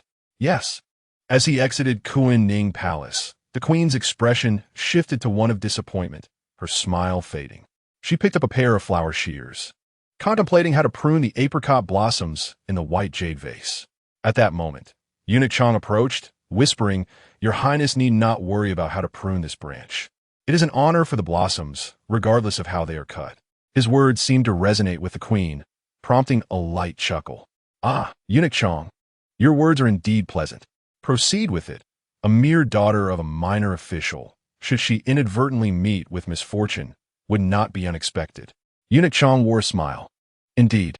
Just then, a cat darted into the hall, followed by a flustered palace maid, who had evidently overheard their conversation. She quickly knelt, her voice trembling. "Your Highness, forgive me. I heard nothing. I merely came to find the cat." The queen, with her shears, severed all the branches and flowers of the apricot, sighing, "Make sure to clean up. Otherwise, the palace will be filled with the stench of blood." "Rest assured, Your Highness." As soon as the words left her lips, a sudden sound interrupted, and in the next moment, the white curtains fell, splattered with fresh crimson blood. The dusk settled, and the exquisite courtyard was illuminated by lanterns. Shen Zhaozhao, having enjoyed her dinner, was elegantly practicing her calligraphy at the writing desk, also aiding her digestion. At that moment, the window creaked open, followed by a dull thud. Shen Zhaozhao raised her gaze to the outside and saw Song Jinhuai leaning against the window sill, a letter held delicately between his long fingers, his ink-black hair, tied with a dark ribbon, appearing soft and warm like fine silk under the glow of the evening sky. "Mingyu," she said, somewhat perplexed, clearly still processing the situation. "I found what you were looking for," he stated, extending the envelope towards her. Shen Zhaozhao was taken aback by his swift retrieval of the item. "You're quite impressive." Song Jinhuai narrowed his phoenix-like eyes slightly, though he omitted the fact that he had been investigating this matter for some time, as the timber was exceedingly valuable, intended for constructing a palace beside the city wall. Naturally, it could fetch a handsome sum if sold later. Initially, he had intended to keep it for himself, but seeing Shen Zhaozhao's distressed expression over an unrelated individual. He decided to repay her kindness from their last encounter at the temple. Just keep it safe for yourself. How you inform your uncle is your own affair. He leaned against the wall, his expression devoid of any discernible emotion. A soft giggle escaped the girl, her laughter reminiscent of wind chimes swaying under a roof, clear and melodious, as if it could touch one's heart in the next instant. Song Jinhuai glanced at her, noticing the way she smiled with her crescent-shaped eyes while holding the envelope. He frowned slightly. "What are you laughing at?" Shen Zhaozhao playfully beckoned him closer. "Ningjio. How can your handwriting be so artistic?" The writing on the envelope bore a resemblance to a chicken's claw, appearing almost like the scrawls of a ghost. The strokes were non-existent, the letters rigid and chaotic, as if a writhing worm had danced upon the paper. With a cold snort, Song Jinhuai turned away, the ends of his hair swaying gently as he remarked, "I'm leaving." "Wait." Shen Zhaozhao immediately grasped the fabric of his sleeve. Chapter 42. "This is a reward." Song Jinhuai shot her a glance, his voice crisp. "What is it?" Releasing her grip, Shen Zhaozhao looked at him earnestly. "How about I teach you calligraphy?" Initially, she had approached the original text with the intent of extracting its essence, disregarding the rest for her own comfort. Her understanding of Song Jinhuai's poor handwriting was merely superficial. It was said that the heroine had laughed at his handsome appearance, juxtaposed with his scribbles resembling the work of a madman. However, this could be understood. Having lived in the black market since childhood, his opportunities to practice calligraphy were scarce. Were it not for his diligence in studying at the academy after the beast fights, he might have become utterly illiterate. There was a noticeable surprise in Song Jinhuai's eyes. He slowly lowered his long lashes and turned to leave. Shen Zhaozhao genuinely wanted to help him. After all, he would eventually return to his rightful place, and she did not wish for him to be ridiculed by those in power. "I mean it." He paused, raising an eyebrow, and inquired, "Miss, do you wish for me to enter through the window?" It was only then that Shen Zhaozhao realized they were in the backyard of the splendid courtyard, with only two options for entry, through the main gate or by climbing through the window. "Then let us take the window," she replied nonchalantly, "but do be cautious. I have prepared ink here, and it would be unfortunate to spill it." Song Jinhui glanced at the unfinished piece of calligraphy on her peachwood desk, sturdy yet imbued with a delicate grace reminiscent of a young girl. It was a sight that evoked a profound sense of comfort, a true marvel of artistry.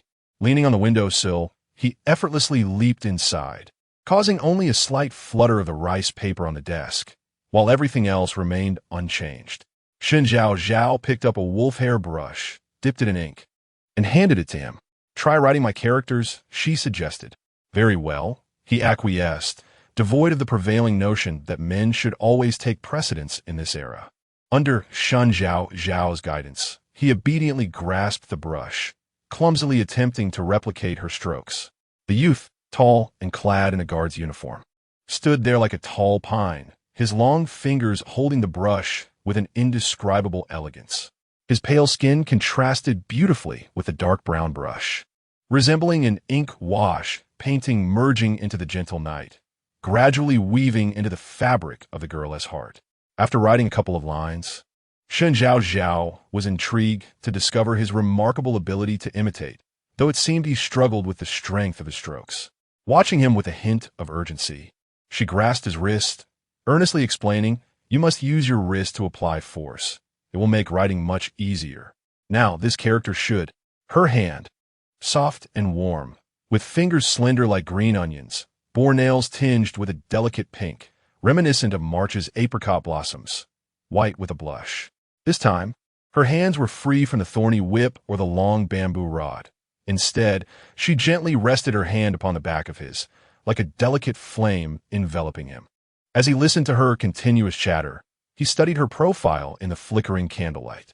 Perhaps it was the absence of the outside world that allowed her hair to cascade freely, held back only by a single jade hairpin. Her snow-white skin appeared lustrous and charming under the soft glow, her eyes intently focused on each character he inscribed. Her gaze seemed clearer than before, a change he had noticed since the encounter with the bandits, as if a collision had altered her essence. He furrowed his brow, preparing to delve deeper into thought, when a sudden coolness brushed against his face. Shen Zhaozhao, with a mischievous grin, remarked, "I'm teaching you to write. Yet you seem lost in thought, like a silly cat." Song Jinhuai couldn't help but smile at this, finding her resemblance to a fluffy kitten endearing. Previously, he had regarded cats as fragile creatures, small and weak, but now he found them irresistibly charming. He raised a hand to wipe the ink smudge from his cheek and replied softly, "My apologies, Mississippi Shen Zhao." Zhao looked at him with a trace of confusion, sensing an unusual obedience in him today. Once they had completed their practice, she retrieved a spicy snack from the food box and placed it on the table. "Here, this is your reward." Song Jinhuai looked curiously at the rectangular noodles drenched in red oil and chili powder on the plate and inquired, "What is this?" "Spicy strips," Shen Zhaozhao replied, initially intending to reach for them herself, but hesitating, fearing that he might respond like others by deeming her eating habits unrefined and viewing her with suspicion. Thus, she merely picked up a pair of chopsticks nearby. "I made them myself with flour. Rest assured, there's no poison." Fearing he might doubt her, she prepared to taste one when a hand grasped her wrist. A chill, reminiscent of plum blossoms, wafted from Song Jinhuai as he guided the spicy strip to his mouth using her hand. Shen Zhaozhao watched him in astonishment. After all, she had offered these spicy strips to those around her, and most could hardly tolerate the heat. Only a few curious souls had dared to take a small bite, and out of courtesy, they did not spit it out, yet they were left in tears. After all, in ancient times, the cuisine leaned towards the mild, and such piquant fare was thought to be fit only for the southern barbarians. However, she relished spicy strips, as long as someone appreciated her culinary creation. It felt as though she had companionship in this ancient world, alleviating her occasional loneliness. "Thank you, Monsieur," he managed to say, but only a few words in. The spiciness of the chili powder made him choke. He turned away, his shoulders shaking slightly as he coughed, involuntary tears spilling forth, reddening the corners of his eyes.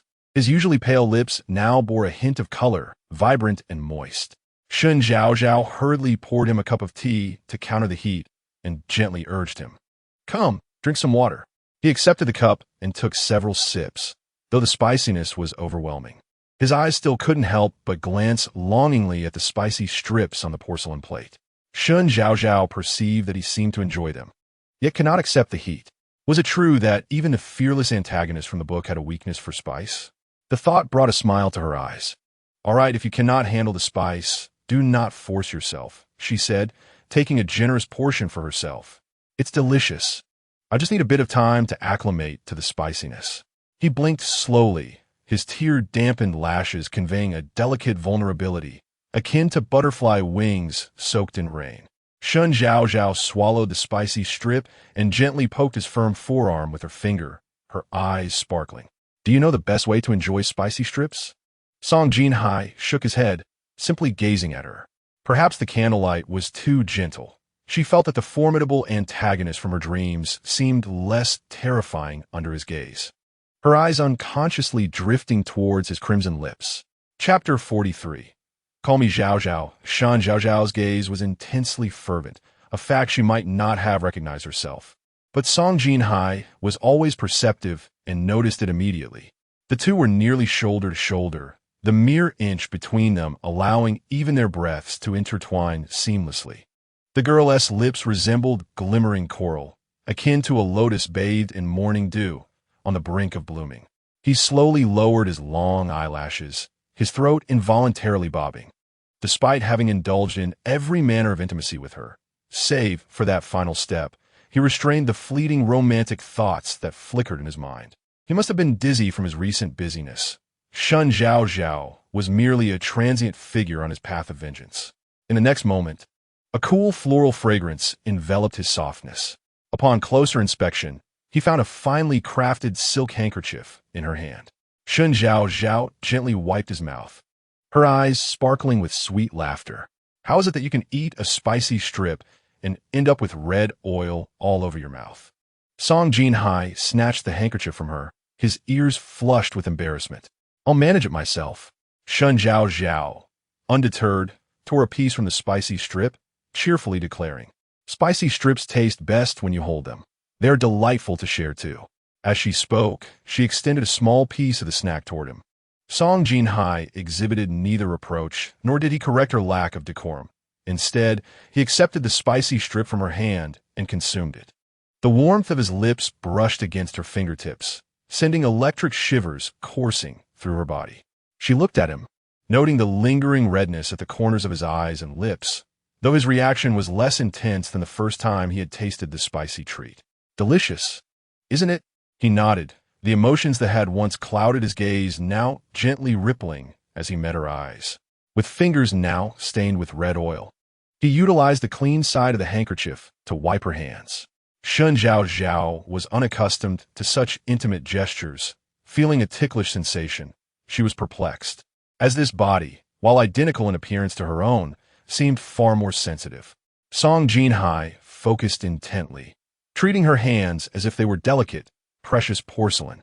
When he finished, he placed the embroidered handkerchief, adorned with orchids, into his bosom and softly stated, "Thank you for your hospitality, Mississippi. The evening is upon us, and it is time for me to take my leave." "It is Zhaozhao," she corrected him earnestly. Clearing his throat, he awkwardly called out her name, Zhaozhao, under the expectant gaze of the young lady. Her features brightened at the sound of her name. "Yes, you may go. Please return at this time tomorrow. I will continue to teach you until your writing improves." Thus, Song Jinhuai diligently made his way to the Jinxiu courtyard without fail. Time slipped through their fingers, and soon the Dragon Boat Festival arrived. On this day, Shen Zhaozhao meticulously dressed, first paying respects to her elders at home, after which she shared a few zongzi. In the afternoon, having prepared herself, she finally made her way out. As she was to meet Gu Su, she could not afford to dress too casually, yet she also needed to appear not overly eager. Therefore, she chose a cool-toned, light purple spring gown with a matching moon-white skirt, adorned simply with a jeweled flower and a begonia-style dangling hairpin. With her natural beauty, the added embellishments seemed somewhat excessive. Once settled in her carriage, she departed the Shen residence, heading toward Bay Bridge. On the day of the Dragon Boat Festival, the festivities in the state of Tan were truly delightful.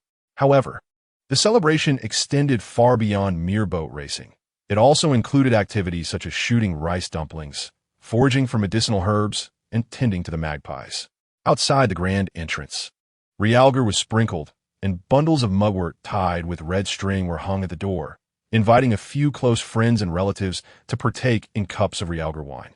Shen Zhaozhao lifted the curtain and gazed at the lively scene outside, feeling an overwhelming sense of novelty. Not only did the original owner seldom venture out, but she herself had yet to explore the surroundings since her arrival. Upon reaching her destination, she disembarked from the carriage, only to find that it was not Song Jinhuai who assisted her, but Qing Chu. Just as she pondered whether Song Jinhuai had not followed, she noticed his gloomy countenance standing at a distance, while Li Kong chatted merrily beside him. He resembled a finely crafted wooden figure, his face devoid of any smile. "What troubles you?" Shen Zhaozhao inquired as she stepped closer, lifting the edge of her veil. Song Jinhuai replied in a rather indifferent tone, "Miss, it will be best for you to attend to your appointment promptly, lest young Master Gu grows impatient." Shen Zhaozhao smiled awkwardly. Oh. She truly found it difficult to comprehend Song Jinhuai's sudden shift in demeanor. Just yesterday, he had earnestly sought her guidance on calligraphy, yet today he appeared so cold. As she turned to leave, her wrist was suddenly grasped, though it was released almost immediately. Looking up, she caught a fleeting glimpse of panic on Song Jinhuai's face. "What is it?" she halted and asked. He averted his gaze, his fingers tightly gripping the long sword, his eyes betraying an uncontainable darkness and stubbornness. After a moment, he finally spoke. "It is nothing." Shen Zhaozhao was momentarily taken aback, her eyes reflecting a hint of confusion. "Very well." She proceeded towards Bai Bridge, where she spotted Gu Su clad in a blue robe. He was the epitome of elegance, his demeanor warm and refined, and many young ladies tossed sachets of fragrance in his direction, yet he graciously declined each offering. Upon noticing her, a genuine warmth graced his smile. The more amiable he appeared, the more uncertain Shen Zhaozhao felt about how to refuse his advances. She harbored no romantic feelings for Gu Su, Her primary objective for this visit was to clarify her intentions. After all, a reluctant fruit is seldom sweet. A proper explanation should suffice for him to understand. Third miss. He greeted her with a bow, to which she returned the gesture. Young Master Gu, shall we stroll and converse? Third miss? He suggested, faced with such politeness. Shen Zhaozhao was at a loss on how to respond. She merely adhered to the original owner's customs, becoming accustomed to the elaborate formalities of this era. As they walked towards the opposite side of the stone bridge, a tall young man suddenly stepped in between them. Miss, it is unwise to be alone with outsiders. I cannot help but worry. Should anything happen to you, I would be remiss. Shen Zhaozhao relished the presence of an additional companion, but the thought of having to decline Gu Su's advances while Song Jinhuai stood nearby was rather daunting. She smiled apologetically at Gu Su. My guard is merely concerned for my safety. I hope you do not take offense. Not at all. As a guard, he is merely fulfilling his duty, Gu Su replied, seemingly unperturbed. Shen Zhaozhao whispered to Song Jinhuai beside her. Please keep your distance from us later. Why? Song Jinhuai frowned, his tone revealing irritation. Chapter 44. Provocation. Shen Zhaozhao could not openly express her intention to refuse in front of Gu Su, so she gently tugged at Song Jinhuai's sleeve, playfully insisting, just do as I say. Unfortunately, her playful tone fell flat, causing Song Jinhuai's expression to darken instantly. He glanced at Gu Su, sneering, as you command. With that, he walked away in the opposite direction, leaving Li Kong, who had planned to buy roasted chicken. No choice but to abandon his pursuit and hurriedly follow behind Shen Zhaozhao. Shen Zhaozhao felt a strange discomfort in her heart, but she did not dwell on it. From the moment she had stepped off the carriage, she sensed that Song Jinhuai was having a particularly bad day, which was quite understandable. Thus, during the ensuing moments, she busied herself with planning how to politely and discreetly reject Gu Su when the opportunity arose. Regrettably, despite their journey, she could not find a suitable spot to converse. As she continued to search for a quieter place, a gentle voice called from behind, "Third sister." Turning around, she saw Shun Tinglan. Perhaps due to the Dragon Boat Festival, Shun Tinglan's attire differed from her usual style. She wore a vibrant red peony silk flower in her hair, a hibiscus flower decoration on her forehead, and a skirt adorned with pomegranate motifs, which starkly contrasted with her typically mature and composed demeanor. Nonetheless, in Shen Zhaozhao's eyes, her sister looked beautiful in anything. Shun Tinglan exuded grace and calmness. Her presence dignified. Sister, Shen Zhaozhao exclaimed, eagerly linking her arm with Shun Tinglan's, her movements light and animated. For a moment, the smile on Shun Tinglan's face faltered. Recalling the purpose of her visit made her feel somewhat awkward. Gazing at her sister's bright and trusting smile, the weight of guilt settled heavily upon her. Yet, as her mother had rightly said, if she did not seize this opportunity, it would slip away. She needed to advocate for herself. Am I interrupting you, young Master Gu? Shen Tinglan inquired softly. Shen Zhaozhao quickly shook her head, nearly exclaiming that her sister's presence was a relief, as she had been at a loss for words with Gu Su, merely listening to him speak. She feared that any misstep or misstatement might result in her being labeled as lacking the grace expected of a young lady of the Shen family. However, such thoughts could not be voiced in front of Gu Su, as it would be disrespectful. Conversing with Song Jinhuai was far more comfortable. He lounged effortlessly, munching on sunflower seeds without a hint of change in his demeanor. My apologies, young Master Gu. My sister has always been quite lively, Shun Tinglan said, stepping forward to take Shen Zhaozhao's hand. She had dressed in a manner that mirrored Shen Zhaozhao's style. It seemed that Gu Su's attention was solely on the younger sister. Gu Su looked at Shen Zhaozhao with warmth in his eyes. Not at all. The third miss is as innocent and vivacious as a sunflower, bringing vitality to those around her. I hope I have not inadvertently offended. Shen Tinglan's smile faltered for a fleeting moment as she cast her gaze downward, striving to conjure a radiant smile. That would suffice. Shen Zhaozhao had finally managed to escape for a brief outing, either dragging Shen Tinglan to observe the throwing of arrows or inquiring if Gu Su had any cravings. Always prioritizing everyone's enjoyment. After a leisurely stroll, The trio arrived at the jewelry store, the largest in the capital, bustling with patrons. The first floor showcased gold and silver ornaments, while the second floor was adorned with jade artifacts.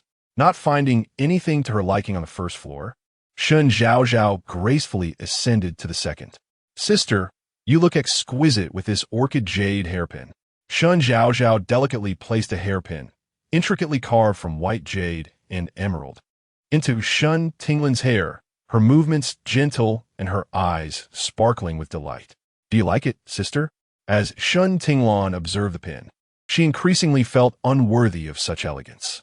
She knew that a mere nod from her would prompt her younger sister to purchase it without hesitation.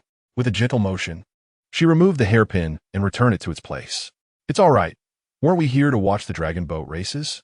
Perhaps they've already begun." She deftly shifted the conversation.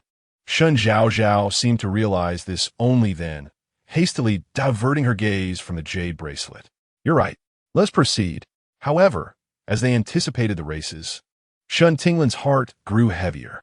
In the brief moment when Shen Zhaozhao had gone to buy candied hawthorns, she learned that Gu Su intended to confess his feelings to Shen Zhaozhao that very evening. Did she truly need to linger here any longer? Her younger sister had been her companion since childhood. Was it necessary to entangle herself for the sake of this so-called auspicious match? Yet, her mother's earnest teachings echoed in her mind, pulling her thoughts back to the previous night. "Lania, I sought you to inquire if among the eligible suitors you have found someone to your liking." Yu Shi spoke gently, cradling a cerulean teacup. Upon hearing this, Shen Tinglan felt a rush of warmth color her cheeks, remaining silent as she sat poised on a rosewood chair. The elderly maid, Hong Yu, served pastries and teasingly remarked, "It seems there must be someone of interest, though I wonder which young gentleman has captured our young lady's fancy?" Shen Tinglan pressed her lips together, momentarily at a loss for words, until Yu Shi set her teacup aside and continued, "Allow me to suggest someone worthy. What does Lanner think of Gu Hanlon?" A flicker of surprise crossed Shen Tinglan's eyes at the mention of his name, her gaze inadvertently betraying the affection she harbored. After all, Gu Su's appearance aligned perfectly with her aesthetic ideals. He exuded an air of elegance and humility, which naturally endeared him to her. A gentleman of refined demeanor. With striking features, she offered an honest appraisal. Yu Shi nodded with a smile, gesturing for Hong Yu to massage her shoulders. "Very well, if that is the case. Lanner ought to spend more time with young Master Gu. I have heard he has invited Zhaozhao to join him at the dragon boat races tomorrow. You should accompany them." "Mother, but Gu Hanlon and Zhaozhao." Shen Tinglan hesitated. "The matter is not yet settled. Why abandon hope so soon?" Yu Shi regarded her with confusion, then sighed. "They have merely met twice, and no engagement has been established. What merit is there in your trepidation? How can one find a good match while fearing every shadow? But what if Zhaozhao also harbors feelings for Gu Hanlon? I cannot bear it." She lowered her brows and gazed at the exquisite sachet at her waist, softly declining the proposition. "She's my third sister, and I cannot bear to hurt her." "You spoke earnestly, child. I am only looking out for your best interests. While you may hesitate, Shen Zhaozhao has been cherished by our grandmother and your father since childhood. As her elder sister, you have indulged her time and again. Once or twice may be forgivable, but this pattern cannot continue. Now that you seek a suitable match, do you intend to let her snatch it away? Make an effort. Who knows what may transpire? What if Gu Hanlon is merely enamored with your sister's beauty, only to find a reality of companionship lacking? Opportunities must be seized by you." Shen Tinglan grasped the sachet tightly, pondering for a moment before conceding, "I shall heed Mother's advice." "Very well," you replied with a radiant smile. "You need only proceed. I shall ensure that Zhaozhao is occupied elsewhere." You smiled knowingly. As dusk descended, the Bay Bridge bustled with a throng of people. The vendors, having sold a considerable amount of rice cakes, wore expressions of sheer joy, their steps lightened. The lake shimmered with golden reflections, mirroring the figures above. With the approach of early summer, Shen Zhaozhao, feeling fatigued from wandering, pulled Shen Tinglan to purchase lychee syrup and kumquat candies. Cradling a disposable cup crafted from bamboo, she took a delicate sip, contemplating how to express her feelings to Gu Su. Casting a glance at Gu Su behind her, Her fingers instinctively tightened around the cup's rim. Gu Gongzi, may I, third sister, let's explore over there. It appears they have lanterns. Shen Zhaozhao interjected just in time. Her face maintained a composed smile, yet her inner tension threatened to spill over. With the distraction, Shen Zhaozhao readily acquiesced. While admiring the lanterns, Shen Zhaozhao contemplated for quite some time, ultimately deciding that this course of action was improper. She could not bring herself to disrupt others' romantic fates. Seizing the opportunity, she began to subtly inquire about her sister's sentiments regarding Gu Su. Third sister, how did you find your time with Gu Hanlon today? As Shen Zhaozhao selected lanterns, she glanced at Gu Su, who was busy purchasing osmanthus-stuffed lotus roots for them. Before responding, Gu Hanlon is indeed a fine person. He is humble and respectful towards me. But her gaze lowered, and her delicate brows furrowed slightly. He is not my destined partner. Upon hearing this, Shen Zhaozhao felt a weight lift from her heart. She had been wrestling with her choices and finally arrived at this more moderate solution. Should her sister harbor feelings for Gu Su, she would step aside. If not, she would muster her courage. Are you prepared to clarify your feelings with him? Shen Zhaozhao inquired softly. Shen Zhaozhao nodded, having contemplated this matter for some time. Since she did not harbor affection for him, there was no need for prolonged indecision. Although Gu Su was the most suitable candidate for marriage, she understood that disliking someone could not be forced away. Were Gu Su indifferent to her, mere marriage would not sway her, especially in a society where rejection today would only lead to more suitors tomorrow. Shen Zhaozhao suggested, when we depart, we shall find a quiet place to explain everything clearly. As the evening breeze caressed her face, Shen Zhaozhao held a rabbit lantern and spoke privately with Gu Su. Young Master Gu, I have come to understand the matter you mentioned last time, she said, looking up at him with a tone that carried a hint of gravity. I believe we are more suited to be friends rather than spouses in this lifetime, and I hope you can comprehend my decision. A veil of disappointment clouded Gu Su's eyes, yet he managed a composed smile. From a distance, Song Jinhuai observed the two standing under the moonlight, cracking the pine nut candy in his mouth with an audible crunch. If possible, he would have wished to eliminate the bothersome Gu Su to free himself from the turmoil in his heart. Li Kong noticed his stern expression, with a murderous intent radiating from his gaze, and silently stepped back a couple of paces. Once Shen Zhaozhao had explained everything to Gu Su, he prepared to return to the carriage. Inside the carriage lay the items she had purchased with Shen Zhaozhao. As she organized them, a sudden clash of weapons erupted outside. Curiosity piqued, she lifted the curtain to investigate, only to have a glimmering blade whiz past her. Her eyes widened as she recalled that Shen Zhaozhao was in another carriage. Grabbing the red lacquer plate from the table as a shield, she bent down, ready to venture out. In this world, she genuinely felt the warmth and care from those around her, a stark contrast to the solitary meals she prepared while her parents worked late, or the rainy evenings spent returning home alone to an empty house in search of cold medicine. Just as she was about to step out of the carriage, the curtain was abruptly pulled aside, and she found herself unexpectedly meeting Song Jinhuai's gaze. Before she could utter a word, Song Jinhuai clasped her hand and firmly pushed her back into the carriage, his voice low and laced with irritation. There are assassins outside. Are you seeking to throw your life away? Or do you worry that your young Master Gu would abandon his life so easily? She shook her head, insisting, no, it's my sister. Upon hearing this, Song Jinhuai's expression softened slightly. There are others to protect you. Stay here. Shen Zhaozhao gazed into Song Jinhuai's deep, dark eyes, her lashes fluttering as she noticed a wound on his cheek, a mark from a blade.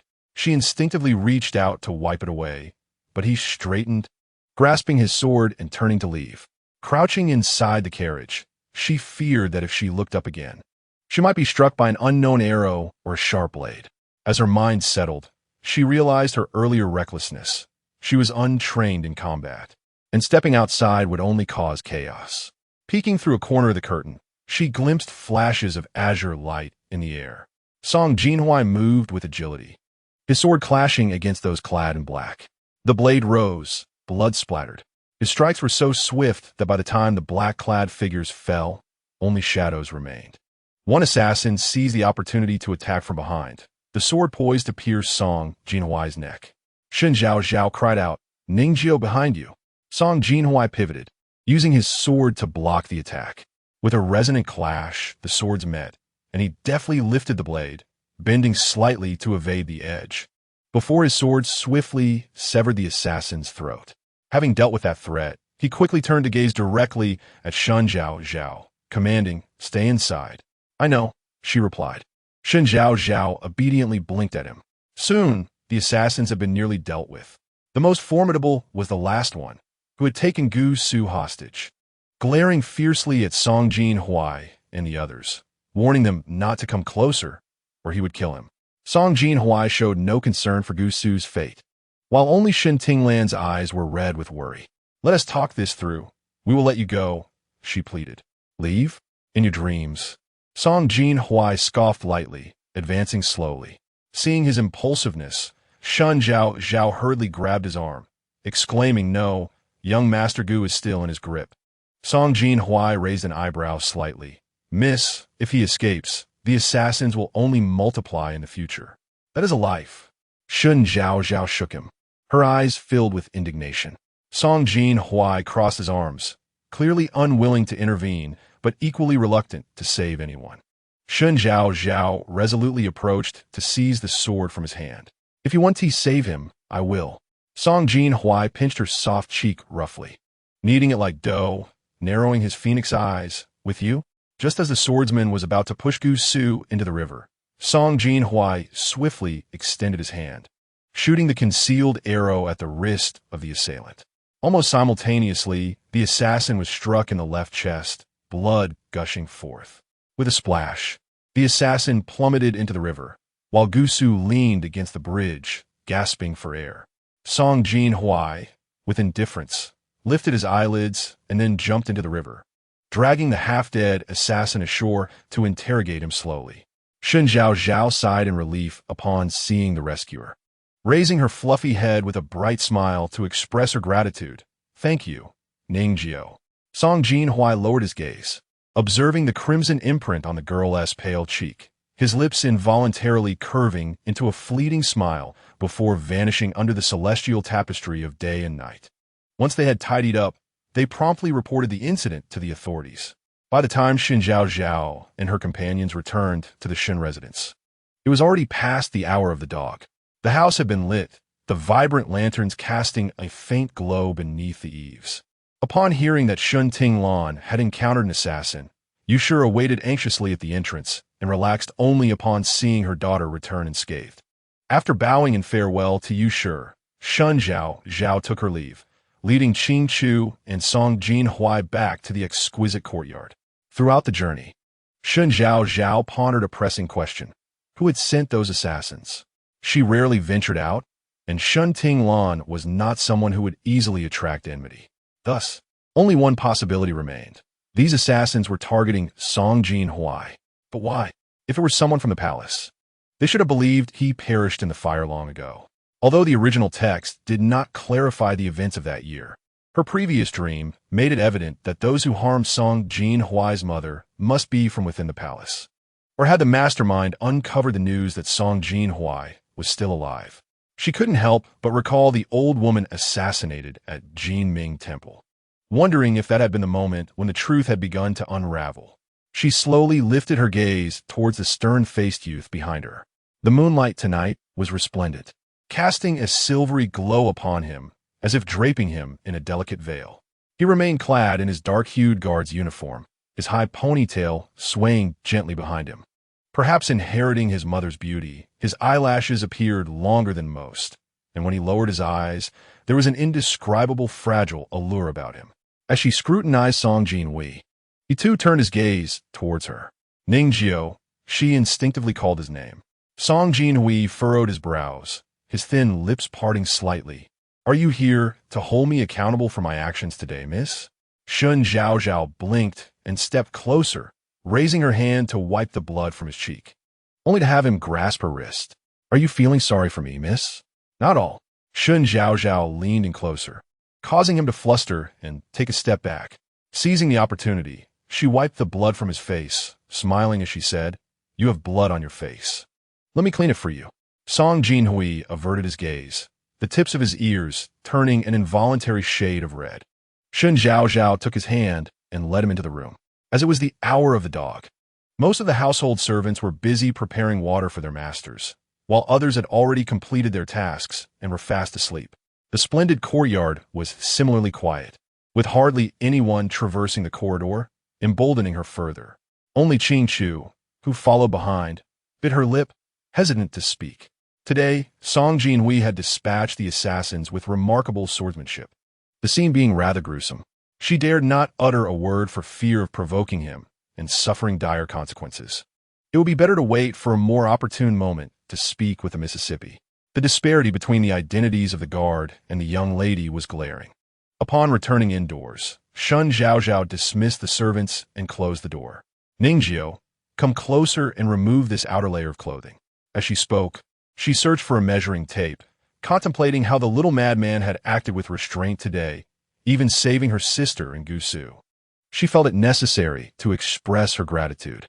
Song Jinhuai, who had intended to pour himself a cup of tea, was momentarily taken aback by her words. But he obediently shed his outer guard uniform, leaving only a thin undergarment. I had no idea you would be so warm towards me, Mississippi. It was evident that her warmth was of a different nature. Shen Zhaozhao immediately grasped the underlying implication and turned to glare at him, exclaiming, "Shameless!" With that, she brandished the measuring tape, ready to take his shoulder width and waist measurements. Realizing her intentions, Song Jinhuai cleared his throat, feigning busyness as he averted his gaze. Naturally shorter than Song Jinhuai, Shen Zhaozhao had to stand on her toes to measure him. While muttering to herself about whether she should fetch a stool, she suddenly felt her waist encircled, lifting her off the ground. Song Jinhuai had picked her up, and in her fear of falling, she placed her hands on his shoulders, glancing down to catch the glimmering shadows in his deep, dark eyes. With their proximity, she was nearly pressed against his chest, feeling the steady, vigorous rhythm of his heartbeat. Thump, thump, thump, like a lively little deer. "Please proceed with the measurements, miss," he said, a smile gracing his lips. Shen Zhaozhao gazed at him with a smile, and she couldn't help but curve her eyes into a smile as well. She remarked, "You are remarkably tall." Song Jinhuai merely returned her gaze with warmth, his eyes sparkling with mirth. As Shen Zhaozhao lowered her head to measure him with a fabric tape, she inadvertently missed the way he looked at her. During the measurement, she noted that not only was Song Jinhuai tall, but he also possessed broad shoulders, not in the exaggerated manner depicted in certain comics, but rather with a youthful and well-proportioned physique that exuded a sense of safety when leaning against him. "All done," Shen Zhaozhao said, recording the measurement. And Song Jinhuai gently set her down. She moved to the rice paper, took a brush, and inscribed a number, then continued to measure his waist. Song Jinhuai was somewhat puzzled by the numbers on the paper and inquired, "What is written there?" "Your shoulder width," she replied. "Why have I never seen such a notation before?" Song Jinhuai, well-versed in literature since childhood, had not ceased his studies since leaving the palace. Even when forced into servitude as a herbalist, he implored the apothecary to procure books for him, driven by an insatiable thirst for knowledge. He knew all too well that halting his progress would only hasten his demise at the hands of his enemies.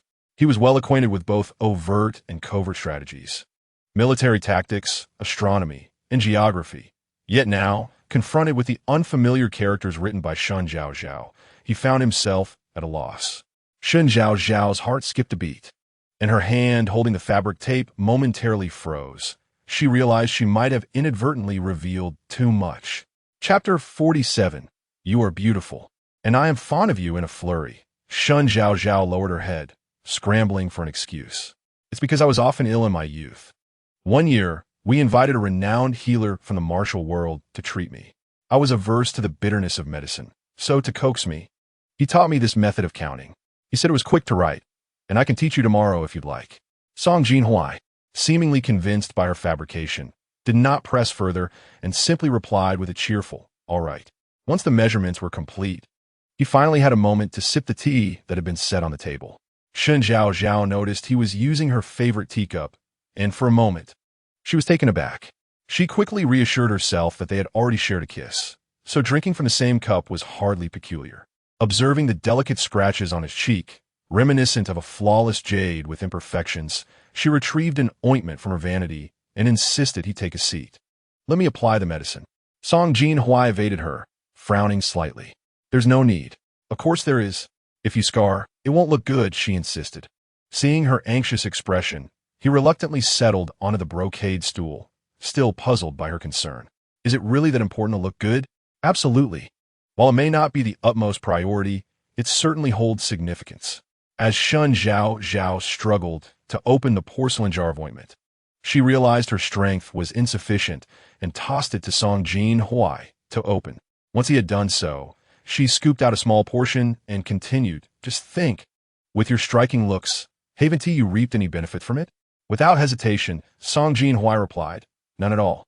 He was aware that his appearance was appealing, which is why the apothecary did not merely intend to exploit him before sending him off to become a male courtesan. It was simply that he was young and gone at the time, thus he was not subjected to such a fate. Later, he escaped into the black market. Yet even then, during his period of weakness, he endured considerable humiliation from others, his face becoming so marred that it evoked disdain. In moments when one cannot protect oneself, beauty can indeed be a curse. He elaborated. Upon hearing this, Shen Zhaozhao was momentarily taken aback, her mind racing back to the incidents of Song Jinhuai being bullied in his youth due to his beauty. She bent down to apply medicine to his wounds, and after a prolonged silence, she finally said, "I am sorry." Song Jinhuai glanced at her. "Miss, this does not seem like you. People do change." Shen Zhaozhao replied as she straightened up, picking up a damp cloth to wipe her hands. "And call me by my name." It was not that Shen Zhaozhao was adamantly pursuing equality. After all, such a notion is scarce in this world, where hierarchies are prevalent.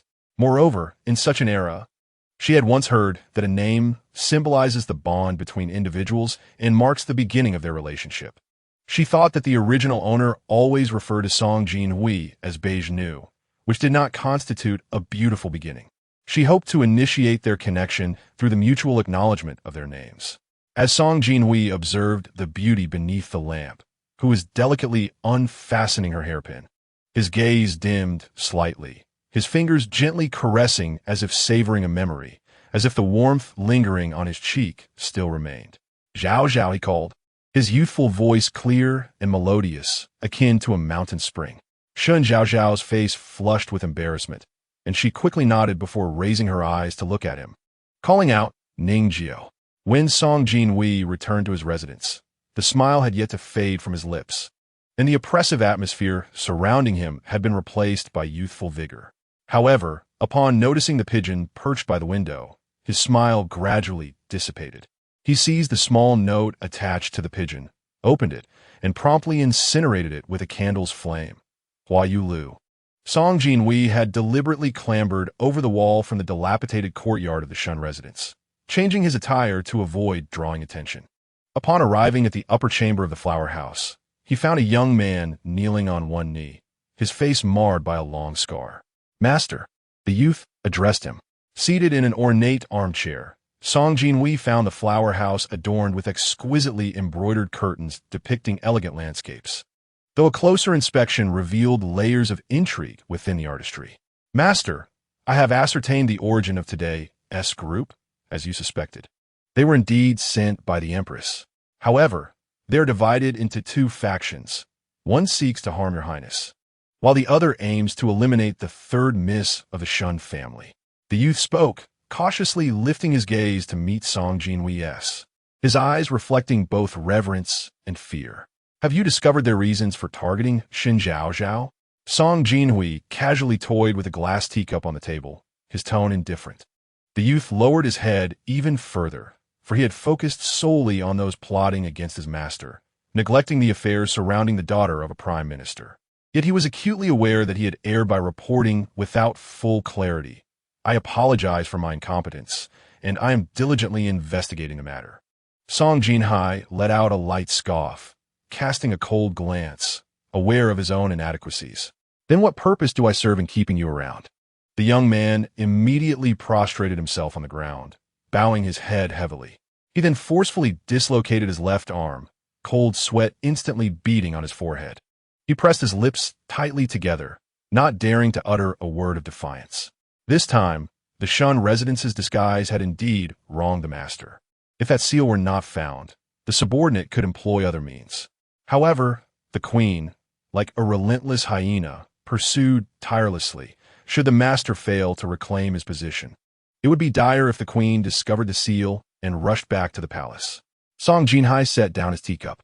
It was not yet the right moment. I need to clarify another matter.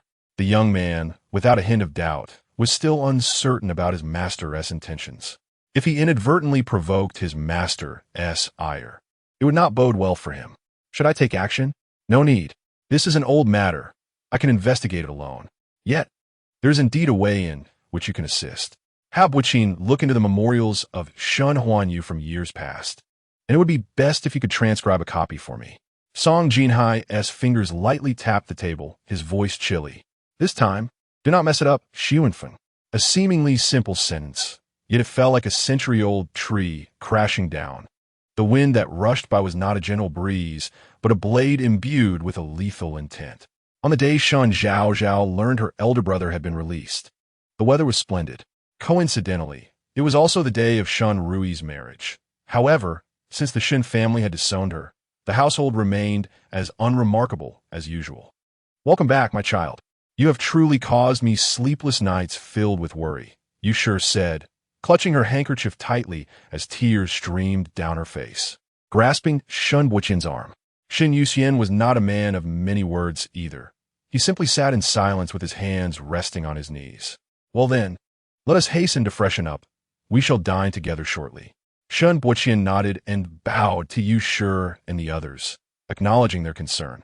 Yushi wiped her tears and turned to Shen Zhaozhao, who was seated a short distance away. Zhaozhao, regarding the young men we met last time, did any of them catch your eye? Shen Zhaozhao, caught off guard by the question, replied honestly no.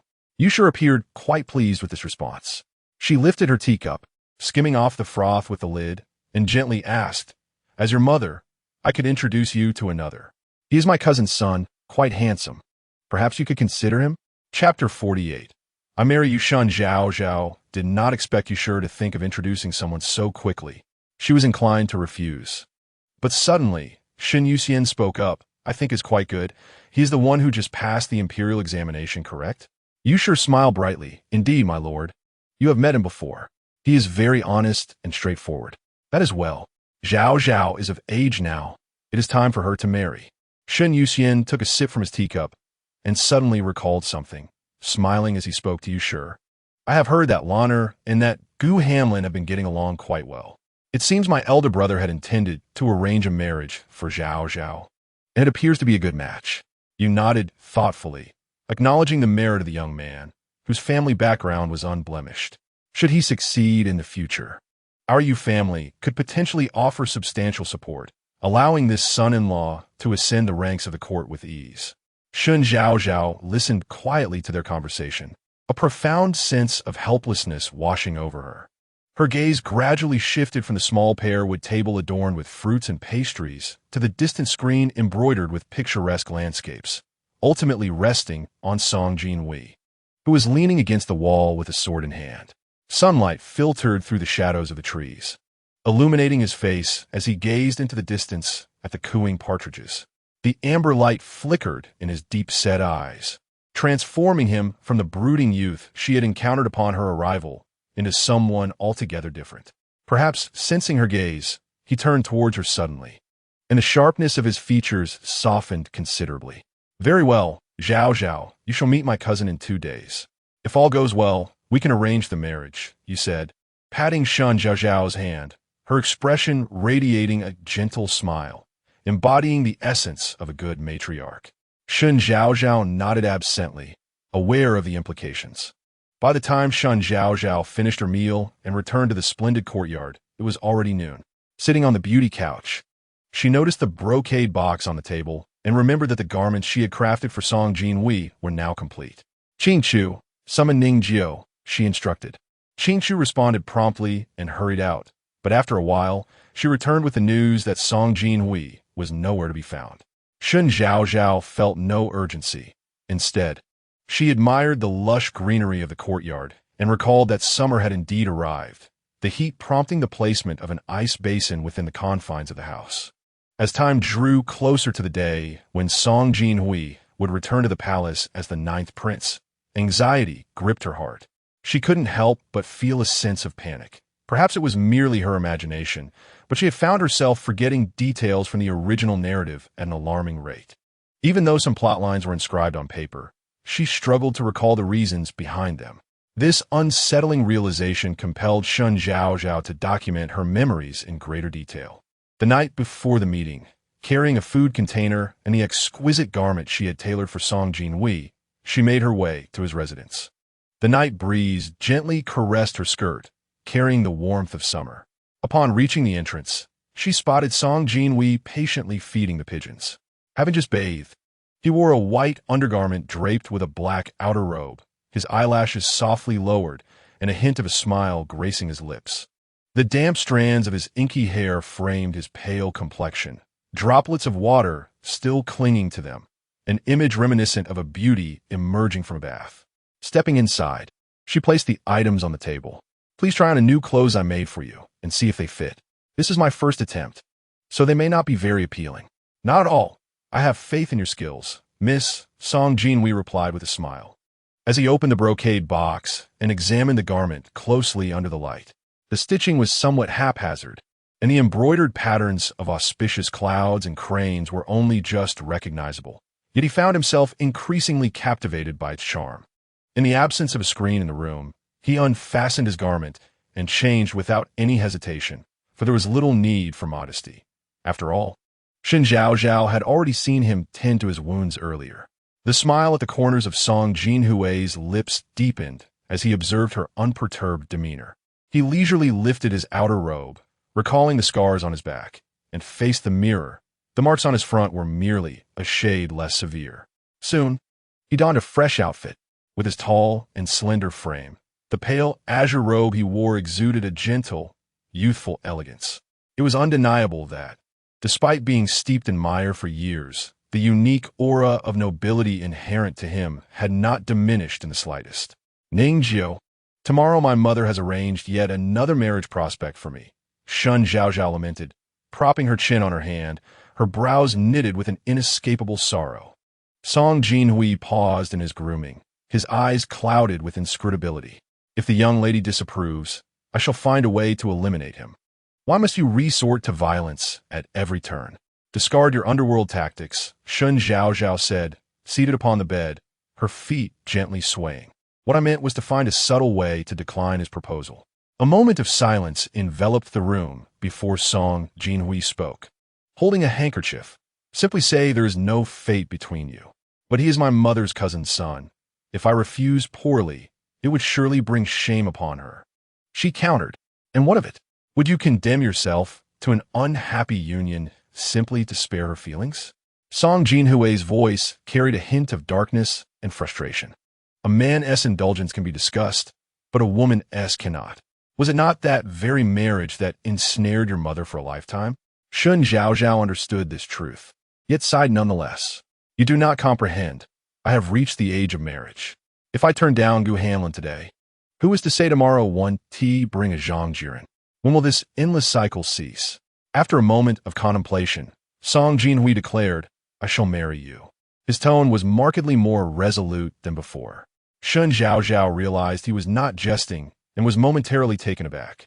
If her memory served her correctly in the original text, Shen Zhaozhao had indeed married Song Jinhuai, leading to an unfortunate fate, though the specifics eluded her. However, she recalled that Song Jinhuai had relentlessly pursued the Shen family for a particular reason, aided by the original character's influence. Do you find my humble status unworthy? Song Jinhuai inquired, gazing at her with his deep, dark eyes, calm yet somehow imposing. Shen Zhaozhao shook her head, looking at him earnestly as she stammered, Ningjiu, I have never looked down upon your status. I am merely afraid that one day you might take my life. You are quite charming, my lady, and know how to flatter, he replied, pouring her a cup of tea in a calm tone. But I was merely jesting. A light laugh escaped him, though the smile at his lips turned bittersweet. Chapter 49. One gone. Another comes. Shen Zhaozhao quickly leaned closer, playfully poking his firm arm with her fingertip. Her voice soft and tinged with a hint of mischief. What I said earlier was true. Ningjiu is so handsome that I could gaze at you endlessly. As Ningjiu's ears flushed with warmth, he cleared his throat and mused. So, I should be more grateful that this exterior has garnered the young lady's favor? You are quite commendable yourself, always safeguarding me, despite my previous misdeeds. You have not held them against me, and even provided me with medicinal pills to delay my monthly cycle. At this point, she suddenly realized the implication, so, it appears my monthly cycle will reoccur in mid-month? Song Jinhuai responded with a muffled mm. Do you still possess the delaying medicine? Shen Zhaozhao inquired anxiously. Song Jinhuai gazed at her, explaining that the delaying medicine could only be taken once. A second dose might result in severe consequences. Upon hearing this, Shen Zhaozhao's expression fell. What should we do then? Did you not mention having an antidote? Rest assured, I shall certainly procure the antidote for you before the onset of this month's cycle, he assured her, his tone both profound and resolute. Shen Zhaozhao, upon hearing this, tilted her head and smiled sweetly. Ningjiu, you are truly kind to me. Song Jinhuai, unable to meet her gaze, felt the warmth in his ears spreading down his neck. He slightly turned away and poured himself a cup of tea, his heart bubbling with a sweet warmth that felt irregularly exhilarating. On the following day, Shen Zhaozhao was dragged from her cocoon of blankets by Qing Chu for her morning grooming and breakfast. With heavy-lidded eyes, she leaned against the chair. What was the name of my mother's cousin again? Iu-si-ki, King-chu-pom-tili zip-lit. Ah, yes, I shall refer to him as young Master Yu. Shen Zhaozhao took a bite of the purple sweet potato and bird's nest cake, savoring its moderate sweetness, prompting her to indulge further. King-chu-sai. Her face clouded with worry. Although he is the son of the mistress's cousin, they are not particularly close relatives, and his family background is merely that of an ordinary affluent household. He is but a scholar, hardly comparable to Gu Hanlin. Shen Zhaozhao quickly tugged at her sleeve. Qing Chu, walls have ears. You mustn't speak so carelessly. If this reaches my mother's ears, I might be unjustly labeled as the instigator of your folly. Moreover, Gu Hanlin is a fine man, and if my second sister has taken a liking to him, he is sure to treat her well. Qing Chu nodded, acknowledging her error. You are right, Mississippi. I shall be more cautious with my words in the future. Let's go. It seems our guest will be arriving shortly, and we cannot keep him waiting. Yes, Mississippi. Upon arriving at the Liuli Hall, Shen Zhaozhao spotted the young man, named Yusiki, elegantly clad in white, seated regally in a chair. His appearance was somewhat delicate, with pale skin that spoke of frailty. Dark circles adorned his eyes, and his amber gaze bore a muted light, a jade bracelet gracing his wrist. Shen Zhaozhao furrowed her brow. A man wearing a jade bracelet? She recalled a saying that wearing jade could safeguard one's spirit. Was this young Master Yu in poor health? Yusiki bowed to Shen Zhaozhao, who returned the gesture. Their conversation faltered, but Yusiki seemed quite knowledgeable about acupuncture and medicine.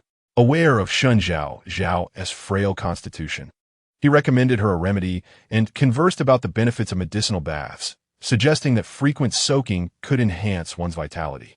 In order to express her respect, Shen Zhaozhao specially asked Qing Chu to fetch some rice paper and ink brushes to record their conversation. The two of them spent some time reading in the Shen family's library. When the time came, Madame Yu suggested that they go for lunch, so they could inquire about each other's opinions. Thus, after some winding conversation, they ultimately returned to the main hall. The guests today were treated to a sumptuous and delightful meal, with exquisite dishes served on white jade porcelain plates, including 8 treasure duck, wincy tofu, crab meat lion's head, squirrel fish, and a large bowl of chicken broth with dried tofu. Additionally, there were refreshing beverages of scented herb drink and grape ice cream to help alleviate the heat. Si Chi, consider this your own home. Do not stand on ceremony with your cousin, Madame Yu said gently while serving a bowl of soup to Yu Si Chi. He accepted it gratefully. Madame Yu then turned to Shen Zhaozhao and asked, Zhaozhao, what do you think of Si Chi? Shen Zhaozhao, who had been picking up a crab meat lion's head, paused slightly at this question. She set down her chopsticks and replied, Yu Gongzi is indeed a remarkable gentleman, blessed with both talent and grace. After all, He was Madame Yu's cousin, and she did not dare to speak ill of him. Madame Yu smiled with satisfaction and grasped Shen Zhaozhao's hand, saying, "That's wonderful. If that is the case, shall I arrange this marriage for you two?"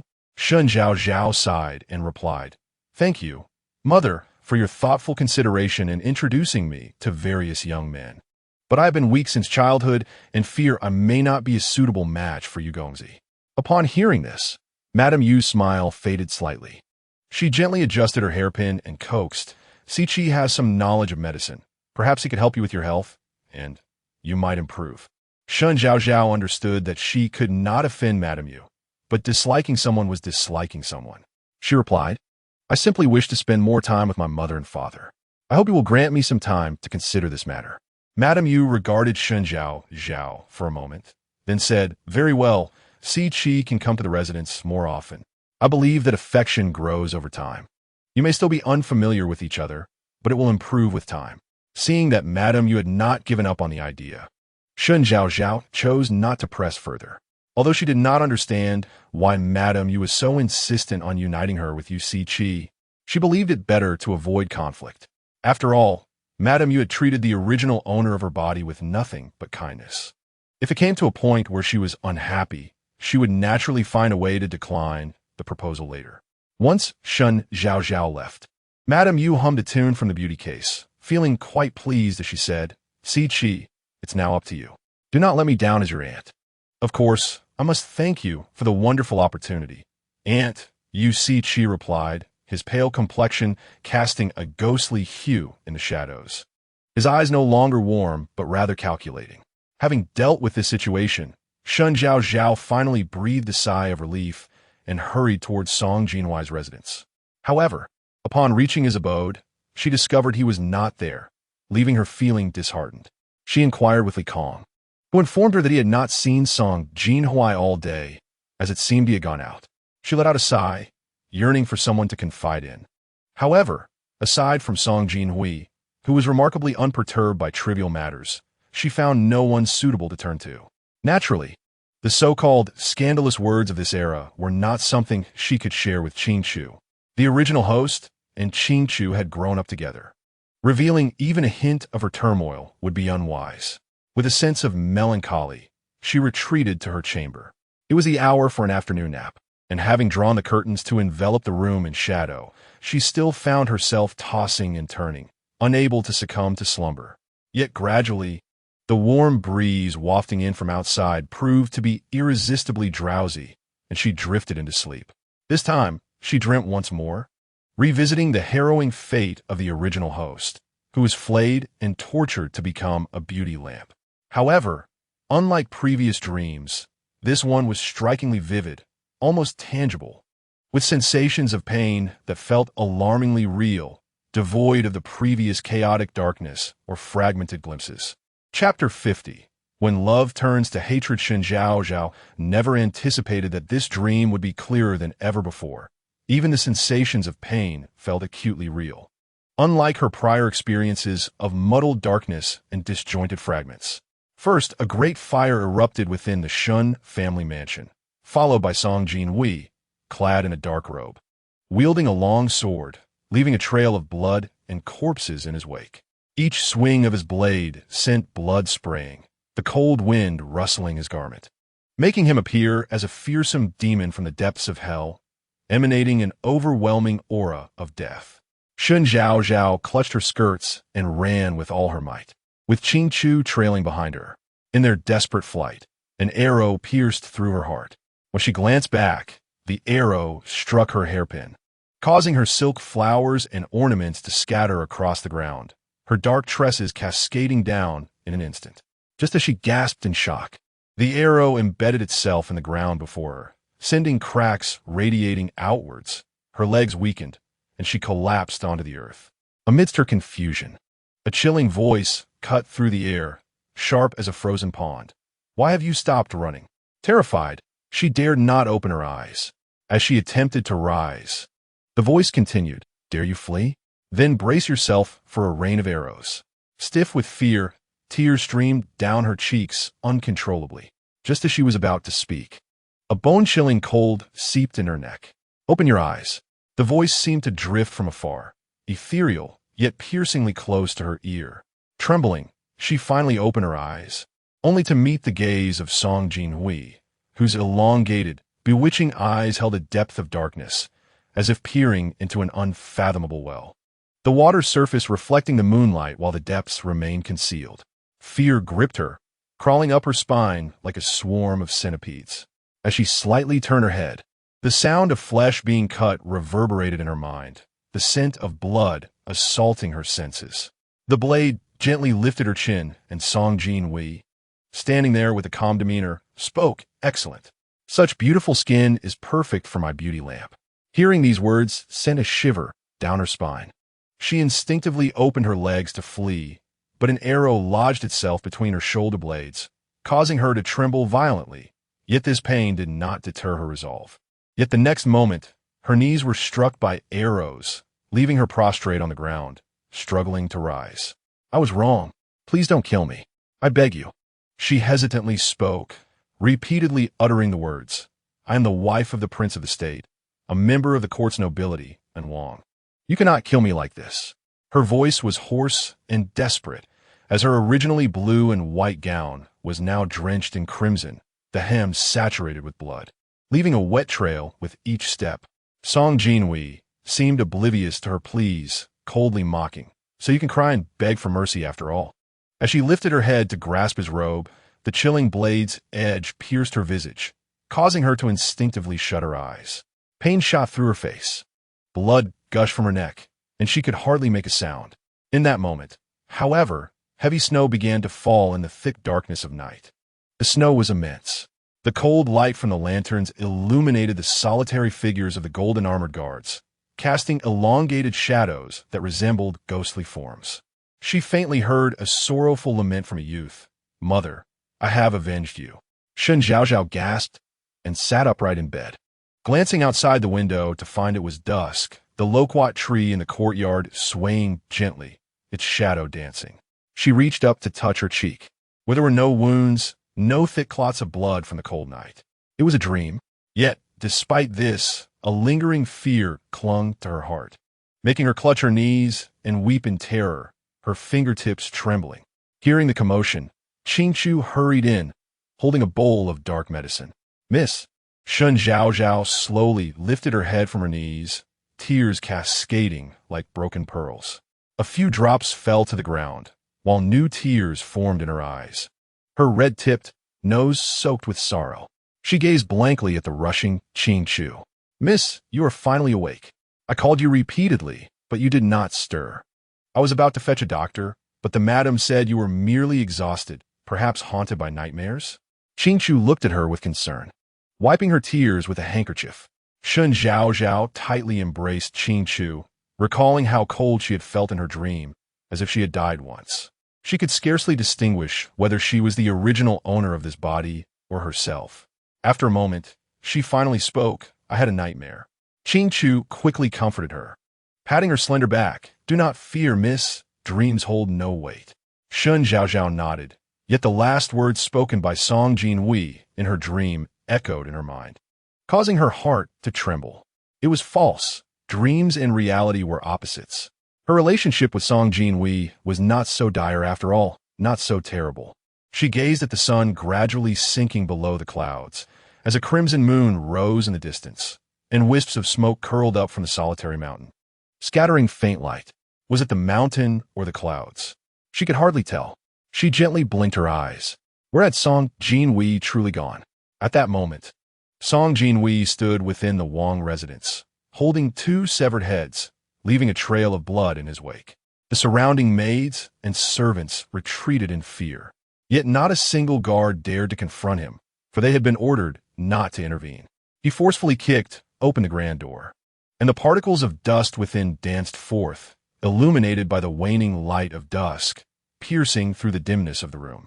There, reclining on the beautiful couch, lay the carefree prince, his hair in disarray, his collar slightly ajar, his visage appearing remarkably haggard.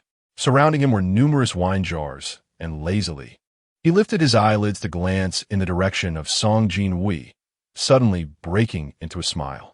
"Mingwei, you have arrived." Mingwei was the courtesy name of Song Jinhuai, just as his mother, the noble concubine, had preemptively bestowed a name upon him. Aside from him and his devoted maid, the only other person privy to this was the carefree prince, Song Qi, a former admirer of the noble concubine. "Uncle Wang, it has been a long time," he remarked, tossing two severed heads at the prince's feet before leisurely washing the bloodstains from his slender fingers in a bronze basin.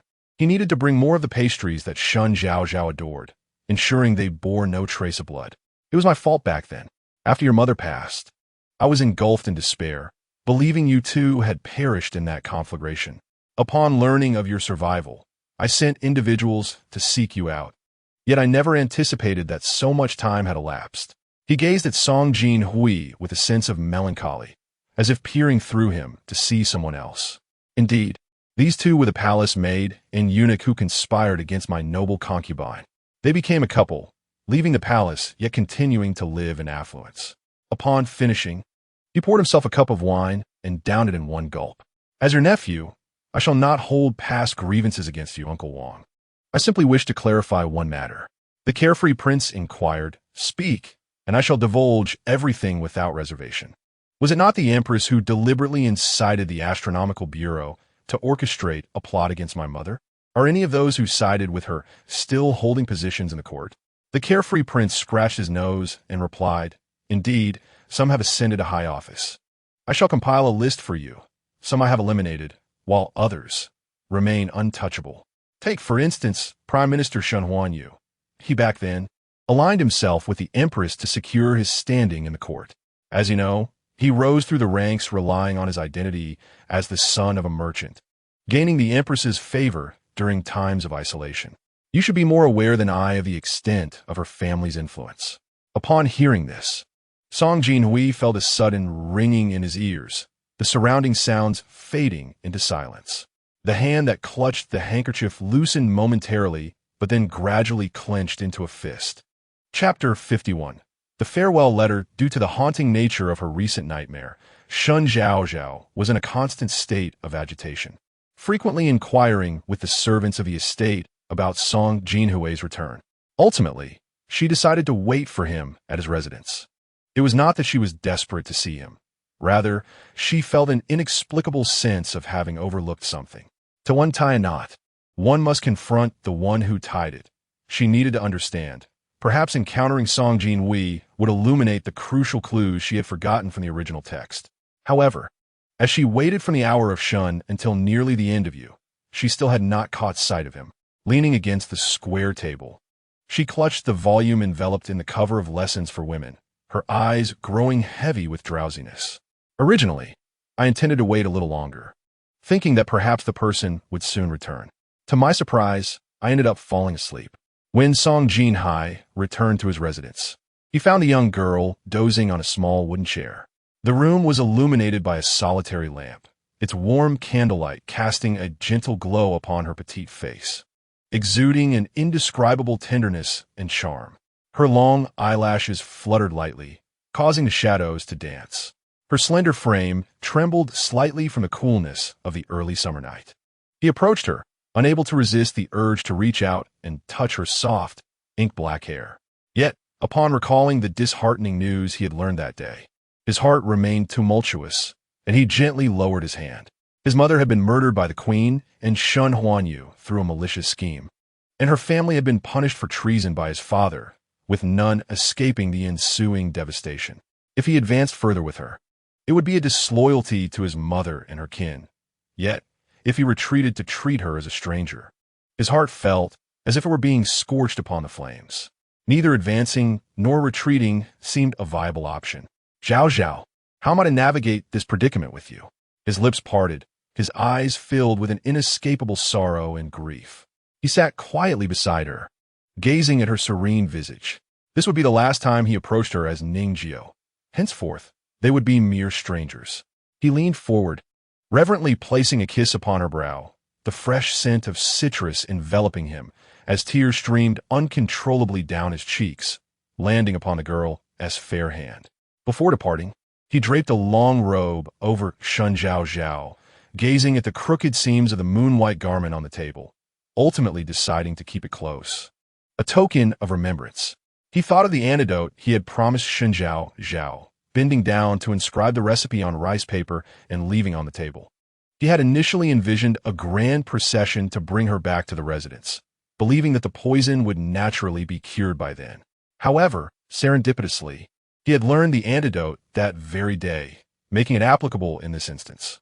With a lingering glance at the girl within the room, he swiftly turned and departed, his high ponytail sweeping past his tall figure. In an instant, the room was tranquil as water, save for the chorus of insects outside the green window drapes. Shen Zhaozhao was awakened a quarter of an hour later by Qing Chu. Rubbing her sleepy eyes, she noticed the absence of Song Jinhuai and inquired, "Qing Chu, has Ning Jio returned?" Qing Chu shook her head, an air of confusion on her face. "I have not seen him. He must be out attending to matters. Last time, when a young lady had a fever, he stayed by her side day and night. This time, he is likely on a different shift." Though Shen Zhaozhao found this reasoning plausible, a sense of emptiness settled within her, accompanied by a subtle ache and discomfort. Her throat felt parched, and as she reached for water, she noticed droplets cascading down her hand. Looking up at the ceiling, she recalled that she had recently had the blue tiles repaired. It should not be leaking. Had it rained earlier? Qing Chu replied, "Not at all." With a furrowed brow, she gazed at the droplet on the table, perplexed as to its origin. Before she could ponder further, Qing Chu bent down to retrieve a piece of paper that the wind had blown to the ground and handed it to Shen Zhaozhao. "Miss, look." Shen Zhaozhao hastily took the rice paper, glancing over the writing and realizing it was the antidote from Yueshi, which deepened her unease. She clutched the paper tightly, as if trying to discern hidden meanings, her fingers trembling uncontrollably. Why did the prescription on this paper increasingly resemble a farewell letter? Her gaze wandered around the room before settling on the crooked, withered tree in the courtyard. Even in summer, it had yet to sprout leaves, likely having died long ago. She sat down restlessly and instructed Qing Chu beside her, "Inquire with Li Kuang tomorrow about Ning Jio's whereabouts." Deep down, she harbored a suspicion, yet she subtly hoped it would not lead to that outcome. The next day, dawn broke through the mist, golden sunlight streaming through the window's crevice. Qing Chu opened the intricately carved windows one by one and replaced the tea from the previous night before approaching the bed to rouse Shen Zhaozhao. "Miss, it is time to prepare." Shen Zhaozhao mumbled sleepily in her bedding, instinctively sitting upright, the tears in her eyes still hazy. She lazily leaned her delicate face against Qing Chu's shoulder, her long black hair cascading like a waterfall across the bed. Softly, she inquired, "Is Ning Jio back yet?" "Miss, according to Li Kuang, Ning Jio has not returned all night." As Qing Chu assisted her out of bed, she noticed her mistress's complexion resembling a delicate peach blossom, with dark hair, red lips, and snow-white skin glowing softly in the morning light. Just gazing at her was captivating enough that Qing Chu thought, if she were a man, she would be enchanted daily. Upon hearing this, Shen Zhaozhao's brows knitted slightly. She pursed her lips, suspecting that Song Jinhuai was preoccupied with reclaiming his identity as the ninth prince, leaving little room for other matters. Remembering she had important business to attend to today, she decided to set this concern aside for the moment. She instructed Qing Chu to procure the ingredients based on the prescription from the previous night. No sooner had Qing Chu left than a young maid arrived, stating that Yusiki wished to invite her for a boat outing. Initially inclined to decline, the thought of possibly encountering Song Jinhuai prompted her to prepare and meet the others in the flower hall. However, she was taken aback to find Gusu also waiting for Shun Tingshan upon entering the room. The awkwardness was palpable. Lowering her gaze, she greeted the two young gentlemen, who reciprocated the gesture. Given her reluctance to associate with Yusiki, she had dressed differently than usual, recalling the Yu family's strict decorum, which disdained gaudy attire and valued a woman's grace. She had donned a scarlet silk gauze adorned with cloud patterns, applied rouge, and pinned her hair with a golden-laid jade hairpin. Her eyes, bright and clear, were accentuated with eyeliner to enhance her allure. Upon raising her gaze slightly, her eyes shimmered like a pool of spring water, reflecting the vibrant blossoms of the garden. Gusu momentarily found himself entranced. Her fair skin appeared resplendent in the red dress, reminiscent of plum blossoms dusted with snow in the depths of winter, making it difficult to look away. Chapter 52. A heart-divided Shen Zhaozhao wore a forced smile, for she despised such gatherings, where she had to maintain a stiff expression. Any misstep would surely invite reprimands from a matron or discipline from Shen Yuxian. The constraints imposed by the so-called formalities of this era seem to ensnare not only the body, but also the very essence of one's soul. As she awaited Shen Tinglan for a boat ride to admire the lotus blossoms, Shen Zhaozhao found herself idly toying with the lustrous pearls embroidered on her attire to pass the time. Meanwhile, Yusiki engaged in a lively discussion with Gu Su regarding the recent affairs of the nation, initially disinterested until the mention of the ninth prince piqued her curiosity, prompting her to lend an attentive ear. Gu Hanlin pondered the veracity of the rumors surrounding the ninth prince's demise, while Yusiki, fanning herself gently, spoke with a hint of inquiry. The flower hall was adorned with 3 small ice basins, barely embracing by a child, and as the hour approached noon, the chill dissipated under the heat, rendering the room delightfully cool. Gu Su sipped his tea lightly, his voice imbued with an unworldly clarity, suggesting that his subjects, they ought to refrain from unwarranted speculation regarding the emperor's family matters. Yusiki coughed lightly, her frail demeanor betraying her lingering thoughts on the topic.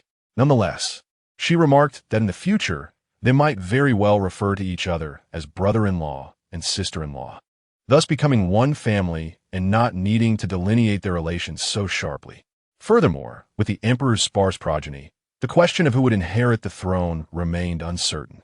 Gu Su placed his teacup down with a decisive clink, his brows furrowing slightly.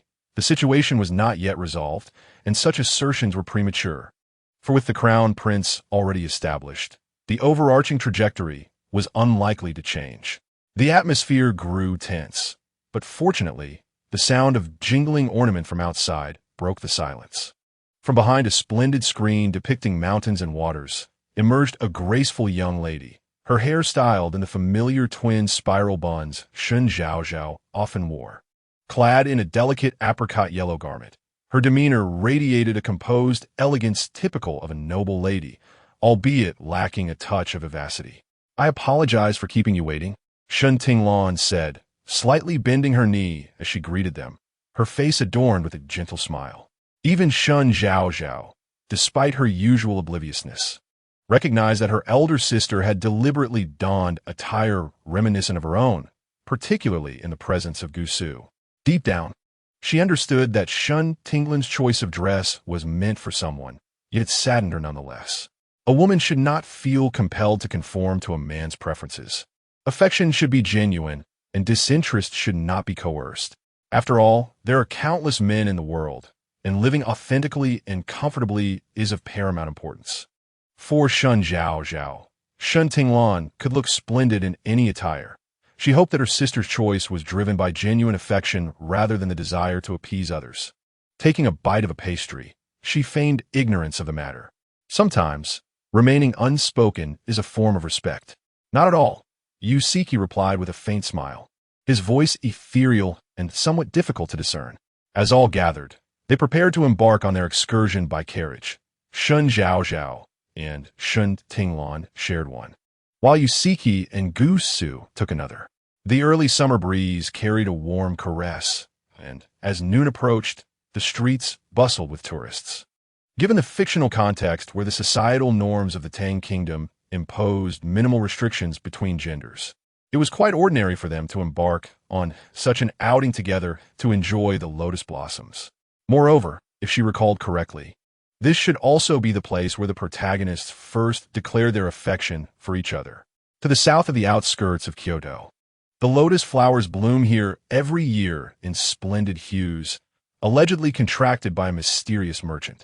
During summer, they particularly provide boats for leisure, yet, as is typical of merchants driven by profit, it is far from free. The boat rides cost a sum, as do the refreshments on board, and the portrait artist by the shore also charges for their services. In short, this contracted merchant exhibits remarkable business acumen. Upon arrival, however, she found that the place was quite crowded, a scene bustling with carriages and horses. The presence of so many people diminished her enthusiasm significantly, especially since Shen Zhaozhao's purpose for this outing was not here, leaving a hint of disinterest on her face. In contrast, Shen Tinglan appeared quite exuberant, pulling her towards a stall to purchase plum ice cream. Afterward, they boarded the boat when their number was called, where tea sets, pastries, and small ice jars were all provided.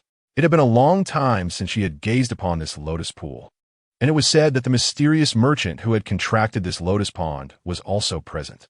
Shen Tinglan waved her fan, her gaze inadvertently drifting toward Gusu, who was engrossed in sipping tea and admiring the lotus flowers.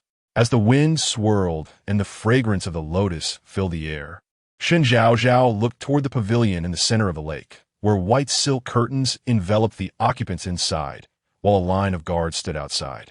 It was evident that the mysterious merchant was seated within. Yusiki took a gentle sip of tea, remarking that with the Lantern Festival approaching, business at the Lotus Pond would likely become even more prosperous. Just as the words left her lips, a loud crash resounded as a boat behind them collided with theirs. Normally, the owners would come out to apologize at such a moment. Yet the people on that boat remained unresponsive, appearing instead intent on leaving them behind.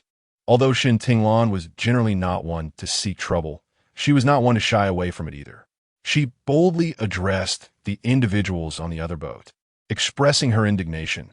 "What kind of people are you, colliding with another's boat without even a word of apology?" A light laugh emerged from the red boat, and one of the attendants aboard, seemingly instructed, immediately retorted, "How audacious! The esteemed lady of the Duke of the State is seated inside. Who are you to speak?" The curtain of the boat was drawn back to reveal Shenrui, her hair styled in an elegant updo, who sighed and said, "I truly apologize, second sister. Oh, my mistake. I have long been expelled from the Shun family. So what right have I to call you sister?" Her tone dripped with sarcasm, and the meek demeanor she usually wore was nowhere to be seen. Shen Tinglan, having been raised in her maternal grandfather's household and accustomed to the strict decorum of the Shen family, was unyielding in the face of such impropriety. "You sit in your current position solely as a concubine. What is that to feel proud of?" she retorted. Shenrui's face flickered with a mix of anger and disdain. With a cold smile, she remarked, "Third sister, today your appearance is indeed more vibrant than that of second sister. It seems that, in the end, it all comes down to how pleasing one's mother is. Otherwise, one could end up as lackluster as second sister. Humph, your attire is merely a poor imitation." Shen Zhaozhao furrowed her brow, lifting her gaze to meet Shenrui's eyes, and coldly declared, "Shenrui, do not attempt to sow discord between me and second sister. I have never looked down upon your status as a concubine, nor have I ever mocked your past actions taken in pursuit of social elevation.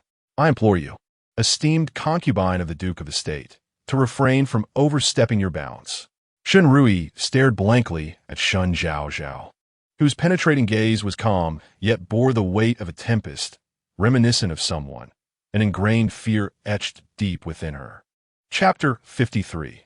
When to sever ties, the blinding summer sun rendered the shadows almost non-existent, and after a prolonged moment of endurance, Shenrui, incensed, lowered the curtain and declared her intent to leave, distancing herself from them. Shen Zhaozhao gracefully adjusted her sleeves and poured a cup of lotus seed tea for Shen Tinglan, smiling sweetly as she reassured her, "Sister, there is no need to be angered by such a person. She may currently thrive on her petty gains, but such fortunes are seldom lasting." Receiving the white jade cup, Shen Tinglan nodded with composure, though the fingers hidden beneath her voluminous sleeves betrayed her agitation. Turning pale with tension, Yusiki cleared his throat several times to ease the lingering awkwardness. "Miss Shun's observations are indeed astute. It is merely a fleeting triumph. I have heard that the Duke of the State has been bettered in due to the turmoil caused by Shenrui's marriage situation. It seems that the young heir will find it increasingly difficult to seek a legitimate wife, especially considering the numerous concubines within his household, enough for her to contend with."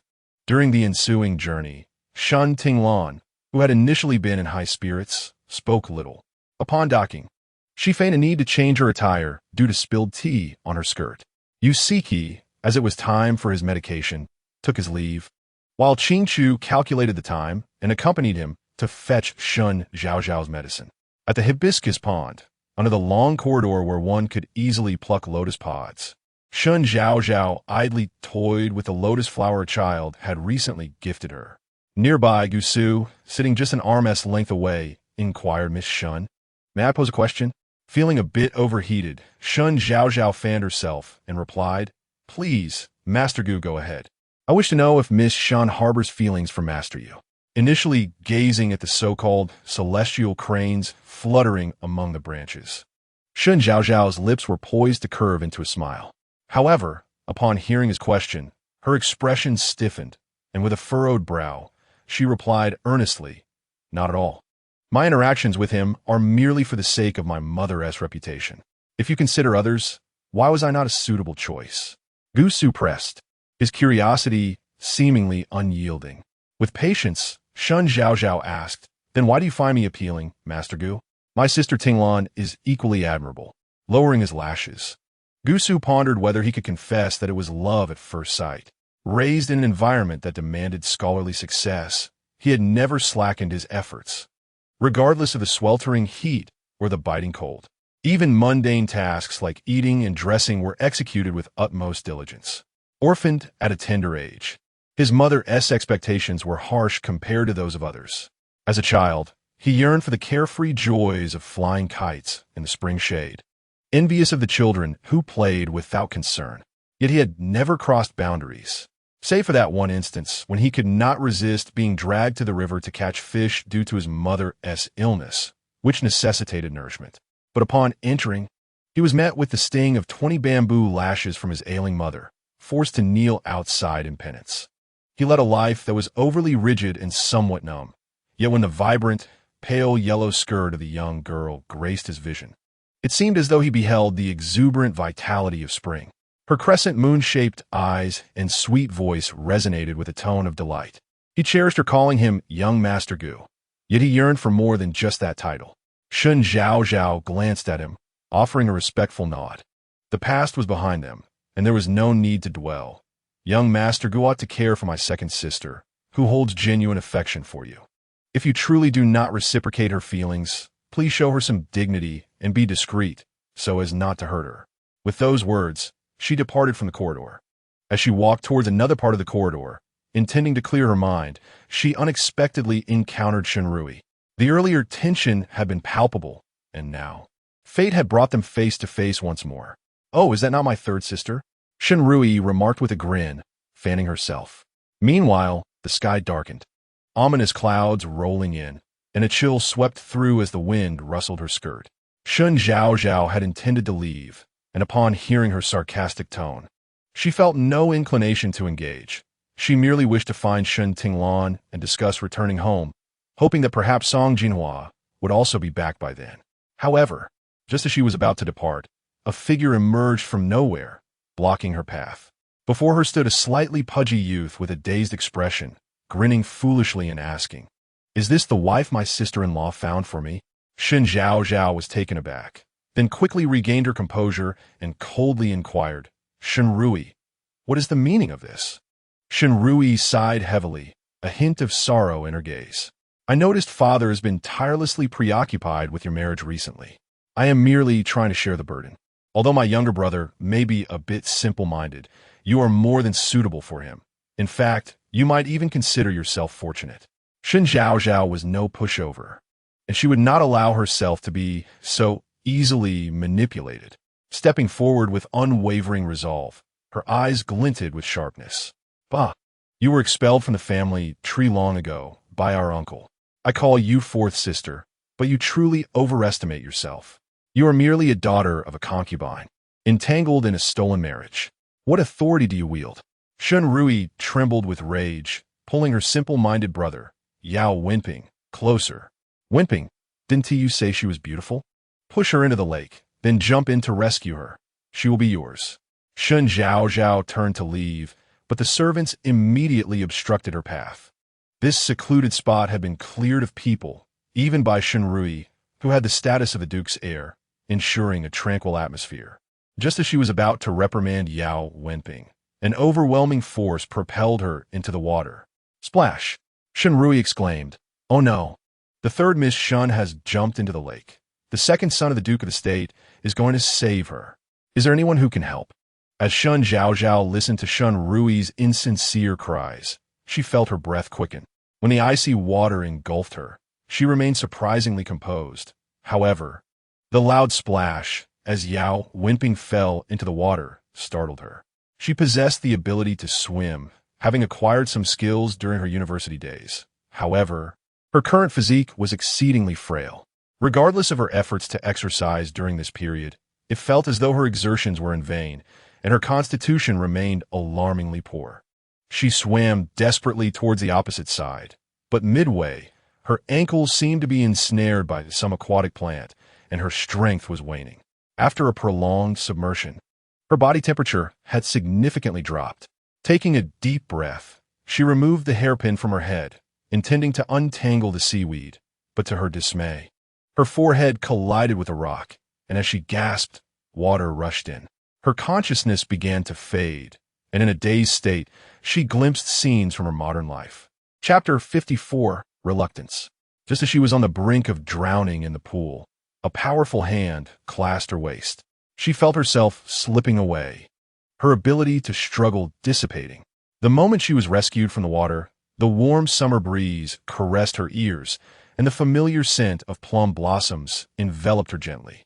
She desperately tried to open her eyes, but her eyelids felt unbearably heavy, and she could only recall passing through a curtain that rang like a bell. Soon after, a soft outer robe enveloped her, and her trembling body, once cold, was now snugly wrapped. Instinctively, she reached out for something, yet it seemed impossible to grasp anything. The young man, observing the girl in his arms moving restlessly, tightened his embrace. The thin summer attire allowed their body heat to mingle, intensifying the warmth that was impossible to ignore. Her fair face nestled against his dark robe, resembling a delicate blank space in an ink-wash painting, evoking endless imagination. He brushed aside the damp strands of hair from her cheek, and as he did so, the girl's faint voice emerged, Song Jinhuai. Merely these 3 words caused all the young man's attendants to kneel before him, and the concern that had once filled his eyes transformed into an inscrutable chill. When Shen Zhaozhao awoke, the cold moon hung high in the sky, and the surroundings were eerily tranquil. Gradually sitting upright, she was met with a deep purple canopy. The bird bell hanging from the eaves occasionally chimed with a clear sound. Staring blankly for a while, she finally realized this was not her own room. Observing her attire, she found herself clad in a peach-colored hibiscus gauze dress, her ink-black hair cascading down, entirely different from what she had worn earlier. As she pondered in confusion, the night breeze swept through the gauze curtain, revealing a young man reclining against an official S-chair, his legs crossed. His high ponytail hung straight down, and the glass lamp beside the table emitted a warm yellow glow, casting a soft light upon his profile, accentuating his features in striking clarity. His lips bore a faint rosy hue, and those enchanting eyes, if opened, would be as captivating as a seductive spirit in the mountains, yet when closed, with long lashes slightly fluttering, he appeared innocent and harmless.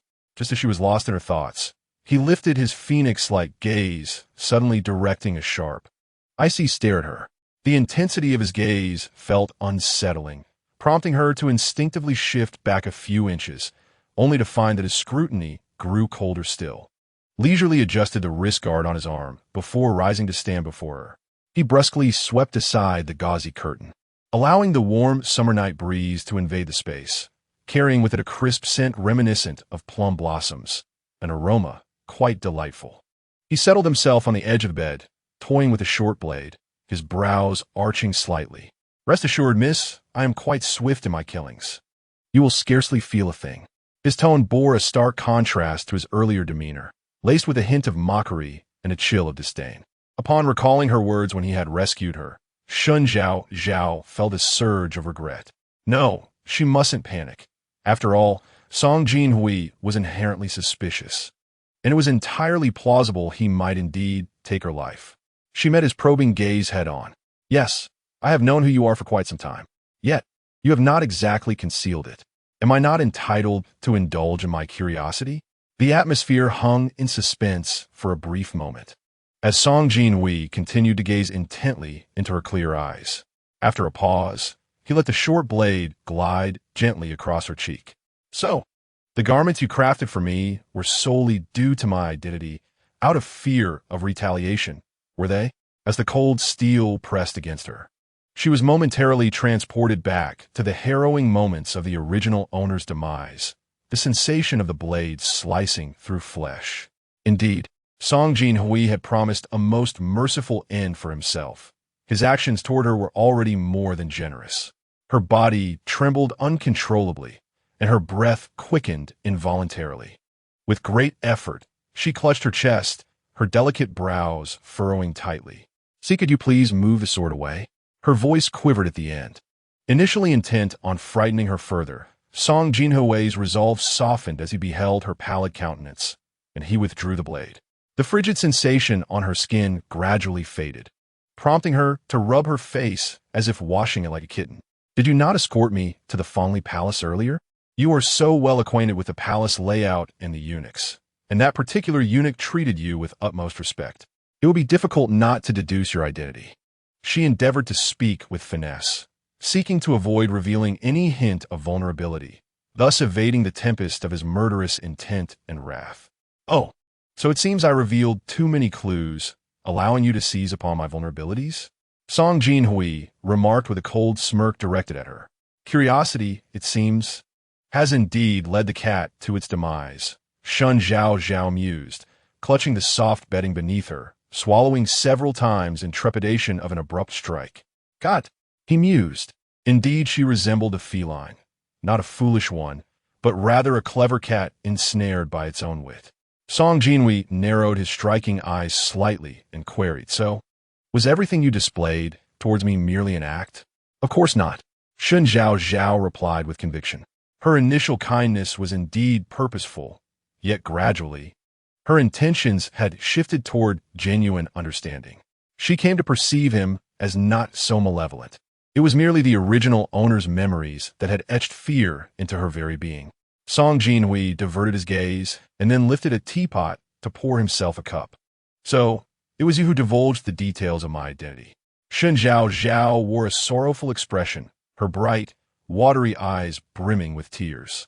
She was nearly ready to cry out her grievances to the heavens, asserting that if she had ever leaked your identity, it would have been done long ago. Why would she wait until now? Isn't that the truth? Furthermore, what benefit would revealing your identity bring to me or my family?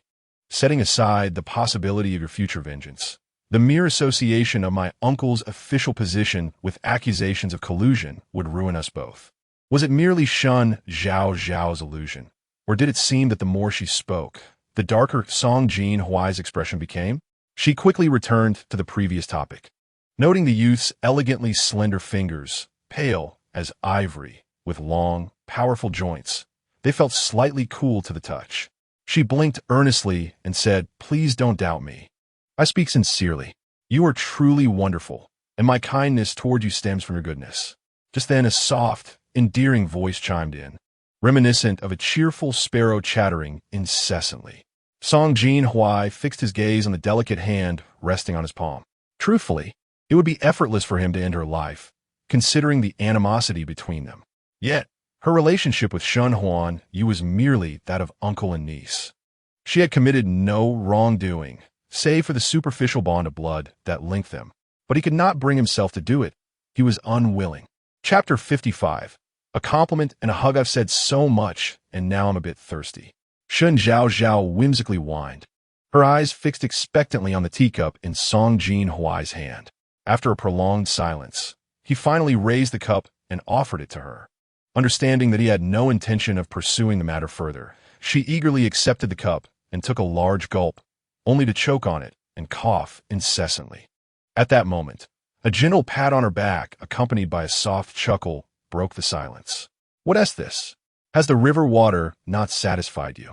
And now you're choking on tea?" The youth's soothing voice, devoid of sarcasm, carried a teasing tone. Shen Zhaozhao chose not to take offense, tilting her head. She smiled sweetly at him, for the tea brewed by Ningjiu was truly exceptional. As Song Jinhuai gazed at the girl's charming smile, his ears flushed red, and he averted his gaze, muttering softly, "Flatterer." Realizing something, Shen Zhaozhao tentatively asked, "Should I not call you Ningjiu anymore? Perhaps I should refer to you as the Ninth Prince?" While adjusting the creases in his clothing, Song Jinhuai's brows furrowed at her words. He harbored a dislike for that title, even bordering on disdain. To the world, the current emperor may appear exalted, but to him, he was merely a coward incapable of protecting his own family. Leaning against the edge of the bed, his expression grew serious. "Just call me Ningjiu. Those titles are superficial. Only Ningjiu is truly alive in this world." "Very well, I shall remain as I am," she replied. However, the name Song Jinhuai had been frequently mentioned in the original text, and any slip of the tongue would inadvertently expose her. The atmosphere had become considerably more relaxed than when she had first awoken. She cast a glance out the window, her brow furrowed with concern. "I wish to return home.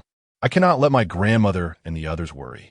The night was moonless, leaving only a delicate glass lamp to cast a faint glow upon the young maiden's exquisite visage.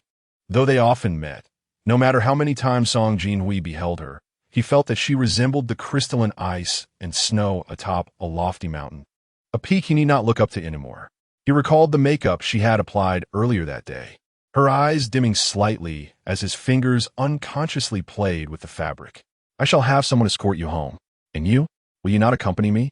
Shen Zhaozhao leaned thoughtfully on her hand, her clear eyes nearly enveloping his entire figure. Song Jinhui's gaze finally settled upon her beautiful eyes. After a brief pause, he replied, "I shall not return. From henceforth, bridges shall remain bridges, and paths shall remain paths. We need not meet again." Shen Zhaozhao was momentarily stunned by his words, her heart racing like a startled rabbit, darting in all directions. "Why? Is it because I discovered your secret that you wish to part ways? I promise to keep it confidential, to spare you any distress." Song Jinhui observed her drooping head, initially poised to reveal the so-called truth, yet another thought halted his tongue. What would it matter if she knew?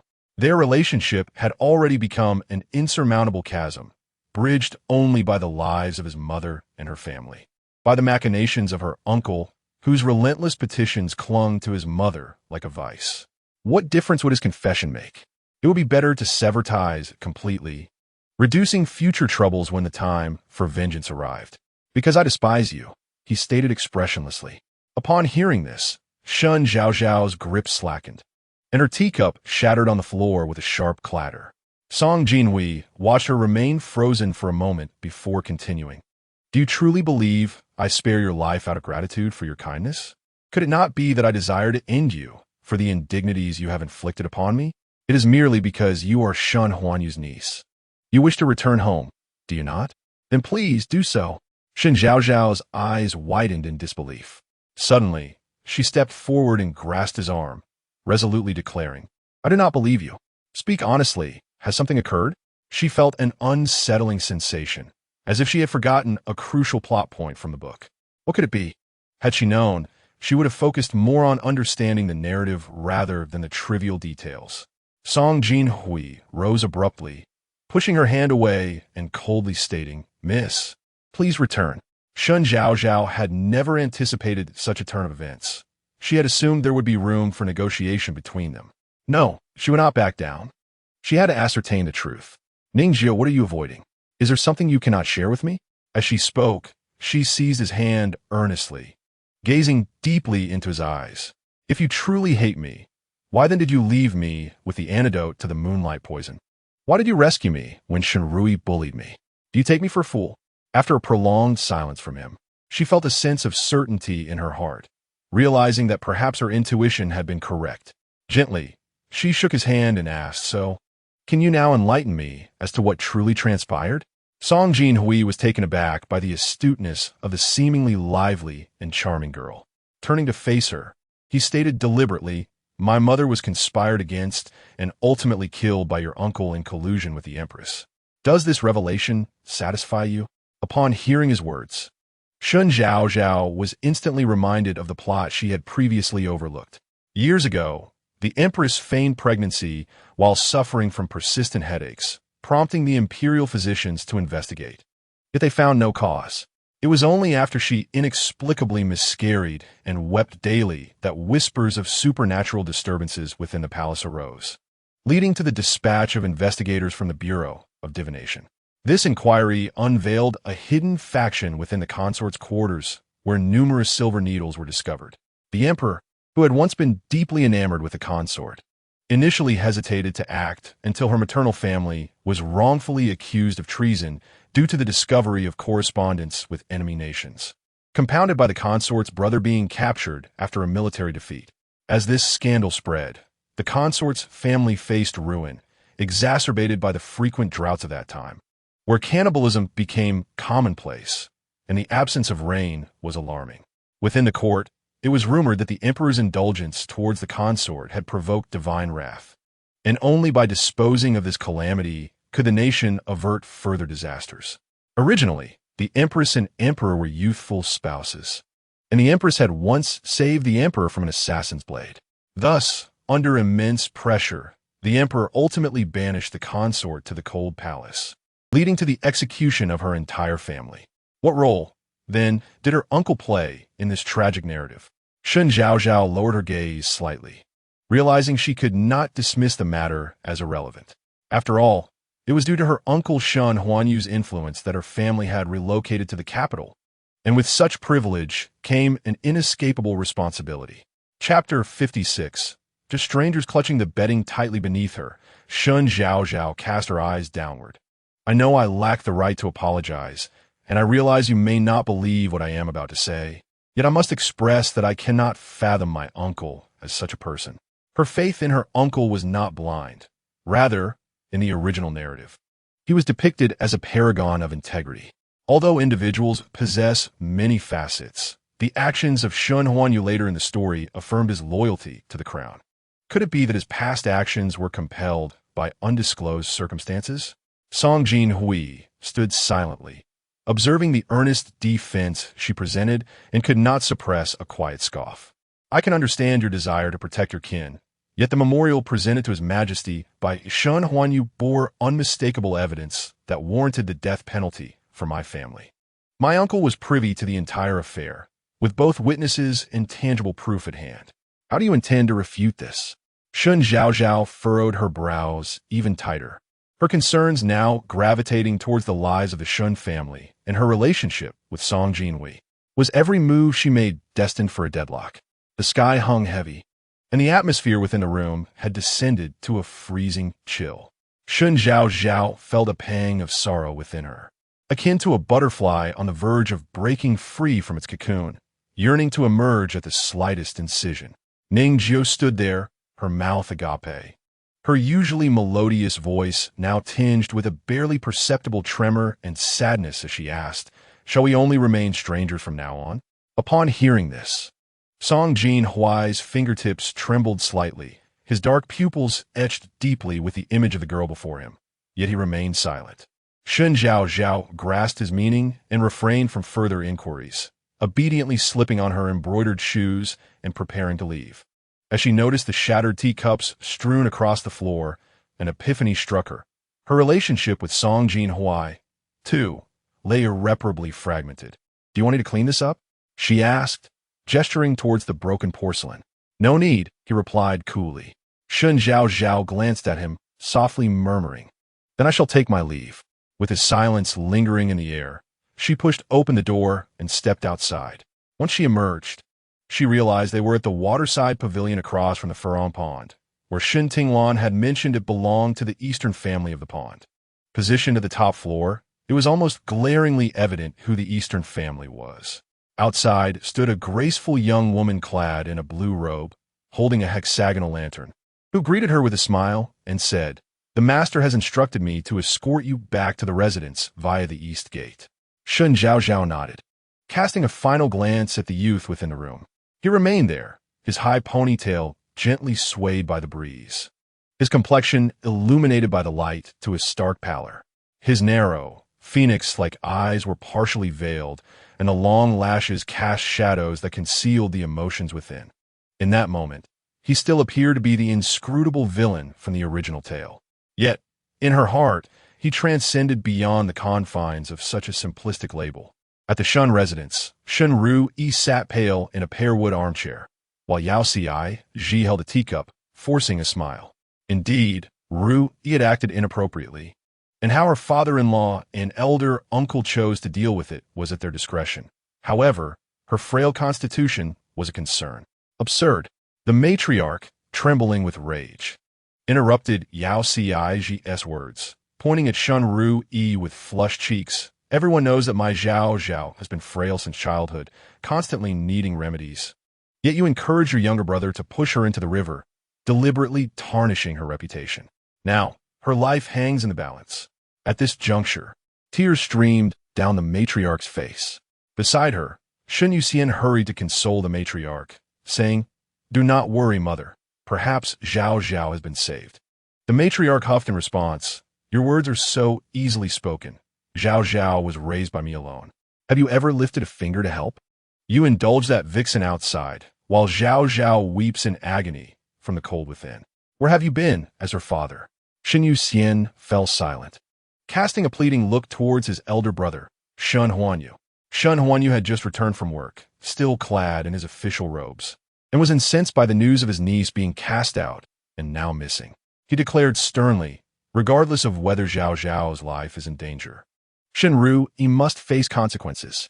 Yao Ji nodded fervently in agreement. Thus, it must be sent to the authorities. "Oh, dear uncle, this is absolutely unacceptable." Yao Ji hastily rose to his feet, exclaiming that if such matters were to leak outside, it would tarnish the reputation of our Duke of Zhengguo's household. When she acted in such a manner before, why did she not consider the dignity of our family? Shen Huanyu chuckled derisively and stroked his beard, continuing, "If you fear this matter, you could simply divorce her. That would preserve your so-called dignity." Yao Ziji's expression turned troubled, yet Shen Ruyi, sensing the gravity of the situation, quickly knelt and tugged at Yao Ziji's sleeve, imploring, "Husband, I am with child. You cannot cast me aside. You once vowed to be with me for life. You cannot treat me this way." Yao Ziji looked astonished. "What? You are pregnant?" Shen Ruyi nodded, revealing that she intended to share this news upon returning home today. But in a moment of foolishness, she thought of her unmarried third sister and hoped for her to enter their household, believing it would provide mutual support. The old matriarch scorned, "Bah, what support? Do you not understand why your little uncle cannot find a bride? You foolish girl, how can you treat your legitimate sister like this? A daughter from a concubine's side is indeed not worthy of respect." Shen Ruyi hastily bowed deeply to the matriarch, exclaiming, "I am aware of my mistakes, grandmother. Whatever punishment you deem fit for me, I will accept, but I beseech you not to harm the innocent child within me." Now you realize innocence? When you push your sister, Zhaozhao, away, did you not understand what innocence meant then?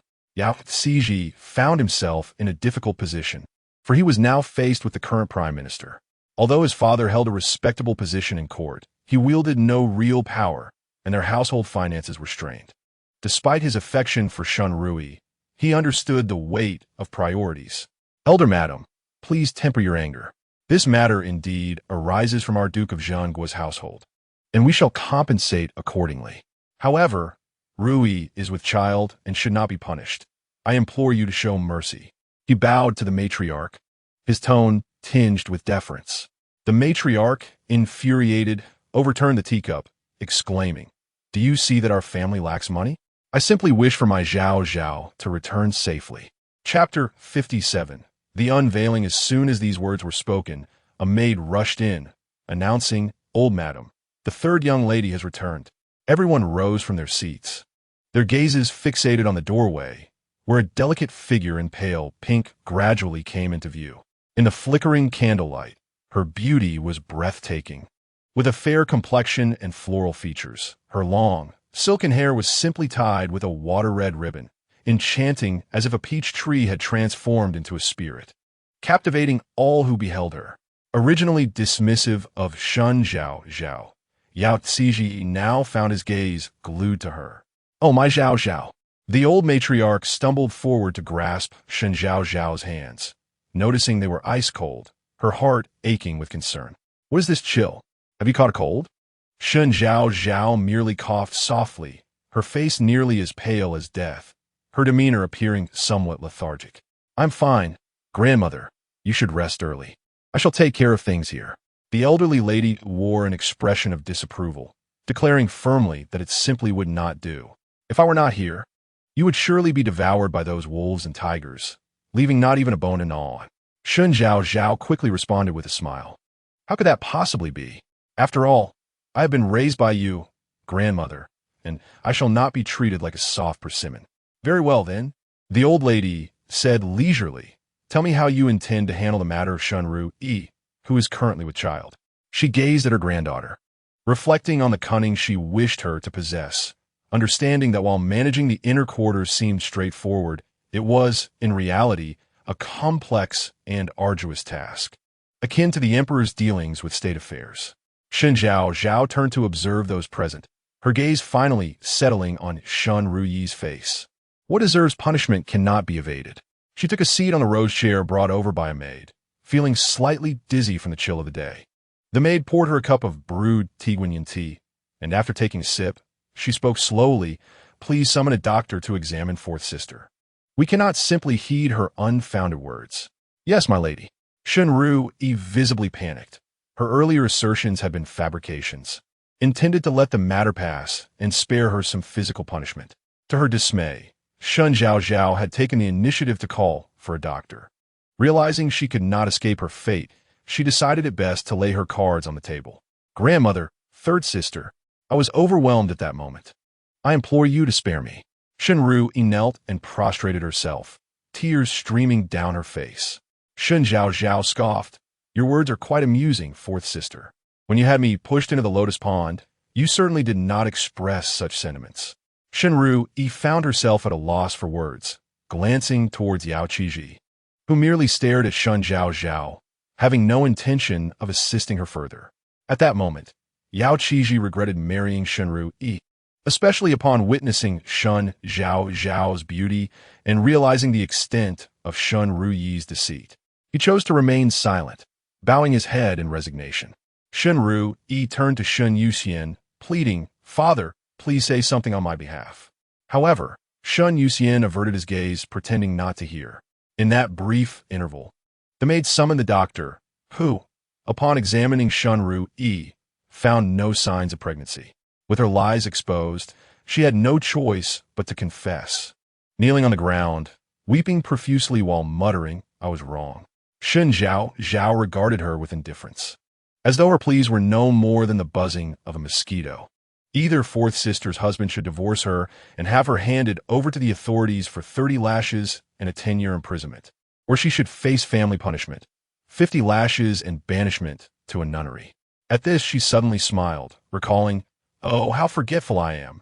Fourth sister has already been expelled from the family tree. Implicit in her words was the implication that sending her to the authorities would render her as good as a useless individual. No, third sister, I acknowledge my mistakes. I beg you, spare my life. Shunru clutched her skirt desperately, bowing her head repeatedly, tears streaming down her face. Her forehead bleeding profusely, yet she did not cease her actions. Shen Zhaozhao, witnessing this unsettling scene, felt a wave of fear wash over her. The scent of blood was already nauseating, and now she felt feverish, her head spinning and her complexion paling. She covered her face with a handkerchief and frowned, saying, Take her away. Then, her gaze swept over the crowd, a smile gracing her lips. Is there any dissent among you? Naturally, there was none, as she was the most affected party. Perhaps the one who cared most for Shunru was Shen Yuxian, but upon observing the expressions of his mother and wife, he dare not speak further. The servants, upon receiving the order, hurried forward to drag Shunru away, and as they exited, her piercing cries echoed in the air. Yao Qizhi, seeing the situation had turned so dire, refrained from further words, merely bowing to Shen Huanyu and offering a few phrases of apology. This matter seemed to conclude there, with the uncles and ladies nearly dispersing. However, Shen Tinglan grasped Shen Zhaozhao's hand and in a voice neither loud nor quiet inquired, Sister, you have truly suffered today. May I ask who it was that rescued you? Though her tone lacked malice, The implication hung heavily in the air. A poor response could jeopardize a woman's reputation. The customs of Tangguo were indeed simple, yet if a man were to save a woman in distress, he would be expected to marry her. Had it not been Song Jinhuai who saved Shen Zhaozhao, or had another witnessed the act, she could easily be regarded as having lost her virtue. Fortunately, Song Jinhuai had been accompanied by his personal guards at the time, ensuring discretion. A wave of apprehension washed over her, cold sweat beading in her palms, though she maintained an appearance of calm. I was rescued by a fisherwoman gathering lotus pods from afar. Shen Tinglon replied with confusion. But can a fisherwoman possess such strength? As she posed her question, the old matriarch struck the ground with her cane, expressing her displeasure. Enough. Who says women are inherently weak? During my days in business, I encountered all sorts of people. Some women could lift a pig, so surely they could save a person. Besides, we are all engaged in farming, and there are many strong individuals among us. Shen Zhaozhao quickly stepped forward to placate the old lady, while Yushi knelt beside Shen Tinglon, an expression of mild apology on her face. Mother, do not be angry. Lanner has merely been worried about Zhaozhao all day. It is only natural for her to speak a bit foolishly. Please forgive her. I am but an old relic. What forgiveness do I need to seek? The matriarch sighed, pressing her forehead. You should teach Lanner the importance of prudence and restraint. Yes, you are aware that the sisters share a close bond. If Lanner spoke out of turn, it is my failure in guiding her. Zhaozhao would not take it to heart, would you? Yushi maintained her maternal demeanor, gazing at Shen Zhaozhao. Chapter 58. Indirect criticism. Yushi's words clearly placed Shen Zhaozhao in a predicament. If she claimed to be unconcerned, it would imply she had suffered in silence, allowing others to perceive her as an easy target.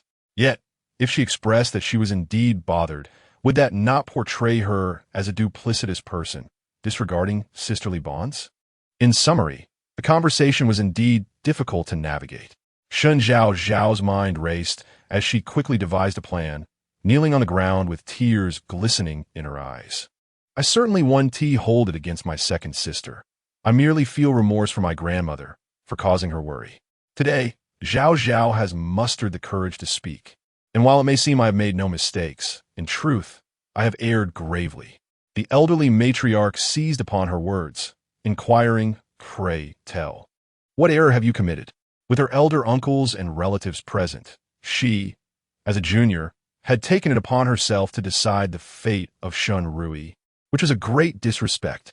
Such news would tarnish a woman's reputation. Fortunately, grandmother is magnanimous and refrained from exposing my faults. I vow to avoid any future missteps in my words and actions, ensuring that I do not bring disgrace upon grandmother. On the surface, Shen Zhaozhao appeared to be acknowledging her own faults. However, her words subtly criticized others. One should recognize their own misdeeds rather than seek forgiveness from others. Those who do not grasp the underlying meaning might remain oblivious, yet you sure understood it well. The elderly matriarch nodded in approval, a satisfied smile gracing her lips. Ah, you understand, which is commendable. You are indeed my well-taught Zhaozhao, truly astute. You never shift blame onto others, and your heart is pure. Her remarks undoubtedly mock Yushi's lax parenting. Indeed, Yushi's expression grew even more displeased. Enough, it is getting late, let us disperse. You appear unwell, and you should see a doctor shortly for some medicine. The elderly lady affectionately brushed Shen Zhaozhao's cheek before rising to leave. Shen Zhaozhao also bowed to the matriarch and Yushi as she exited the main hall. Just as she passed the corridor, a figure suddenly emerged, and a rather chilling voice echoed from nearby. The maid accompanying Shen Zhaozhao nearly dropped the crimson gauze lamp, retreating several steps in fright. Do not be afraid. Miss Shen, it is I. Yao Qizhi inclined his body in greeting. Shen Zhaozhao inquired directly, what business do you have, brother-in-law? Yao Qizhi smiled nonchalantly, stating, I was preparing to draft a divorce letter, as my fourth sister and I shall no longer have significant ties. As he spoke, his gaze inadvertently drifted toward Shen Zhaozhao. It is said that beauty under the lantern's glow resembles flowers veiled in mist, imparting an ethereal and mysterious allure. Shen Zhaozhao was already strikingly beautiful, Tonight's clear moonlight illuminated her delicate face under the dim lantern light, her bright eyes resembling the moon resting upon a tranquil lake, as if they would vanish with the slightest touch. Moreover, her figure was equally enchanting, moving like a willow swaying in the breeze, and when seated, she resembled a celestial fairy. Her voice was sweet yet not cloying, imbued with the unique softness of Jiangnan. This was infinitely more captivating than the women he typically encountered in the pleasure quarters. He continued, "I wish to propose to you, Miss Shun, not for my foolish brother, but for myself. Should you find me agreeable, let us select an auspicious date, and I shall take you as my primary wife. After all, our families were once betrothed." Shen Zhaozhao inwardly scoffed. What an absurd notion. However, constrained by the esteem of the Duke of the State, she refrained from expressing her thoughts too harshly. With a slightly frosty demeanor, she addressed her brother-in-law, saying, "Since I have called you brother-in-law, it implies my desire to sever ties with you. You abandoned my sister at her moment of misfortune, which clearly indicates that you are not one to cherish or love a wife. Moreover, you were the one who broke the engagement first, and now you utter such words, which is truly baffling. One must maintain their dignity. The rumors that would circulate from this would be most unseemly." She was overwhelmed with a throbbing headache and wished to depart without further discourse. To her astonishment, Yao Qizhi unleashed a tirade of insults, accusing her, "You were the one who seduced me first, and now you deny it." Shen Zhaozhao cast a cold glance in his direction and retorted, "I kindly ask you, young Master Yao, to choose your words more carefully. Otherwise, my uncle would not let this matter pass so lightly and would certainly bring it up in court." Yao Qizhi was taken aback by Shen Zhaozhao's threat and dared not respond further, though his eyes betrayed a hint of reluctance. He snorted in annoyance and departed, muttering that it mattered not, for time was on his side. He did not believe Shen Zhaozhao would escape his grasp forever. Upon returning to the Jingxun, Shen Zhaozhao felt a surge of vitality. After a brief cleansing, Qing Chu, who had hurried back from the lotus pool, stumbled in, her cheeks still stained with tears, which soon welled up again in her eyes. "Miss, it is my fault. I should not have left you alone to fetch the medicine," she sobbed, her breath hitching, with her eyes swollen like walnuts, clearly shaken by the ordeal. Shen Zhaozhao, having just taken her medicine and with a candied fruit in her mouth, spoke with a muffled tone, "I do not blame you. Fret not. I am well." Afterward, she offered Qing Chu a piece of candied fruit. "You must be busy and have yet to eat. Go and have something." Qing Chu shook her head. "It is my wrongdoing. I must accept punishment today. There is no need for you to be punished. It was my command." Yet Qing Chu continued to shake her head. "That cannot be, miss. This is the directive of the old lady and the master. I shall intercede on your behalf. That is even less permissible, miss. You know well that if I am granted leniency, how could the other servants heed your commands or perform their duties properly in the future?" Her reasoning held merit, and Shen Zhaozhao nodded, clearing her throat softly. "I must be a bit muddled from my dizziness. Miss should rest for now." Qing Chu wrung out a cloth from a basin and placed it on her forehead, then brightly remarked, "You may not yet know, but Madame One, who had gone to care for her newly born grandson, is expected to return tonight. With her here to look after you, your maidservant will feel much more at ease." Recalling Madame One from the original owner's memories, Shen Zhaozhao felt a familiar warmth. Madame One had cared for the original owner since childhood and was like a wet nurse to her, aside from the matriarch. She was perhaps the one with whom the original owner shared the closest bond. Shen Zhaozhao smiled gently, her lips curving with a hint of delight. "That is splendid. You may leave now. Just put on a show, but do not truly suffer." Qing Chu, however, was rather stubborn. She shook her head, insisting that things should proceed as they must. "Miss, you have always been most stringent with the servants.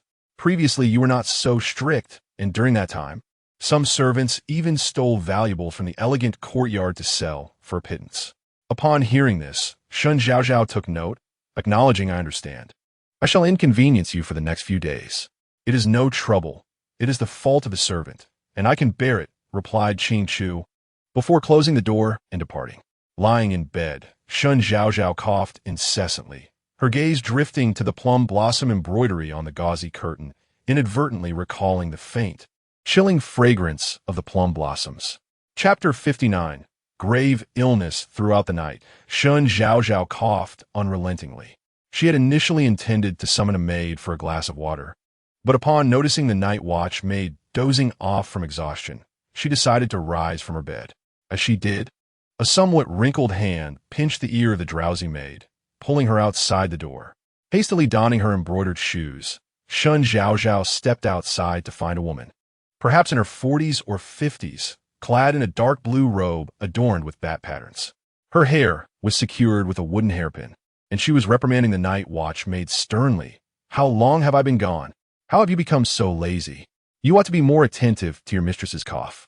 Without needing to look further, Shen Zhaozhao recognized this as the original owner's wet nurse, Granny Wen. Initially, she considered intervening to offer some words of encouragement, but realizing that Granny Wen was in the midst of a lecture, she refrained from undermining her authority. Moreover, Qingchu's earlier remarks had merit. She could not impose her modern sensibilities here. Thus, she turned to pour herself a glass of water. By the time Granny Wen finished her admonitions, Shen Zhaozhao had consumed 2 cups of tea.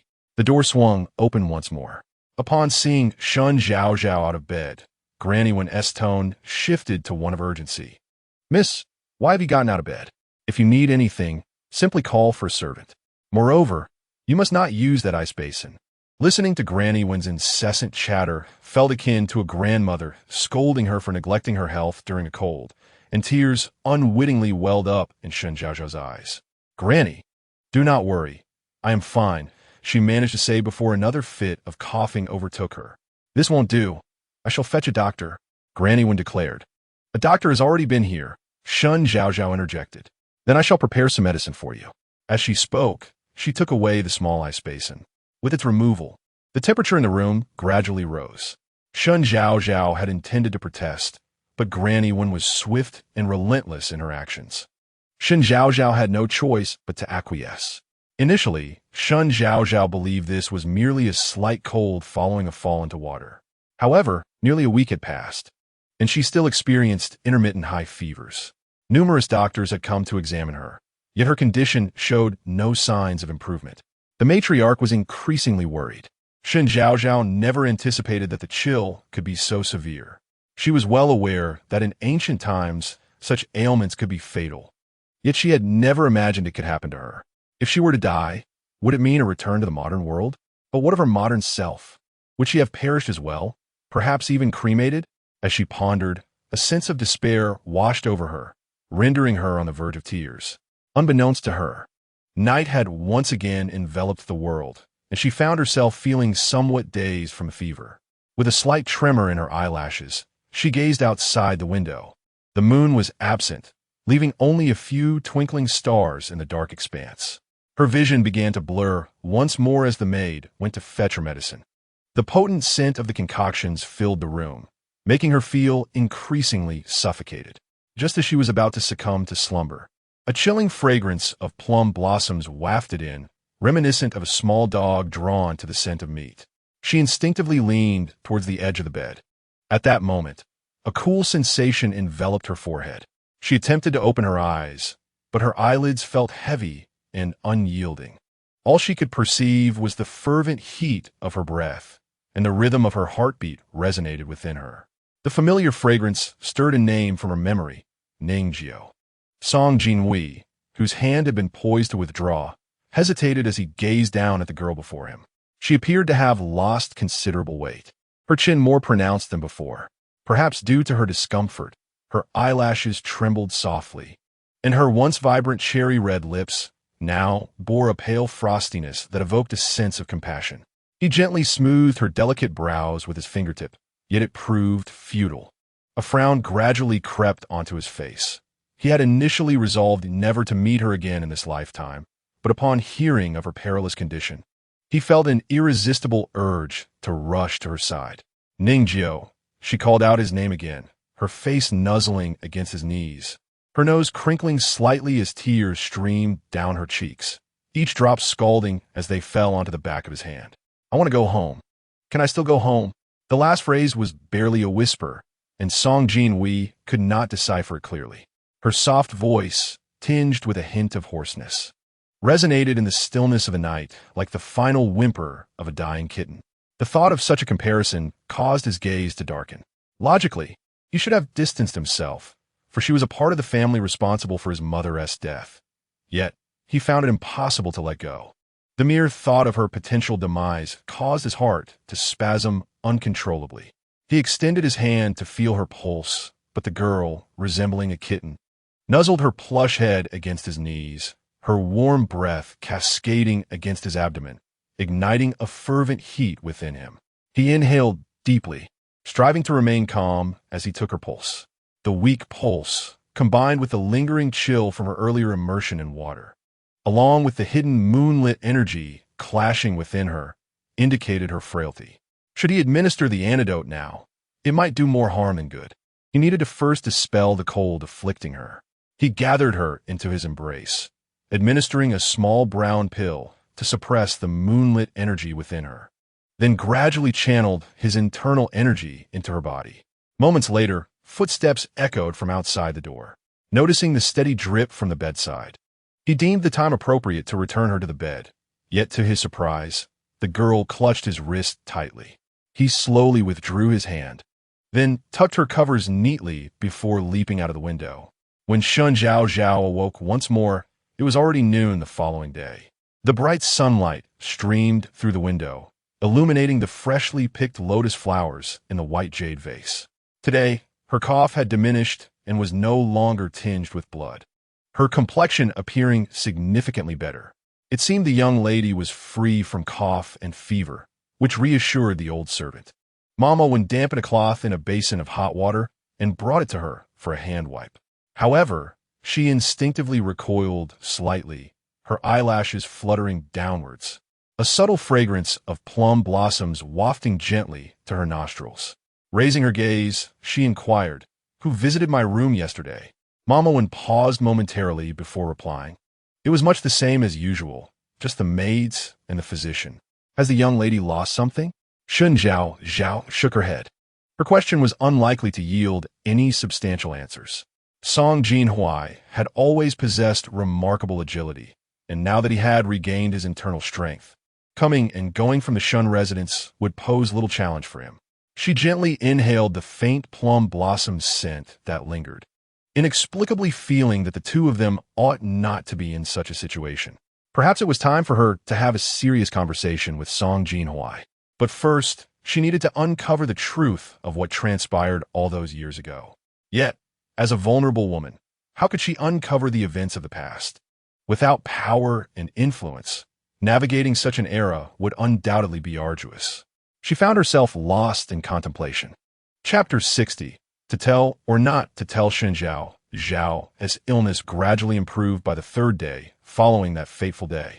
She had devised a plan for investigating the specifics of the past, given that the original owner's mother hailed from a merchant background, owning numerous shops, and her future dowry would also be derived from that. Thus, gathering information would be quite feasible. However, this endeavor would have to be conducted discreetly. Therefore, she entrusted it only to those closest to her, driven by curiosity. Qingchu had no objections, as her young lady was known for her insatiable curiosity, which was why she had insisted on purchasing one storybook after another. Rest assured, my lady, I shall handle it discreetly, ensuring not a trace is discovered, she promised. Shen Zhaozhao nodded, confident in Qingchu's efficiency. Once the task was set in motion, news would likely arrive within 5 days. Shen Zhaozhao carefully unfolded and smoothed the letter that detailed all the events from that year, poring over its contents. Although it comprised only 3 sheets, she read attentively. The information echoed almost verbatim what Song Jinhuai had previously shared with her, but one crucial difference stood out: evidence of treason.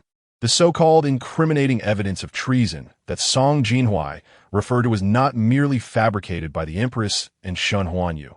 It indeed existed. Before marrying the emperor, concubine Shu was originally a young girl from the family of a national guardian general named Lu Yuanyi. She had an elder brother and a younger brother, and the 3 shared a particularly close bond from childhood. Later, her elder brother Lu Yunxiao went off to war, while she entered the imperial palace, leaving behind her younger brother Lu Zhouyang, who harbored a burning desire to join his brother in serving the nation. Unfortunately, Lu Yunxiao, who had been victorious in battle, ultimately fell victim to a lack of supplies and the emperor's excessive suspicion, leading to their ambush and the annihilation of their forces. Lu Yunxiao was captured by the Turks, but this captivity was unlike the common understanding of being a prisoner. Due to the Turks' admiration for his talents, he was treated as an esteemed guest. This news reached the state of Tan, where ministers speculated that he had defected to the Turks. Whether Lu Yunxiao had indeed allied himself with the Turks at that time remains uncertain, yet it is undeniable that he later did so. Lu Zhaoyang could not come to terms with his brother, whom he had long regarded as a hero, committing an act of treason. Thus, he took it upon himself to write a letter, which Lu Yunxiao responded to a month later. Unfortunately, this correspondence was intercepted by the queen's men, who deemed it evidence of treason against the state. Shen Zhaozhao harbored a deep disdain for those who threatened the emperor's position, and his petitions unequivocally called for the execution of the Duke of Protection's family, as they posed a significant threat to imperial authority. What was the emperor's perspective at that moment? Shen Zhaozhao felt an unsettling realization. Could it be that the emperor was subtly encouraging this turmoil? The Duke of Protection had once been hailed as a peerless hero, his acclaim nearly overshadowing that of the emperor himself. How could a sovereign tolerate a subject whose influence eclipsed his own? This was evident even in the logistics of grain transport. Should she inform Song Jinhuai about this matter? Perhaps doing so would not alleviate the resentment in his heart. A family letter transformed into an accusation of treason would surely provoke anyone's indignation. What if Lu Zhaoyang had not questioned Lu Yunxiao in written form? Even so, the emperor would likely have devised other means to place the Duke of Protection's family in jeopardy. She pressed her lips together and exhaled a heavy sigh, gazing out the window at the birds preening in the sunlight, surrounded by lush willows and caressed by a warm breeze. As if this serene scene could dispel the darkness within her heart. For the remedy for Yueshi, she still lacked one crucial ingredient, the dreaming flower, which had been banned in the state of Tan for 30 years. To find it, she would need to venture into the black market. And searching for such forbidden flora could not be entrusted to others, as it was best to keep Yueshi's predicament known to as few people as possible.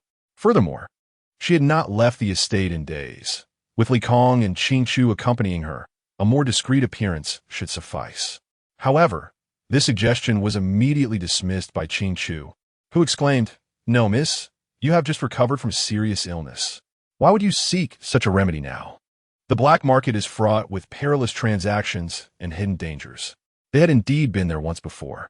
Shen Zhaozhao recalled that the original owner had purchased Song Jinhuai in the black market. So why can we not go this time? Shen Zhaozhao removed the hairpin from her head, smiling brightly. "The flower I seek will greatly benefit my frail health. I cannot expect to be fortunate every time. Can I? Goodness, may you always turn misfortune into fortune." Qing Chu murmured, though deep down she disagreed. Yet, seeing her mistress's resolute determination, and knowing the flower would aid her health, she refrained from further protest.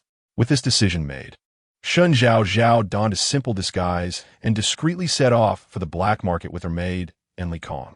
The carriage swayed as they enjoyed tea and snacks. Finally, arriving at the entrance of the black market, the carriage came to a halt, and she adjusted her hood before descending with the assistance of Qing Chu. The trio entered the establishment, leaving the coachman awaiting them outside the tea house. Shen Zhaozhao relied on the memories of her predecessor as she ventured into the black market. The evening sky was overcast, and the air was thick with the cloying fragrance of flowers from the brocade buildings, while distant performers donned grotesque masks, casting an illusion of the bizarre. The further they ventured, the louder the cacophony became, with raucous laughter, the erratic shouts of small beggars, deranged individuals displaying yellowed teeth, and vendors peddling illicit herbs banned by the court.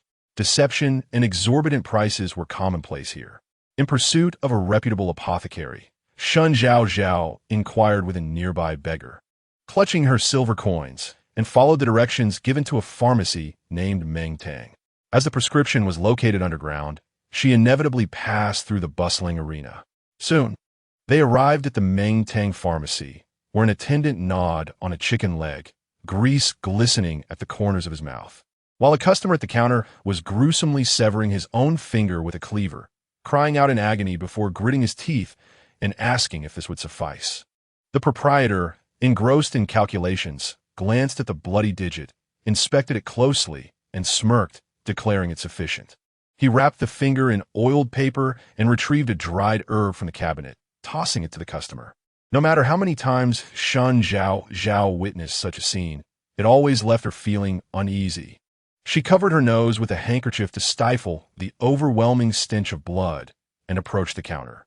The proprietor immediately noticed her presence. "What can I assist you with, miss?" he inquired. "Does your establishment carry dreaming flower?" Shen Zhaozhao asked directly. "Indeed, for 500 taels," the proprietor replied with a smile. 500 taels? Why not just rob a bank?" Qing Chu exclaimed, astonished by the exorbitant price for a mere flower. The proprietor remained unfazed, continuing, "As you are aware, this flower hails from the western regions, long banned by the court.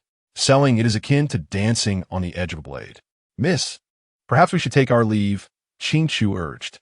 Shen Zhaozhao recognized this was the sole antidote. If she could acquire this herb, she felt it would lead her to success.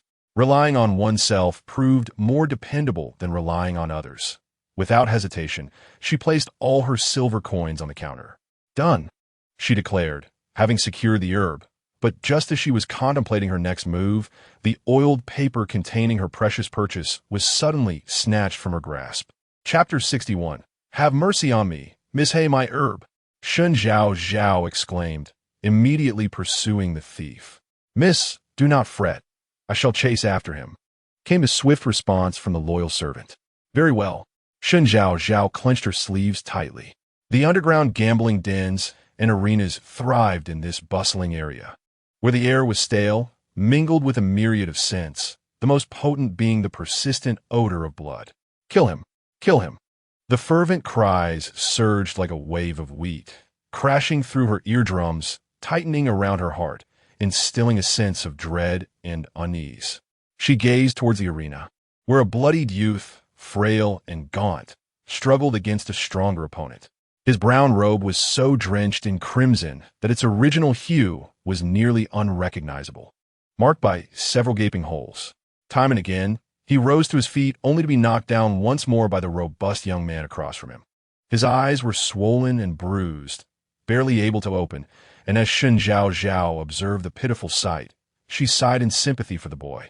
Yet, in the blink of an eye, he suddenly leapt into the air, using his legs like scissors to topple his adversary to the ground. With relentless strikes that landed with a resounding thud, the chaos escalated until someone intervened, bringing the altercation to a halt. The spectators witnessed the dramatic shift in fortune and quickly rose to their feet, clapping and cheering in approval. As Shen Zhaozhao beheld the blood-stained youth, she couldn't help but think of Song Jinhuai, wondering if he had once been similarly hapless, only to rise and retaliate after enduring countless beatings. The thought caused her brow to furrow slightly, and she grasped Qing Chu's hand, asking, "How much silver do we have left? Could you inquire with the arena owner about the ransom to free him?" Qing Chu hesitated, recalling how Shen Zhaozhao had been reprimanded for bringing Ning Jiu home last time. "Are you not afraid of the lady scolding?" Shen Zhaozhao shook her head resolutely. "I fear not. It is my own hard-earned money. She will only scold me lightly." "Please do ask." Reluctantly, Qing Chu complied. Just then, as Shen Zhaozhao leaned against the railing, her eyes fixed on the boy as he stumbled to his feet under reprimand, she felt a sense of worry. Suddenly, a deep yet somewhat weak voice interrupted her thoughts. "Madam, are you waiting for someone here?"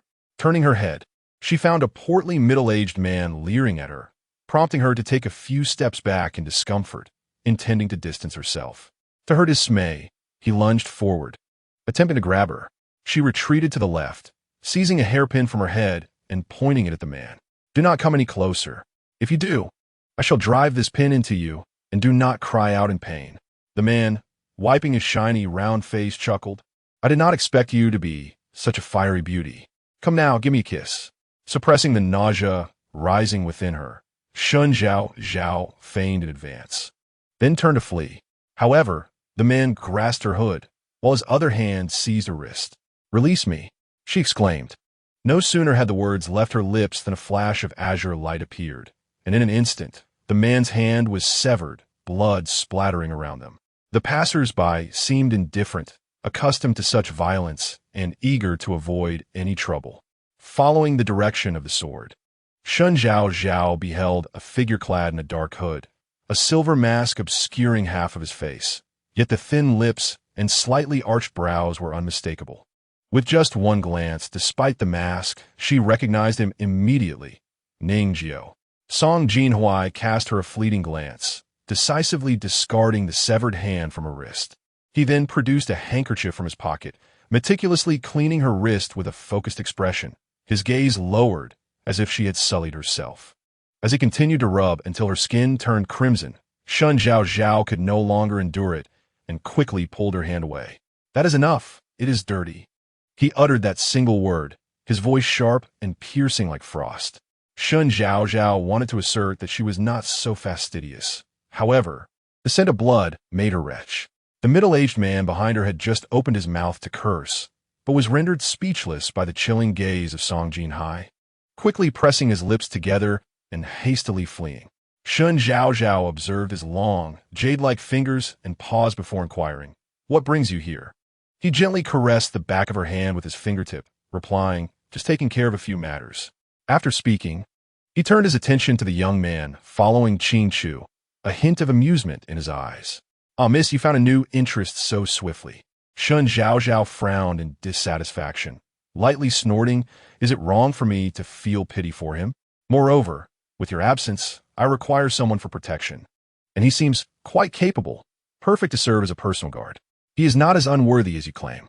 Song Jinhuai released her hand, crossing his arms, and tilted his head slightly to regard her, his high ponytail swaying gently. "Is that so? Yet there are far too many pitiable souls in this world. You may find it difficult to extend your compassion to them all. Oh, but I recall that you only have an affinity for the aesthetically pleasing, and he." He scrutinized the young man, not far off, sneering coldly as he remarked, "Is certainly not as handsome as I am." This statement held some truth, for indeed, the Shufei was renowned for her beauty, and Song Jinhuai's features were also striking, inheriting the alluring traits of his mother, but with a hint of a wicked charm. Shen Zhaozhao was momentarily rendered speechless with indignation, shooting him a glare before addressing Qing Chu behind her. "Qing Chu, let us depart." "Wait a moment. Are you preparing to discard the dreaming flower you requested?" Song Jinhuai called out, holding the very dreaming flower Shen Zhaozhao had purchased from the black market apothecary. She hurriedly stepped forward to reclaim it, expressing her gratitude. "Thank you." At that moment, Li Kong had just arrived, scratching the back of his head as he awkwardly explained, "I just went after him for a short while before Ning Jiao caught the little thief." Song Jinhuai cast a cold glance at him, admonishing, "You should prioritize the miss's safety." Li Kong, already somewhat intimidated by Song Jinhuai, did not retaliate against the reprimand. Shen Zhaozhao approached to diffuse the tension. "All right. The sky outside is not yet dark. We should return." As she spoke, she glanced at Song Jinhuai, her damp eyes seemingly asking, "Would you care to accompany me home?" Feeling his heart soften, Song Jinhuai quickly averted his gaze, producing a glass vial from his clothing. Within it was a thick, dark blood. "Take this." "No, I do not want it," Shen Zhaozhao replied, feeling somewhat ill, her stomach acid rising. She waved her hands repeatedly. "What would I need this for?" "It serves as a medicinal catalyst. My own blood suffices. It must be the blood of the user." As his words resonated, Shen Zhaozhao's expression froze momentarily. Soon noticing the white silk ribbon tied around Song Jinhuai's wrist, faintly stained with blood. Chapter 62. Bridges and Roads. Shen Zhaozhao stared at him in astonishment, and immediately grasped his hand, exclaiming, "Your hand is injured." Song Jinhuai withdrew his hand, stepping back, and replied indifferently, "It is nothing." As he spoke, he turned to leave, the elegant ponytail soaring through the air in a perfect arc.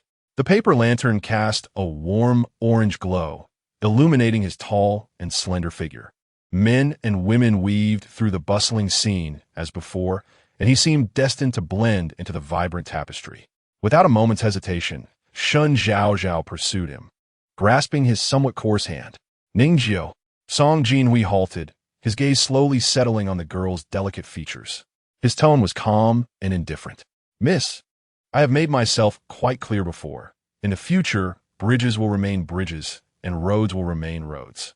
Upon hearing this, Shen Zhaozhao retorted, Then why did you give me the blood of the healer and retrieve the dreaming flower from that little thief? Song Jinhuai paused briefly. After all, we share a master-servant relationship. Humph, I wouldn't dare claim to be a master. Shen Zhaozhao pouted, casting him a sidelong glance. You clearly care about me. Why not admit it? Is the young lady merely being sentimental? Song Jinhuai raised an eyebrow, snatching the glass vial from her grasp. Since you dislike it, it is best to discard it. No sooner had he spoken than he hurled the vial towards the arena. Quick as lightning, Shen Zhaozhao intercepted it, but in the process, she found herself falling into the boy's embrace. The delicate scent of plum blossoms filled her senses as her forehead collided with his solid chest, leaving her momentarily at a loss, unsure whether to clutch her head or the vial. Observing the girl's flustered state, a faint smile tugged at the corners of Song Jinhuai's lips. Miss seems to value her life quite dearly. Shen Zhaozhao shot him a glare, intending to express her concern for him, but he had injured himself while procuring medicine for her. Yet, recalling that he had never mentioned the healer's matter to her, she chose to remain silent. It seems I have guessed correctly, Song Jinhuai observed, amusement glimmering in his eyes. Faced with this predicament, Shen Zhaozhao found it difficult to argue directly. If she revealed Song Jinhuai's identity as the healer, it might provoke his suspicion or reopen old wounds that could cause him distress. Say what you will, Shen Zhaozhao replied. Song Jinhuai watched as she cradled the vial filled with thick blood protectively. His expression darkened slightly. Noticing the blood seeping through the bandage on his wrist, she spoke up. I have some wound medicine. Find a spot to sit, and I will change your dressing. Under normal circumstances, given their shared experiences, Song Jinhuai would not have refused. However, when his lips parted, only two words emerged. No need. Realizing her misstep, she quickly amended, I offer it to you. My wound medicine is quite effective for stopping bleeding. You should make use of it. It's not poisoned. Bending down, his warm breath brushed against her ear. Thank you, miss, for your concern, but I do not require it, nor will I in the future. His words were unmistakably clear. Any further misunderstanding would be foolish. With the blood of the healer he had given her, he was evidently severing their ties, erasing their past together, and signifying that there would be no future interactions. Let's talk. Shen Zhaozhao tilted her head back, her misty eyes still glistening with unshed tears, clinging somewhat stubbornly to Song Jinhuai's hand. He let out a cold laugh, questioning what there was left to discuss between them. Could she dare assert that the missives from her uncle had not directly led to the execution of his family? She longed to argue, to reveal the truth, yet she pondered whether he would truly be able to bear it if she did. Gazing into the youth's reddened eyes, she realized that articulating the events of that fateful day would undoubtedly shatter a long-held belief. Could he withstand such a blow? In silence, Shen Zhaozhao released his hand, ultimately choosing not to utter another word. The young man hesitated for a moment before turning and walking away, his dark robe swiftly vanishing into the crowd. Miss, let us return, Qing Chu gently urged, inwardly relieved that Ningjiu, the vixen, had finally departed, no longer troubling her mistress's heart. Shen Zhaozhao, suppressing the turmoil in her stomach, discreetly tucked the glass vial into her garment and murmured a quiet acknowledgement, then left the scene with Qing Chu and the others. The sky was overcast, and cold rain tapped against the window, falling in a relentless drizzle. Moss thrived in the corners, while the tender green banana plants by the water jar glistened with moisture. Shen Zhaozhao leaned against the beautiful couch, lost in thought. The words of Song Jinhuai from a few days prior weighed heavily on her, leaving her somewhat discontented. However, she felt out of place, no matter how she framed her thoughts, deciding instead to abandon her concerns entirely. Qing Chu soon brought fresh fruits to the table and closed the window tightly to prevent the rain from seeping in. Miss, the medicine you mentioned is ready. Let it cool for a while. It should be drinkable in about 15 minutes, she informed. Shen Zhaozhao nodded, acknowledging her words with a simple I understand. Having grown up alongside Shen Zhaozhao, Qing Chu quickly discerned her mistress's discontent.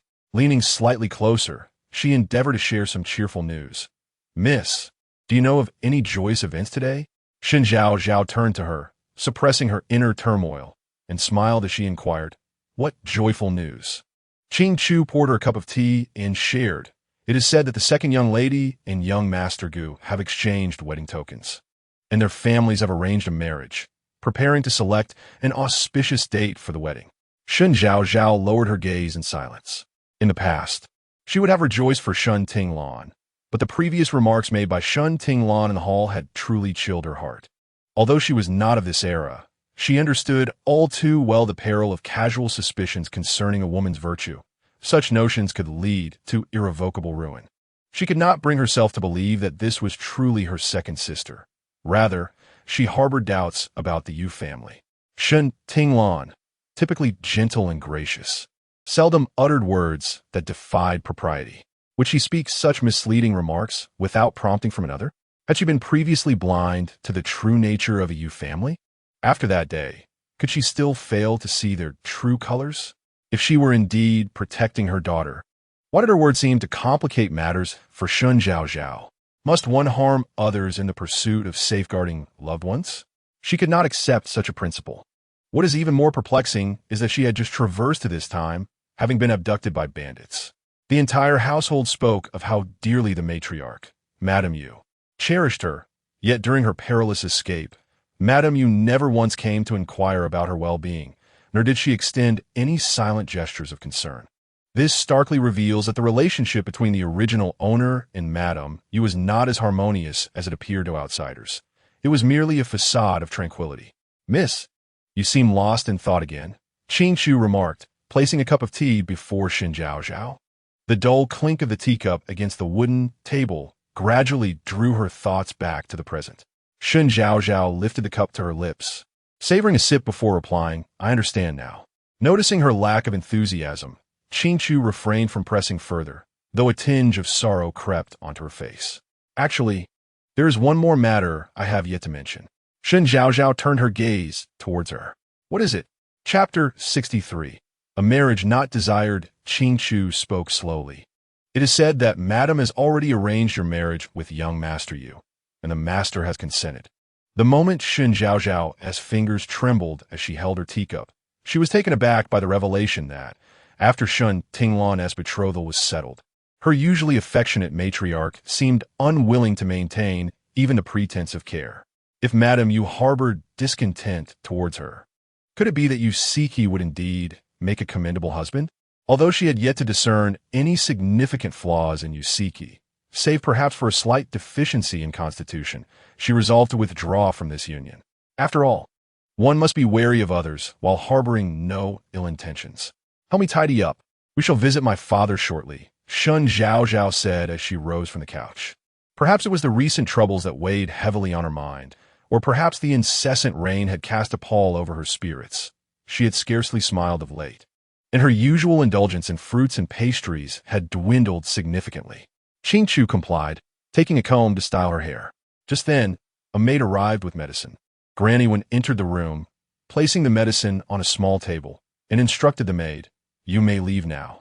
The maid bowed slightly and departed. As the medicine was set down, Shen Zhaozhao caught a whiff of its odor and could not suppress a wave of nausea, her sensitivity to the scent of blood overwhelming her. She grasped a perfumed handkerchief nearby, covering her mouth and nose until her senses gradually settled. Seeing her in such distress, Qing Chu poured her a cup of hot tea. "Miss, please drink some." "Wait," Granny Wen interjected, stepping forward to snatch the tea from Qing Chu's hands. "You foolish girl. If the tea interacts poorly with the medicine, it would be detrimental. I have brought you some candied fruits, but the medicine must be taken while it is still warm." Reluctantly, Shen Zhaozhao pinched her nose and swallowed the medicine. However, just as she finished her grooming and prepared to step out, her stomach churned violently, forcing her to bend over in discomfort. Qing Chu hurriedly brought a spittoon, and she could no longer hold back, expelling everything from her stomach. Panic surged within her as she thought, "This is a matter of 500 taels of silver and the blood of Song Jinhuai." Fortunately, She recalled asking Qin Chu about some spare medicine, which eased her worries. It seemed prudent to avoid consuming too much at once in the future, especially given her aversion to the overwhelming scent of blood. Madame One, tasked with overseeing matters in the brocade courtyard, hastened to the main hall alongside Qin Chu. With the intention of annulling the engagement, it was imperative to feign a sense of deep grievance. Upon entering the hall, they discovered that Shen Zhaozhao was seated within, engaged in a game of chess with Madame Yu. She lifted the beaded curtain and stepped inside. It was summer, yet the recent rain had rendered the atmosphere refreshingly cool.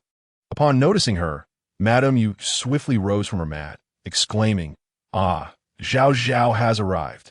Shen Zhaozhao lowered her gaze and offered her respects to her father and mother. "Please sit," Madame Yu urged, taking her hand and guiding her to a rosewood chair. She then requested the servants to remove the ice basin, citing her poor health and inability to endure the chill. However, this action rendered the room rather oppressive. "What brings you here today?" she inquired. Without hesitation, Shen Zhaozhao knelt on the floor, beseeching her parents, "I implore you to annul my engagement with young Master Yu."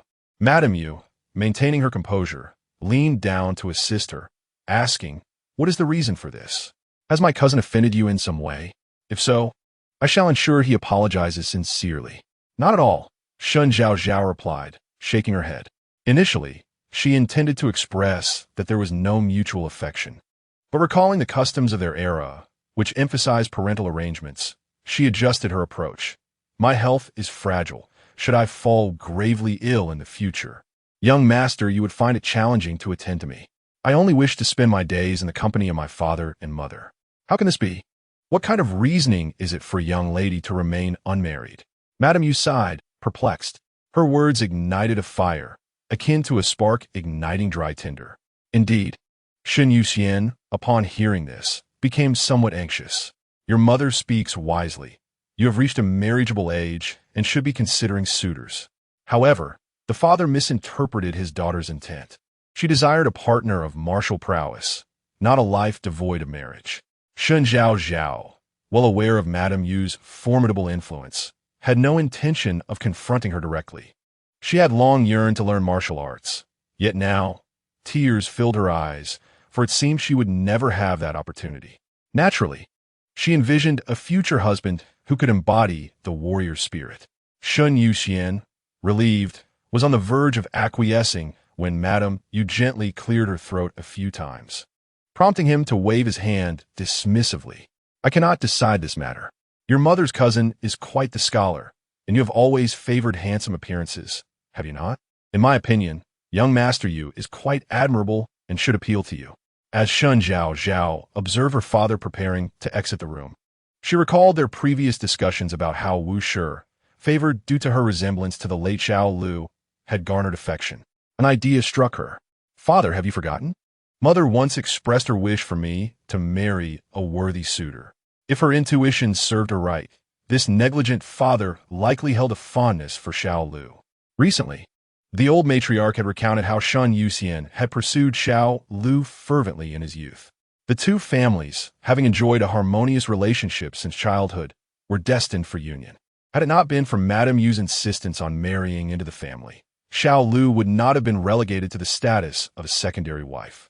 As anticipated, Shen Zhaozhao let out a long sigh, placing the white piece down, looking considerably haggard. Ignoring the displeasure of Yu Shi beside him, he spoke, "Very well. Do as you wish." Shen Zhaozhao, with tearful yet smiling eyes, expressed her gratitude. Just as she was about to step outside, the voice of Shen Huanyu resonated from outside. "Is the third brother in there?"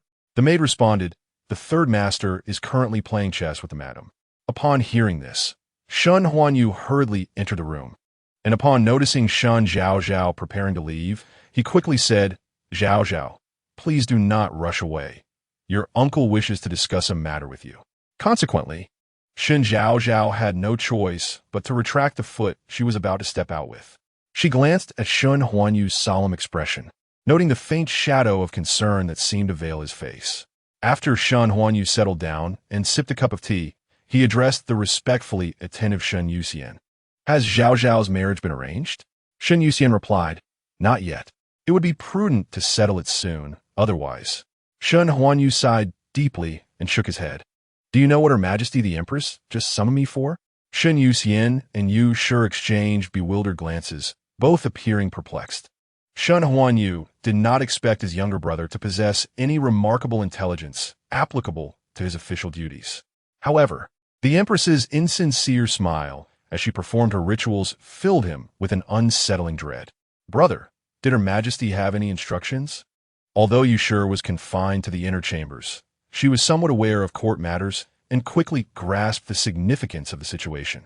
Shen Huanyu turned his gaze toward Shen Zhaozhao, stating, The Empress mentioned that the Crown Prince has taken a liking to Zhaozhao and wishes to take her as a secondary consort.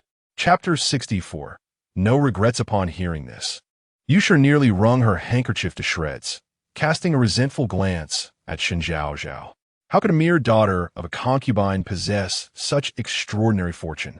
However, at that moment, Shen Zhaozhao harbored a different sentiment. She felt utterly unfortunate to be entangled in the affairs of the leading lady's marriage. She had no intention of opposing the dictates of fate. Moreover, if she were to marry and become a secondary consort, facing this empress and those princesses, would she not be exhausting herself in maintaining such relationships? Remaining composed, she met Shen Huanyu's gaze and inquired, May I ask, Uncle, what is the Empress's intention? Shen Huanyu stroked his well-groomed beard, responding gently. The Empress indicated her desire to have you as a secondary consort in the Eastern Palace, but implicitly hopes you will select a husband soon to sever the Crown Prince's affections. He scrutinized his niece thoughtfully, already contemplating which young gentleman would be worthy of her. Not to mention, at the very least, her appearance would eliminate many candidates. The girl possessed raven-black hair and snow-white skin, with eyes that sparkled with clarity. Her hair simply tied with a peach-colored cloud-patterned ribbon. Her delicate, upturned nose was charming. He mused that there were hardly any who could match her beauty. The last suitor, Gu Su, was gentle and handsome, yet she seemed indifferent. The young man from the Yu family was likewise lacking in interest. The Crown Prince, though striking in appearance, would mean the Shen family would wade into murky waters upon entering the Eastern Palace. The events surrounding the mother of the noble consort that year were wielded like a sharp blade against him. However, given the circumstances, he could not afford a moment's distraction. With external border turmoil and internal corruption among officials, the nation faced dual crises. He was acutely aware of the gravity of the situation, weighing the importance of the nation against personal matters. He dared not gamble on what might be a mere familial letter, should it conceal any coded message. The entire populace of the state could suffer irreparable consequences due to his negligence. Thus, he submitted petition after petition. In my view, it is better for Zhao to marry Si Qi. Lady Yu interjected, interrupting Shen Huanyu's thoughts, and with a beaming smile addressed Shen Zhaozhao. You may not fully understand my cousin, but relationships require a period of adjustment. Besides, if he were to mistreat you, I would certainly advocate for you. At that moment, Shen Zhaozhao felt somewhat intimidated by Lady Yu's presence. She bit her lip and replied, I truly do not wish for this matter. Lady Yu sighed, signaling to Shen Yuxian to persuade her. Reluctantly, Shen Yuxian spoke, Zhaozhao, looking across the capital, there are not many young men who match your beauty. Some come from families we cannot aspire to. I have seen Si Qi. Aside from his frail health, there is little to criticize. He continued, moreover, he is your mother's cousin, which should provide me with some reassurance as a father. At least we know his background, do we not? Shen Zhaozhao remained silent, aware that she could not immediately refute him. To do so would tarnish her reputation as a disobedient daughter, and should family discipline be invoked, the physical punishment would be a bitter loss. If she argued, it would only serve Lady Yu's purpose. It was better to observe the situation and find an opportune moment to escape. Seeing his daughter no longer contesting, Shen Yuxian smiled at his elder brother. Rest assured, brother, Zhaozhao is my daughter. I do not wish for her to enter the perilous depths of the palace. Just inform the Empress that the third daughter of the Shen family is already betrothed, and her marriage can proceed. Shen Huanyu was pleased with this development. While Lady Yu shook her fan, leaning against the armrest of the pearwood official's chair, smiling. Only Shen Zhaozhao's expression remained neutral, devoid of joy or sorrow. In this siege, she was the sole loser. Upon returning to the splendid courtyard, the pungent scent of medicine and blood had dissipated completely. She had contemplated throughout her journey and ultimately summoned old Madame One to inspect the dowry her mother had left her, to ascertain how much remained. Should she later seek a dignified separation from Yusi, she would need a place to reside. She could not afford to be homeless. With her chin resting on her hands, she gazed at the verdant foliage outside the courtyard. The summer rain had ceased abruptly, and soft beams of light filtered through the sky, casting a gentle glow. A mild breeze caressed her face, bringing with it a damp, refreshing aroma. Yet she suddenly felt a chill run through her. Old Madame Wen hurried over from the adjoining room, presenting the registry for Shen Zhaozhao's review. "This is it, miss," she said. Shen Zhaozhao glanced through the documents and realized that the dowry left to her by the late Lady Lu was indeed substantial.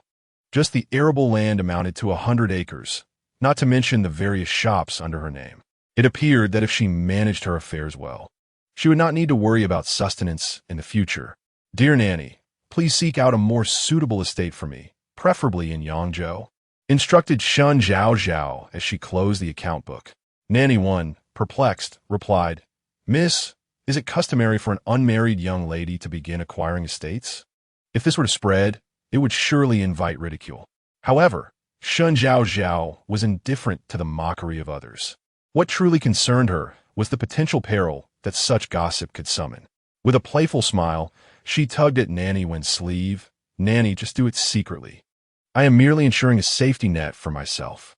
Besides, I have heard that my mother's ancestral home is in Yangzhou. It would be nice to visit." With a resigned sigh, Nanny Wen acquiesced, for Shen Zhaozhao was like a daughter to her, having cared for her since childhood without the presence of a biological mother. Even if it meant assisting the young lady in such a scandalous endeavor, how could she refuse? Seeing Nanny Wen's compliance, Shen Zhaozhao's smile grew even sweeter, and she hurriedly poured a cup of tea, exclaiming, "I knew you would be the best to me." Her voice, bright and melodic, seemed to dance with the summer breeze, lifting to the heavens. As days turned into weeks, Shen Zhaozhao remained steadfast amidst the changes. The families of Yu and Shen had exchanged marriage contracts, sealing the engagement, and Shen Tinglin's own wedding date was drawing near. On the eve of Shen Tinglin's marriage, she felt a flutter of anxiety. The heat of the day brought incessant cicada calls, and her maid brought her a book of paintings. After a mere glance, a blush crept onto her cheeks and lingered. Peach Branch filled a copper basin with hot water, soaked a square cloth from the intricately carved rack, and approached Shen Tinglan to remove the hairpin from her head, inquiring, "Miss, are you feeling nervous?" Shen Tinglan admitted her unease, knowing that tomorrow she would wed the man of her dreams, which stirred a whirlwind of emotions within her. Then, a thought struck her, and she anxiously asked, "Have you seen how third sister exchanged marriage contracts with cousin Yu?" Peach Branch paused, observing her mistress's distressed expression, her delicate features contorted with worry. She was aware of the close bond between her mistress and the third miss. They had always shared a good relationship, with only the occasional hint of rivalry due to the third Miss's beauty. Now, her mistress seemed captivated by a suitor, leaving Peach Branch uncertain whether to feel joy or sorrow. "I witnessed it with my own eyes," she replied truthfully. "Then that is reassuring," Shen Tinglan exhaled, clutching the book tightly, only to suddenly toss it aside, as if it had become too hot to hold. Her gaze fell, shadowed by sorrow. "I do not seek to compete with third sister. I simply have feelings for one person. My previous words were not meant to offend. Mother always said that if I do not strive for what I desire, Gu Su will inevitably belong to someone else. I thought Zhao Zhao did not harbor feelings for Gu Su, which would grant me peace, yet his heart remains elsewhere. Mother insisted that love develops over time. I only wish to attain what is rightfully mine. Peach Branch, do you think I have erred?" Peach Branch offered her final counsel. "As long as the miss does not regret her choices, then she is in the right." Shen Tinglan resolutely bit her lip, affirming, "Indeed, I do not regret. No matter the hardship, I shall not waver." However, she never anticipated that this statement would later become an ominous prophecy. Chapter 65. Anomalies arise today marks the wedding day of the legitimate daughter of the Shen family. Due to the esteemed presence of Prime Minister Shen Zhaozhao, numerous guests have gathered. In the resplendent courtyard, Shen Zhaozhao was roused from her slumber by Qing Chu, who urged her from beneath the soft covers. Miss, there are many guests today. The madam wishes for you to engage more with young Master Yu.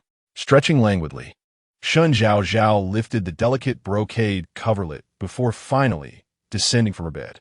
A glance out the window revealed the pavilion by the lakeside adorned with crimson ribbons. Yet her eyes reflected little joy. Time passes surprisingly quickly, she remarked with a hint of wistfulness. Qing Chu, mistaking Shen Zhaozhao's demeanor for mere sleepiness, assisted her in taking a seat at the dressing table. Observing a tuft of hair standing on end, she gently pressed it down. Indeed, I heard that once the second young lady is married, arrangements for your marriage will commence. Shen Zhaozhao toyed with a round, hollow wooden box containing rouge, her expression serene. Qing Chu, I have no intention of marrying Yusiki, as you well know. Even if I were to marry him, I fear a divorce would be inevitable. After all, no one could predict what schemes Yusiki and the Yu family might concoct against her. Miss, Qing Chu was taken aback by her words and hastily knelt on the ground. Such statements cannot be made lightly. Ah, you're far too anxious.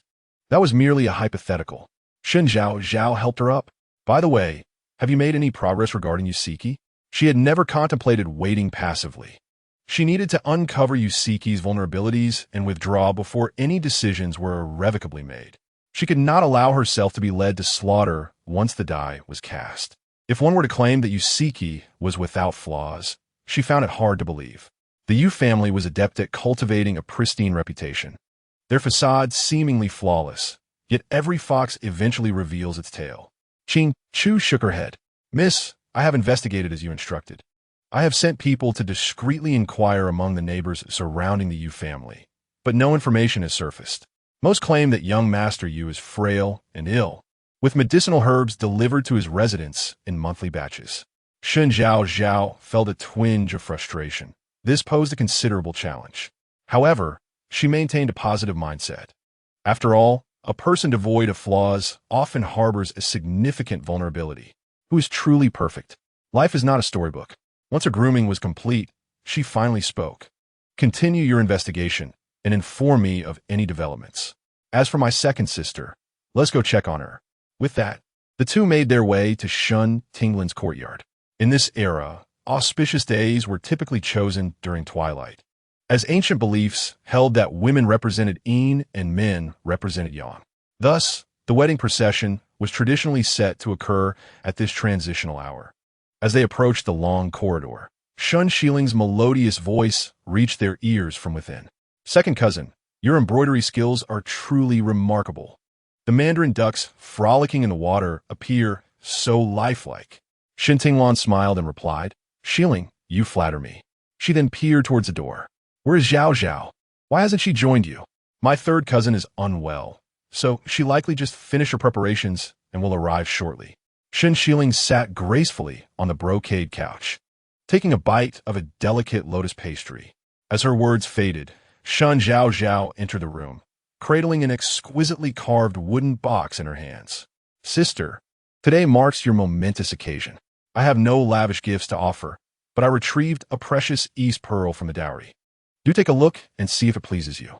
Shen Tinglan quickly rose to her feet, adorned in her wedding attire, her dignified bridal makeup enhancing her stately aura. She accepted the gift with a smile, exclaiming, How can I accept such a generous offering? The box opened to reveal the lustrous East Pearl, glistening under the sunlight, its value unmistakable to those knowledgeable about such treasures. Although Shen Zhaozhao initially intended not to attend, she ultimately felt compelled, for Shen Tinglan had cared for the original owner for many years. Aside from a few disagreements regarding suitors, her elder sister had never truly wronged her. Presenting this East Pearl would settle their debts, allowing her to keep her earlier words unspoken, though forgiveness was not in her heart. Shen Shiling gasped in admiration, her eyes sparkling. What a grand gesture, dear cousin. I too wish to possess such an East Pearl one day. Shen Zhaozhao playfully pinched her chubby cheeks. her smile sweet. Very well, it shall be yours. Watching the two sisters frolic nearby, Shen Tinglan suddenly felt a sense of alienation, as if she no longer belonged among them. Even the small wooden box in her hands felt unbearably warm. Once Shen Zhaozhao exited the courtyard, she was summoned by a maid to join the other noble ladies in the front courtyard for conversation. Due to gender distinctions, a large rosewood and yellowwood marble screen separated the men and women, each seated on opposite sides. Beside Shen Zhaozhao, Shen Shiling, ever the social butterfly, entertained the noble ladies with her charm, eliciting peals of laughter. The conversation soon shifted to the topic of cosmetics, but Shen Zhaozhao found herself unable to contribute, as she preferred reading novels and sampling the new dishes at Yinchi Tower. The banquet was lavish, with a peachwood table laden with honeyed tofu, crab-stuffed oranges, stir-fried amaranth, braised beef, and fragrant Longjing tea to cleanse the palate. To the left, a selection of dried fruits, including phoenix pear, sugar bee honey, and plum cheese, was thoughtfully arranged. As they dined, the discussion veered toward husbands. A girl with a face as radiant as a silver plate inquired with a smile. I have heard that the third miss has also become engaged. May I ask which family's son is it? Shen Zhaozhao placed her chopsticks down, dabbed her mouth with a silk handkerchief, and replied, He is my mother's cousin, Master Yu. How fortunate for the third miss. You may not know, but my family resides directly across from the Yu household. Although Master Yu's health is somewhat frail, he is a true gem, a paragon of virtue. The third miss is indeed blessed, the girl exclaimed with delight, prompting other noble ladies to lean in and inquire further. Is that truly the case? Upon receiving confirmation, the women expressed their sentiments. One remarked, How wonderful! Unlike my dear friend, whose family has fallen on hard times and ended up marrying a wealthy yet elderly man. The fates of women, it seemed, were as varied as they were poignant. Hearing this, Shen Zhaozhao felt a mix of emotions stirring within her. In such an era, women lacked even the power to resist, a reality both terrifying and lamentable. A maid approached to refill her wine cup, placing it before her with grace. Due to the festive nature of the banquet and the likelihood of guests becoming inebriated and causing disturbances, the host had prepared fruit wines such as plum wine. Shen Zhaozhao lifted her glass and took a sip. The taste was not particularly strong, resembling that of soft drink, and she unconsciously drank several cups. Although the third miss typically appeared frail, her tolerance for alcohol was surprisingly commendable. A light, melodious voice rang in her ears as she savored a piece of salted chicken and turned to see the source of the sound. Approaching her was a young lady clad in a deep indigo gown, who smiled radiantly. This young woman was none other than the protagonist from the novel, and, more significantly, she had taken a seat beside Shen Zhaozhao. The arrival of the heroine surely indicated that a pivotal plot point was about to unfold. What could this narrative moment entail? As Shen Zhaozhao was lost in thought, Shen Shiling swiftly intervened, exclaiming, Oh dear third cousin, you must not indulge too much in this wine. Although it may not taste strong, its aftereffects can be quite potent. Upon hearing this, Shen Zhaozhao suddenly felt a wave of dizziness wash over her, yet her mind remained preoccupied with the unfolding plot. What crucial event was transpiring? She lightly tapped her head in contemplation. Shen Shiling grasped her hand and summoned a maid to escort her to the Jinxiu courtyard, declaring that third cousin had drunk too much. The maid complied, leading the flushed Shen Zhaozhao back in careful steps. Once they reached the courtyard, she shed her outer garment and reclined on the bed, her consciousness fading into a deep slumber. It was not until dusk that she gradually awakened, only to find herself unsettled by the presence of someone seated on a rosewood chair. Chapter 66. Am I to marry you, Ningjiu? Shen Zhaozhao was momentarily taken aback. Lifting her gaze, she beheld a young man leaning against a chair, bathed in the warm golden hues of sunset.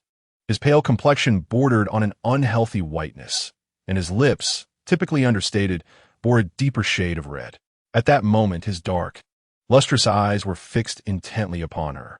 Song Jinhuai set down the glass he had been holding, his expression as neutral as ever, devoid of any discernible emotion. Miss, are you surprised to see me? Shen Zhaozhao inwardly scoffed at the notion of being surprised. After all, it had been nearly half a month since their last encounter. The resolute words he had spoken then had led her to believe they would never cross paths again. Furthermore, the servants and guards of the Shen family appeared to him as mere decorations, rendering her so-called boudoir a space he could enter and exit at will. Regaining her composure, she reminded herself to be cautious, as he was still the formidable antagonist from the book. With a smile curving her lips, she replied sweetly, "Pray tell, Your Highness. What brings you to seek me, Your Highness?" Song Jinhuai arched an eyebrow, his gaze narrowing slightly, his demeanor enigmatic. His voice, low and frigid, pierced the air. "Shen Zhaozhao, I have heard that you are to be married. As your former subordinate, it is only fitting that I come to offer my congratulations." While Shen Zhaozhao maintained a cheerful facade, internally she berated him 1,000 times over. His expression resembled that of a judge intent on reckoning rather than offering well wishes. "Thank you for your kind intentions, Your Highness," she replied with a smile.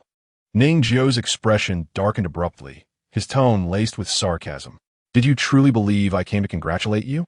That ailing Yu Si-Chi has caught your eye? In my view, he will be reduced to tears on the ground at the slightest provocation." Shen Zhaozhao cried out in indignation, never believing that he had come to offer his congratulations. As thoughts of recent misfortunes regarding her marriage flooded her mind, she felt an unavoidable sense of grievance and resentment.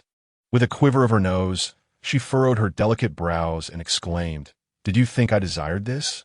The Empress does not wish for me to become the Crown Prince's concubine, and you do not want me to wed him. So tell me," she continued, standing directly before Song Jinhuai. Song Jinhuai sat with a commanding presence, his long legs slightly apart. In an assertive motion, Shen Zhaozhao placed one leg firmly between his, tugging at his collar in dissatisfaction, demanding, "Who am I to marry? Should it be you?" A soft cough escaped Song Jinhuai, his face tinged with a faint blush. As his sleek ponytail slipped from his shoulder, blood suddenly trickled from the corner of his mouth, startling Shen Zhaozhao into releasing her grip. "No, not you," she gasped in disbelief, glancing at her own delicate hand, now stained with crimson. "Am I truly that strong? Or have you become fragile in my absence?" Soon, she noticed the overly pale visage of Song Jinhuai, who seemed to realize something. With familiarity, she began to lift his garment, exclaiming, "You're injured?" Yet, as she leaned closer to inspect, he seized her wrist, his gaze calm, yet unyielding. "This does not concern you. I am here merely to remind you, out of gratitude for your past assistance, to steer clear of Yu Si-Chi. This marriage cannot proceed." Shen Zhaozhao snorted in retort, "You make it sound easy. With parental arrangements and matchmaking, how can I, a mere woman, refuse? I will find a way." Song Jinhuai's throat moved slightly as he regarded her with eyes as deep and inscrutable as a dark pool. He gently stroked her slender wrist, which resembled jade, and said, "As long as you do not overstep, I will ensure this marriage is annulled." Delighted by his willingness to assist, Shen Zhaozhao attempted to retract her leg, only to find it ensnared by his. She struggled to withdraw, but to no avail.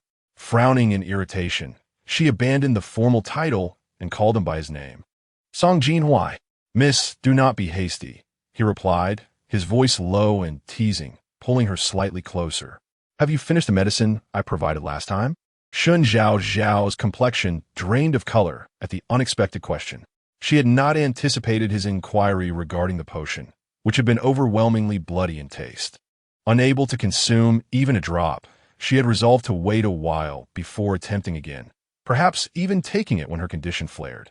The mirth in Song Jinhuai's eyes gradually dimmed as he narrowed his phoenix-like gaze. "Shen Zhaozhao, are you seeking your own demise? It's not that I cannot drink it. The taste is simply too strong," she protested, recalling that horrific flavor, which made her feel nauseous. Song Jinhuai had assumed that this pampered third miss was simply spoiled and unable to tolerate bitter medicine.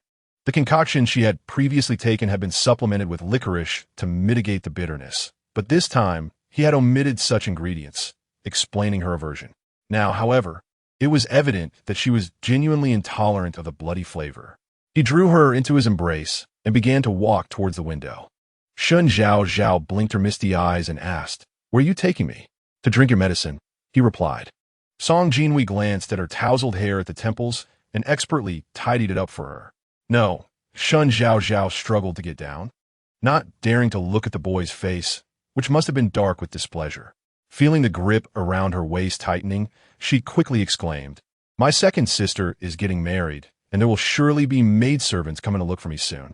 Just then, the voice of Qing Shu rang out, "Miss, the second young master has come to escort the second young lady. The master and madam have asked for you to come." Shen Zhaozhao quickly choked out towards the door, "I'll be out shortly." She then leaned slightly forward and whispered in Song Jinhuai's ear, "After my second sister's wedding, I'll come back to take my medicine, all right?" Song Jinhui pressed his lips together, remaining silent. Noticing the slight easing of his expression, Shen Zhaozhao hurriedly added, "If you have urgent matters, go ahead. If not, please wait for me."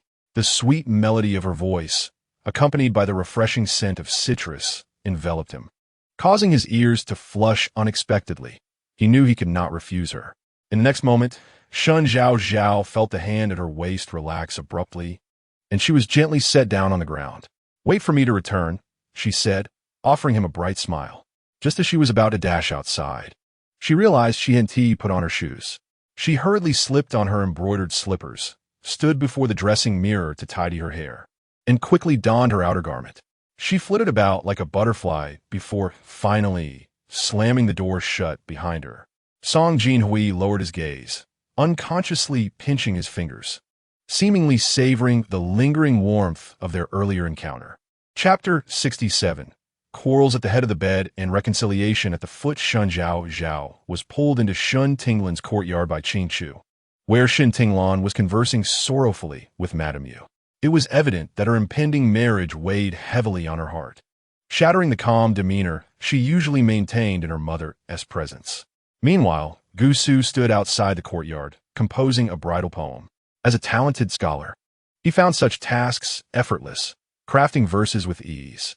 Tao Hua joyfully recited the completed poems, and anyone familiar with poetry could immediately discern their elegance.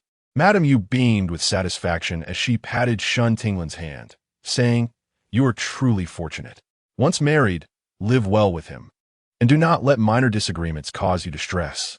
Remember, couples quarrel at the head of the bed, but reconcile at the foot. Do you understand?" Shen Tinglan nodded shyly, indicating her comprehension. Before long, Gu Su breezed into the courtyard, and upon entering, his gaze fell upon the girl leaning against the doorframe, holding a hand fan. The setting sun cast a warm glow on her delicate face, and the soft yellow hair ribbon fluttered in the gentle breeze, her long lashes dancing gracefully, while her bright, pure eyes sparkled in the twilight. Madame Yu approached with a silk handkerchief in hand, smiling as she positioned herself in front of him. "Son-in-law, the bride is inside," she said. Gu Su, regaining his composure, bowed to Madame Yu before stepping through the door. Shen Tinglan handed him one end of the red silk ribbon, and together, they exited the courtyard. Upon stepping out of the gate, the bride bid farewell to her parents and elders before entering the sedan chair. The Shen family, affluent beyond measure, offered a substantial dowry, evidenced by the 10 carriages laden with gifts, draped in a stunning red wedding attire and a phoenix crown. Shen Tinglan fulfilled her desire to marry into the Shen family. By the time Shen Zhaozhao returned to the exquisite courtyard after attending to her elders, it was already near the end of the evening. She hastily dismissed Qing Shu and, upon entering, discovered the room vacant, leaving her with a twinge of disappointment. However, just as she was about to close the door, a familiar yet chilling scent of plum blossoms wafted from behind her.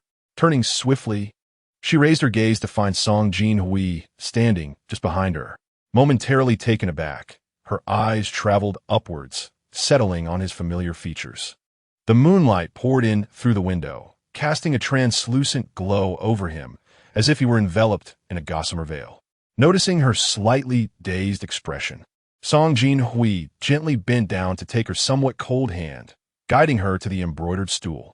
He then retrieved a fire stick to light a candle, stating, "Take your medicine." He presented her with a bowl of thick, dark concoction from the table, accompanied by a small dish of candied fruits. Shen Zhaozhao instinctively covered her mouth and nose, scooting back several inches on the stool, for she had caught a whiff of the overwhelming metallic odor, which churned her stomach uncomfortably. Perhaps it's best if I skip it, she thought, rising to dash over to the bed. Yet, after only a couple of steps, she felt a firm grip on her nape, being pulled back as if she were a captured kitten, her shoulders pressed onto the stool. She averted her gaze from the steaming bowl of medicine, only to notice fresh bandages wrapped around Song Jinhuai's wrist, faint crimson seeping through the pristine white fabric. It was evident he had once again used his own blood to create her medicinal remedy. Recalling how she had nearly vomited the last concoction, a pang of anguish shot through her heart. Almost unconsciously, she placed her hand on Song Jinhuai's forearm, her breath hitching. "Your hand." The tremor in her voice suggested she might burst into tears. Song Jinhui turned his hand away, maintaining his composed demeanor. "This is of no concern to you. Just drink the medicine." Shen Zhaozhao's eyes slightly reddened as she gently tugged at his fingers, tilting her fluffy head to ask, "Did you not promise that we would owe each other nothing in the future? Why must you do this?" She expected him to pull away from her grasp, yet he remained passive, allowing her to hold his hand. His dark eyes, shrouded in shadow, seemed devoid of light. "Miss, you speak too much." "Oomph. If I were truly verbose, I would have long divulged all that transpired back then, shattering your beliefs entirely." But she could not bring herself to do so. Rather than obliterating a person's faith, she preferred that he merely harbored resentment towards her. Nonetheless, she could transition gradually. Perhaps, on the day he could accept the truth, everything would become clearer. "What do you mean by long ago?" Song Jinhui delicately stirred the porcelain spoon within the bowl, his eyelashes fluttering. "If you refuse to drink it, you may very well perish before long." Shen Zhaozhao reluctantly pinched her nose and inched closer, yet even as she approached the medicinal bowl, she felt a wave of nausea, struggling to suppress the urge to retch. "I can't bear it. This potion reeks of blood." Song Jinhuai replied, "Do you realize that if you do not consume this medicine, even if someone alleviates your condition in the future, the residual toxins will be exceedingly difficult to expel? You have relied on traditional medicine for too long, and your body is weak. You must drink this remedy to gradually eliminate the effects of the moonlit herb. Besides, I have a method to help you take it." At his words, Shen Zhaozhao's eyes lit up with curiosity. "What method?" Song Jinhuai elegantly lifted a candied fruit with his long, jade-like fingers and placed it gently in her mouth. The sweet, syrupy flavor spread across her palate. But in the next moment, his warm lips enveloped hers, the faint fragrance of plum blossoms wafting around them, as the bitter, warm herbal concoction entered her mouth. She struggled to pull away, but his firm hand, resting on her waist, held her in place. "Don't move." His youthful voice, clear yet tinged with a lingering hoarseness, resonated in the air. Shen Zhaozhao finally managed to catch her breath, covering her mouth as she felt the urge to retch again, only to realize that the bloody odor had lessened somewhat, though the bitterness remained overwhelming. She furrowed her brow in complaint. Song Jinhuai raised an eyebrow slightly. Observing the tears welling in her eyes due to the discomfort, he gently wiped them away with his rough fingertips and said, "You're being overly sensitive." Assuming the end of the potion was near, Shen Zhaozhao was taken aback to see that half a bowl still remained, nearly causing her to faint. At that moment, Song Jinhuai looked at her with a smile, his dark eyes reflecting her current disarray and embarrassment. "It feels too hot. Let's wait a while before drinking it." She protested. Seeing her face full of rejection, Song Jinhuai understood that she was about to become obstinate. He simply held the bowl before her. "You must drink it.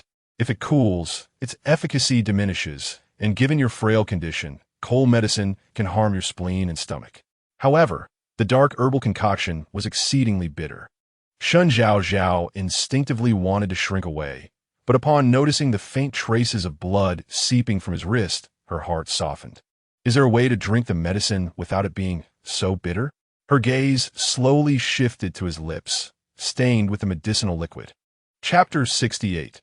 Unabashed Shen Zhaozhao fixed her gaze on the boy before her, her eyes burning with an intensity that was hard to ignore. The gentle summer breeze wafted through the window, causing beads of sweat to form beneath her thin garment. After staring for some time, Even a usually indifferent boy felt his ears flush with warmth. Song Jinhuai watched the girl, resembling a kitten eagerly awaiting food, and felt his throat involuntarily constrict. "Why do you stare at me?" he asked in a husky voice. Shen Zhaozhao shuffled a few steps closer, her eyes clouded with a dreamy mist. Perhaps due to the heat, her cheeks flushed a delicate shade of peach, and she felt warmth coursing through her body. Compelled by an impulse, she asked, "Aren't you going to feed me?" With a light tap on her forehead, he replied, "You have no shame. But the bloodiness of the potion is overwhelming." Shen Zhaozhao lamented, furrowing her brow as she fanned herself with her hand, wishing the taste would not be so pronounced when they both drank together. Silence spread between the two, and before long, the crisp sound of porcelain spoon clinking against the edge of a bowl broke the stillness. Her head was held firmly by a large hand, and before the lingering shock could fade, a cool, soft sensation descended upon her lips, as a bittersweet medicinal liquid flowed gently into her mouth. The heavy scent of blood in the concoction seemed to carry a chilling fragrance reminiscent of plum blossoms. The medicine no longer bore an unpleasant odor. Its bitterness gradually transformed into a faint sweetness. Shen Zhaozhao found herself thinking of him as a purifier of the medicinal liquid, and with that thought, her eyes began to sparkle with delight.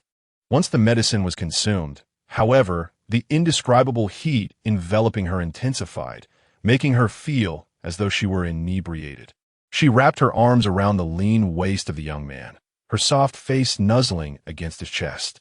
Song Jinhuai held the nape of her neck, his fingers moving with a gentle rhythm, fully aware that this was merely a side effect of the medicine, reminiscent of the effects following the consumption of yueshi. This was a form of counteracting poison with poison, a method that, while unable to expel all toxins, aimed to mitigate the effects of yueshi as much as possible. The person in his embrace was anything but still, and he gently pinched her soft cheek, leaving a faint red mark on her fair complexion, like crimson plum blossoms dusted with snow in the depths of winter. "Do not move," he said, his clear voice now tinged with a husky undertone, as if the delicate sound of snow-laden pine branches falling into a frigid pond had echoed in the air. The sound was soft yet resonated deeply within the heart. By the time Shen Zhaozhao emerged from her stupor, a quarter of an hour had passed. She lifted her gaze and found herself cradled in Song Jinhuai's arms. Her breath still hot, the blush on her fingertips undiminished. At that moment, Song Jinhuai was propped up on one elbow, resting his head in his hand, while the other arm encircled her waist to prevent her from slipping away. His eyes were closed, suggesting he was resting. His long eyelashes cast gentle shadows on his eyelids, and his slightly pursed lips evoked memories of their earlier shared moments. Shen Zhaozhao quickly averted her gaze, but Song Jinhuai seemed to sense her movement. Abruptly opening his eyes, "Awake?" he inquired. "Yes," she replied hastily, attempting to rise by placing a hand on his shoulder. However, her forehead met a warm, soft surface, and the undeniable rigidity beneath her startled her into stillness, leaving her frozen in his embrace. Having encountered this situation before, she could hardly feign ignorance about its nature. A light chuckle came from above. "Miss, you were not so easily flustered earlier, far bolder than that shameless woman." Shen Zhaozhao quickly covered his mouth, her beautiful almond eyes narrowing in irritation, round and translucent like fine glass. "Stop talking." A playful smile danced in Song Jinhuai's eyes, dark as obsidian, glimmering with mischief. He leaned slightly closer, his breath warming her palm, igniting a wave of heat. "Miss, what do you think we resemble at this moment?" Shen Zhaozhao blinked, uncertain of her own feelings. His smile made her heart race, as if a small deer were pounding relentlessly against her chest, ready to break free from its confines at any moment. Her cheeks began to burn uncontrollably, perhaps due to the lingering effects of the medicine she had just taken. "What is it?" she asked hesitantly. Song Jinhuai gently released her hand, his gaze dimming slightly as if lost in thought, the teasing glimmer in his eyes fading away. "It's nothing," he replied, before steadily placing her back on the ground. Observing his demeanor, Shen Zhaozhao sensed he was about to leave and asked, "Are you going?" "Yes." "But you were injured, weren't you?" "I have medicine in a small box in my wardrobe." "No need." Will we be able to meet again? She whispered, torn between the fear of him hearing her and the dread of him not hearing her at all. After a moment of silence, a clear, youthful voice responded from the other side. Perhaps we shall not meet again. With that, he nimbly leaped out of the window. She gazed at the tall figure that faded into the darkness, lost in her thoughts for a long while. At the Gu residence, guests had begun to leave the festive scene adorned with red silk after finishing their meals. The mingled aromas of wine and various meats wafted into the wedding chamber in the backyard, where the red candles cast a warm glow, making the summer night feel somewhat stifling. Taoji opened a crack in the window and brought in a platter of pastries. "Miss, please eat something to settle your stomach." Shen Zhaozhao shook her head. Her veil had yet to be lifted when the matriarch suddenly called for Gu Su, leaving her alone in the empty room. Taoji complained. How could the old lady summon the groom at such a time? "Miss, you are Taoji." Shen Zhaozhao suppressed the bitterness in her heart. She had no choice. If Gu Su did not attend to the matriarch's illness, he would inevitably face scrutiny from the court. She did not wish to cause him trouble so soon after their marriage. Yet, if he did not come tonight, the outside world would surely mock her for lacking her husband's affection, which led to her neglect. It seemed an inescapable dilemma. Enough, let's wait a little longer. Shen Zhaozhao said softly, her head slightly bowed, her hands respectfully resting on her knees. This was her decision, and she had no regrets. After all, why would she have endured such a strained relationship with her third sister for this marriage? She bore no resentment toward Gu Su. Taoji's eyes reflected unmasked concern, yet she refrained from disturbing her mistress's composure. "Miss, why not lift your veil? The phoenix crown is heavy, and it can strain your neck if worn for too long." Shen Zhaozhao sniffed, forcing a faint smile. "No, what if my husband arrives?" Taoji's brow furrowed in sorrow. Just as she spoke, tears welled up in her eyes, and she averted her gaze. Outside, the trees swayed gently in the night, the sky deep and solemn, while the red lanterns hanging from the eaves emitted a soft glow. The hour had already crept toward the end of the high period. This wedding night, which should have been filled with joy and beauty, seemed destined to slip away in silence. Chapter 69.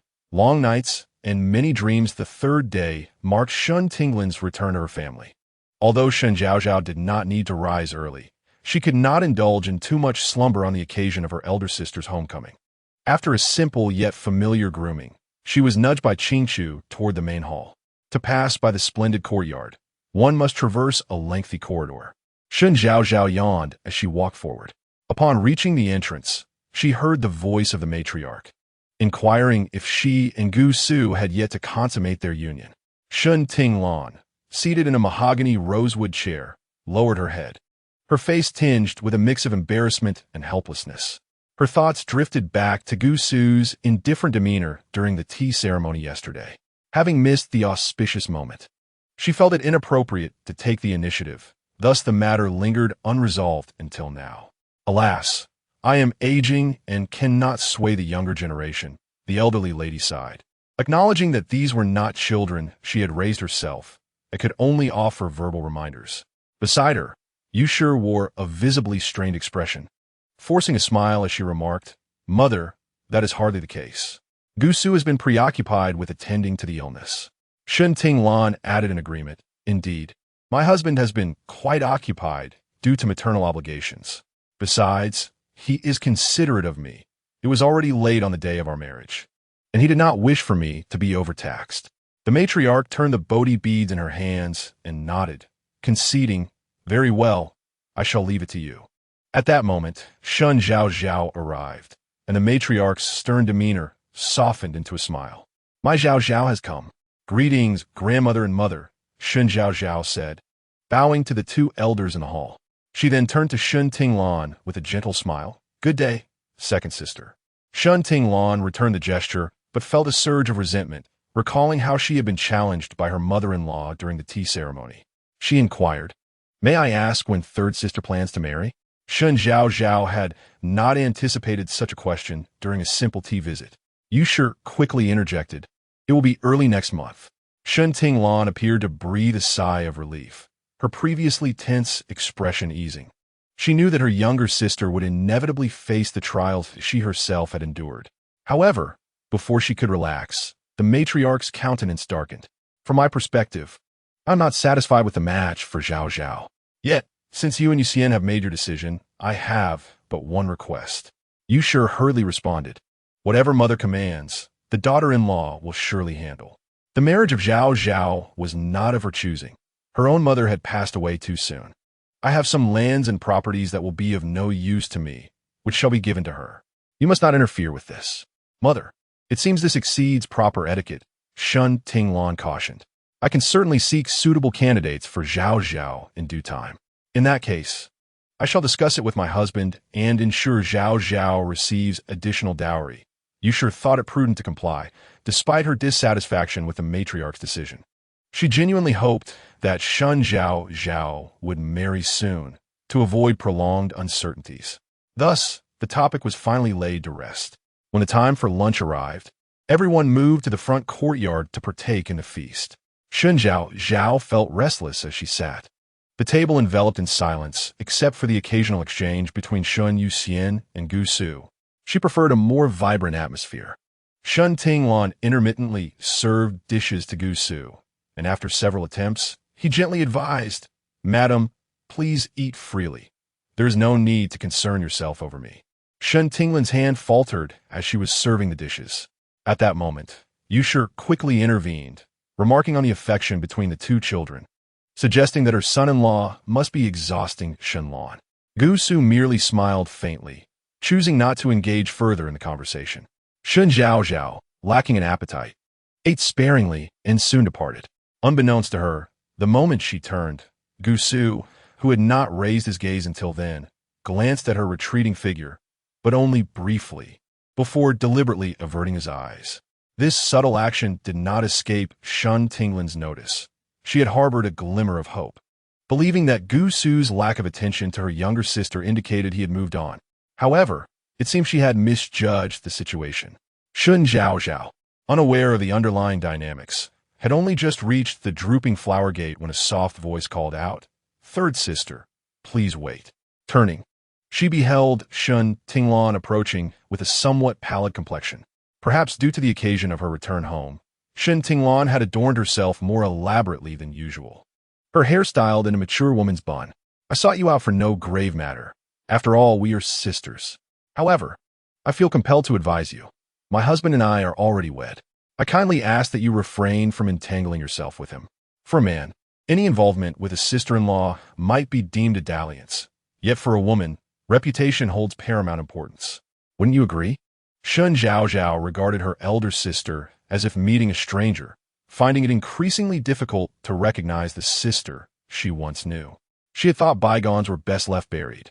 Yet the present confrontation demanded her attention. With a cold laugh, the last vestiges of respect she held for Shen Zhaozhao crumbled to dust.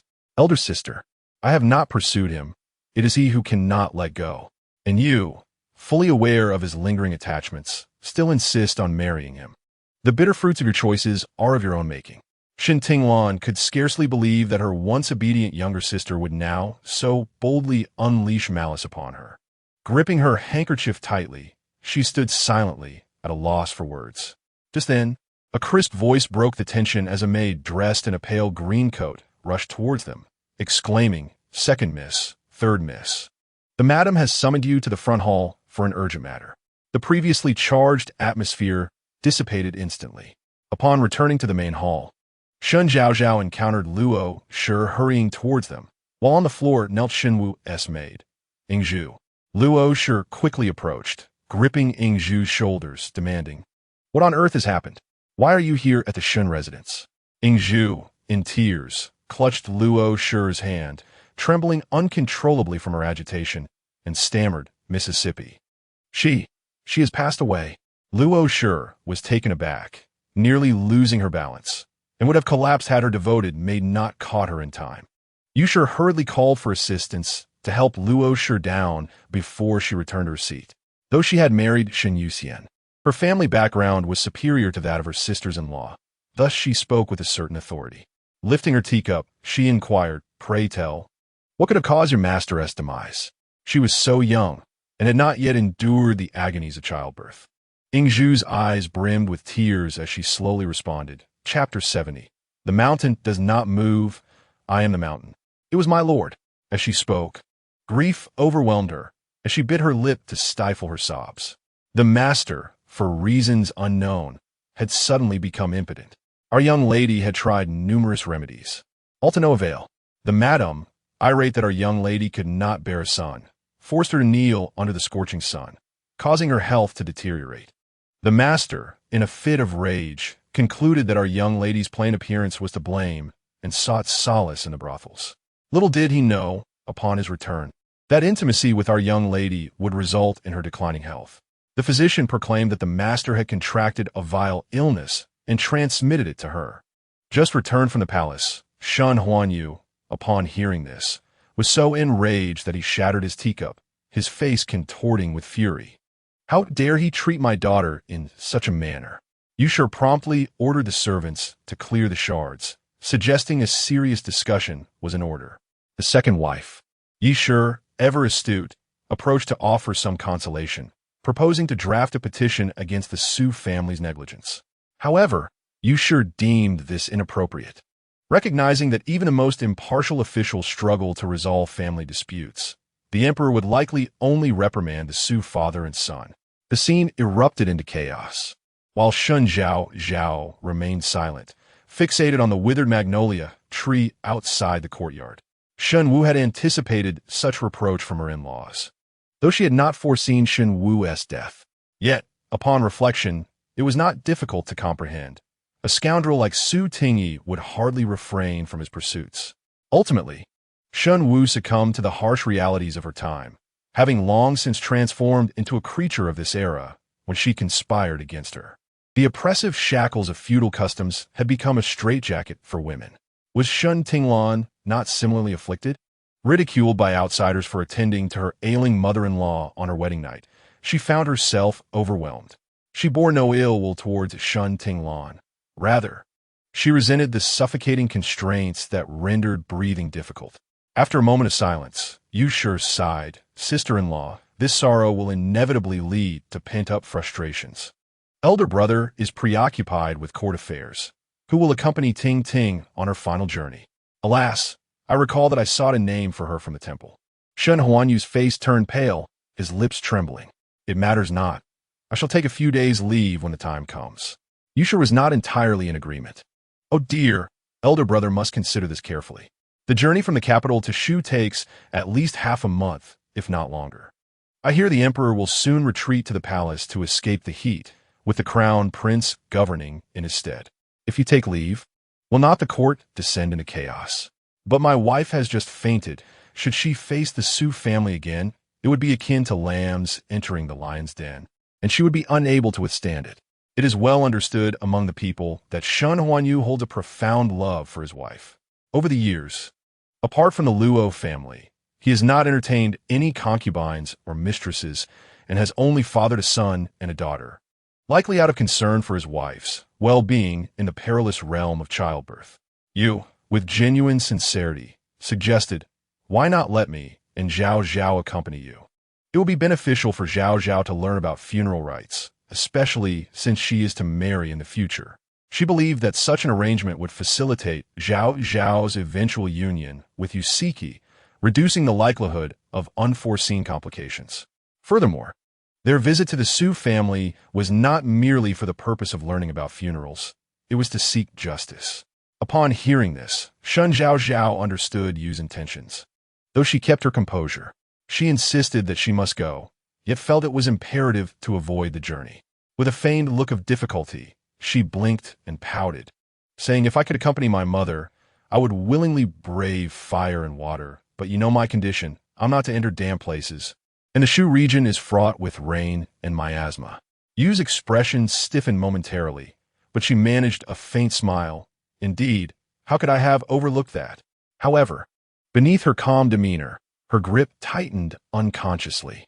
If the fish would not bite, she would find a way to make it do so. Ultimately, after much deliberation, it was decided that the second branches Yu would accompany Luo, while Yu would manage household affairs, as she was adept at keeping everything in order. By the time Shen Zhaozhao returned to her courtyard, she felt utterly drained. She lazily leaned against her dressing table, yawning, as Qingqiu removed her hairpin and silk flowers. Softly chiding, "Madam, how could you allow the young lady to go?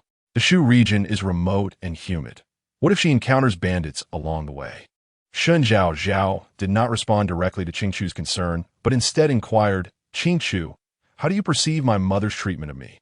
After a moment's contemplation, Qingqiu, while combing her hair, replied, "The servants in the household all praise Madam for treating the young lady as her own daughter, having raised her closely since childhood without neglect. However, I, having grown up alongside the young lady, feel that although Madam treats her well, she is not her biological child. Even biological children often face favoritism. Thus, I can understand. What puzzled me, however, is how Madam often knowingly disregards this, as seen in today's incident. This is not the first time. Do you remember when you were gravely ill at 7 or 8? The doctor had expressly forbidden you from consuming seafood. Yet she seemed to forget and brought you a bowl of shrimp and vegetable porridge." Shen Zhaozhao lowered her gaze, her long lashes shimmering like butterfly wings touched with golden dust under the brilliant sunlight. After a pause, she finally replied, "So, Qingqiu, what you can see so clearly, I have only just begun to comprehend. In the future, should Madam give you any instructions, just let me know." "Yes, Miss," Qingqiu responded, fully aware of the situation. Shen Zhaozhao sighed softly. It seemed that the original owner's disposition had been inadvertently nurtured by you, leading to her alienation from Song Jinhuai and resulting in her tragic fate. Yet, it appeared that her situation had not improved. She remained ensnared in a deep-seated enmity with Song Jinhuai. She furrowed her brow slightly, a trace of a headache nagging at her, and then noticed a rice cake beside her, from which she took a bite. The sweetness enveloped her senses, and she hummed a cheerful tune. Never mind.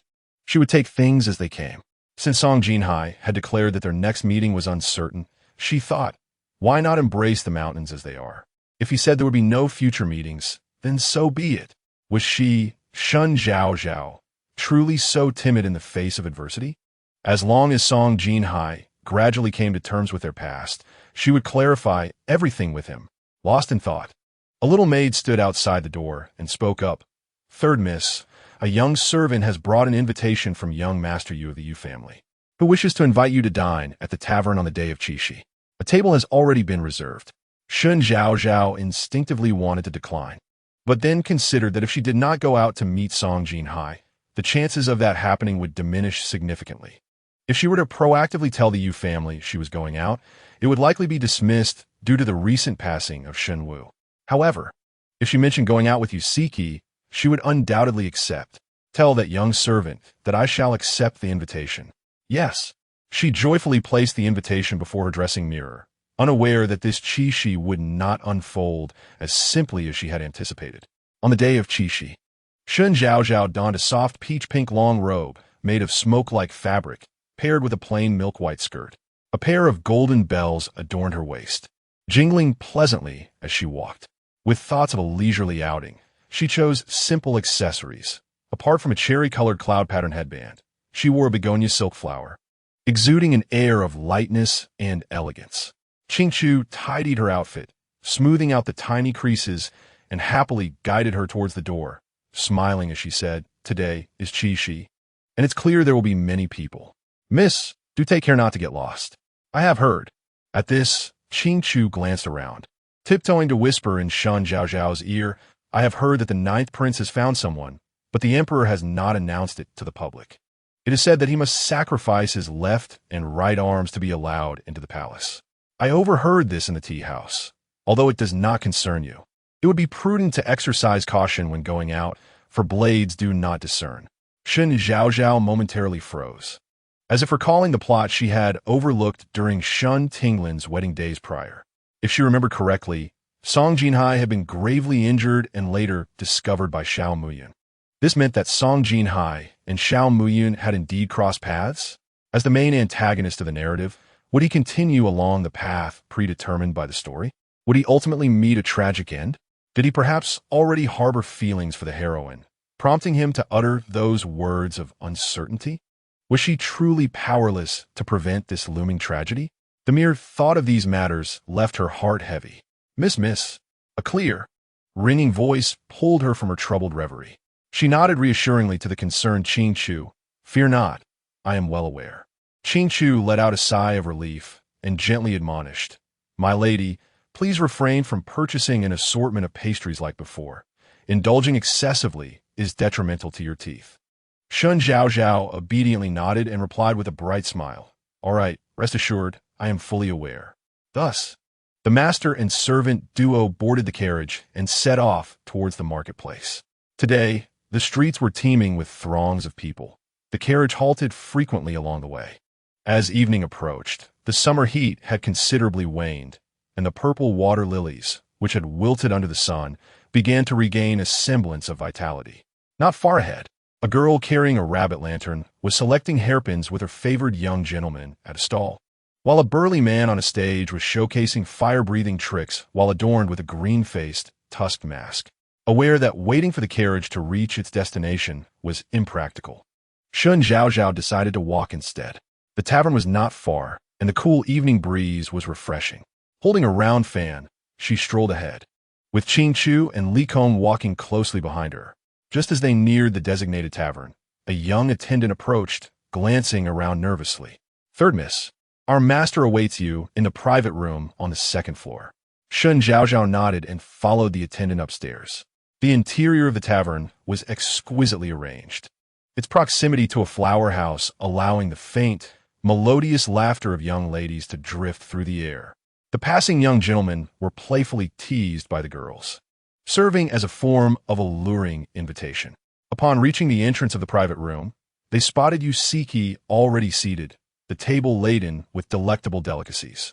She took the gift from Qing Chu's hands meant for Yusiki and stepped forward, only to be abruptly jostled by someone colliding into her shoulder. The pastries she was holding fell to the ground. Though they were not handmade, it was still regrettable to see them wasted. Qing Chu hastily helped her up, incensed, and exclaimed, How come one walk like that? It's all right, Shen Zhaozhao reassured her, but her gaze was inadvertently drawn to a youth in a black hooded cloak in the distance. With a tall and slender figure, clad in dark satin robes tightly cinched at the waist, the gentle breeze from the window billowed the sheer curtains, revealing his blood-stained lips and taut jawline. In that fleeting glance, she immediately recognized him. It was Song Jinhuai. He seemed to emanate a damp aura, as if he had just emerged from somewhere unknown.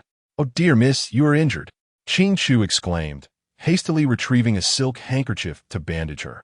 Shen Zhaozhao raised her hand to inspect, only to find her garment stained with thick, viscous blood. It's not mine, she replied quickly, intent on rushing toward Song Jinhuai, aware that he must be concealing his identity under the hood. However, Qing Chu held her back, saying, Miss, young master Yu is still waiting for you. I have something to attend to, she insisted, trying to find Song Jinhuai, but in the blink of an eye, he had vanished from sight. With no choice but to comply, she allowed Qing Chu to lead her back to the private room. The meal was tasteless to her, yet she would never dampen the spirits of others, so she made an effort to smile and accompany Yusiki at the table. Intrigued by the art of medicine, Yusiki skillfully steered the conversation in that direction, and by the time their meal concluded, half an hour had already elapsed. As they were about to part ways, Shen Zhaozhao, intending to continue her leisurely stroll, was unexpectedly halted by Yusiki, who called out, Zhaozhao. Shen Zhaozhao momentarily froze, blinking in surprise as she took a moment to respond, Young master Yu, is it strange for me to address you this way? I thought since we were engaged, it would be more intimate, Yusiki replied, his head slightly bowed, a bashful smile gracing his features. Shen Zhaozhao glanced at the translucent jade bracelet adorning his wrist. Shaking her head with a smile, Young master Yu, please call me Zhishui. It feels more comfortable that way. Yusiki nodded, a smile lingering on his pallid face. Very well. Qing Chu observed the peculiar atmosphere between them, sensing something amiss. It resembled the interaction between familiar strangers rather than that of an engaged couple. She distinctly recalled how the young lady often had Ning Jiao, that cunning vixen, call her Zhao Zhao. How could she possibly not enjoy it? Before she could ponder further, a wave of panic screams erupted from the adjacent room as guests rushed out, exclaiming, Quick, run! The flower building next door is ablaze, and the fire has spread to our side. Shen Zhaozhao had no choice but to follow Qing Chu hurriedly down the stairs. Amidst the chaos of the crowd, she twisted her ankle, the pain contorting her features.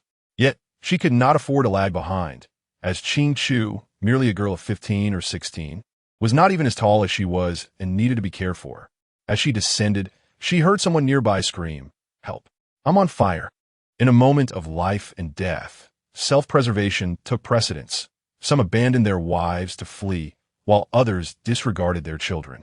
However, there are also young girls supporting their mothers, insisting they descend together. Gradually, the pace of the escaping guests intensified as the flames encroached nearer. "Miss, there are too many people. You must hold my hand." Qing Chu clutched her tightly, fearing that she might vanish in the next moment.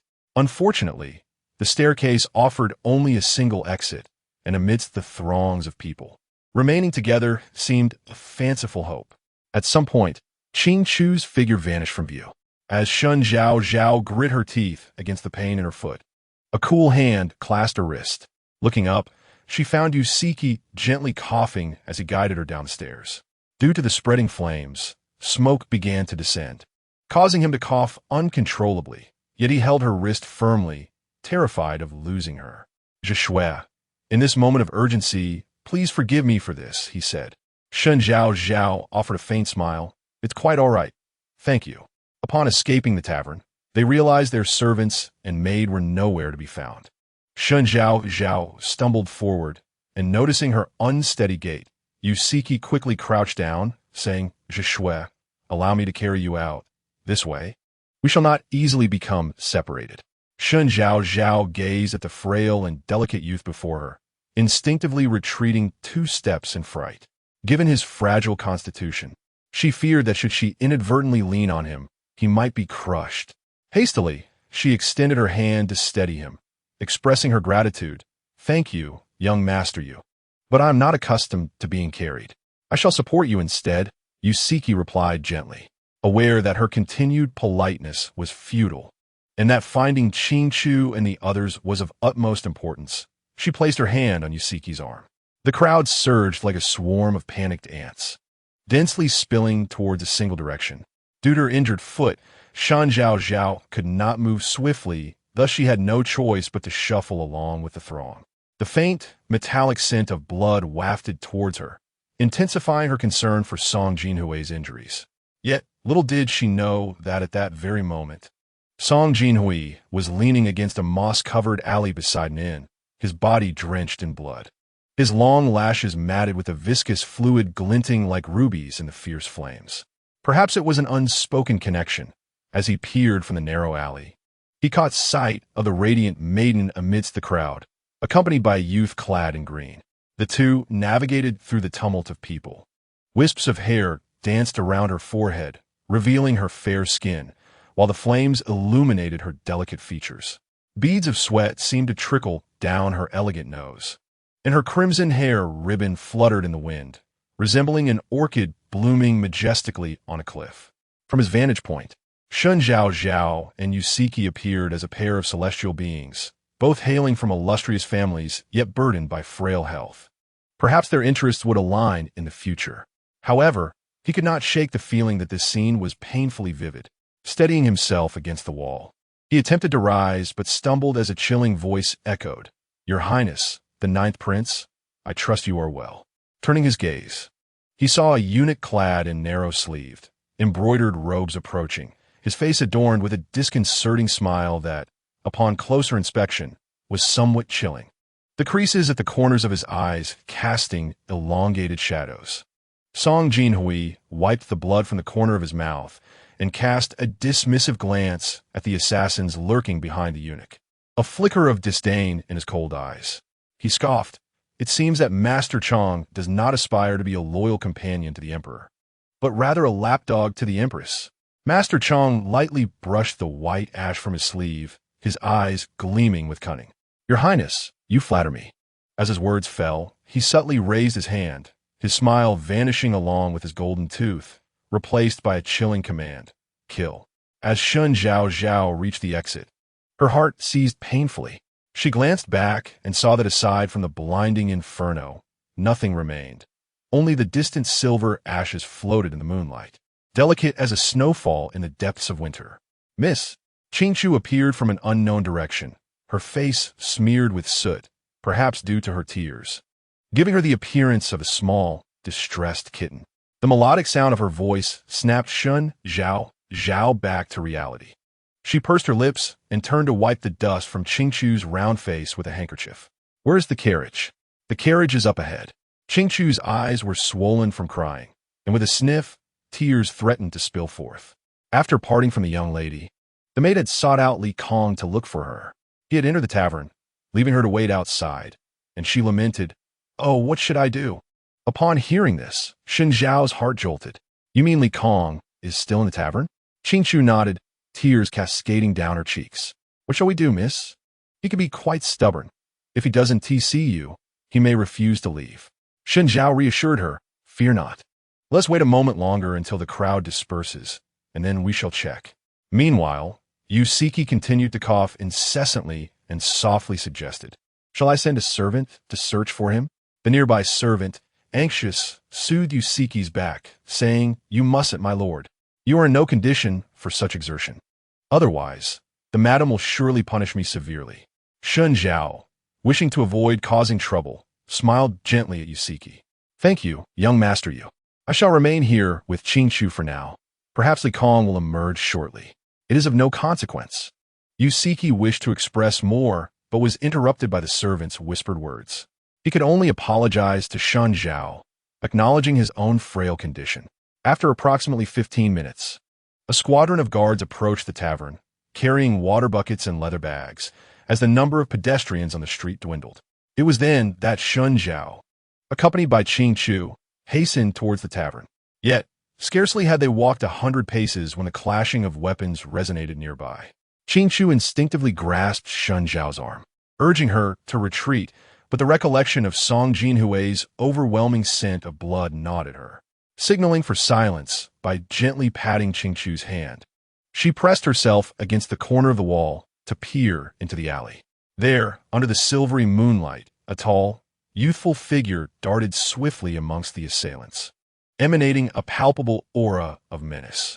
He lightly tapped against the wall's edge, soaring like a crescent moon, dispatching several attackers with swift strokes to their throats, leaving a trail of blood in his wake, his movements beginning to falter due to his injuries.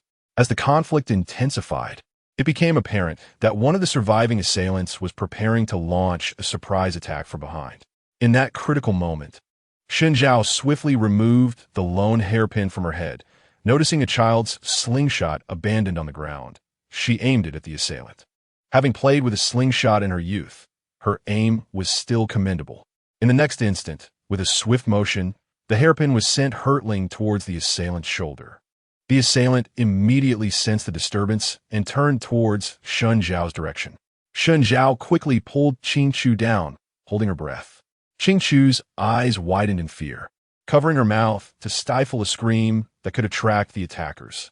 In a nearby shadow, the eunuch Chong gestured for one of the assailants to investigate. Yet, Song Jinhuai recognized the crimson hairband concealed in the corner, his eyes narrowing slightly. Just as his strength waned, he gripped his blood-stained sword with renewed resolve and, with a surge of energy, retaliated against the assailant. What followed was a brutal and relentless slaughter. He clenched his jaw tightly, his eyes resembling deep pools of water. With a single flourish of his sword, one adversary after another fell, their crimson blood splattering against his pale, white cheek. Yet, he showed no sign of wavering. Rather, it accentuated his striking and enchanting presence. Seeing the dire situation, eunuch Chong hurriedly called for a retreat. However, Song Jinhuai would not let them escape so easily. He raised his sword and severed the 3-mountain crown atop eunuch Chang's head, causing tufts of white hair to fall away. The eunuch, feeling the sudden chill of fear, exclaimed, "Song Jinhuai, if you kill me, it will be difficult to explain to His Majesty." Song Jinhuai narrowed his phoenix-like eyes, fully aware that he still needed the power associated with that position, and coldly uttered a single word, "Scram." Eunuch Chong, flailing his delicate fingers, scrambled out of the alley.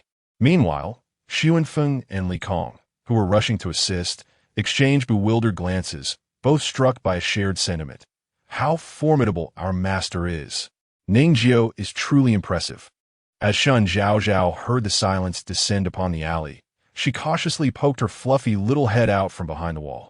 To her surprise, she found a pair of dark blue boots before her.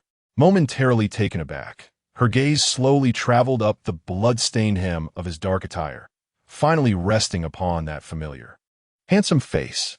The moonlight, like frost, draped over his shoulders, lending him an air of solitude.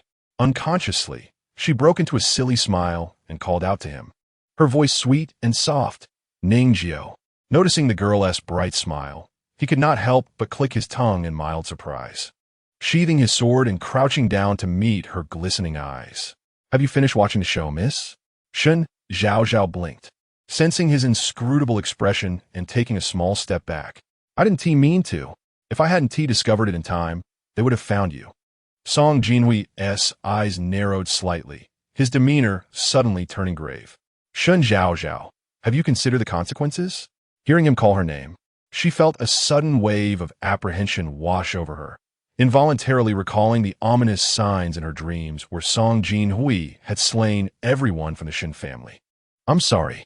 Quickly, Song Jinhuai noticed the change in her expression, his brow furrowing slightly. "Are you afraid of me?" Shen Zhaozhao bit her lip, striving to maintain her composure as she met his gaze. After days apart, the coldness in his features seemed to have intensified.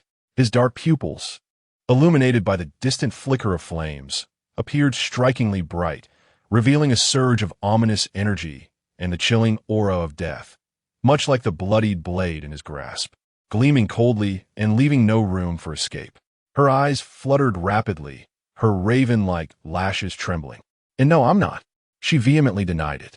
Yet, her expression betrayed her.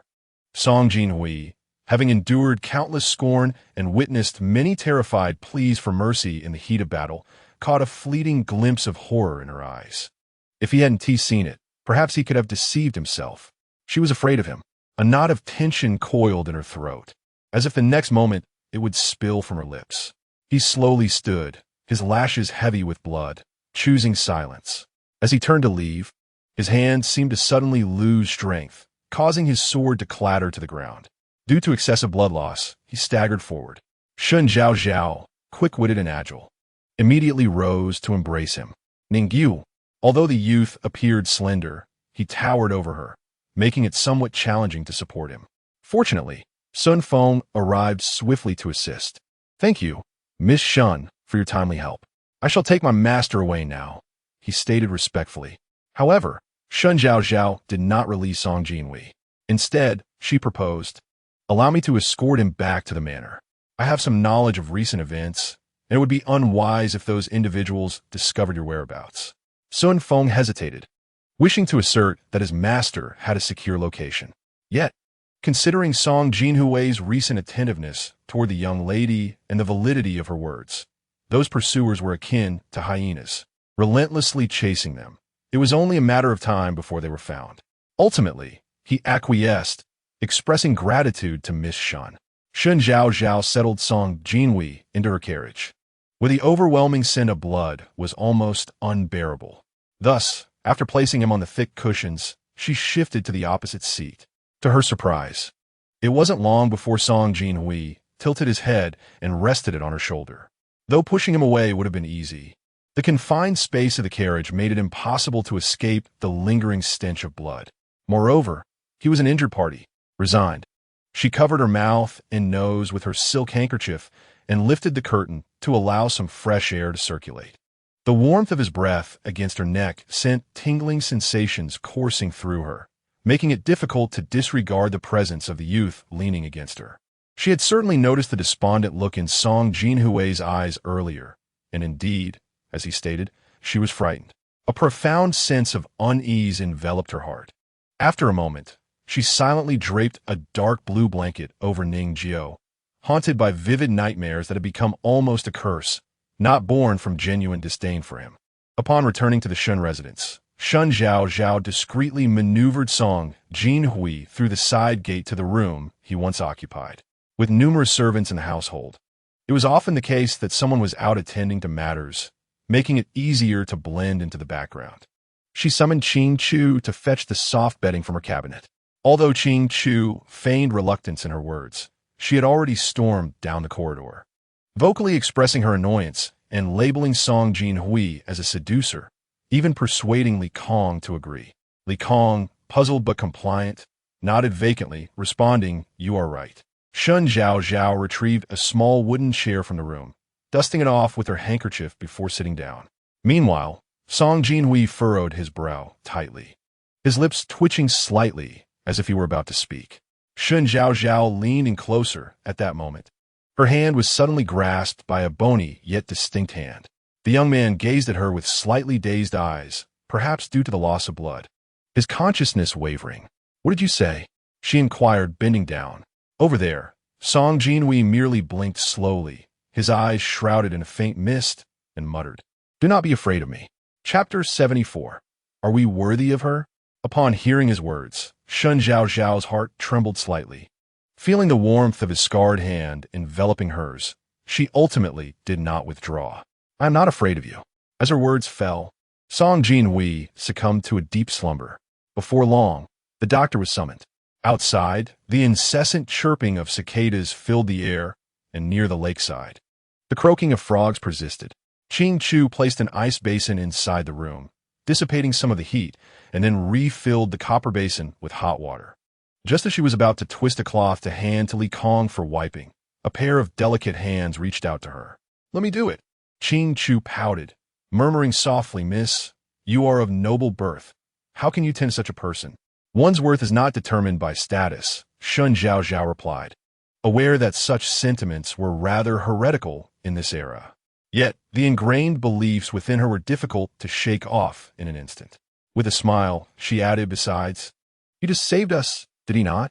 Ching Chu, momentarily entranced, nodded in agreement, deciding not to dwell further, as her mistress was always right. After the doctor finished checking the pulse, he lifted the thin quilt to inspect the injuries, then sighed heavily, shaking his head as he wrote out a prescription. "There are too many knife wounds, some bones are fractured. If the bleeding continues, his life may be in jeopardy. Fortunately, the hemostatic medicine has been applied in time, which has managed to staunch the blood somewhat." Shen Zhaozhao had initially thought it was merely a minor injury, only to realize the gravity of the situation. Thinking of how Song Jinhuai had grasped her hand in a daze, urging her not to fear him, her heart felt as tumultuous as a kitchen where oil, salt, vinegar, and tea had been spilled all at once. After the doctor had bandaged Song Jinhuai, he handed her the written prescription. "This medicine should be taken for 3 days.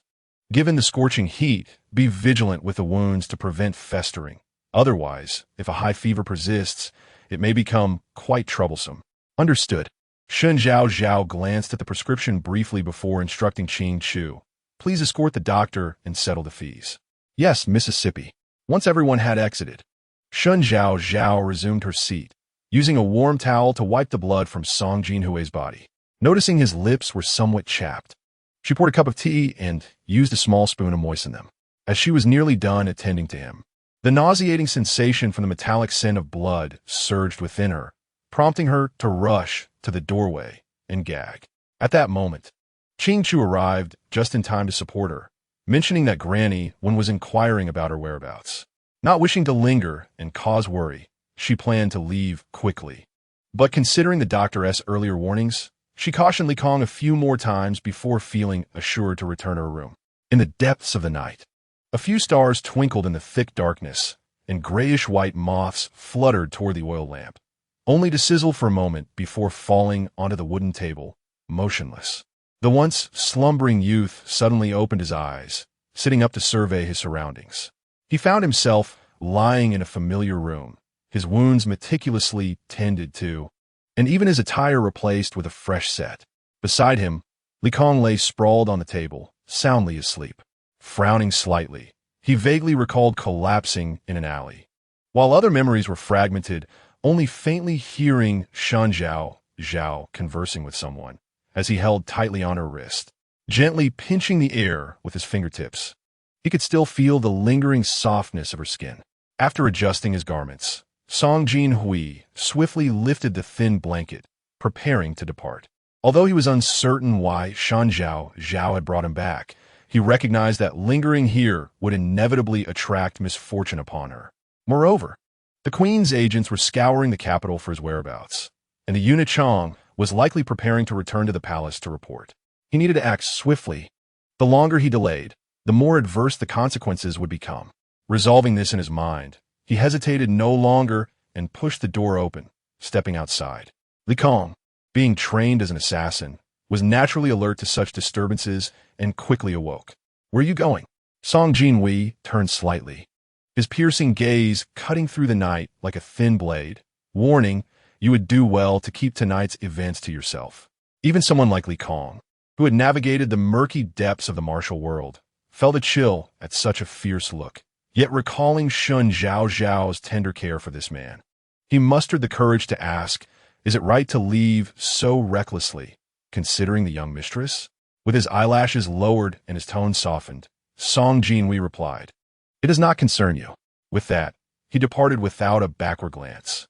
Though the Shen residence was a grand courtyard with multiple entrances, its interior exuded opulence.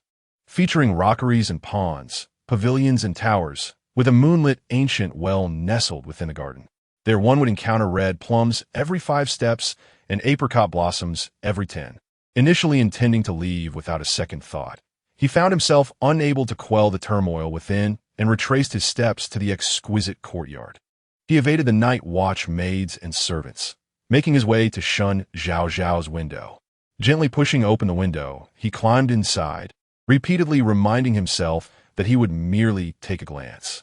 Upon entering, he was greeted by the gentle waft of sleep-inducing incense rising from the intricately carved golden incense burner. In the dim light, a solitary night lamp illuminated the canopy bed, the curtains swaying softly in the breeze, faintly outlining the girl's graceful figure. Due to the summer heat, she wore a comfortable, soft silk dress that clung to her form, the flickering candlelight highlighting her exquisite curves. Her natural vivacity shone through, as the pale yellow, floral strapless dress she wore imbued her with life. The delicate white of her neck bore faint red marks from mosquito bites, and her legs curled slightly in the corner. Perhaps troubled by a dream, beads of sweat dotted her forehead, her brow furrowed tightly, murmuring indistinctly, though the words were unintelligible. As he reached for a handkerchief to wipe her brow, she suddenly gasped, bolting upright in bed. Song Jinhuai timely covered her mouth, yet she had not yet emerged from the lingering echoes of her nightmare. Upon raising her gaze to him, she instinctively recoiled in fear, retreating to the corner while repeating a single phrase. Now, he heard her clearly, "Please don't kill me." He stiffly withdrew his hand, which had been suspended in midair, a flicker of confusion passing through his darkened eyes. "Zhaozhao, I will not kill you." Upon hearing this, Shen Zhaozhao slowly lowered her hands and turned her gaze toward him. In the dim light, she found it difficult to discern whether this was a dream or reality. However, noticing the absence of the intense, murderous intent that had pervaded her dreams, she cautiously inched closer to him, blinking her eyes and softly calling, "Ningjio." Song Jinhuai endeavored to muster a smile, gently brushing his fingertip against the tear-laden corner of her eye. "My lady, have you been plagued by nightmares?" Chapter 75. Does she have someone she likes? Shen Zhaozhao felt the calluses on the young man's hands, worn from the hilt of his sword. And after a moment of contemplation, she realized that the person before her was not the villain from her dreams intent on killing her, but Ningjio. Her gaze gradually fell upon Song Jinhuai's wound, concealed beneath his inky garments, rendering it invisible to her. Thus, she directly inquired, "Are you feeling better?" "Yes," he replied softly, his deep-set eyes slightly lowered. "I merely experienced a nightmare. It was unintentional," Shen Zhaozhao explained. He offered no further comment, simply retracting his hand and rising to his feet. "I have come to express my gratitude for your assistance today." The clarity in his youthful voice bore an unexpected chill, perhaps due to the burdens that had recently ensnared him, stripping away the usual sharp wit and buoyancy of his tone. Shen Zhaozhao sensed the sudden distance he had placed between them, yet she felt powerless to change it. The rift in their relationship had become akin to an insurmountable chasm. However, she had never been one to surrender easily. If she were to gradually mend their bond, she would first need to pry open a small fissure. Ningjiu, if there are hidden circumstances surrounding what transpired years ago, wouldn't our relationship not be so strained? Upon hearing her words, Song Jinhuai turned to look at the young woman before him. She lifted her delicate, snow-white face, her long, dark hair cascading like a waterfall over the peach-hued bedding. With her hands propped on the edge of the bed, she resembled a budding flower fairy, vibrant and alluring, evoking an undeniable urge to draw closer. He poured himself a cup of tea, still using the same teacup that Shen Zhaozhao often favored. While the wind rustled the peach tree outside the green window screens, obscuring his current expression in a flickering play of light and shadow. My lady has stated clearly that it is a hypothetical situation, yet in my world, there are no hypotheticals, only the tangible events that have transpired. Regardless of the hidden truths from years past, my mother's family was indeed executed to the last. He articulated calmly, his fingers delicately spinning the teacup. Shen Zhaozhao clutched the frayed edges of her sleeve, mustering the courage to speak. You mentioned it was a hypothetical scenario, so it is merely a supposition. She longed to voice the latter half of her thought. If your uncle truly committed treason, what would you do? Yet she found herself unable to inquire further, for the evidence she had scrutinized was merely a family letter. However, due to the unfortunate circumstance of Song Jinhuai's uncle being captured by an enemy nation and paraded as a guest of honor, even a seemingly innocuous letter could be construed as incriminating. Moreover, she pondered the deeper implications. What were the current emperor's thoughts on the matter? It was said that Shen Huanyu had presented those family letters to the emperor, and those who had perused them should have understood that the repercussions could range from lenient to severe. Yet in the end, the emperor chose the most brutal form of punishment, execution of the entire family. Song Jinhui drained his cup of tea in one swift motion, slamming it down on the table. In gratitude to you, I shall honor my promise regarding your marriage to Yusiki. Just as Shen Zhaozhao opened her mouth to express her thanks, she witnessed Song Jinhui leap out of the window, leaving behind only the fleeting silhouette of his high ponytail disappearing beneath the peach branches in the night. Since the day of Song Jinhuai's departure, the Shen family commenced preparations for Shen Zhaozhao's wedding. For marriage was a significant affair for the legitimate daughter of the Shen household and could not be conducted carelessly. Shen Zhaozhao did not wait for Song Jinhui to fulfill his promise and annul the engagement. Instead, she learned of his return to royal lineage as the ninth prince. At this juncture, her hopes dwindled. After all, Song Jinhui would be preoccupied with the myriad intrigues of the palace, leaving no time to concern himself with her affairs. In the original narrative, Song Jinhui encountered numerous tribulations upon his reinstatement, facing assassination attempts or perilous situations en route to them. She rested her chin on her snowy cheeks, gazing wistfully at the slowly yellowing leaves outside, oblivious to the passage of time until early September arrived. At that moment, she was clad in a vibrant red wedding dress, her face bare of makeup as dawn broke gently, its soft light mingling with the pale blue clouds. Qingqiu adorned her with a phoenix crown embellished with lustrous pearls, tears streaming down her face as she combed Shen Zhaozhao's hair. "Miss, have you truly made your decision?" Shen Zhaozhao lightly dabbed rouge on her cheeks, her demeanor weary. "I have decided." Observing her mistress's despondent expression, Qingqiu's sobs grew louder. "But miss, what if we uncover the new groom's faults and choose to part ways? Wouldn't that invite public scorn?" Shen Zhaozhao was well aware of such a possibility, yet she understood that this outcome was preferable to remaining in the Shen household. For her grandmother genuinely cherished her, and she could not allow her to bear the stigma of a misguided upbringing. Moreover, if the Yu family had no ulterior motives, a life of ease could indeed be quite delightful. However, her heart ached profoundly, as if countless fine silver needles were piercing her heart. She was loath to marry a man she did not love. What of parental arrangements and matchmaking? She yearned to wed for love. But did she even have someone she loved?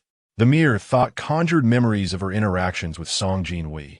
Yet the realization that he had not come to assist in dissolving this engagement only fueled her frustration. leading her to consume several more pieces of lotus pastry in vexation. Uncertain of her thoughts, she gazed at the distant flickering red candles, suddenly grasping Qingchu's hand. If something were to happen to me, would that mean I need not wed Yusiki? The young lady seemed perplexed. What could possibly go wrong in this household? Qingchu wiped her tears, her voice slightly choked. Moreover, the old matriarch wishes for your safety. With a hint of despondency, Shen Zhaozhao lowered her head. Realizing that her only recourse was to marry Yusiki and then devise a means to extricate herself. At the second watch of the night, the bridal procession emerged grandly from the Yu residence. Given the considerable distance to the Shen household, they arrived at the gate of Shen Manor well after the third watch. The groom dismounted and recited a bridal poem, and considering his frail health, the crowd refrained from challenging him. Upon entering the room, he noticed that Shen Zhaozhao's hand was already adorned with a red silk ribbon, and he took the other end as they stepped out together.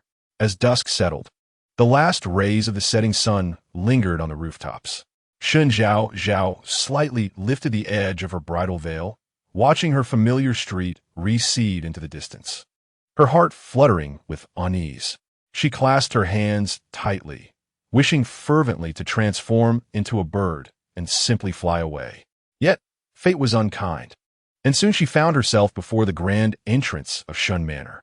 The sedan chair curtain was lifted, revealing a slender hand reaching out to her, accompanied by a soft cough. Dayue, let me assist you down. Shen Zhaozhao tucked her hand into her sleeve, as if wishing to conceal her innermost thoughts. With a slight furrow of her brow, she felt uncertain about how to respond. Did she truly have to wed him? At that moment, a cacophony erupted from outside, the most piercing voice exclaiming, "Why is the bride taking so long to disembark?" Rumor had it that the third young lady of the Shen family was entangled with the household guards, leading to speculation that someone was reluctant to let go. You wouldn't believe it. All the guards in her household are strikingly handsome, especially that one beside her, who is extraordinarily good-looking. It's said she was raised with such pampering. Who knows if she has them protect her by day, only to keep one as a secret lover at night? Could it be that the young master of the Yu family is being cuckolded? Indeed, as the conversation grew increasingly vulgar, Qingchu stepped forward, hands on her hips, and retorted, "Enough of your nonsense. Who do you think you are, daring to speak ill of our young lady? Old crone, mind your filthy mouth, or beware the consequences." Amidst the chaos outside, Shen Zhaozhao surmised that this was likely a scheme orchestrated by the Yu family to humiliate her. After all, the marriage was set and could not be altered. By sullying her reputation on the day of her betrothal, they aimed to sow discord between her and Yusiki, ensuring she would struggle to hold her head high in the Yu household thereafter. With her sleeves tightly clenched, she ultimately placed her hand in Yusiki's. As she stepped down from the sedan chair, Yusiki offered no words, merely soothing her with a gentle reminder that such words need not trouble her heart. Yet, the veil obscured her vision, concealing the dangers that lay ahead. As she prepared to step over the fire pit, a thunderous sound of hooves broke through the chaotic scene. The youth, with a cold gaze, gripped the reins firmly, his high ponytail dancing lightly against his back. The autumn breeze caused the golden-patterned purple python robe he wore to flutter, accompanied by a retinue of well-dressed guards behind him. To the side, a eunuch raised a decree with one hand and shrilled, "Stand back. The imperial edict has arrived." At his words, the crowd prostrated themselves on the ground. Dismounting, the eunuch promptly ascended to the highest step to proclaim the decree. "By the will of heaven, the emperor declares, Yusiki, though in his position, has failed his duties, abducting virtuous maidens and cruelly murdering them. With over 50 bodies refined into medicinal substances, their fates still unknown, discovered in the outskirts of the capital. I lament his lost potential, yet abhor his actions even more. Thus, I strip him of his office and decree execution after autumn." He continued, "As for Shen Zhaozhao, since I initially betrothed her to the Shen family, my word is as solid as a mountain. Now that the 9th prince still lives, you shall fulfill the marriage contract. Thus it is decreed." Yusiki instantly collapsed to the ground, stammering, "I accept the decree." Shen Zhaozhao replied, "The commoner accepts the decree." Just as she rose, the eunuch cheerfully remarked, "Congratulations, Miss Shun-san. She whispered her thanks and lifted her veil, only to find Song Jinhuai seated atop his horse. His expression inscrutable, looking down upon the kneeling crowd, his gaze sweeping over before settling on her face. Breaking the silence, Shen Zhaozhao said, "Your Highness, the Ninth Prince." Song Jinhuai extended his hand toward her, his voice calm, yet striking. "I have come to escort my future Ninth Princess back to the residence." Shen Zhaozhao felt her ears flush with warmth. She bit her lip and finally smiled, her eyes sparkling with brilliance as she lifted her skirt and hurried toward him. Unperturbed by the crown that had fallen to the ground, resembling an adorable kitten, grasping his calloused hand, her heart felt as though it had found its peace.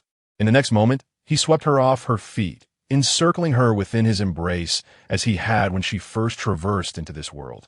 His warm breath brushed against her neck, and the faint scent of plum blossoms enveloped her surroundings, causing her heart to race uncontrollably, as if a fawn were about to burst forth from her chest. Song Jinhuai held her tightly, and while the crowd gasped in awe, he cast a cold glance at those who had slandered Shen Zhaozhao, vowing to uncover if any were behind the malicious acts, subsequently silencing their tongues and feeding them to the dogs. The guards bowed in acknowledgement. "Yes, please, Your Highness." The commoner realizes the error of their ways. Came the muffled cries of those who had spoken ill, as a guard swiftly silenced them with a foul cloth. The onlookers lowered their heads even further, fearful that they might be next. Fortunately, after uttering his decree, Song Jinhuai took Shen Zhaozhao and sped off towards East Street, nestled within his embrace. Shen Zhaozhao felt as if she were living a dream. The cool wind rushed past her ears, and a radiant glow lingered on her face. She gently leaned her head to the side and inquired, "What is to become of our marriage?" Song Jinhuai raised an eyebrow slightly, his tone cool. "Are you unwilling?" Shen Zhaozhao averted her gaze, murmuring softly, "No. This proposal was not sought by me from the emperor. It was the empress who directed me towards this marriage." After finishing his words, Song Jinhuai couldn't help but let out a cold laugh. He initially intended to disrupt the engagement using the actions of Yusiki, but upon the empress's knowledge of his deep-seated hatred for the Shen family, she intervened, deliberately using this marriage to provoke him. After a moment of silence, he continued, "If you were to marry me, it would be prudent to keep your distance from the empress. She is not one to be trifled with. However, you mentioned that my uncle, upon hearing about Shen Zhaozhao, was left at a loss for words. That is indeed a crime of confiscation, a burden that would weigh heavily on anyone. Ultimately, the only question that lingered was, do you not despise me?" A light laugh came from above, followed by a firm pinch to her soft, fair cheek, which turned a rosy hue before being released, imbued with a sense of retribution. "Once you become the Nine Prince consort, you are you, and the Shen family is the Shen family." Shen Zhaozhao understood that he still harbored resentment towards the Shen family, but how could she truly sever those ties? Her beloved grandmother, cherished younger cousin, and elder brother were all intertwined with her identity. She could not expect Song Jinhuai to overlook past grievances, nor could she allow him to harm her maternal family. Perhaps it was best to take things one step at a time. Marrying Song Jinhuai would certainly be more favorable than marrying Yusiki, as she felt no aversion towards him. For now, it was wise not to overthink the situation. Little did she anticipate that such avoidance of thought would become a hidden peril for both of them in the future. Setting aside these troubling matters, she recalled the imperial edict from earlier, which detailed Yusiki's involvement in concocting medicine, sending chills down her spine. "Today, thanks to you, I fear I might have met the fate of those other women," she began, only to have her mouth filled with preserved fruit. Song Jinhuai lightly uttered 4 words, "Nonsense." The sweet flavor spread through her mouth, soothing her anxiety considerably. She longed to assert that she was not speaking nonsense, but was instead haunted by lingering fears. After a moment of contemplation, she finally said, "I'm truly grateful to you today, Your Highness." Song Jinhuai furrowed his brow slightly, his fingertips gently caressing the delicate curve of her slender neck before he spoke softly. "Once we leave the palace, you may simply call me Ningjiao. Should anyone overhear, they wouldn't dare," he quickly replied, fully aware of the consequences that awaited those who spoke indiscreetly. Of course, he refrained from voicing such thoughts, fearing it might alarm her. Although this situation went against his initial intentions, he found himself unwilling to see her wed to another. A part of him acknowledged this could be due to possessiveness, yet he sensed it was more profound than that. Chapter 77. The suitability of marriage upon returning to the gates of the Shen residence. Shen Zhaozhao found Yu Shi, as if already informed, waiting outside with several family servants. With a smile that resembled that of a benevolent deity, she approached Song Jinhuai and bowed, greeting the 9 prince. Zhaozhao, do come down. This is hardly proper. Song Jinhuai glanced at her coolly. The empress instructed her to sit. Do you have something to say? Yu Shi's smile faltered momentarily before she quickly responded. Your Highness, forgive my oversight. I trust you are aware of the matters concerning young Master Yu? As Shen Zhaozhao was about to dismount from the horse, Song Jinhuai tightly embraced her waist, unwilling to let go. Yu Shi feigned the demeanor of an outsider, as if she were not the one who had initially orchestrated the union between Shen Zhaozhao and Yu Siqi. With a silk handkerchief, she wiped away non-existent tears and lamented, Zhaozhao, it is my failing as a mother. I never anticipated that my cousin would commit such a disgraceful act. I apologize on his behalf. Will you accept my apology? Shen Zhaozhao had no desire to engage in this charade with her. She merely wished to settle accounts. Mother, you have repeatedly claimed to know that so-called cousin well. Had this incident not occurred today, I might have fallen into Yu Siqi's hands. I respect you as my mother, but have you genuinely considered my well-being? Upon hearing these words, Yu Shi began to weep bitterly, declaring, I swear to the heavens, if I had known and failed to report that you were promised to my cousin, may I be struck by 5 bolts of lightning. Is that acceptable? Internally, she chuckled, for she had never believed in superstitions or divine retribution. Such oaths were merely a means to an end. Her statements aimed to garner public sympathy, deflect unfavorable remarks, and prevent accusations of being harsh towards her husband's daughter. Moreover, she sought to win over the 9th prince, for even if Shen Zhaozhao were married, she would still carry the Shen surname. Perhaps, with a little finesse, she could secure a favorable future for her son. Shen Zhaozhao was not naive enough to believe her words. However, if Yu Shi continued in such a manner, she risked being branded an unfilial daughter. Just then, a crisp, cold voice reached her ears. Do you require my assistance? Shen Zhaozhao shook her head, wishing to keep Song Jinhuai uninvolved in this affair. In the original narrative, Song Jinhuai sought vengeance, ultimately earning a reputation as a villain. Even if he triumphed in future battles, public opinion would remain scathing. No need. I will handle this. Thank you, Your Highness, for escorting me today. Song Jinhuai gently held her delicate hand, dismissing any concerns regarding her mode of address, knowing they would eventually share a singular title. Recognizing her resolute expression, he did not press further. Very well. With that, he lifted her off the horse. Before departing, he draped his robe over her shoulders, saying, We shall meet again on the day of our wedding.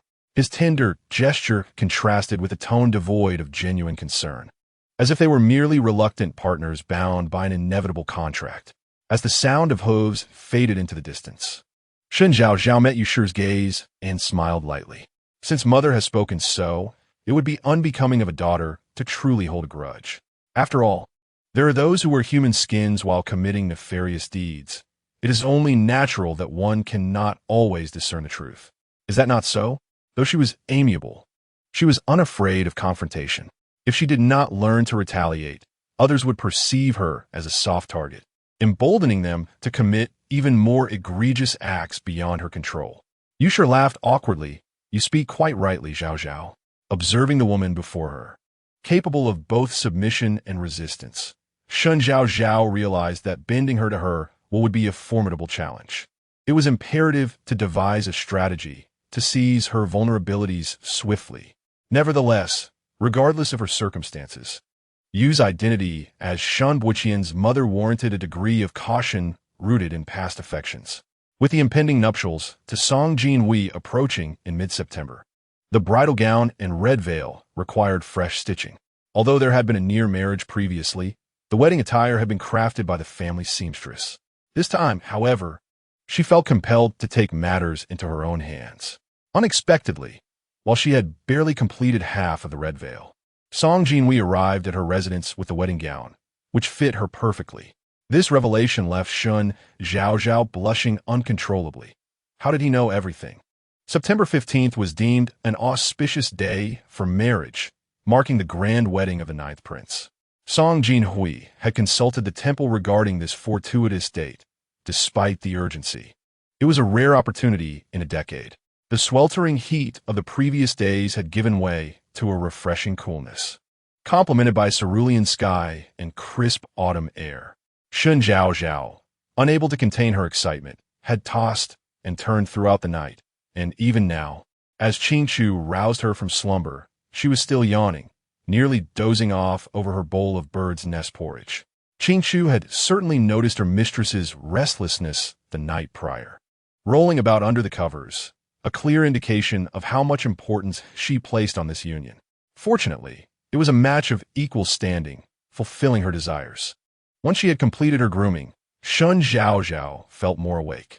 The weight of the phoenix crown atop her head prompted her to massage her neck. The wedding gown was indeed more intricate and solemn than the previous one, with the red veil obscuring her vision. She first proceeded to the main hall to bid farewell to her parents before stepping outside. Traditionally, the groom should accompany the bride in this farewell, yet as a prince. Song Jinhuai had the liberty to observe this custom at his discretion. Given his deep-seated animosity towards the Shen family, he had chosen to wait for her at the entrance rather than entering the house. With Qingqiu's assistance, she made her way to the threshold. At that moment, a warm, broad hand took hers as she ascended the bridal sedan chair, a clear, youthful voice resonating beside her. "Let us depart." From the calmness of his tone, she could discern no hint of satisfaction from Song Jinhuai. The joy she had felt the previous evening suddenly dulled into silence. What if he still harbored resentment towards her? After all, he had not sent a single letter nor spoken any words in the past couple of days, and his earlier demeanor had been rather indifferent. Such thoughts spiraled uncontrollably in her mind. How could she forget? Between her and Song Jinhuai lay a chasm of countless lives lost. A mere marriage contract could not erase such a profound divide. As her heart began to flutter anxiously, the swaying of the sedan chair only intensified her disquiet. Upon disembarking, the couple would first visit the palace to pay respects to the emperor and empress, followed by a series of elaborate formalities. The emperor conferred upon Song Jinhuai the title of prince. By the time they returned to the newly established Prince Anne's residence, the sun had set, casting a golden hue across the sky, while the orange and red glow painted the horizon, illuminating the scene with a dazzling brilliance as the two lights mingled harmoniously. As the joyous palanquin descended, Shen Zhaozhao, feeling the numbing sensation in her legs from prolonged sitting, stepped out, only to find her legs give way, causing her to lurch forward. Chapter 78. The wine is poisonous. Just as she feared she would embarrass herself in front of so many princes and officials, a steady hand caught her waist. Amidst the cacophony of drums and gongs, she clearly heard that reassuring voice. Is it the weight of the phoenix crown that makes it so difficult to walk? Unable to see her surroundings, she lowered her head slightly to gaze at her resplendent red peony wedding attire. Instinctively clutching Song Jinhuai's arm, she softly pouted, "I've just been sitting for too long." A light chuckle followed. "Shall I carry you inside then?" "No need, how embarrassing." Shen Zhaozhao shook her head, instinctively refusing. Yet, to her astonishment, before she could finish her sentence, she was swept off her feet. The faint scent of plum blossoms filled her nostrils as she found herself cradled against the sturdy chest of the young man, his powerful arms securing her without a hint of jostling. Around them, the crowd buzzed with admiration and reproach. Miss Shen is indeed fortunate. Her husband is not only a prince, but also strikingly handsome. Look at her, her legs have given way, and he still carries her over the fire pit. Unlike my own experience, after a day in a wedding palanquin, my legs went numb. Do you know what my husband said? What did he say? Someone inquired. He said I just needed to walk a few steps to feel better. Oh dear, most men are rather brutish and lack such understanding. It's just that Prince and is particularly attentive. Yet, I find this rather inappropriate. Look at how temperamental the future princess and is before even entering the gate. Could she possibly be ill-tempered? If that is the case, how could Prince have chosen her? She'll mind your words. Remember what happened to those who spoke ill of the Yu family last time. Shen Zhaozhao felt a flush rise to her cheeks and gently tugged at Song Jinhuai's garments, saying, "You should put me down. But that's not wise. Do you have any idea how much my father values this marriage?" Song Jinhuai replied calmly, then continued to hold her hand as they walked forward. "He fears I might marry a lady from a powerful family. Even if you are afraid of me, you must maintain the appearance of a loving couple. Understood?" Upon hearing this, Shen Zhaozhao's heart, once elated, sank considerably. She wished to explain that her fear was unintentional, yet found herself at a loss for words, ultimately choosing to remain silent. Once they reached the estate, she was gently assisted by the matron to the courtyard.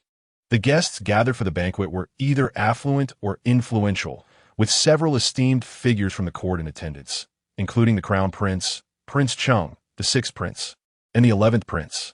Among these, some were childhood acquaintances of Song Jinhuai, while others were entirely unfamiliar. Those who had wronged Song Jinhuai in their youth were either no longer alive or had no desire to attend the banquet. However, Song Jinhuai seemed indifferent to their absence, finding it rather vexing.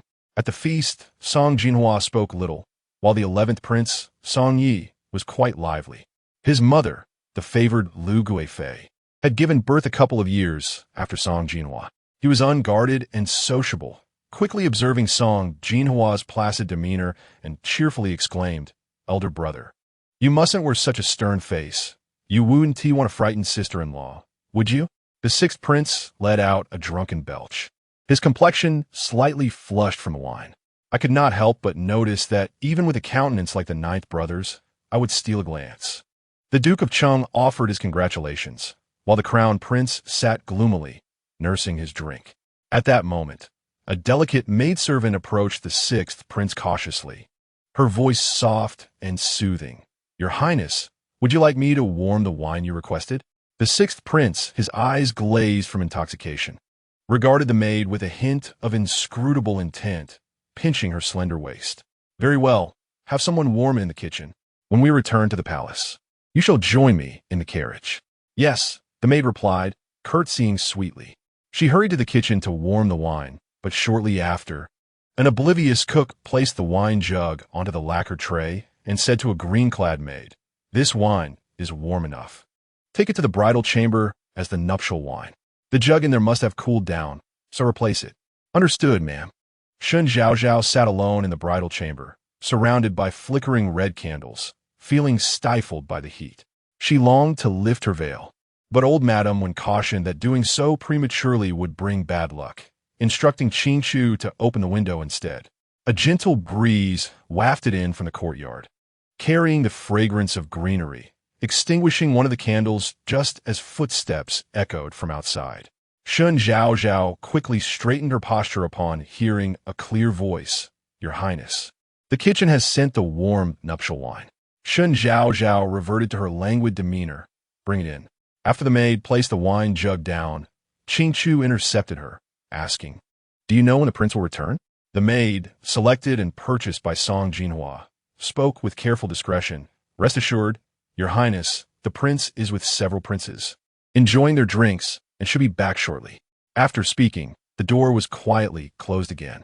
Noticing the anxious expressions on Qing Chu and old Madam Wen's faces, Shen Zhaozhao smiled and suggested, "Madam, you and Qing Chu have not eaten all day. Why not partake in a meal? I believe the prince will return soon." Old Madam Wen, filled with concern, replied, "What if Miss has an urgent matter and no one is here to relay it? I have no pressing matters in the room. You should go ahead." Unable to refuse the young lady she had raised since childhood, old Madam Wen finally acquiesced, but reminded Shen Zhaozhao to pay attention to the book to avoid offending Song Jinhuai. Shen Zhaozhao feigned compliance, but once they left, she tossed the book aside, finding the illustrations too ugly to bear, extinguishing any fantasy she might have had. She was utterly disillusioned. Yet, she realized that a consummation of marriage was inevitable that night. Previously, Shun Tingshan faced considerable criticism for not consummating her marriage on her wedding night. And as a woman herself, she found it distasteful. If her husband refused to consummate, the blame should rightfully fall on him, not the bride. Though the circumstances of others were somewhat justifiable, what if Song Jinhuai's past grievances prevented him from sharing such intimacy with her? That would indeed be understandable. Resolved to bolster her courage, she lifted her veil and approached the table, pouring herself a cup of the nuptial wine. Due to the sweet flavor, she indulged in several more cups. It wasn't until only half a pot remained that she suddenly realized her folly and, feeling a twinge of guilt, added water to the teapot. She certainly did not wish for any rumors of her drinking prowess to circulate on this night of her nuptials. However, not long after the alcohol had settled in her stomach, an unbearable heat enveloped her body. Her legs trembled uncontrollably, and a certain part of her seemed to yearn for something. She believed this was the manifestation of the moon's poison, though she distinctly recalled that most of the toxin had been eradicated by Song Jinhuai. The residual poison should not have elicited such a violent reaction. Instinctively, she glanced at the cup of wedding wine. Could it be? She staggered to her feet, intent on seeking out Song Jinhuai, but after only a few steps, she coughed up blood and collapsed, darkness suddenly engulfing her vision. Having narrowly escaped the moon's poison, she now found herself in this predicament, and in frustration. She could not help but mutter as she closed her eyes, "Damn it, this wine is poisoned." Chapter 79. The poison strikes the night breeze was chilling. The red lanterns hanging from the eaves swayed incessantly. After bidding farewell to the guests, Song Jinhuai was led by an attendant to the main chamber. Having consumed some wine, a rosy hue graced his pale cheeks. He traversed several long corridors before finally arriving at the snow bamboo residence. Yet, upon reaching the door, he hesitated. Recalling the fear reflected in Shen Zhao's eyes earlier, he paused in his knocking. "My lord, it would be prudent to enter soon, lest the bride grows anxious," remarked the eunuch dispatched by the emperor. His presence at the wedding banquet was ostensibly to assist in hosting guests, but in reality, it was to monitor Song Jinhuai's every move. The emperor's transparent intentions stirred a sense of discontent within Song Jinhuai. Now, even his wedding was not under his control. "Leave me," he commanded, pushing the door open and stepping inside. The eunuch, seeing him enter, offered a few auspicious words before retreating. The bridal chamber was divided by a screen crafted from purple sandalwood inlaid with cloison, adorned with seasonal flowers, separating the inner chamber from the main room. A jade bead curtain, emerald in hue, hung in the center. The room was illuminated by flickering candlelight, and the table was laden with red dates, peanuts, and longan. As he entered, he feared his appearance might startle his bride, so he hastily adjusted his wedding robes. Yet, as a faint scent of blood wafted from the inner chamber, he swiftly grasped the long sword from its rack, parted the bead curtain, and stepped inside. The scene before him caused his pupils to constrict sharply. "Zhaozhao!" He dropped the sword and rushed to Shen Zhao's side, checking her pulse. Noticing her weak breath and feverish skin, he immediately lifted her onto the bed. He carefully rolled up the sleeve at her wrist, and after a moment of examining her pulse, he deduced that she had ingested flower wine, triggering the residual effects of the moon's poison. But where had this flower wine come from today? Before he could ponder further, he heard Shen Zhao whimpering in his embrace, begging for water. After settling her comfortably, Song Jinhuai rose to pour her a cup of tea. "Here, drink a little." "I can't drink, just rinse my mouth," Shen Zhao murmured, slowly opening her eyes, a thin veil of tears shimmering in her gaze, evoking deep sympathy. "Such trouble." Song Jinhuai's lips curled in disdain. Yet he obediently fetched the spittoon. After rinsing her mouth and sipping some tea, her breathing finally steadied. Observing the remnants of blood at the corners of her mouth, he took a warm, damp towel and gently wiped it away. "Are you feeling better?" he inquired softly. Shen Zhaozhao, her consciousness hazy, leaned against Song Jinhuai, inhaling the familiar fragrance of plum blossoms. Her furrowed brow gradually relaxed. "I just coughed up blood. Will I die?" The mention of death sent an inexplicable wave of panic through Song Jinhuai. After a moment of silence, he reassured her, "You will not." "Do you want more water?" he asked quietly. Shen Zhaozhao pouted, her eyes glistening with tears. "I don't want warm water. I want cold." "No, you are already weak. And with the lingering poison from the moon tide, drinking cold water will only exacerbate your condition. But we haven't even shared the wedding wine." let alone lifted the bridal veil.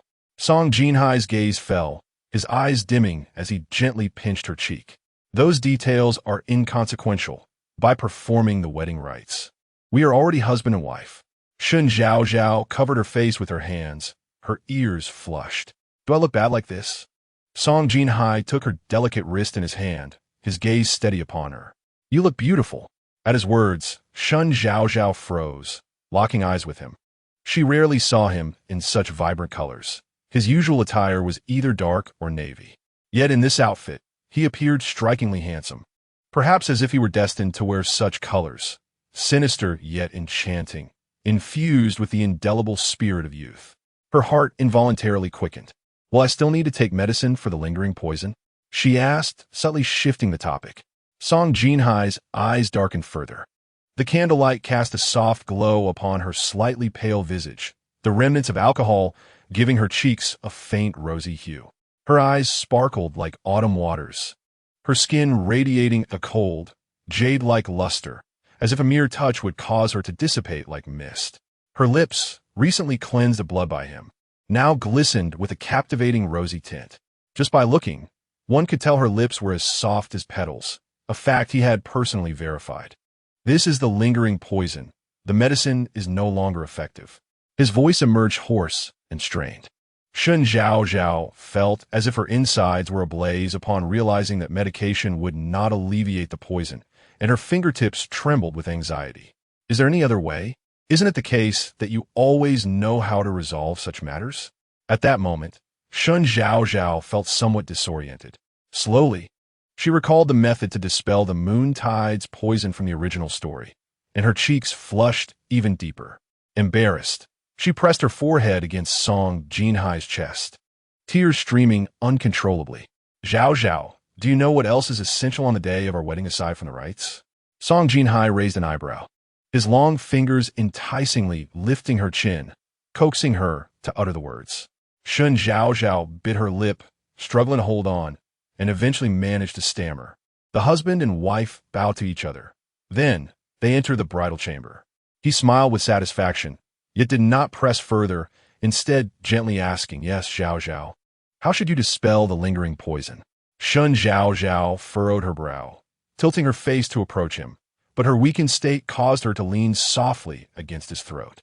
Song Jinhuai took a deep breath, wrapping his arms around her slender waist, caressing gently. Zhaozhao, this will not alleviate your poison. Shen Zhaozhao, losing her patience, merely hummed in his embrace, surrendering to her fate. I cannot guess anymore. What shall I do? This night would be unbearably hot, her body feeling as if countless ants were gnawing at her heart, illusions beginning to dance before her eyes until she could no longer endure. Shen Zhaozhao felt tears welling up. I am in pain. Have you perused that booklet, Zhaozhao? What is the first thing to do? Song Jinhuai tenderly wiped away her tears, his movements gentle, with a torrent of emotions swirling in his gaze. Shen Zhaozhao blinked, slowly realizing something.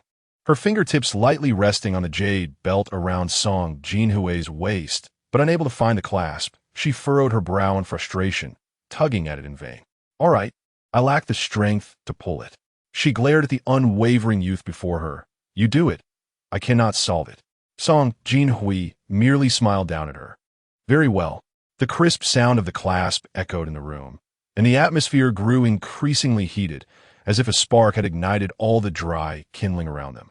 The warmth from the red candle flickered, drawing them closer, first their brows, and then gliding down to the fragrant allure of her lips. This was not their first kiss. Yet Shen Zhaozhao still struggled to breathe, perhaps turning crimson under Song Jinhuai's gaze, who finally released her, allowing her to gasp for air. However, the next moment, they both fell on the bright red wedding quilt. Chapter 80. Madam, you should call me husband. Shen Zhaozhao was not particularly afraid of pain, but her sensitivity to it was undeniable, compounded by the fact that it was their first time engaging in such intimate rites. Thus, it was inevitable that she cried out in discomfort. Little did she know, Song Jinhuai covered her mouth, whispering urgently, Zhaozhao, keep your voice down. Someone outside might hear. She widened her eyes and glanced out the glazed window, realizing there was no one there. Finally understanding that he was merely teasing her, She shot him an indignant glare, albeit one lacking any real menace, resembling a little cat huffing. You deceived me. Song Jinhuai enveloped her in his arms, his eyelashes casting shadows as he placed a gentle kiss on her slightly sweaty forehead. I was wrong. Will you forgive me, Zhaozhao? Yet before she could respond, a sudden downpour broke outside, the sound of raindrops soon transforming into a torrential cascade. The bamboo leaves in the courtyard swayed wildly in the wind, and the dampness seemed to seep through the cracks of the window. Looking again, she saw that the hour had already passed. Once the poison of the moonlight was fully dispelled, Shen Zhaozhao's face was as red as a cooked shrimp. She clutched her small garment to cover her model body, realizing it wasn't enough, hastily pulling the bedding over herself. Song Jinhuai, noticing her small gestures, feigned ignorance, then rang the bell by the bedside. Soon, a maid arrived with prepared water. Would you like to wash first? Song Jinhuai inquired, glancing at the corner where Shen Zhaozhao had wrapped herself in the bedding. Hearing this, she poked her fuzzy head out, her usually bright and light voice now hoarse. My legs feel weak. Come here. I shall carry you. Shen Zhaozhao was momentarily taken aback. Due to the intimacy they had just shared, his festive attire had transformed into a simple white garment, the collar slightly ajar, revealing the definition of his sturdy muscles. His previously tied-up high ponytail had become disheveled, cascading around him. At this moment, the corners of his eyes were stained with a deep crimson, making him appear as enchanting as a captivating male fox spirit. She stepped back slightly, realizing that her own clothing was not properly arranged. A melodious laugh echoed in her ears. All right. Shen Zhaozhao found herself embraced and led into the cleansing chamber. Bathing together often led to unforeseen complications, and after considerable time spent in playful entanglement, they finally returned to the bed. Exhausted to the point where she could hardly lift her hands, sleep eluded her still. The sky had transformed into a soft shade of blue, and outside, aside from the occasional rhythmic patter of rain, an eerie silence prevailed. Unable to find rest, she inched closer to Song Jinhuai and asked, Your Highness, are you feeling tired? He lifted his delicate eyelids. You're not tired, or perhaps you felt unsatisfied just now. No, she retorted, but as she spoke, Shen Zhaozhao suddenly realized something, turning away in irritation. What nonsense are you spouting? I merely wish to inquire about something.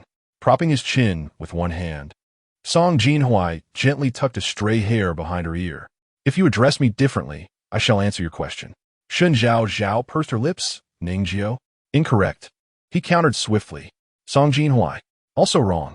Seeing him dismiss so many of her attempts, she suddenly thought of something but felt too shy to voice it. Forget it. I'm going to sleep. The husband, Song Jinhuai, pulled her snugly into his embrace. Noticing her silence, his mind unavoidably wandered back to that night. Recalling the fear in her eyes, and his hand resting on her waist loosened slightly. Just as he turned to settle down for the night, a soft voice broke the stillness. Husband. The corners of Song Jinhuai's lips involuntarily lifted, and he placed a tender kiss on her eyelid. What do you wish to ask? Seizing the opportunity, Shen Zhaozhao nestled closer into his embrace, wrapping her arms around his, and with a beaming smile, she inquired, I want to know about the truth behind the words you spoke to me in the ancestral hall that day. Although you mentioned that sometimes it is unnecessary to dwell too much on the truth, I believe having clarity is far better than being left in confusion, don't you think? In reality, she was gently guiding Song Jinhuai to focus more on the truths of the past, hoping to bridge the gap between them. For his husband and wife, it was only natural to embody that bond. Song Jinhuai gazed into her luminous eyes in the dim night, his fingers lightly caressing her soft lips. After a long pause, he finally spoke. In truth, the proprietress need not be a demon, and the scholar is not entirely a scholar. How so? Shen Zhaozhao asked, intrigued. People instinctively assume that the proprietress must be a demon, having consumed a robust man and a scholar, ultimately taking on the scholar's form. Yet, what if the scholar were the demon? What if he transformed into the scholar's guise to devour the proprietress, only to then become the proprietress and consume passing scholars? I mentioned earlier that the scholar's footprints were imprinted deeply and shallowly in the soil. It is the demon that must adapt to this new body. It is akin to those in the palace who, having taken many lives, seek refuge in the Buddha to cleanse their souls. After listening to those words, Shen Zhaozhao felt a chill run down her spine, as if caught in a nested doll scenario. She inched closer to Song Jinhuai, nearly resting her legs upon him. Sensing the softness beside him, Song Jinhuai felt a resurgence of heat within his body. After all, he was still in his youth, and a certain vigor was to be expected. He shifted slightly away, questioning whether she was afraid. Shen Zhaozhao mumbled a response, ultimately voicing her thoughts. Fearful as she was, at least she had a clearer understanding of the situation, didn't she? Song Jinhuai gazed in her bright, sparkling eyes, hesitating to reveal the harsher truth, recognizing that sometimes knowing the reality changes nothing. By the way, are you truly the master of the Furong Pavilion on the outskirts of the city? He asked. Indeed, that is I, he replied. How do you possess so much wealth? She inquired. Some of my subordinates in the military have close ties with my maternal grandfather, and the current carefree prince is my uncle. They have ample resources. Not to mention my previous earnings from underground ventures. It's merely a matter of being able to make money, he explained. Upon hearing this, Shen Zhaozhao couldn't help but laugh. Does that mean I can visit the Furong Pavilion whenever I please? Song Jinhuai, observing her mischievous grin, couldn't resist joining her laughter. Moreover, if you fancy any clothing or jewelry, you may purchase them without concern for expenses. If funds run low, I shall earn more. After all, it all belongs to you. I belong to you as well. Shen Zhaozhao initially contemplated asking him whether the matters of the past had been resolved and if he would be reluctant to accompany her home on the day of her return. However, when she beheld the faint smile in his elongated phoenix eyes, she found it difficult to voice her concerns. He had always suppressed himself so much. Such a smile was rare, so rare that it made her forget he was merely a youth yet to reach maturity. She was unwilling to disrupt this moment. Just then, Song Jinhuai said, "It's time to sleep." The questions swirling in her mind were instantly quelled. Chapter 81. Is it love the next day? As the sun gradually pierced through the clouds, Shen Zhaozhao had barely slept for 2 hours, exhausted and curled up in the corner of the large bed, bundled in her blanket. The autumn rain from the previous night had brought a significant drop in temperature, causing her delicate white foot to retreat at the first touch of the chill. The sunlight was blinding, and she mumbled softly, "Draw the curtains." Song Jinhuai observed her every movement with a smile tugging at the corners of his lips. He raised his hand to draw the drapes, shielding her from the intrusive light. Accustomed to caring for himself, he did not summon any maids or servants to assist with his attire. After dressing, he glanced at his wife nestled within the blankets, realizing that the overwhelming resentment he harbored should be set aside in her presence. For she had been but a young girl at that time. Ever since he had requested the capture of Yusiki, his thoughts had gradually clarified. Previously, he had felt nothing but extreme aversion towards Shen Zhaozhao, yet after the incident involving the mountain bandits, he recognized that she was merely sharp-tongued. Over time, he even found her actions increasingly endearing. One experiences sorrow due to another's grief, joy in response to another's happiness, and even a sense of urgency to reclaim one's position when faced with others' covetous glances. Initially perplexed by these sentiments, he gradually gained insight when witnessing the flirtatious exchange between his grandfather's subordinate and his wife. It was affection he felt. Thus, the Queen's so-called arrangement of a marriage meant to irk him inadvertently facilitated his desires. He simply could not afford to display this too overtly, lest the Queen, with her malicious temperament, unleash some hidden malice upon his wife. After ensuring that the bedding was properly situated for Shen Zhaozhao, Song Jinhuai rose and opened the door. Outside stood Qing Chu, evidently intending to assist Shen Zhaozhao with her morning preparations. Upon hearing Song Jinhuai announce that he would awaken the princess in half an hour, she promptly retreated to the study, leaving Shen Zhaozhao momentarily stunned. When Qing Chu eventually roused Shen Zhaozhao, she realized that time had nearly slipped past her, causing her to spring into alertness. Today was the day she was to enter the palace to pay her respects to the emperor and the concubines. Being late would surely disrupt the schedule. What was she to do? Shen Zhaozhao hurriedly arranged her attire, while Qingqiu quickly reassured her, stating that the prince had sent word to the palace, explaining that she was unwell and would be late, to which the emperor had consented. Upon hearing this, Shen Zhaozhao sighed in relief, smiling as she returned to the ornate mirror, chastising herself for her earlier anxieties. Qingqiu dressed her in a silver-red begonia-patterned brocade high-collar gown that gracefully concealed the marks on her neck, paired with a sweet white cloud-patterned skirt. Her hair was styled in an elegant bun, exuding a dignified yet vibrant allure. With her fair complexion and delicate features, this ensemble rendered her captivating, even drawing the gaze of other women. After her transformation, Shen Zhaozhao marveled at her reflection, her beautiful eyes shimmering like butterfly wings beneath the honeyed sunlight. Just as she was preparing to embrace her new identity as the princess of a faint scent of plum blossoms wafted in. Without needing to look, she knew who it was. Turning with joyful exuberance, she twirled towards Song Jinhuai, her headpiece swaying like a brilliant galaxy, and with a beaming smile, she asked, "Do I look beautiful?" Song Jinhuai, observing the lively girl illuminated by the light, cleared his throat awkwardly, averting his gaze as he murmured a soft affirmation.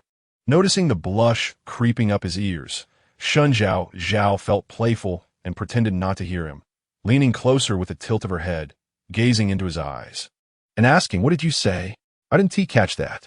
Her voice, lively and bright, stood in stark contrast to the sorrowful tones of the previous night. "Let us dine," he suggested, taking her hand and leading her to the rosewood table.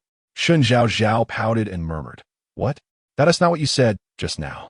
With laughter dancing in his eyes, Song Jinhuai replied, "It seems the little cat has begun to misbehave." After their breakfast, they set off for the palace. Inside the carriage, Shen Zhaozhao sipped on pu'er tea to soothe her throat, feeling parched since morning, particularly due to a sharp pain that required her to hydrate more diligently. Song Jinhuai had already noticed her unusual behavior. He took out a white porcelain bottle from his pocket and handed it to her, saying, "Take this. It will alleviate your discomfort in a quarter of an hour." Shen Zhaozhao snatched it away, glaring at him with annoyance. "A big bad wolf. Only now do you know to be kind to me. Last night, when I told you to stop, you wouldn't listen. When the emperor questions me about my voice, I can only imagine he will hold you accountable." Without haste, Song Jinhuai placed the pill in her mouth and poured her a cup of tea, observing its perfect temperature before handing it to her. "Perhaps the emperor would be pleased to see our affection. It would ease his worries." "Nonsense," Shen Zhaozhao muttered, tasting the cool, sweet pill that resembled the mint candies she had in modern times. Instead of sipping the tea, she propped her chin on her hand, staring blankly at the steam rising from the bun shop across the street. "I almost forgot to mention, once we enter the palace, be cautious of Princess Song Hanji of Qingning. She's not so easy to deal with." Song Jinhuai held her hand, his deep, dark pupils glistening like polished black jade in the morning light. Shen Zhaozhao recalled hearing about the Qingning princess at several gatherings of noble ladies, where whispers of her often circulated. It was said that her birth mother had passed away early, but she enjoyed great favor, having died in the year when the emperor loved her most. Consequently, the Qingning princess was also cherished by the emperor. Naturally, a child raised in such indulgence would fear nothing, with someone always covering for her regardless of her misdeeds. She often caused disturbances, bullying the daughters of other families or mocking young lords who came to the palace to study, comparing them to toads or flat-billed ducks. In summary, she was a troublemaker. "I am aware," Shen Zhaozhao said, taking a bite of the confection on the table. "As for the people in the palace, I shall avoid them as best as I can." After exiting the Prince Anne's residence, a street led directly east to the resplendent imperial palace, with its vermilion walls and tightly locked gates, a barrier and a fate for the women of the harem. The carriage came to a steady halt outside the palace gates. Song Jinhuai alighted first, then lifted the curtain and extended his hand to Shen Zhaozhao. "Let's go." A delicate white hand rested in his palm. Though they had held hands many times before, he marveled at the softness of her hand, akin to pliable dough. Too much pressure would leave marks, yet too little would feel insufficient. Shen Zhaozhao habitually jumped down from the carriage, but Song Jinhuai had evidently anticipated her move, swiftly grasping her waist and pulling her into his embrace. If you twist your ankle, this journey will be difficult. As Shen Zhaozhao gazed at the towering palace, a sense of deep-seated oppression washed over her. Yet, she merely nodded, unusually silent. Chapter 82. Human or ghost. The distance from Xihua Gate to Qianqing Palace was considerable. The palace walls loomed high. When one looked up, it seemed one could only glimpse a corner of the heavens. The glazed tiles shimmered with golden light, and branches of apricot blossoms peeked through from afar. As Shen Zhaozhao ventured deeper, her silence grew more pronounced. She had always regarded this book as mere fiction, and even upon entering its world, she never contemplated an audience with the emperor. What if he were a stern father-in-law, imposing and difficult? What if she inadvertently brought misfortune upon Song Jinhuai? At that moment, she heard Song Jinhuai's clear voice beside her, reassuring her not to fear, for they were all human. The only true difference lay in those confined within this imperial city. However, the question remained, after prolonged confinement, did one remain human or transform into a specter? I am not afraid. I am merely anxious and concerned. Shen Zhaozhao felt her palms grow clammy as she attempted to withdraw her hand, only to have Song Jinhuai offer her a clean handkerchief to dry them. What troubles you? He inquired. What if I fail to observe proper etiquette and incur the emperor's displeasure? What if his punishment inadvertently affects you? That will not happen. Song Jinhuai replied, his gaze steady and reassuring, a hint of amusement dancing in the corners of his eyes. Did not the palace matron instruct you in the court's protocols? This union was proposed by the empress and sanctioned by the emperor himself. Should they trouble you, would it not be tantamount to striking their own faces? Before he could finish, Shen Zhaozhao covered his mouth, glaring at him playfully. This is the palace. What if my words are misinterpreted or overheard? Without evidence, it is but empty speculation, he assured her. In his eyes, there was no fondness for this imperial city, rather, a concealed disdain that flickered briefly before vanishing. Upon reaching Qianqing Palace, the emperor dismissed the ministers of state. After all, he had been estranged from his son for over a decade. Despite having harbored some resentment, the moment called for reflection and a tinge of remorse. Shen Zhaozhao and Song Jinhuai both bowed respectfully to the emperor, who, after drinking the tea offered by his new daughter-in-law, bestowed some rewards upon them. He then retained Song Jinhuai for discussion regarding matters of the autumn hunt, while Shen Zhaozhao was escorted by palace attendants to meet the empress and the various consorts in the inner palace. In Kuining Palace, as Shen Zhaozhao crossed the threshold and navigated around the intricately carved sandalwood screen, she beheld the palace's elegant decor. The lingering scent of sandalwood wafted through the air, and a small Buddhist altar was notably arranged in one corner. The empress, seated in the prominent position, wore a gentle smile and held a string of prayer beads. To either side stood the palace's consorts, their heads bowed in deference. Upon hearing the announcement, their eyes briefly assessed her before returning to their lower gaze. Except for a striking woman seated at the lower right, adorned in opulence, a large red peony nestled in her hair. Leisurely sipping tea with her pinky finger adorned in silver and gold filigree set with gemstones. After Shen Zhaozhao had greeted everyone present, the empress raised her hand with a warm smile, beckoning her forward. Come here, dear child, so I may have a good look at you. The empress's personal attendant, Mama Su, guided Shen Zhaozhao to stand before the sovereign. The empress scrutinized Shen Zhaozhao closely, taking her hand and presenting her with a finely crafted red jade bracelet. I have nothing of great value to offer my new daughter-in-law, but this bracelet was a gift from His Majesty to me. It has been kept in my jewelry box for the right occasion. Now, it is fitting that it be bestowed upon the wife of the 9th prince. Suddenly, the consort seated in the lower right corner smiled radiantly. The empress naturally possesses a generous spirit. I too have prepared a gift for you. Do take a look and see if it pleases you. After expressing her gratitude to the empress, Shen Zhaozhao was led to view the present from this consort, a skirt made of exquisite fragrant cloud silk, which gleamed with a radiance that was difficult to capture in mere words. Even when placed in a red peachwood lacquer tray, its beauty was unmistakable. Thank you, Your Highness. Shen Zhaozhao promptly expressed her appreciation. What is there to thank for? In this palace, these items are my only treasures, the consort replied, sipping her tea while casting a disdainful glance at the Empress. The Empress, seemingly unperturbed, merely nodded in satisfaction, saying, "The gifts from consort Lu have always been commendable. Every time I see the 9th princess wife, I can't help but recall the exquisite beauty of consort Lu when she first entered the palace, equally captivating." Shen Zhaozhao sensed the rising tension, realizing that the Empress's words implied that the current consort Lu had faded with age compared to her. Moreover, what authority did she possess to compare herself to the favored mother of the 11th prince? Shen Zhaozhao slightly bent at the waist, smiling graciously, "Your Highness, you are as radiant as a celestial being. I truly do not dare to compete for brilliance with you." "Oh, dear child, this is just like being at home. There is no need for such formality," the Empress replied, her eyes narrowing slightly, resembling a benevolent deity. She had heard that the 9th prince had spent time in the black market before recognizing his roots, carrying a hint of the commoner's air about him. Though the truth was uncertain, if he were to mistreat you, you could certainly inform me. Shen Zhaozhao beamed. "The prince treats me exceedingly well, though he can be somewhat contradictory. You need not worry, mother. That is good to hear. After all, the 9th prince has endured considerable hardships during his years away. The priority now is to bear a child, but I know your health is not robust. Should you find it difficult, I can arrange for suitable individuals to be sent to your residence.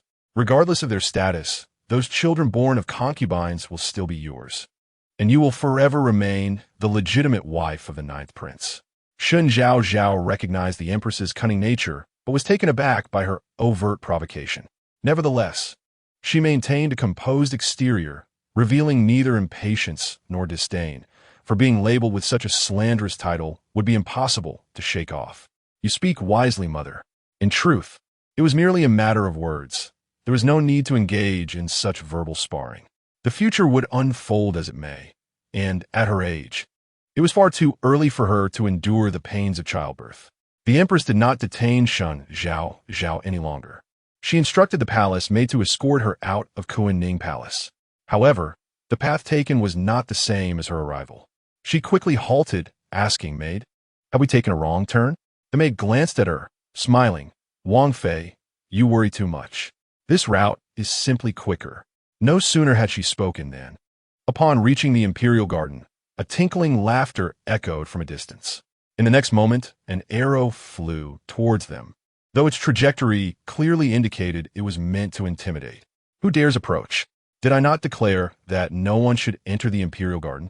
The maid stepped forward and replied, "To Princess Qingning, this is the Princess of An, who has come to offer tea today." Princess Qingning deliberately prolonged her final tone, and from the direction of the white marble bridge approached a graceful figure, dressed in a deep blue long robe with arrow sleeves, holding a bow and arrow. Her hair styled in an ethereal bun, her bright eyes conveyed an innate air of nonchalance and disdain. She casually glanced at Shen Zhaozhao. Chapter 83. The Art of Deceit. Princess Qingning let out a cold snort and scoffed, "Nanny, it is one thing for her not to know such matters since she has not entered the palace, but do you, who serve in the palace, also commit such an error? Or have you completely disregarded this princess's words?" The nanny promptly lowered her head. The earlier anticipation of amusement vanished from her face. "It is my folly, your highness." "Folly?" Princess Qingning tossed her bow and arrow to a nearby maid, her tone dripping with unmasked sarcasm. "Are you truly foolish? Or is it a deliberate act? You're likely more aware than anyone else that I shall not be used as a pawn. Go on with your grand delusions." The nanny trembled and fell to her knees. Shen Zhaozhao suddenly understood. No wonder the nanny insisted on this path. It was evident that Princess Qingning's presence caused everyone in the palace to steer clear of her, with only this nanny knowing the truth and remaining silent. It seemed the Empress was indeed as formidable as Song Jinhuai had claimed. She too bowed respectfully to Princess Qingning. "I apologize for disturbing your highness today. It is my fault, and I shall make amends another day." Seizing the moment, she gently brushed off the grass and flower petals clinging to her arm. The warm autumn sunlight bathed her fair, radiant face, and she couldn't help but glance at the maiden beside her. She had thought the vibrant hues of the palace were already unparalleled in beauty. Her own mother was blessed with striking features, and she considered herself not lacking either. Yet, upon seeing the girl before her, she realized the truth of the saying that there are always greater beauties beyond. The girl was exquisite, with a perfect balance of grace and allure, her eyes glittering with vitality.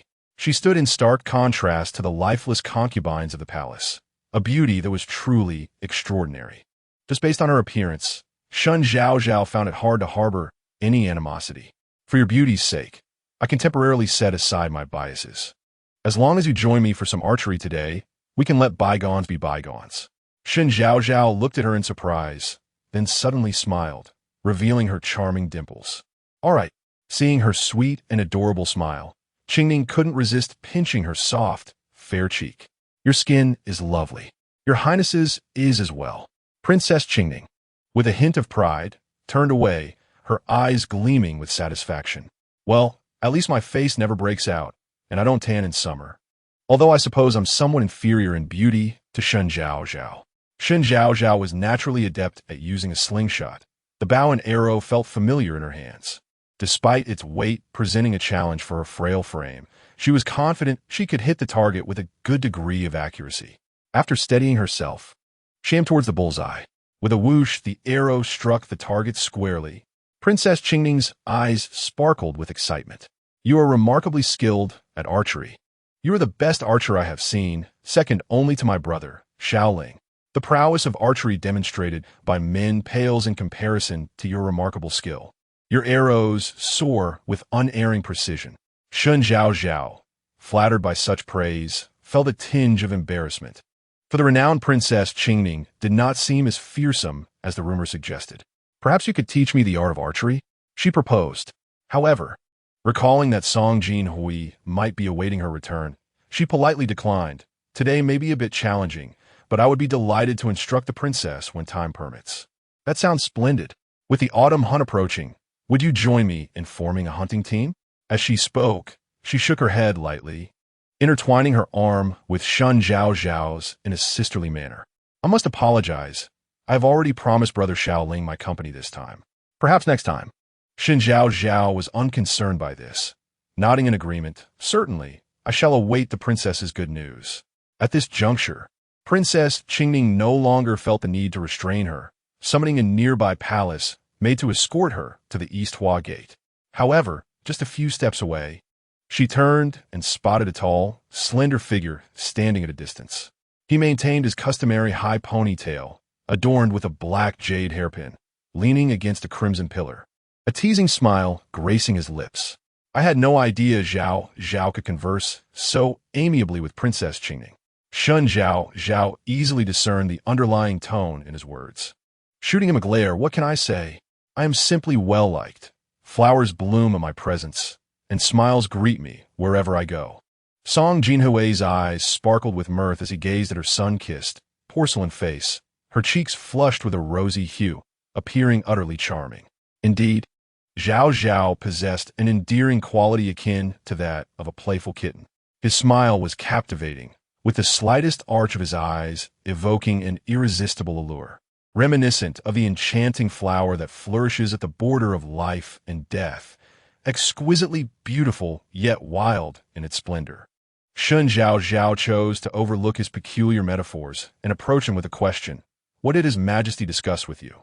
If it were confidential, I would not pry. It is nothing of great secrecy. Besides, it matters not if you hear it, Song Jinhuai replied, taking her hand with a calm demeanor. The Emperor intends to entrust me with the safety and arrangements for the autumn hunt, claiming it would serve as a valuable experience for me. Shen Zhaozhao fell into contemplation, striving to recall the details of the original text, but her memory was shrouded in a haze.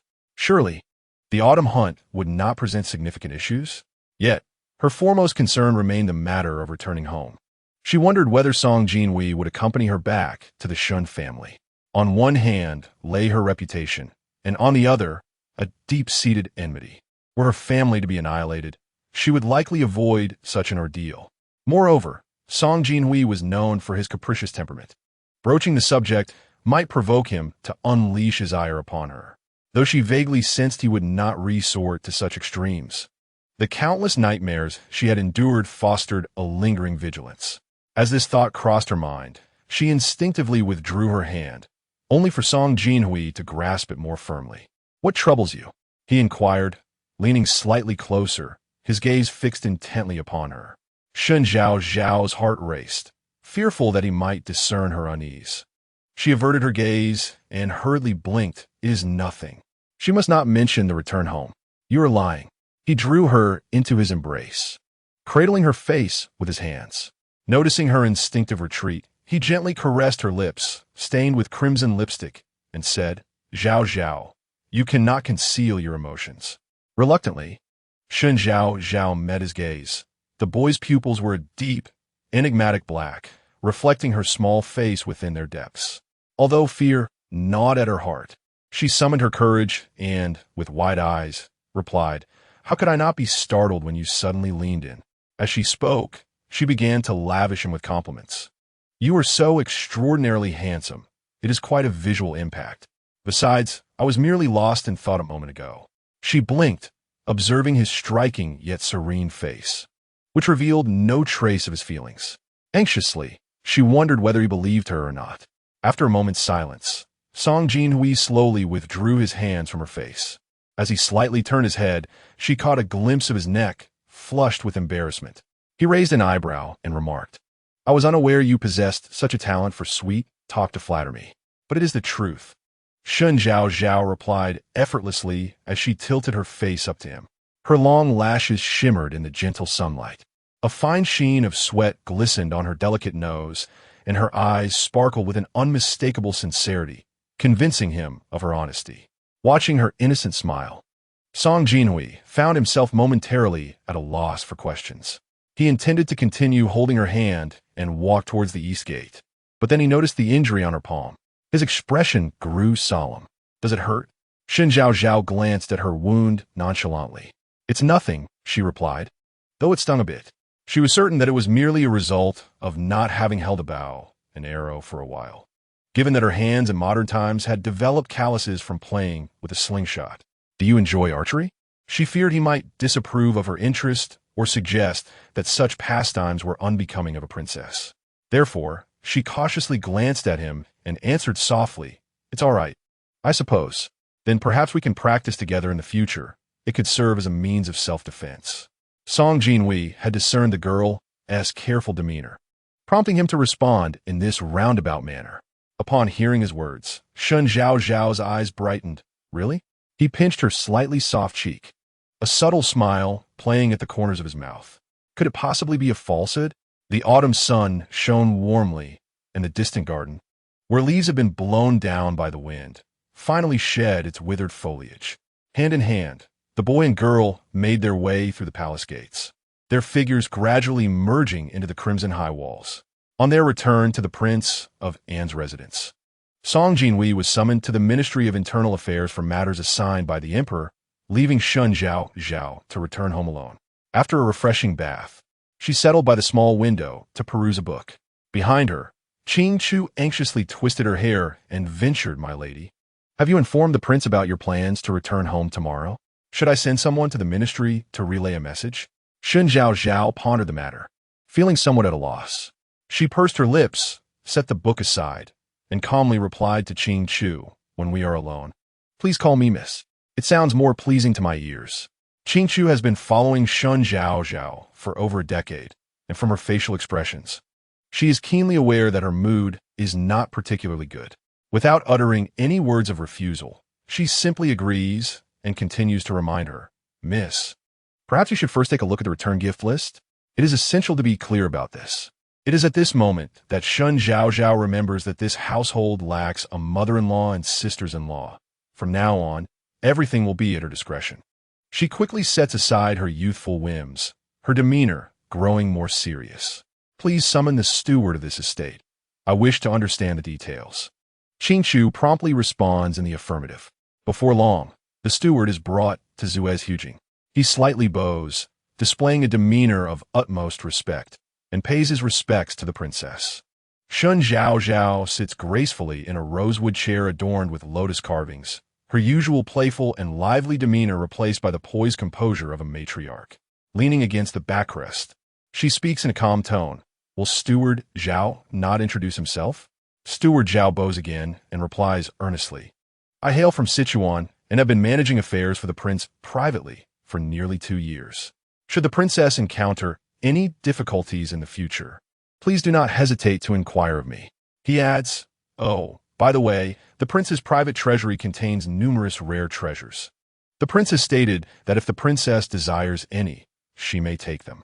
Shen Zhaozhao nods. On a day when I have no pressing matters, you may bring all the maids and servants from the estate to the main courtyard. I shall come to recognize them. Steward Zhao appears somewhat hesitant. Your Highness may not be aware, but recently, Her Majesty the Empress sent over 2 maids, stating they were to serve as your personal attendants. She mentioned that once you assume control, she would inform you accordingly. They are quite esteemed individuals from Her Majesty's side, and I dare not make decisions unilaterally. Currently, they are in the guest quarters, and it is not easy to arrange. Just show me the return gift list for tomorrow. Shen Zhaozhao instructs, holding a teacup, a glint of intrigue flashing in her eyes. As for those 2 maids, bring them before me now.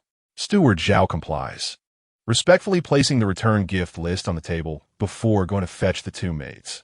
Seeing her mistress manage the household affairs with such diligence, Qingchu gazes at her with admiration.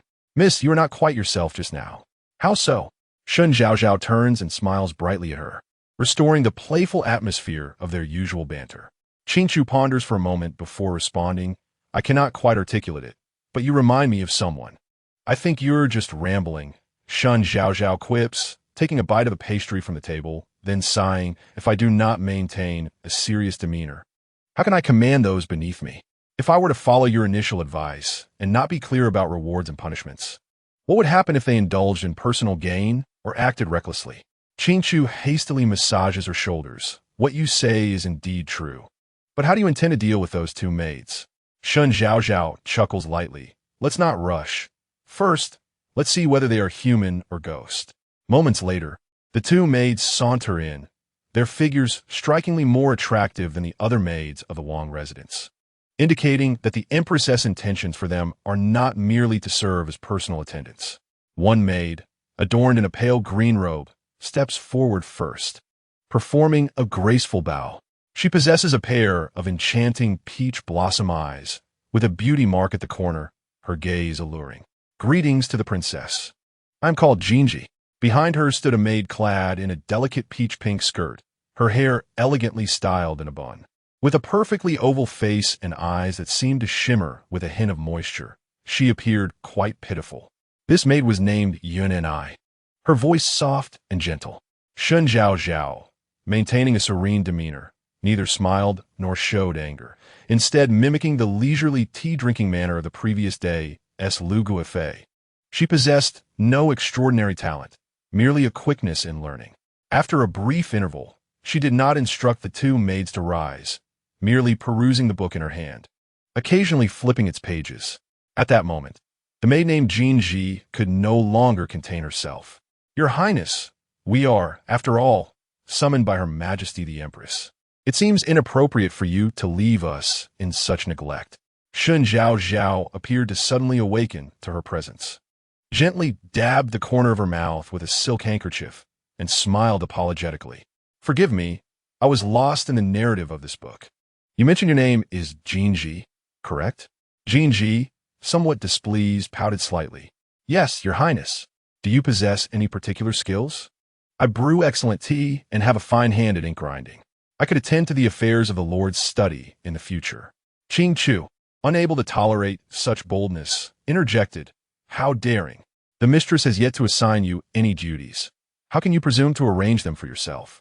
Jinji rolled her eyes disdainfully, retorting, I'm appointed by the Empress, unlike you common maids. Furthermore, I believe the princess would not be so petty. At this point, she turned her gaze towards Shen Zhaozhao. Wouldn't you agree, Your Highness? Chapter 85. A vigil or a watch over me. Shen Zhaozhao gently skimmed the surface of her tea, dismissing the foam with a composed expression. She listened to Jinji's remarks without any trace of irritation, nodding slightly in acknowledgement. Jinji, noting her gentle tone devoid of any hidden barbs, couldn't help but focus her attention on Shen Zhaozhao. Shen Zhaozhao, with her snow-like complexion and delicate beauty, wore a faint smile. Her bright, clear eyes and the ethereal aura about her contributed to an enchanting presence, particularly illuminated by the flickering candlelight. While Jinji appraised her, Shen Zhaozhao was already formulating her own strategies in her mind. She remained unperturbed by verbal provocations, typically adopting a cordial demeanor. As long as no one crossed her bottom line, she would not be bothered by the barbs of others. However, should someone provoke her, she would not endure their insolence.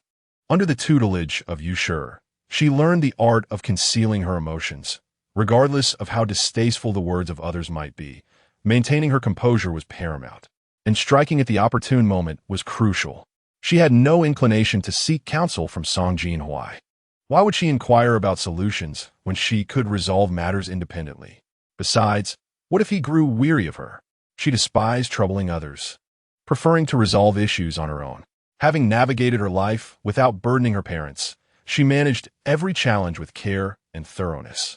Even during instances of bullying, she remained calm, meticulously gathering evidence. Having overcome numerous hardships, why should she fear the challenges before her now? Upon this thought, she turned her gaze towards Yun'ai and inquired, "Do you possess any particular skills?" Yun'ai appeared timid, hesitating for a moment before stammering, "I am adept at needlework. If the prince's garments require tailoring, I can assist the princess." Shen Zhaozhao pinched her brow, exhaling a sigh as she replied, "I am already aware. You may leave now. My lady, we can remain by your side to assist with the affairs of the household. Furthermore, the prince is likely to return home at this hour. It would be challenging for you to manage alone," Jinji suggested cheerfully, having gauged that Shen Zhaozhao had a rather placid temperament. Shen Zhaozhao lightly tapped the teacup with her fingertips, a fleeting enigmatic smile crossing her features. Very well. Qing Chu contemplated persuading her mistress, but knowing her methods of discipline were not mere threats, she decided to withhold her words. Trusting her mistress had her own plans. As night fell, the palace resembled a slumbering giant, illuminated with radiant lights. Within Kuining Palace, the queen offered 3 sticks of incense to the Buddha statue, immersing her hands in warm water strewn with rose petals. Once she withdrew them, Sumama promptly provided a warm towel for her. "Is what you spoke of today true?" she coldly inquired of the elderly maid kneeling before her. This maid was the one who had escorted Shen Zhaozhao to the imperial guard earlier that day. She promptly replied, "Your Majesty, every word I uttered is indeed truthful. The Princess Evan is no ordinary individual. It seems I have underestimated her," the queen mused. "Fortunately, Your Majesty possesses foresight and had dispatched 2 maidservants to vex the Princess Evan. They may have already set their plans in motion. Based on today's events, it remains uncertain whether the 2 maidservants will succeed, for the Princess Evan is indeed a rare beauty." The queen settled back into her Wangwali chair, while Sumama gently massaged her temples. "Your Majesty need not fret. No matter how formidable the Shun family girl may be, she will ultimately rely on her husband's support for survival. The Prince Evan has only just acknowledged his ancestry, and his political foundation is weak. Even if the truth of the past comes to light, the future heir remains His Highness the Crown Prince. That is a valid point. How have your tasks progressed?" Sumama responded, "Rest assured, Your Majesty, the matter has been taken care of by Eunuch Chong. Do not let it falter again." The queen's eyes glinted with fierce determination, her usual compassionate demeanor replaced by a steely resolve. "This time, I shall ensure that little wretch is rendered incapable of rising again." Later that night, as the clock struck the hour of the dog, Shen Zhaozhao donned her nightgown and lay beneath the covers. The thought of someone facing a setback later made her chuckle beneath the sheets. The moonlight was chilling, and the wind outside bore a damp coolness that felt like a sharp prick. Standing guard outside would be all the more unbearable. Convinced that Song Jinhuai would not return home that night, she deliberately instructed Jinji to stand watch at the door, for she relished such amusement. Let them wait. Even if Song Jinhuai returns, what of it? Allow him to endure the biting winds. This is the true intent of Shen Zhaozhao. If a person believes they have gained power, They will only reveal their flaws more swiftly. She is not afraid of waiting. Rather, she fears that the other party possesses even greater patience than herself. As fate would have it, while she was in a drowsy slumber, footsteps echoed from outside the door, and before she could react, a familiar cold reprimand pierced the air, followed by the pitiful pleas of a woman. Just when she thought that Jinji would be frightened away, she heard her tremble in defiance, proclaiming, "Yes." It was the princess who commanded this servant to keep watch here. The prince, a paragon of virtue and grace, is exceptionally noble, and it is only natural for me to harbor admiration for him. The princess is always magnanimous. She has assured me tonight that she will not blame me. As soon as the words left her lips, the sound of a sword being unsheathed resonated through the stillness of the night. At this moment, Shen Zhaozhao had no intention of merely observing. In her fright, she hastily opened the door without even putting on her shoes and cried out, "Stop!" There stood Song Jinhuai, the blade of his sword poised dangerously close to Jinji's neck, his eyes glimmering with an unyielding ferocity. His long hair was tousled by the wind, and the moonlight, mingling with the flickering candlelight, cast an ethereal glow upon his extraordinarily handsome face, reminiscent of a vengeful spirit. The scene began to overlap with the countless dreams she had experienced before, prompting Shen Zhaozhao to instinctively take a step back. Little did she know, this retreat only served to darken Song Jinhuai's expression further. Suppressing her inner trepidation, her fingertips trembled uncontrollably, as if chilled to the bone.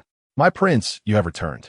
Noticing the taut line of his jaw and the shadows pooling in his eyes, she stepped forward, forcing a smile.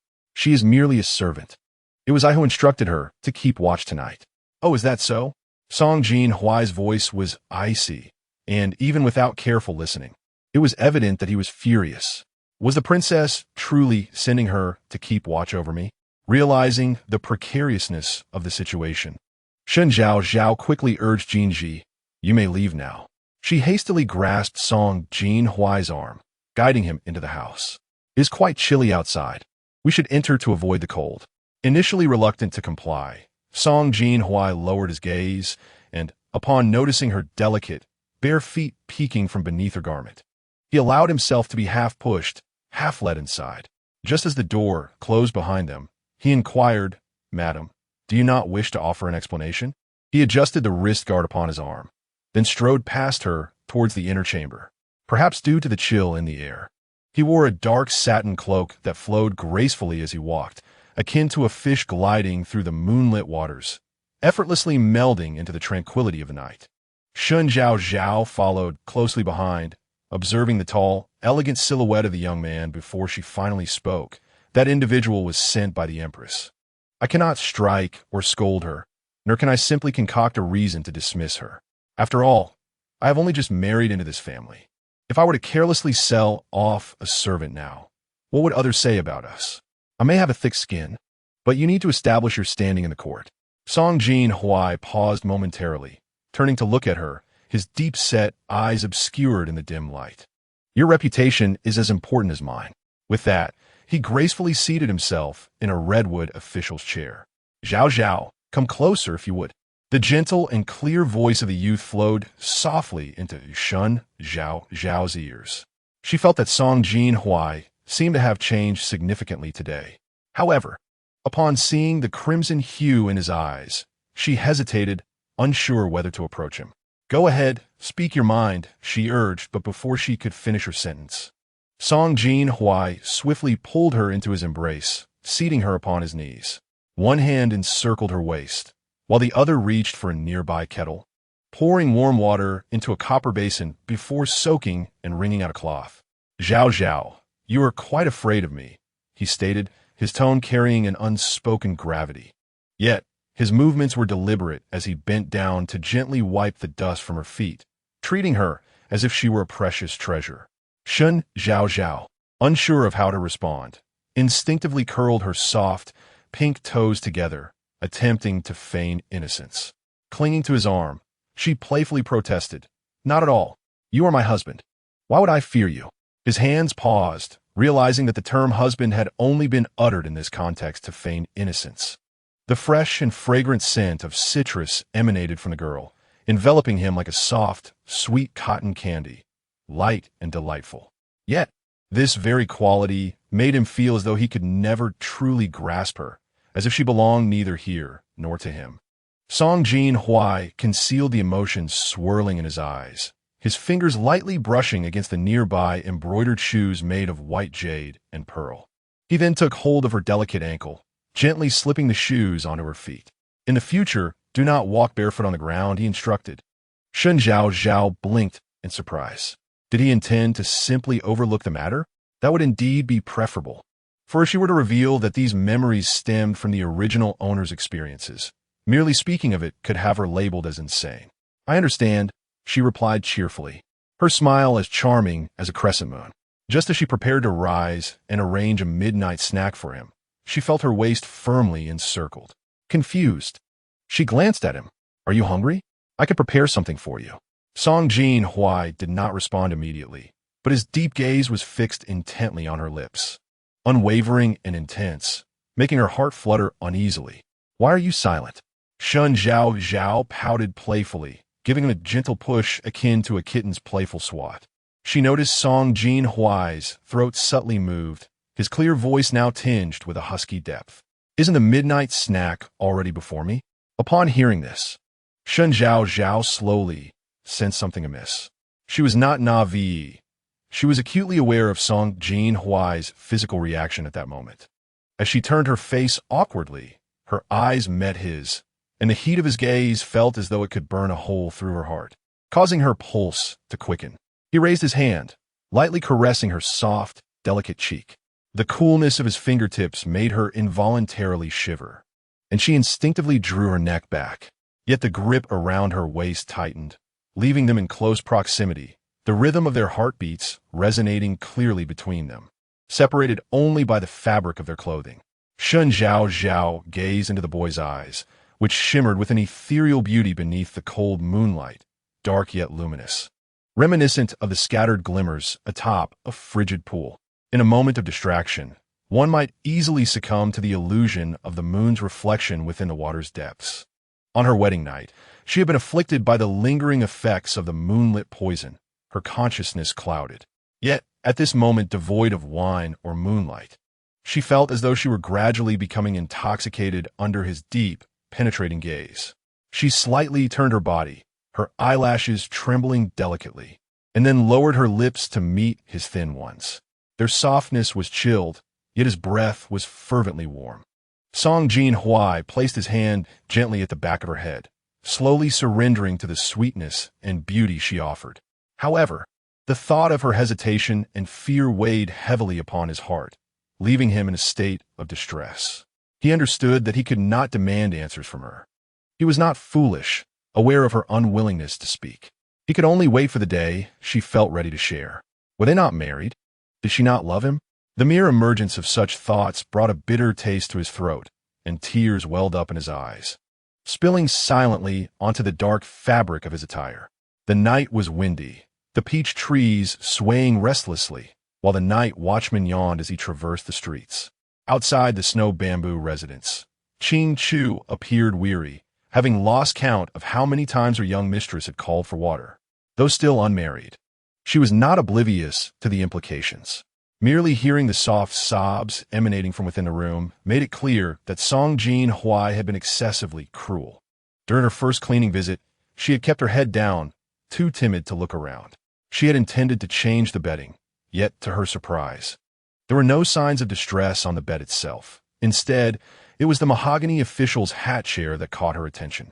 Realizing this, she quickly slapped her face, attempting to regain her composure, as the night still loomed long ahead with tasks yet to complete. The following morning, the dawn broke through the clouds, rays of golden light filtering through the gaps in the leaves. Shen Zhaozhao was roused from her slumber by Qing Chu. Upon seeing the bruised state of her mistress, felt a pang of sympathy. Just as she reached for the medicinal ointment to apply, she discovered that it had already been tended to. Inwardly, she begrudged Song Jinhuai for displaying some semblance of conscience, and assisted Shen Zhaozhao in getting out of bed to prepare for her morning routine. "My lady," Today marks your return to your family. You must muster your spirits. Lest mother finds fault and starts her nonsensical chatter, Qing Chu instructed. Shen Zhaozhao, suppressing her drowsiness, nodded slowly. After Qing Chu secured her hair with a jade hairpin, she suddenly inquired, "By the way, my lady, did you mention today's return to the prince yesterday?" At this, Shen Zhaozhao was instantly alert, blinking in confusion as she replied, "Oh, where's the prince?" Just then, a knock sounded at the door. Chapter 87. Something is amiss, come in. Shen Zhaozhao called out to the person outside. Zhao, the steward, wore a smile tinged with a hint of regret as he respectfully greeted the princess. The prince had been called away on urgent business and might not return for some time. Thus, it seemed the lady would have to make her way home first. Shen Zhaozhao appeared to have anticipated such an outcome, her delicate, fair face revealing little emotional fluctuation, as if she were impervious to external disturbances. It was of no consequence. Returning to her familial home alone was acceptable, especially since this was the first task entrusted to him by the emperor, and his preoccupation was understandable. Observing the princess's calm demeanor, Zhao found himself silently admiring her. After all, it would be a source of ridicule for a husband to be unable to accompany his wife to her family home. Had it been his own spouse, she might have resorted to tears and tantrums. Once Shen Zhaozhao completed her preparations, she was ready to depart in a carriage toward the Shen residence. However, after taking only a few steps, Yin and I approached her. "Your Highness, may I accompany you?" Shen Zhaozhao cast a cursory glance at her and inquired, "Where is Jinji?" "Jinji has caught a chill and is resting to avoid passing it to you," came the reply. As the saying goes, one must be cautious of others' intentions. Shen Zhaozhao regarded the slender maid before her, not feeling that she was any less cunning than Jinji. Perhaps it was her intuition at play. She did not wish to stir up trouble during this visit, so she intended to only take Qing Chu and Grandma one with her, leaving the others to fulfill their duties within the confines of the palace. Adjusting her cloak, she replied, "In that case, you need not accompany me. Stay and take care of Jinji. The autumn air is rather chilly. You should return quickly." Upon hearing this, Yun and I promptly knelt on the ground, grasping the hem of Shen Zhaozhao's skirt, sobbing and pleading, "Please, Your Highness, allow me to accompany you." "Yes, you. I will not be a burden. I already have enough maids," Shen Zhaozhao asserted, "and do not require any more." Yin and I refused to relent, her tears making her appear all the more pitiful. "Your Highness just yesterday promised I could serve you by your side. Why has that changed today? Do you disdain me because I was sent by the Empress, fearing I may prove clumsy in my duties?" Her words placed Shen Zhaozhao in a precarious position. If she did not take Yin and I, it might seem she was intentionally opposing the Empress, while bringing her along could lead to unforeseen complications. Instead of directly responding, Shen Zhaozhao coldly inquired, "What? Is there a ghost in the residence that frightens you?" Yun and I was momentarily silenced, her silk handkerchief in hand as she wept. "I have been carefully instructed by the Empress to serve the prince and princess with unwavering dedication. Yet, Sister Jinji constantly orders me about, and when I refuse, she resorts to violence. I implore you, please intercede on my behalf." As she spoke, she rolled up her sleeves, revealing several bruises, stunning those present. Shen Zhaozhao lowered her eyelids slightly and glanced at Steward Zhao, commanding, "Go, bring Jinji here." Jinji was abruptly roused from her slumber, her hair disheveled and her makeup untouched, and she exclaimed, "What are you doing?" "I am here at the behest of the Empress." Shen Zhaozhao, unperturbed, decided to linger in the courtyard, requesting a Wangwali armchair to savor her tea. She raised her gaze towards Jinji and then to Yin and I, her expression serene. "Speak now, Yin and I. If there are grievances, they may be clarified at this moment. Otherwise, if you choose to wallow in your grievances until later, do not blame me for lacking the disposition to entertain such sordid matters." Upon hearing this, Yin and I promptly accused Jinji, "Your Highness, I am indeed a victim of circumstance. In the palace, Jinji has always harbored disdain for me. Just yesterday, she insisted on keeping vigil, not only offending the prince, but also taking her ire out on me. Woe is me." Jinji widened her eyes in protest, retorting, "Nonsense! You deceitful wench! I am above reproach." Last night, I was so cold that I trembled and retired early, with no time to quarrel with you. Yin and I appeared momentarily stunned by Jinji's brazen demeanor, pitifully whining before Shen Zhaozhao, much like Jiao Chan from the Three Kingdoms. Clutching the hem of her dress, I bear the marks of injury. I implore your highness to discern the truth. Impossible. I did not lay a hand on her. Jinji hastily clarified, only to find Shen Zhaozhao's clear, unwavering gaze rendered her speechless. That cold, piercing look was one she had encountered the previous night. I did not strike her. She must have injured herself. Her voice dwindled as she spoke. After listening to their exchange, Shen Zhaozhao wore an enigmatic smile.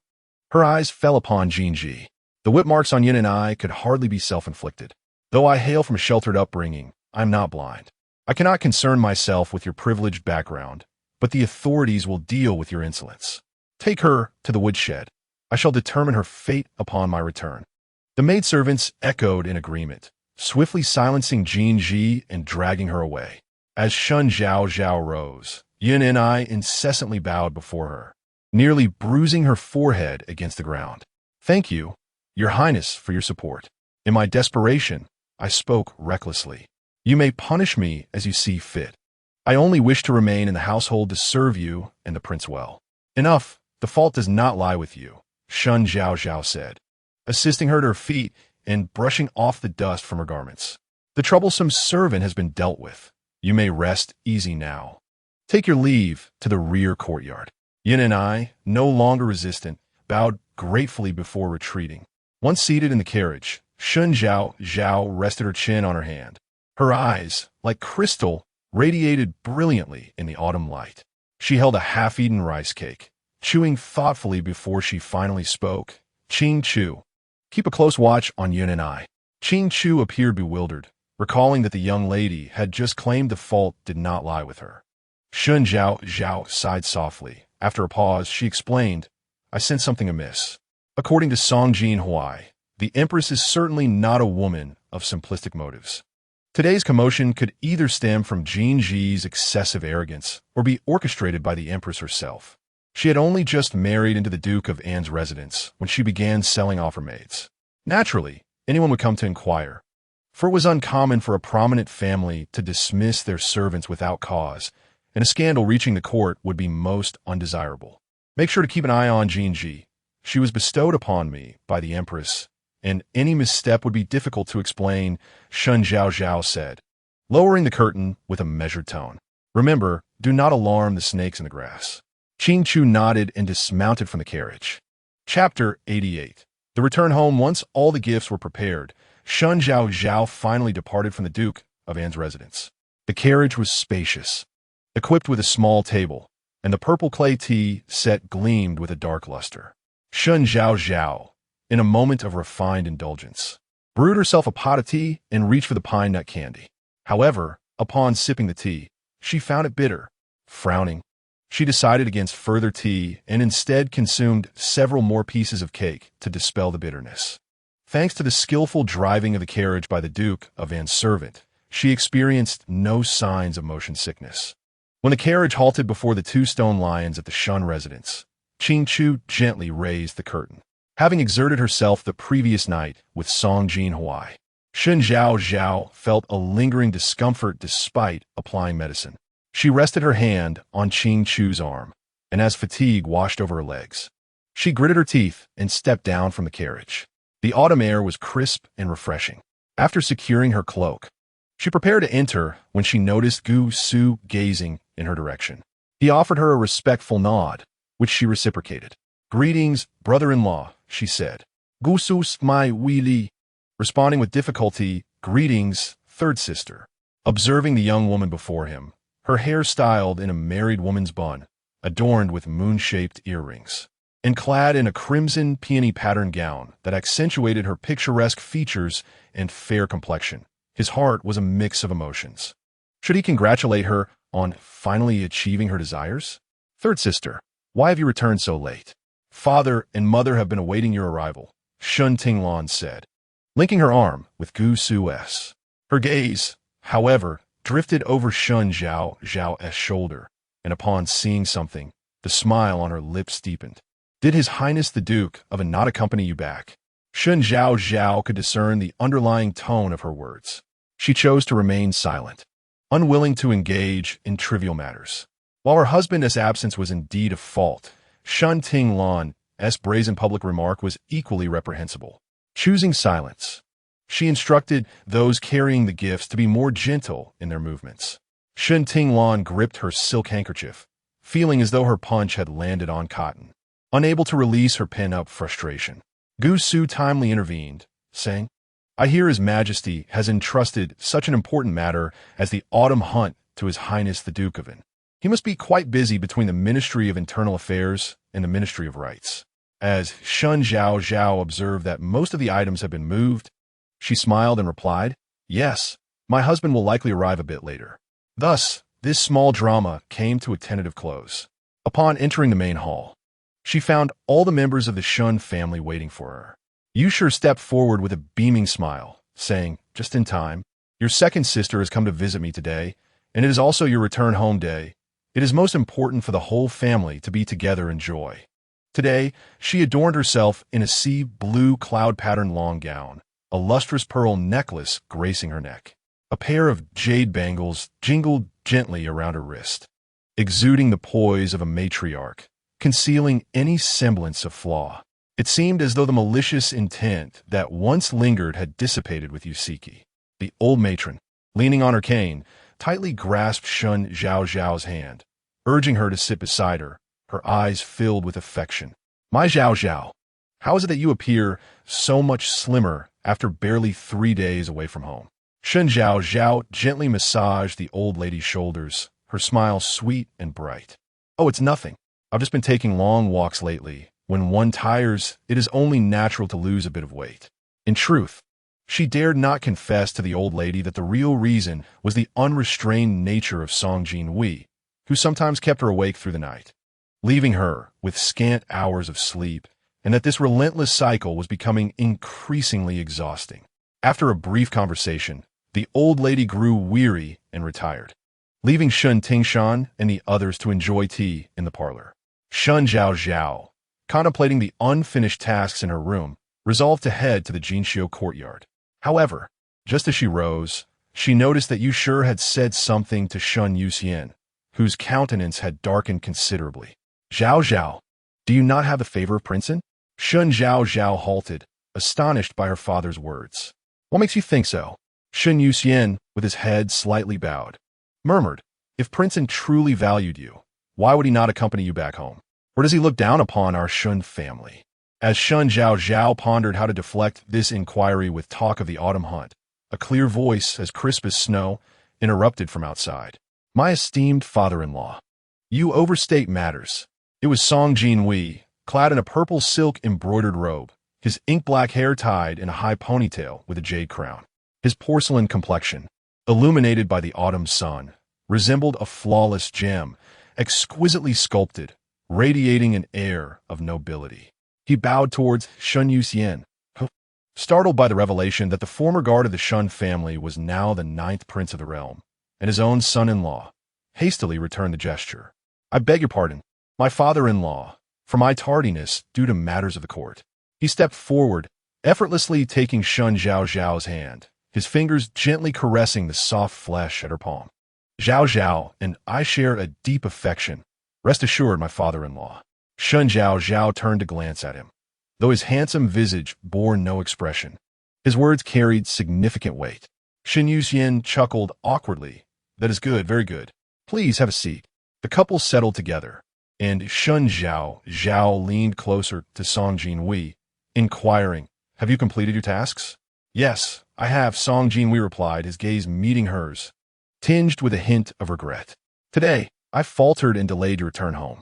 Truth be told, it was exceedingly difficult for him to temporarily set aside the deep-seated enmity, compounded by an urgent matter from the Internal Affairs Office that required his deliberation. He had intended to retrieve her upon her return, yet his heart remained uneasy, fearing she might face ridicule from outsiders or reproach from her family, and most of all, dreading the possibility of her distress. He has come to understand that since she has married him, she is indeed his wife, and, as such, she must be cherished. The Shen family is merely a chapter of her past. Consequently, once his official duties were concluded, he hastened to her side without delay. What of it? It was not a matter of great consequence. Moreover, if others were aware that he was occupied with state affairs, they would think nothing of it. Furthermore, this responsibility was bestowed upon him by the emperor himself. Shen Zhaozhao had already reconciled her feelings this morning, devising a comprehensive strategy for her solitary return to her family. She was accustomed to independence, and while she might struggle to maintain her composure for a day or two, she would gather her resolve and attend to matters earnestly thereafter. For her, life was fundamentally about the pursuit of tranquility in times of distress. A comforting meal of hot pot or a restful sleep could alleviate her burdens. She could not expect her partner to prioritize her needs above all else. For each person grapples with their own challenges. As husband and wife, mutual understanding was paramount. Observing his wife's serene demeanor, Song Jinhuai felt an overwhelming sense of guilt. He had been so ensnared in his own grievances that he had inadvertently wounded her. Unsure of how to articulate his feelings, he grasped Shen Zhaozhao's hand tightly, as if fearing she might vanish from his sight. Chapter 89. Removing Obstacles After Sharing a Midday Meal. Shen Zhaozhao and Song Jinhuai returned to their resplendent courtyard to retrieve some personal items. Upon glancing up, they noticed the sun dipping below the horizon, casting a soft, gentle light across the clouds, a delicate watercolor painting that adorned the distant mountains with hues of indigo. Cradling a hefty volume of Lessons for Women, Shen Zhaozhao settled back into the carriage, more precisely, a book bound with the cover of Lessons for Women. The journey to the prince's residence was still considerable, and the carriage moved smoothly, allowing her to leisurely select a book to delve into. However, upon realizing the trivial nature of her reading material, she glanced at Song Jinhuai. He sat with his eyes gently closed, beams of light filtering through the curtains and illuminating the bridge of his pronounced nose. His long, thick lashes, devoid of any feminine allure, framed his starkly handsome features, which appeared even more austere under the soft glow of twilight. Just as she prepared to immerse herself in her book, he suddenly lifted his gaze, his deep, dark eyes sparkling with warmth, reminiscent of a newly born puppy, fragile yet filled with trust.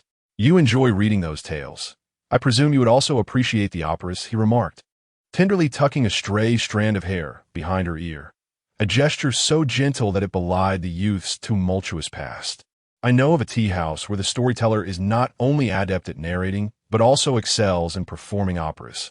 Would you care to join me?" Shen Zhaozhao blinked, feeling inexplicably that this was Song Jinhuai's way of apologizing for his late arrival. She had never thought much of it, having navigated life independently, yet his attentiveness struck a chord within her. After a brief pause, she finally responded with a simple, "All right."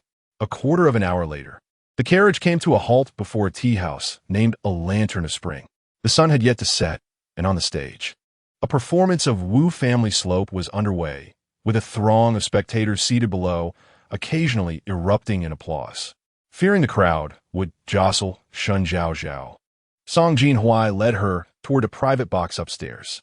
However, upon reaching the corridor, they were startled by the sound of a teacup shattering next door, followed by a woman's sharp voice. "Indeed, today I came specifically to witness the ridicule of third sister upon her return, for on our wedding night, you turned me into a laughingstock throughout the capital. What wrong have I committed in doing so? Are you still harboring feelings for her?" Gu Su pinched the bridge of his nose, seemingly weary of her accusations. "Lanner, the past is behind us. Why do you persist in clinging to third sister?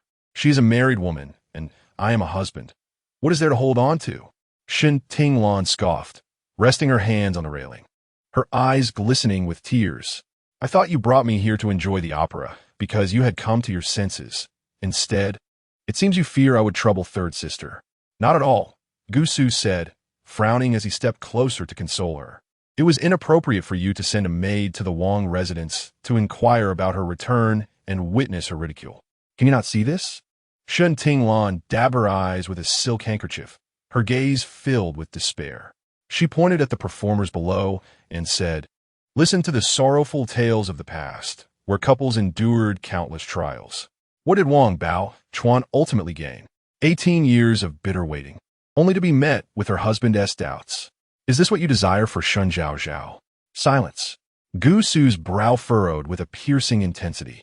His fists clenched as he averted his gaze from his wife. Sighing, Lan'er, my wife is you. I understand this clearly. Suddenly, applause erupted nearby, and Gu Su turned to see Song Jinhuai standing outside with Shen Zhaozhao. The couple, both exceptionally handsome, appeared like celestial beings, evoking envy in all who beheld them. Song Jinhuai, elegantly seated in a mahogany armchair, picked up a peanut from the table, his eyes deep and contemplative. I was unaware that second sister's visit today was not to see her mother-in-law, but rather to witness the spectacle of my beloved wife's misfortune. Shen Tinglan's expression darkened. She gripped her handkerchief tightly, articulating each word with emphasis. I acknowledge today as events as my fault. Must His Royal Highness truly punish me for such trifles? Her gaze turned resentfully toward Shen Zhaozhao. The princess already has your highness, yet she remains entangled with my husband. Does the prince not intend to intervene? When have you seen my wife and your husband entangled? Song Jinhuai's eyes narrowed coldly, glinting with an icy sharpness. Madame Gu, are you aware of the consequences of insulting a princess? The imposing aura of authority pressed down upon her, causing Shen Tinglan, a sheltered woman, to retreat timidly. At that moment, a tall figure cast a shadow before her as Gu Su bowed to Song Jinhuai. It was my fault for my wife's indiscretion before your highness. If punishment is due, let it be directed solely at me. As Song Jinhui glanced over at Shen Zhaozhao, he found her expression devoid of any emotional fluctuation, as though she had long anticipated the rift with Shen Tinglan. What depths of animosity must reside in a woman's heart to tarnish another's reputation? Zhaozhao, what do you think we should do? Song Jinhui inquired, his elongated eyes twinkling with mirth as his fingers intertwined with hers. Calm down. Shen Zhaozhao thought to withdraw her hand, yet his grip was unyielding. She chose not to resist his playful antics, instead meeting Shen Tinglan's gaze steadily. Sister, you should be well aware of the nature of my relationship with brother-in-law. Since my return today, I have hardly exchanged words with him. Did you witness our interaction firsthand, or have you merely heeded the words of some gossiping servant? At her words, Shen Tinglan regained her composure. She had indeed heard from the maid Hong Yu that Shen Zhaozhao was seen conversing with Gu Su beneath the corridor. Merely hearing such tales had ignited her anger, compounded by the recent trials imposed by her mother-in-law. All her frustrations had come to the fore. Upon reflection, however, she realized the lack of evidence for these claims. But how could Hong Yu, who had served her mother faithfully for decades, possibly fabricate such a story? With this thought, she inquired with newfound conviction, "What did you discuss with your brother-in-law beneath the corridor today?" Shen Zhaozhao responded with bewilderment, "I have never spoken with brother-in-law beneath the corridor." Gu Su appeared equally perplexed. Shen Tinglan, observing their genuine expressions, felt a pang of apprehension and faltered into a mahogany chair. If neither was lying, why would Hong Yu concoct such falsehoods to deceive her? Hong Yu had always treated her sincerely. How could this be? Shen Zhaozhao, disinclined to linger any longer, departed the tea house alongside Song Jinhui.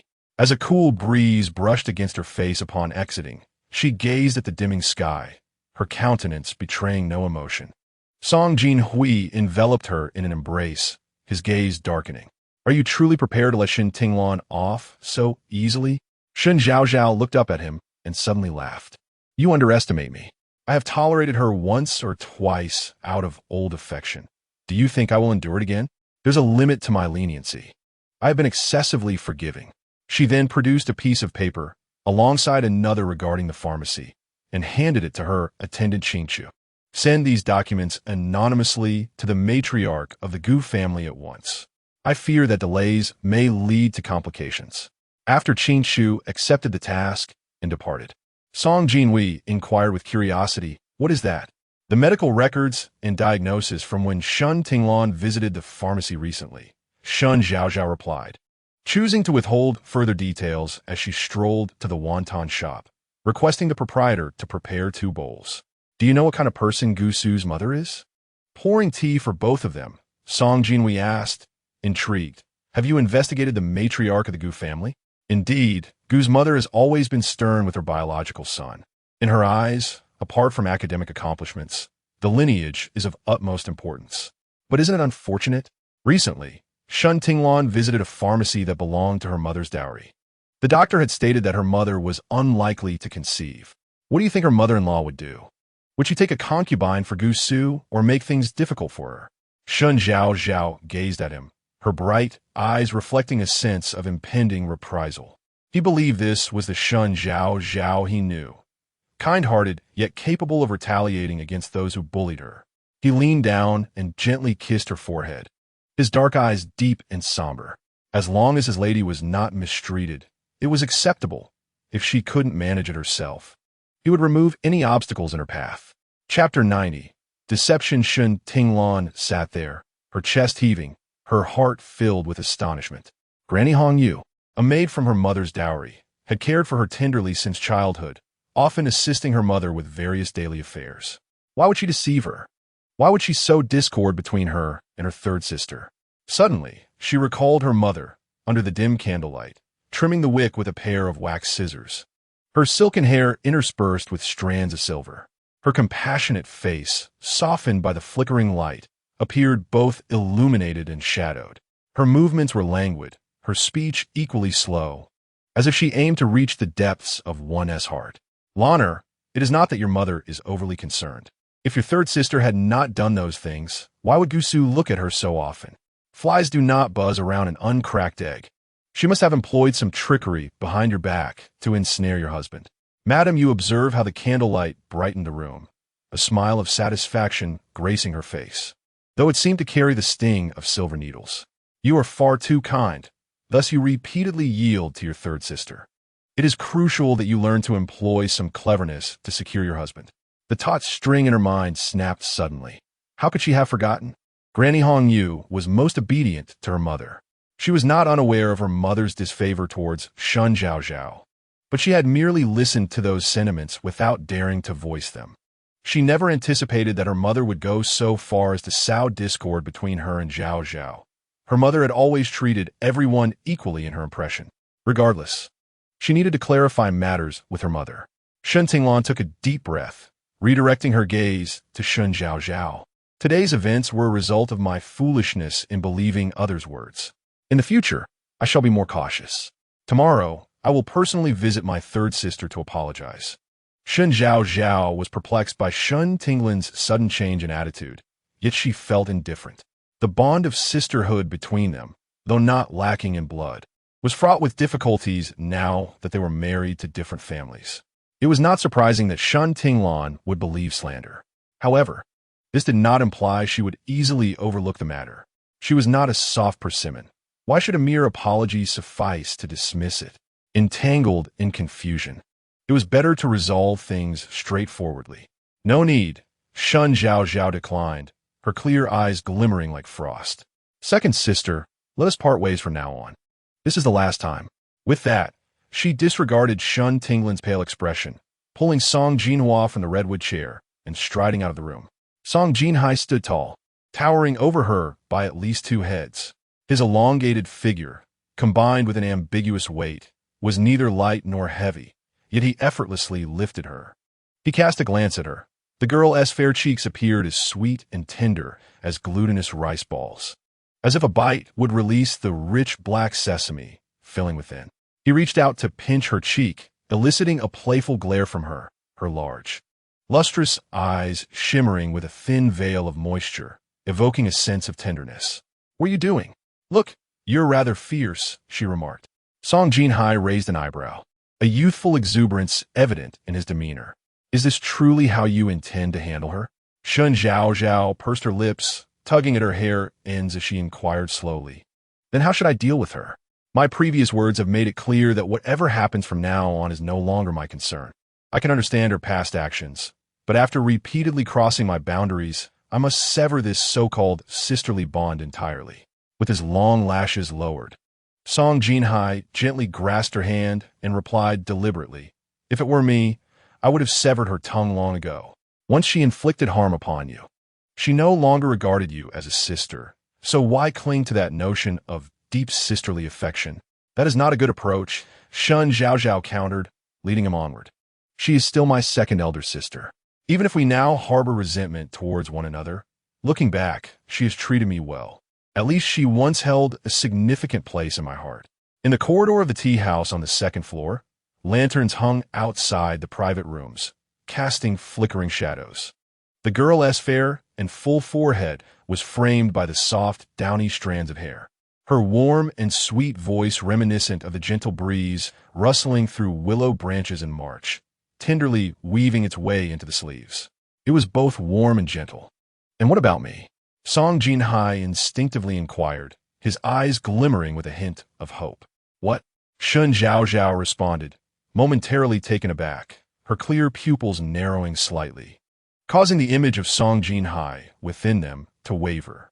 As he observed the girl's bewildered gaze, he suddenly realized that she might not harbor feelings for him, perhaps even fearing him, and he swallowed back the question of where he ranked in her heart. Why should he humiliate himself by asking? It's nothing, he said, releasing her hand and letting his gaze wander among the bustling patrons of the tea house and the performers on stage, his vision gradually blurring before crystallizing once more. If Wang Baochuan could wait for Shui Pinggui for so long, so could he, waiting for the day when Zhao Zhao would willingly share her innermost thoughts with him. Although he was uncertain about what secret she might be concealing, he knew he needed to be patient. After all, they were husband and wife, and their journey together was still long. He believed that one day he would untangle the knots in Zhao Zhao's heart that plagued her during her nightmares. Meanwhile, Shen Tinglan, having sensed the oddities of the situation, insisted on returning to her family home. You also saw, I must seek clarity. Why did Mother instruct Granny Hongyu to speak of you and the third sister in that manner? Gu Su placed his hands on her shoulders, soothingly saying, setting aside whether your mother acknowledges this matter, even if she does, what difference does it make? Your relationship with the third sister has already soured. But I want to know why she insisted. I seek the truth. Throughout my life, I have endeavored to be the ideal daughter in my mother's eyes, to embody the grace of a refined lady in the eyes of the public. I have fulfilled every task my mother entrusted to me. Yet I cannot fathom why she must meddle in the bond between my third sister and me. Observing Shen Tinglan weeping sorrowfully, Gu Su felt an inexplicable sense of sympathy, for he too had grown up under such stringent conditions. The most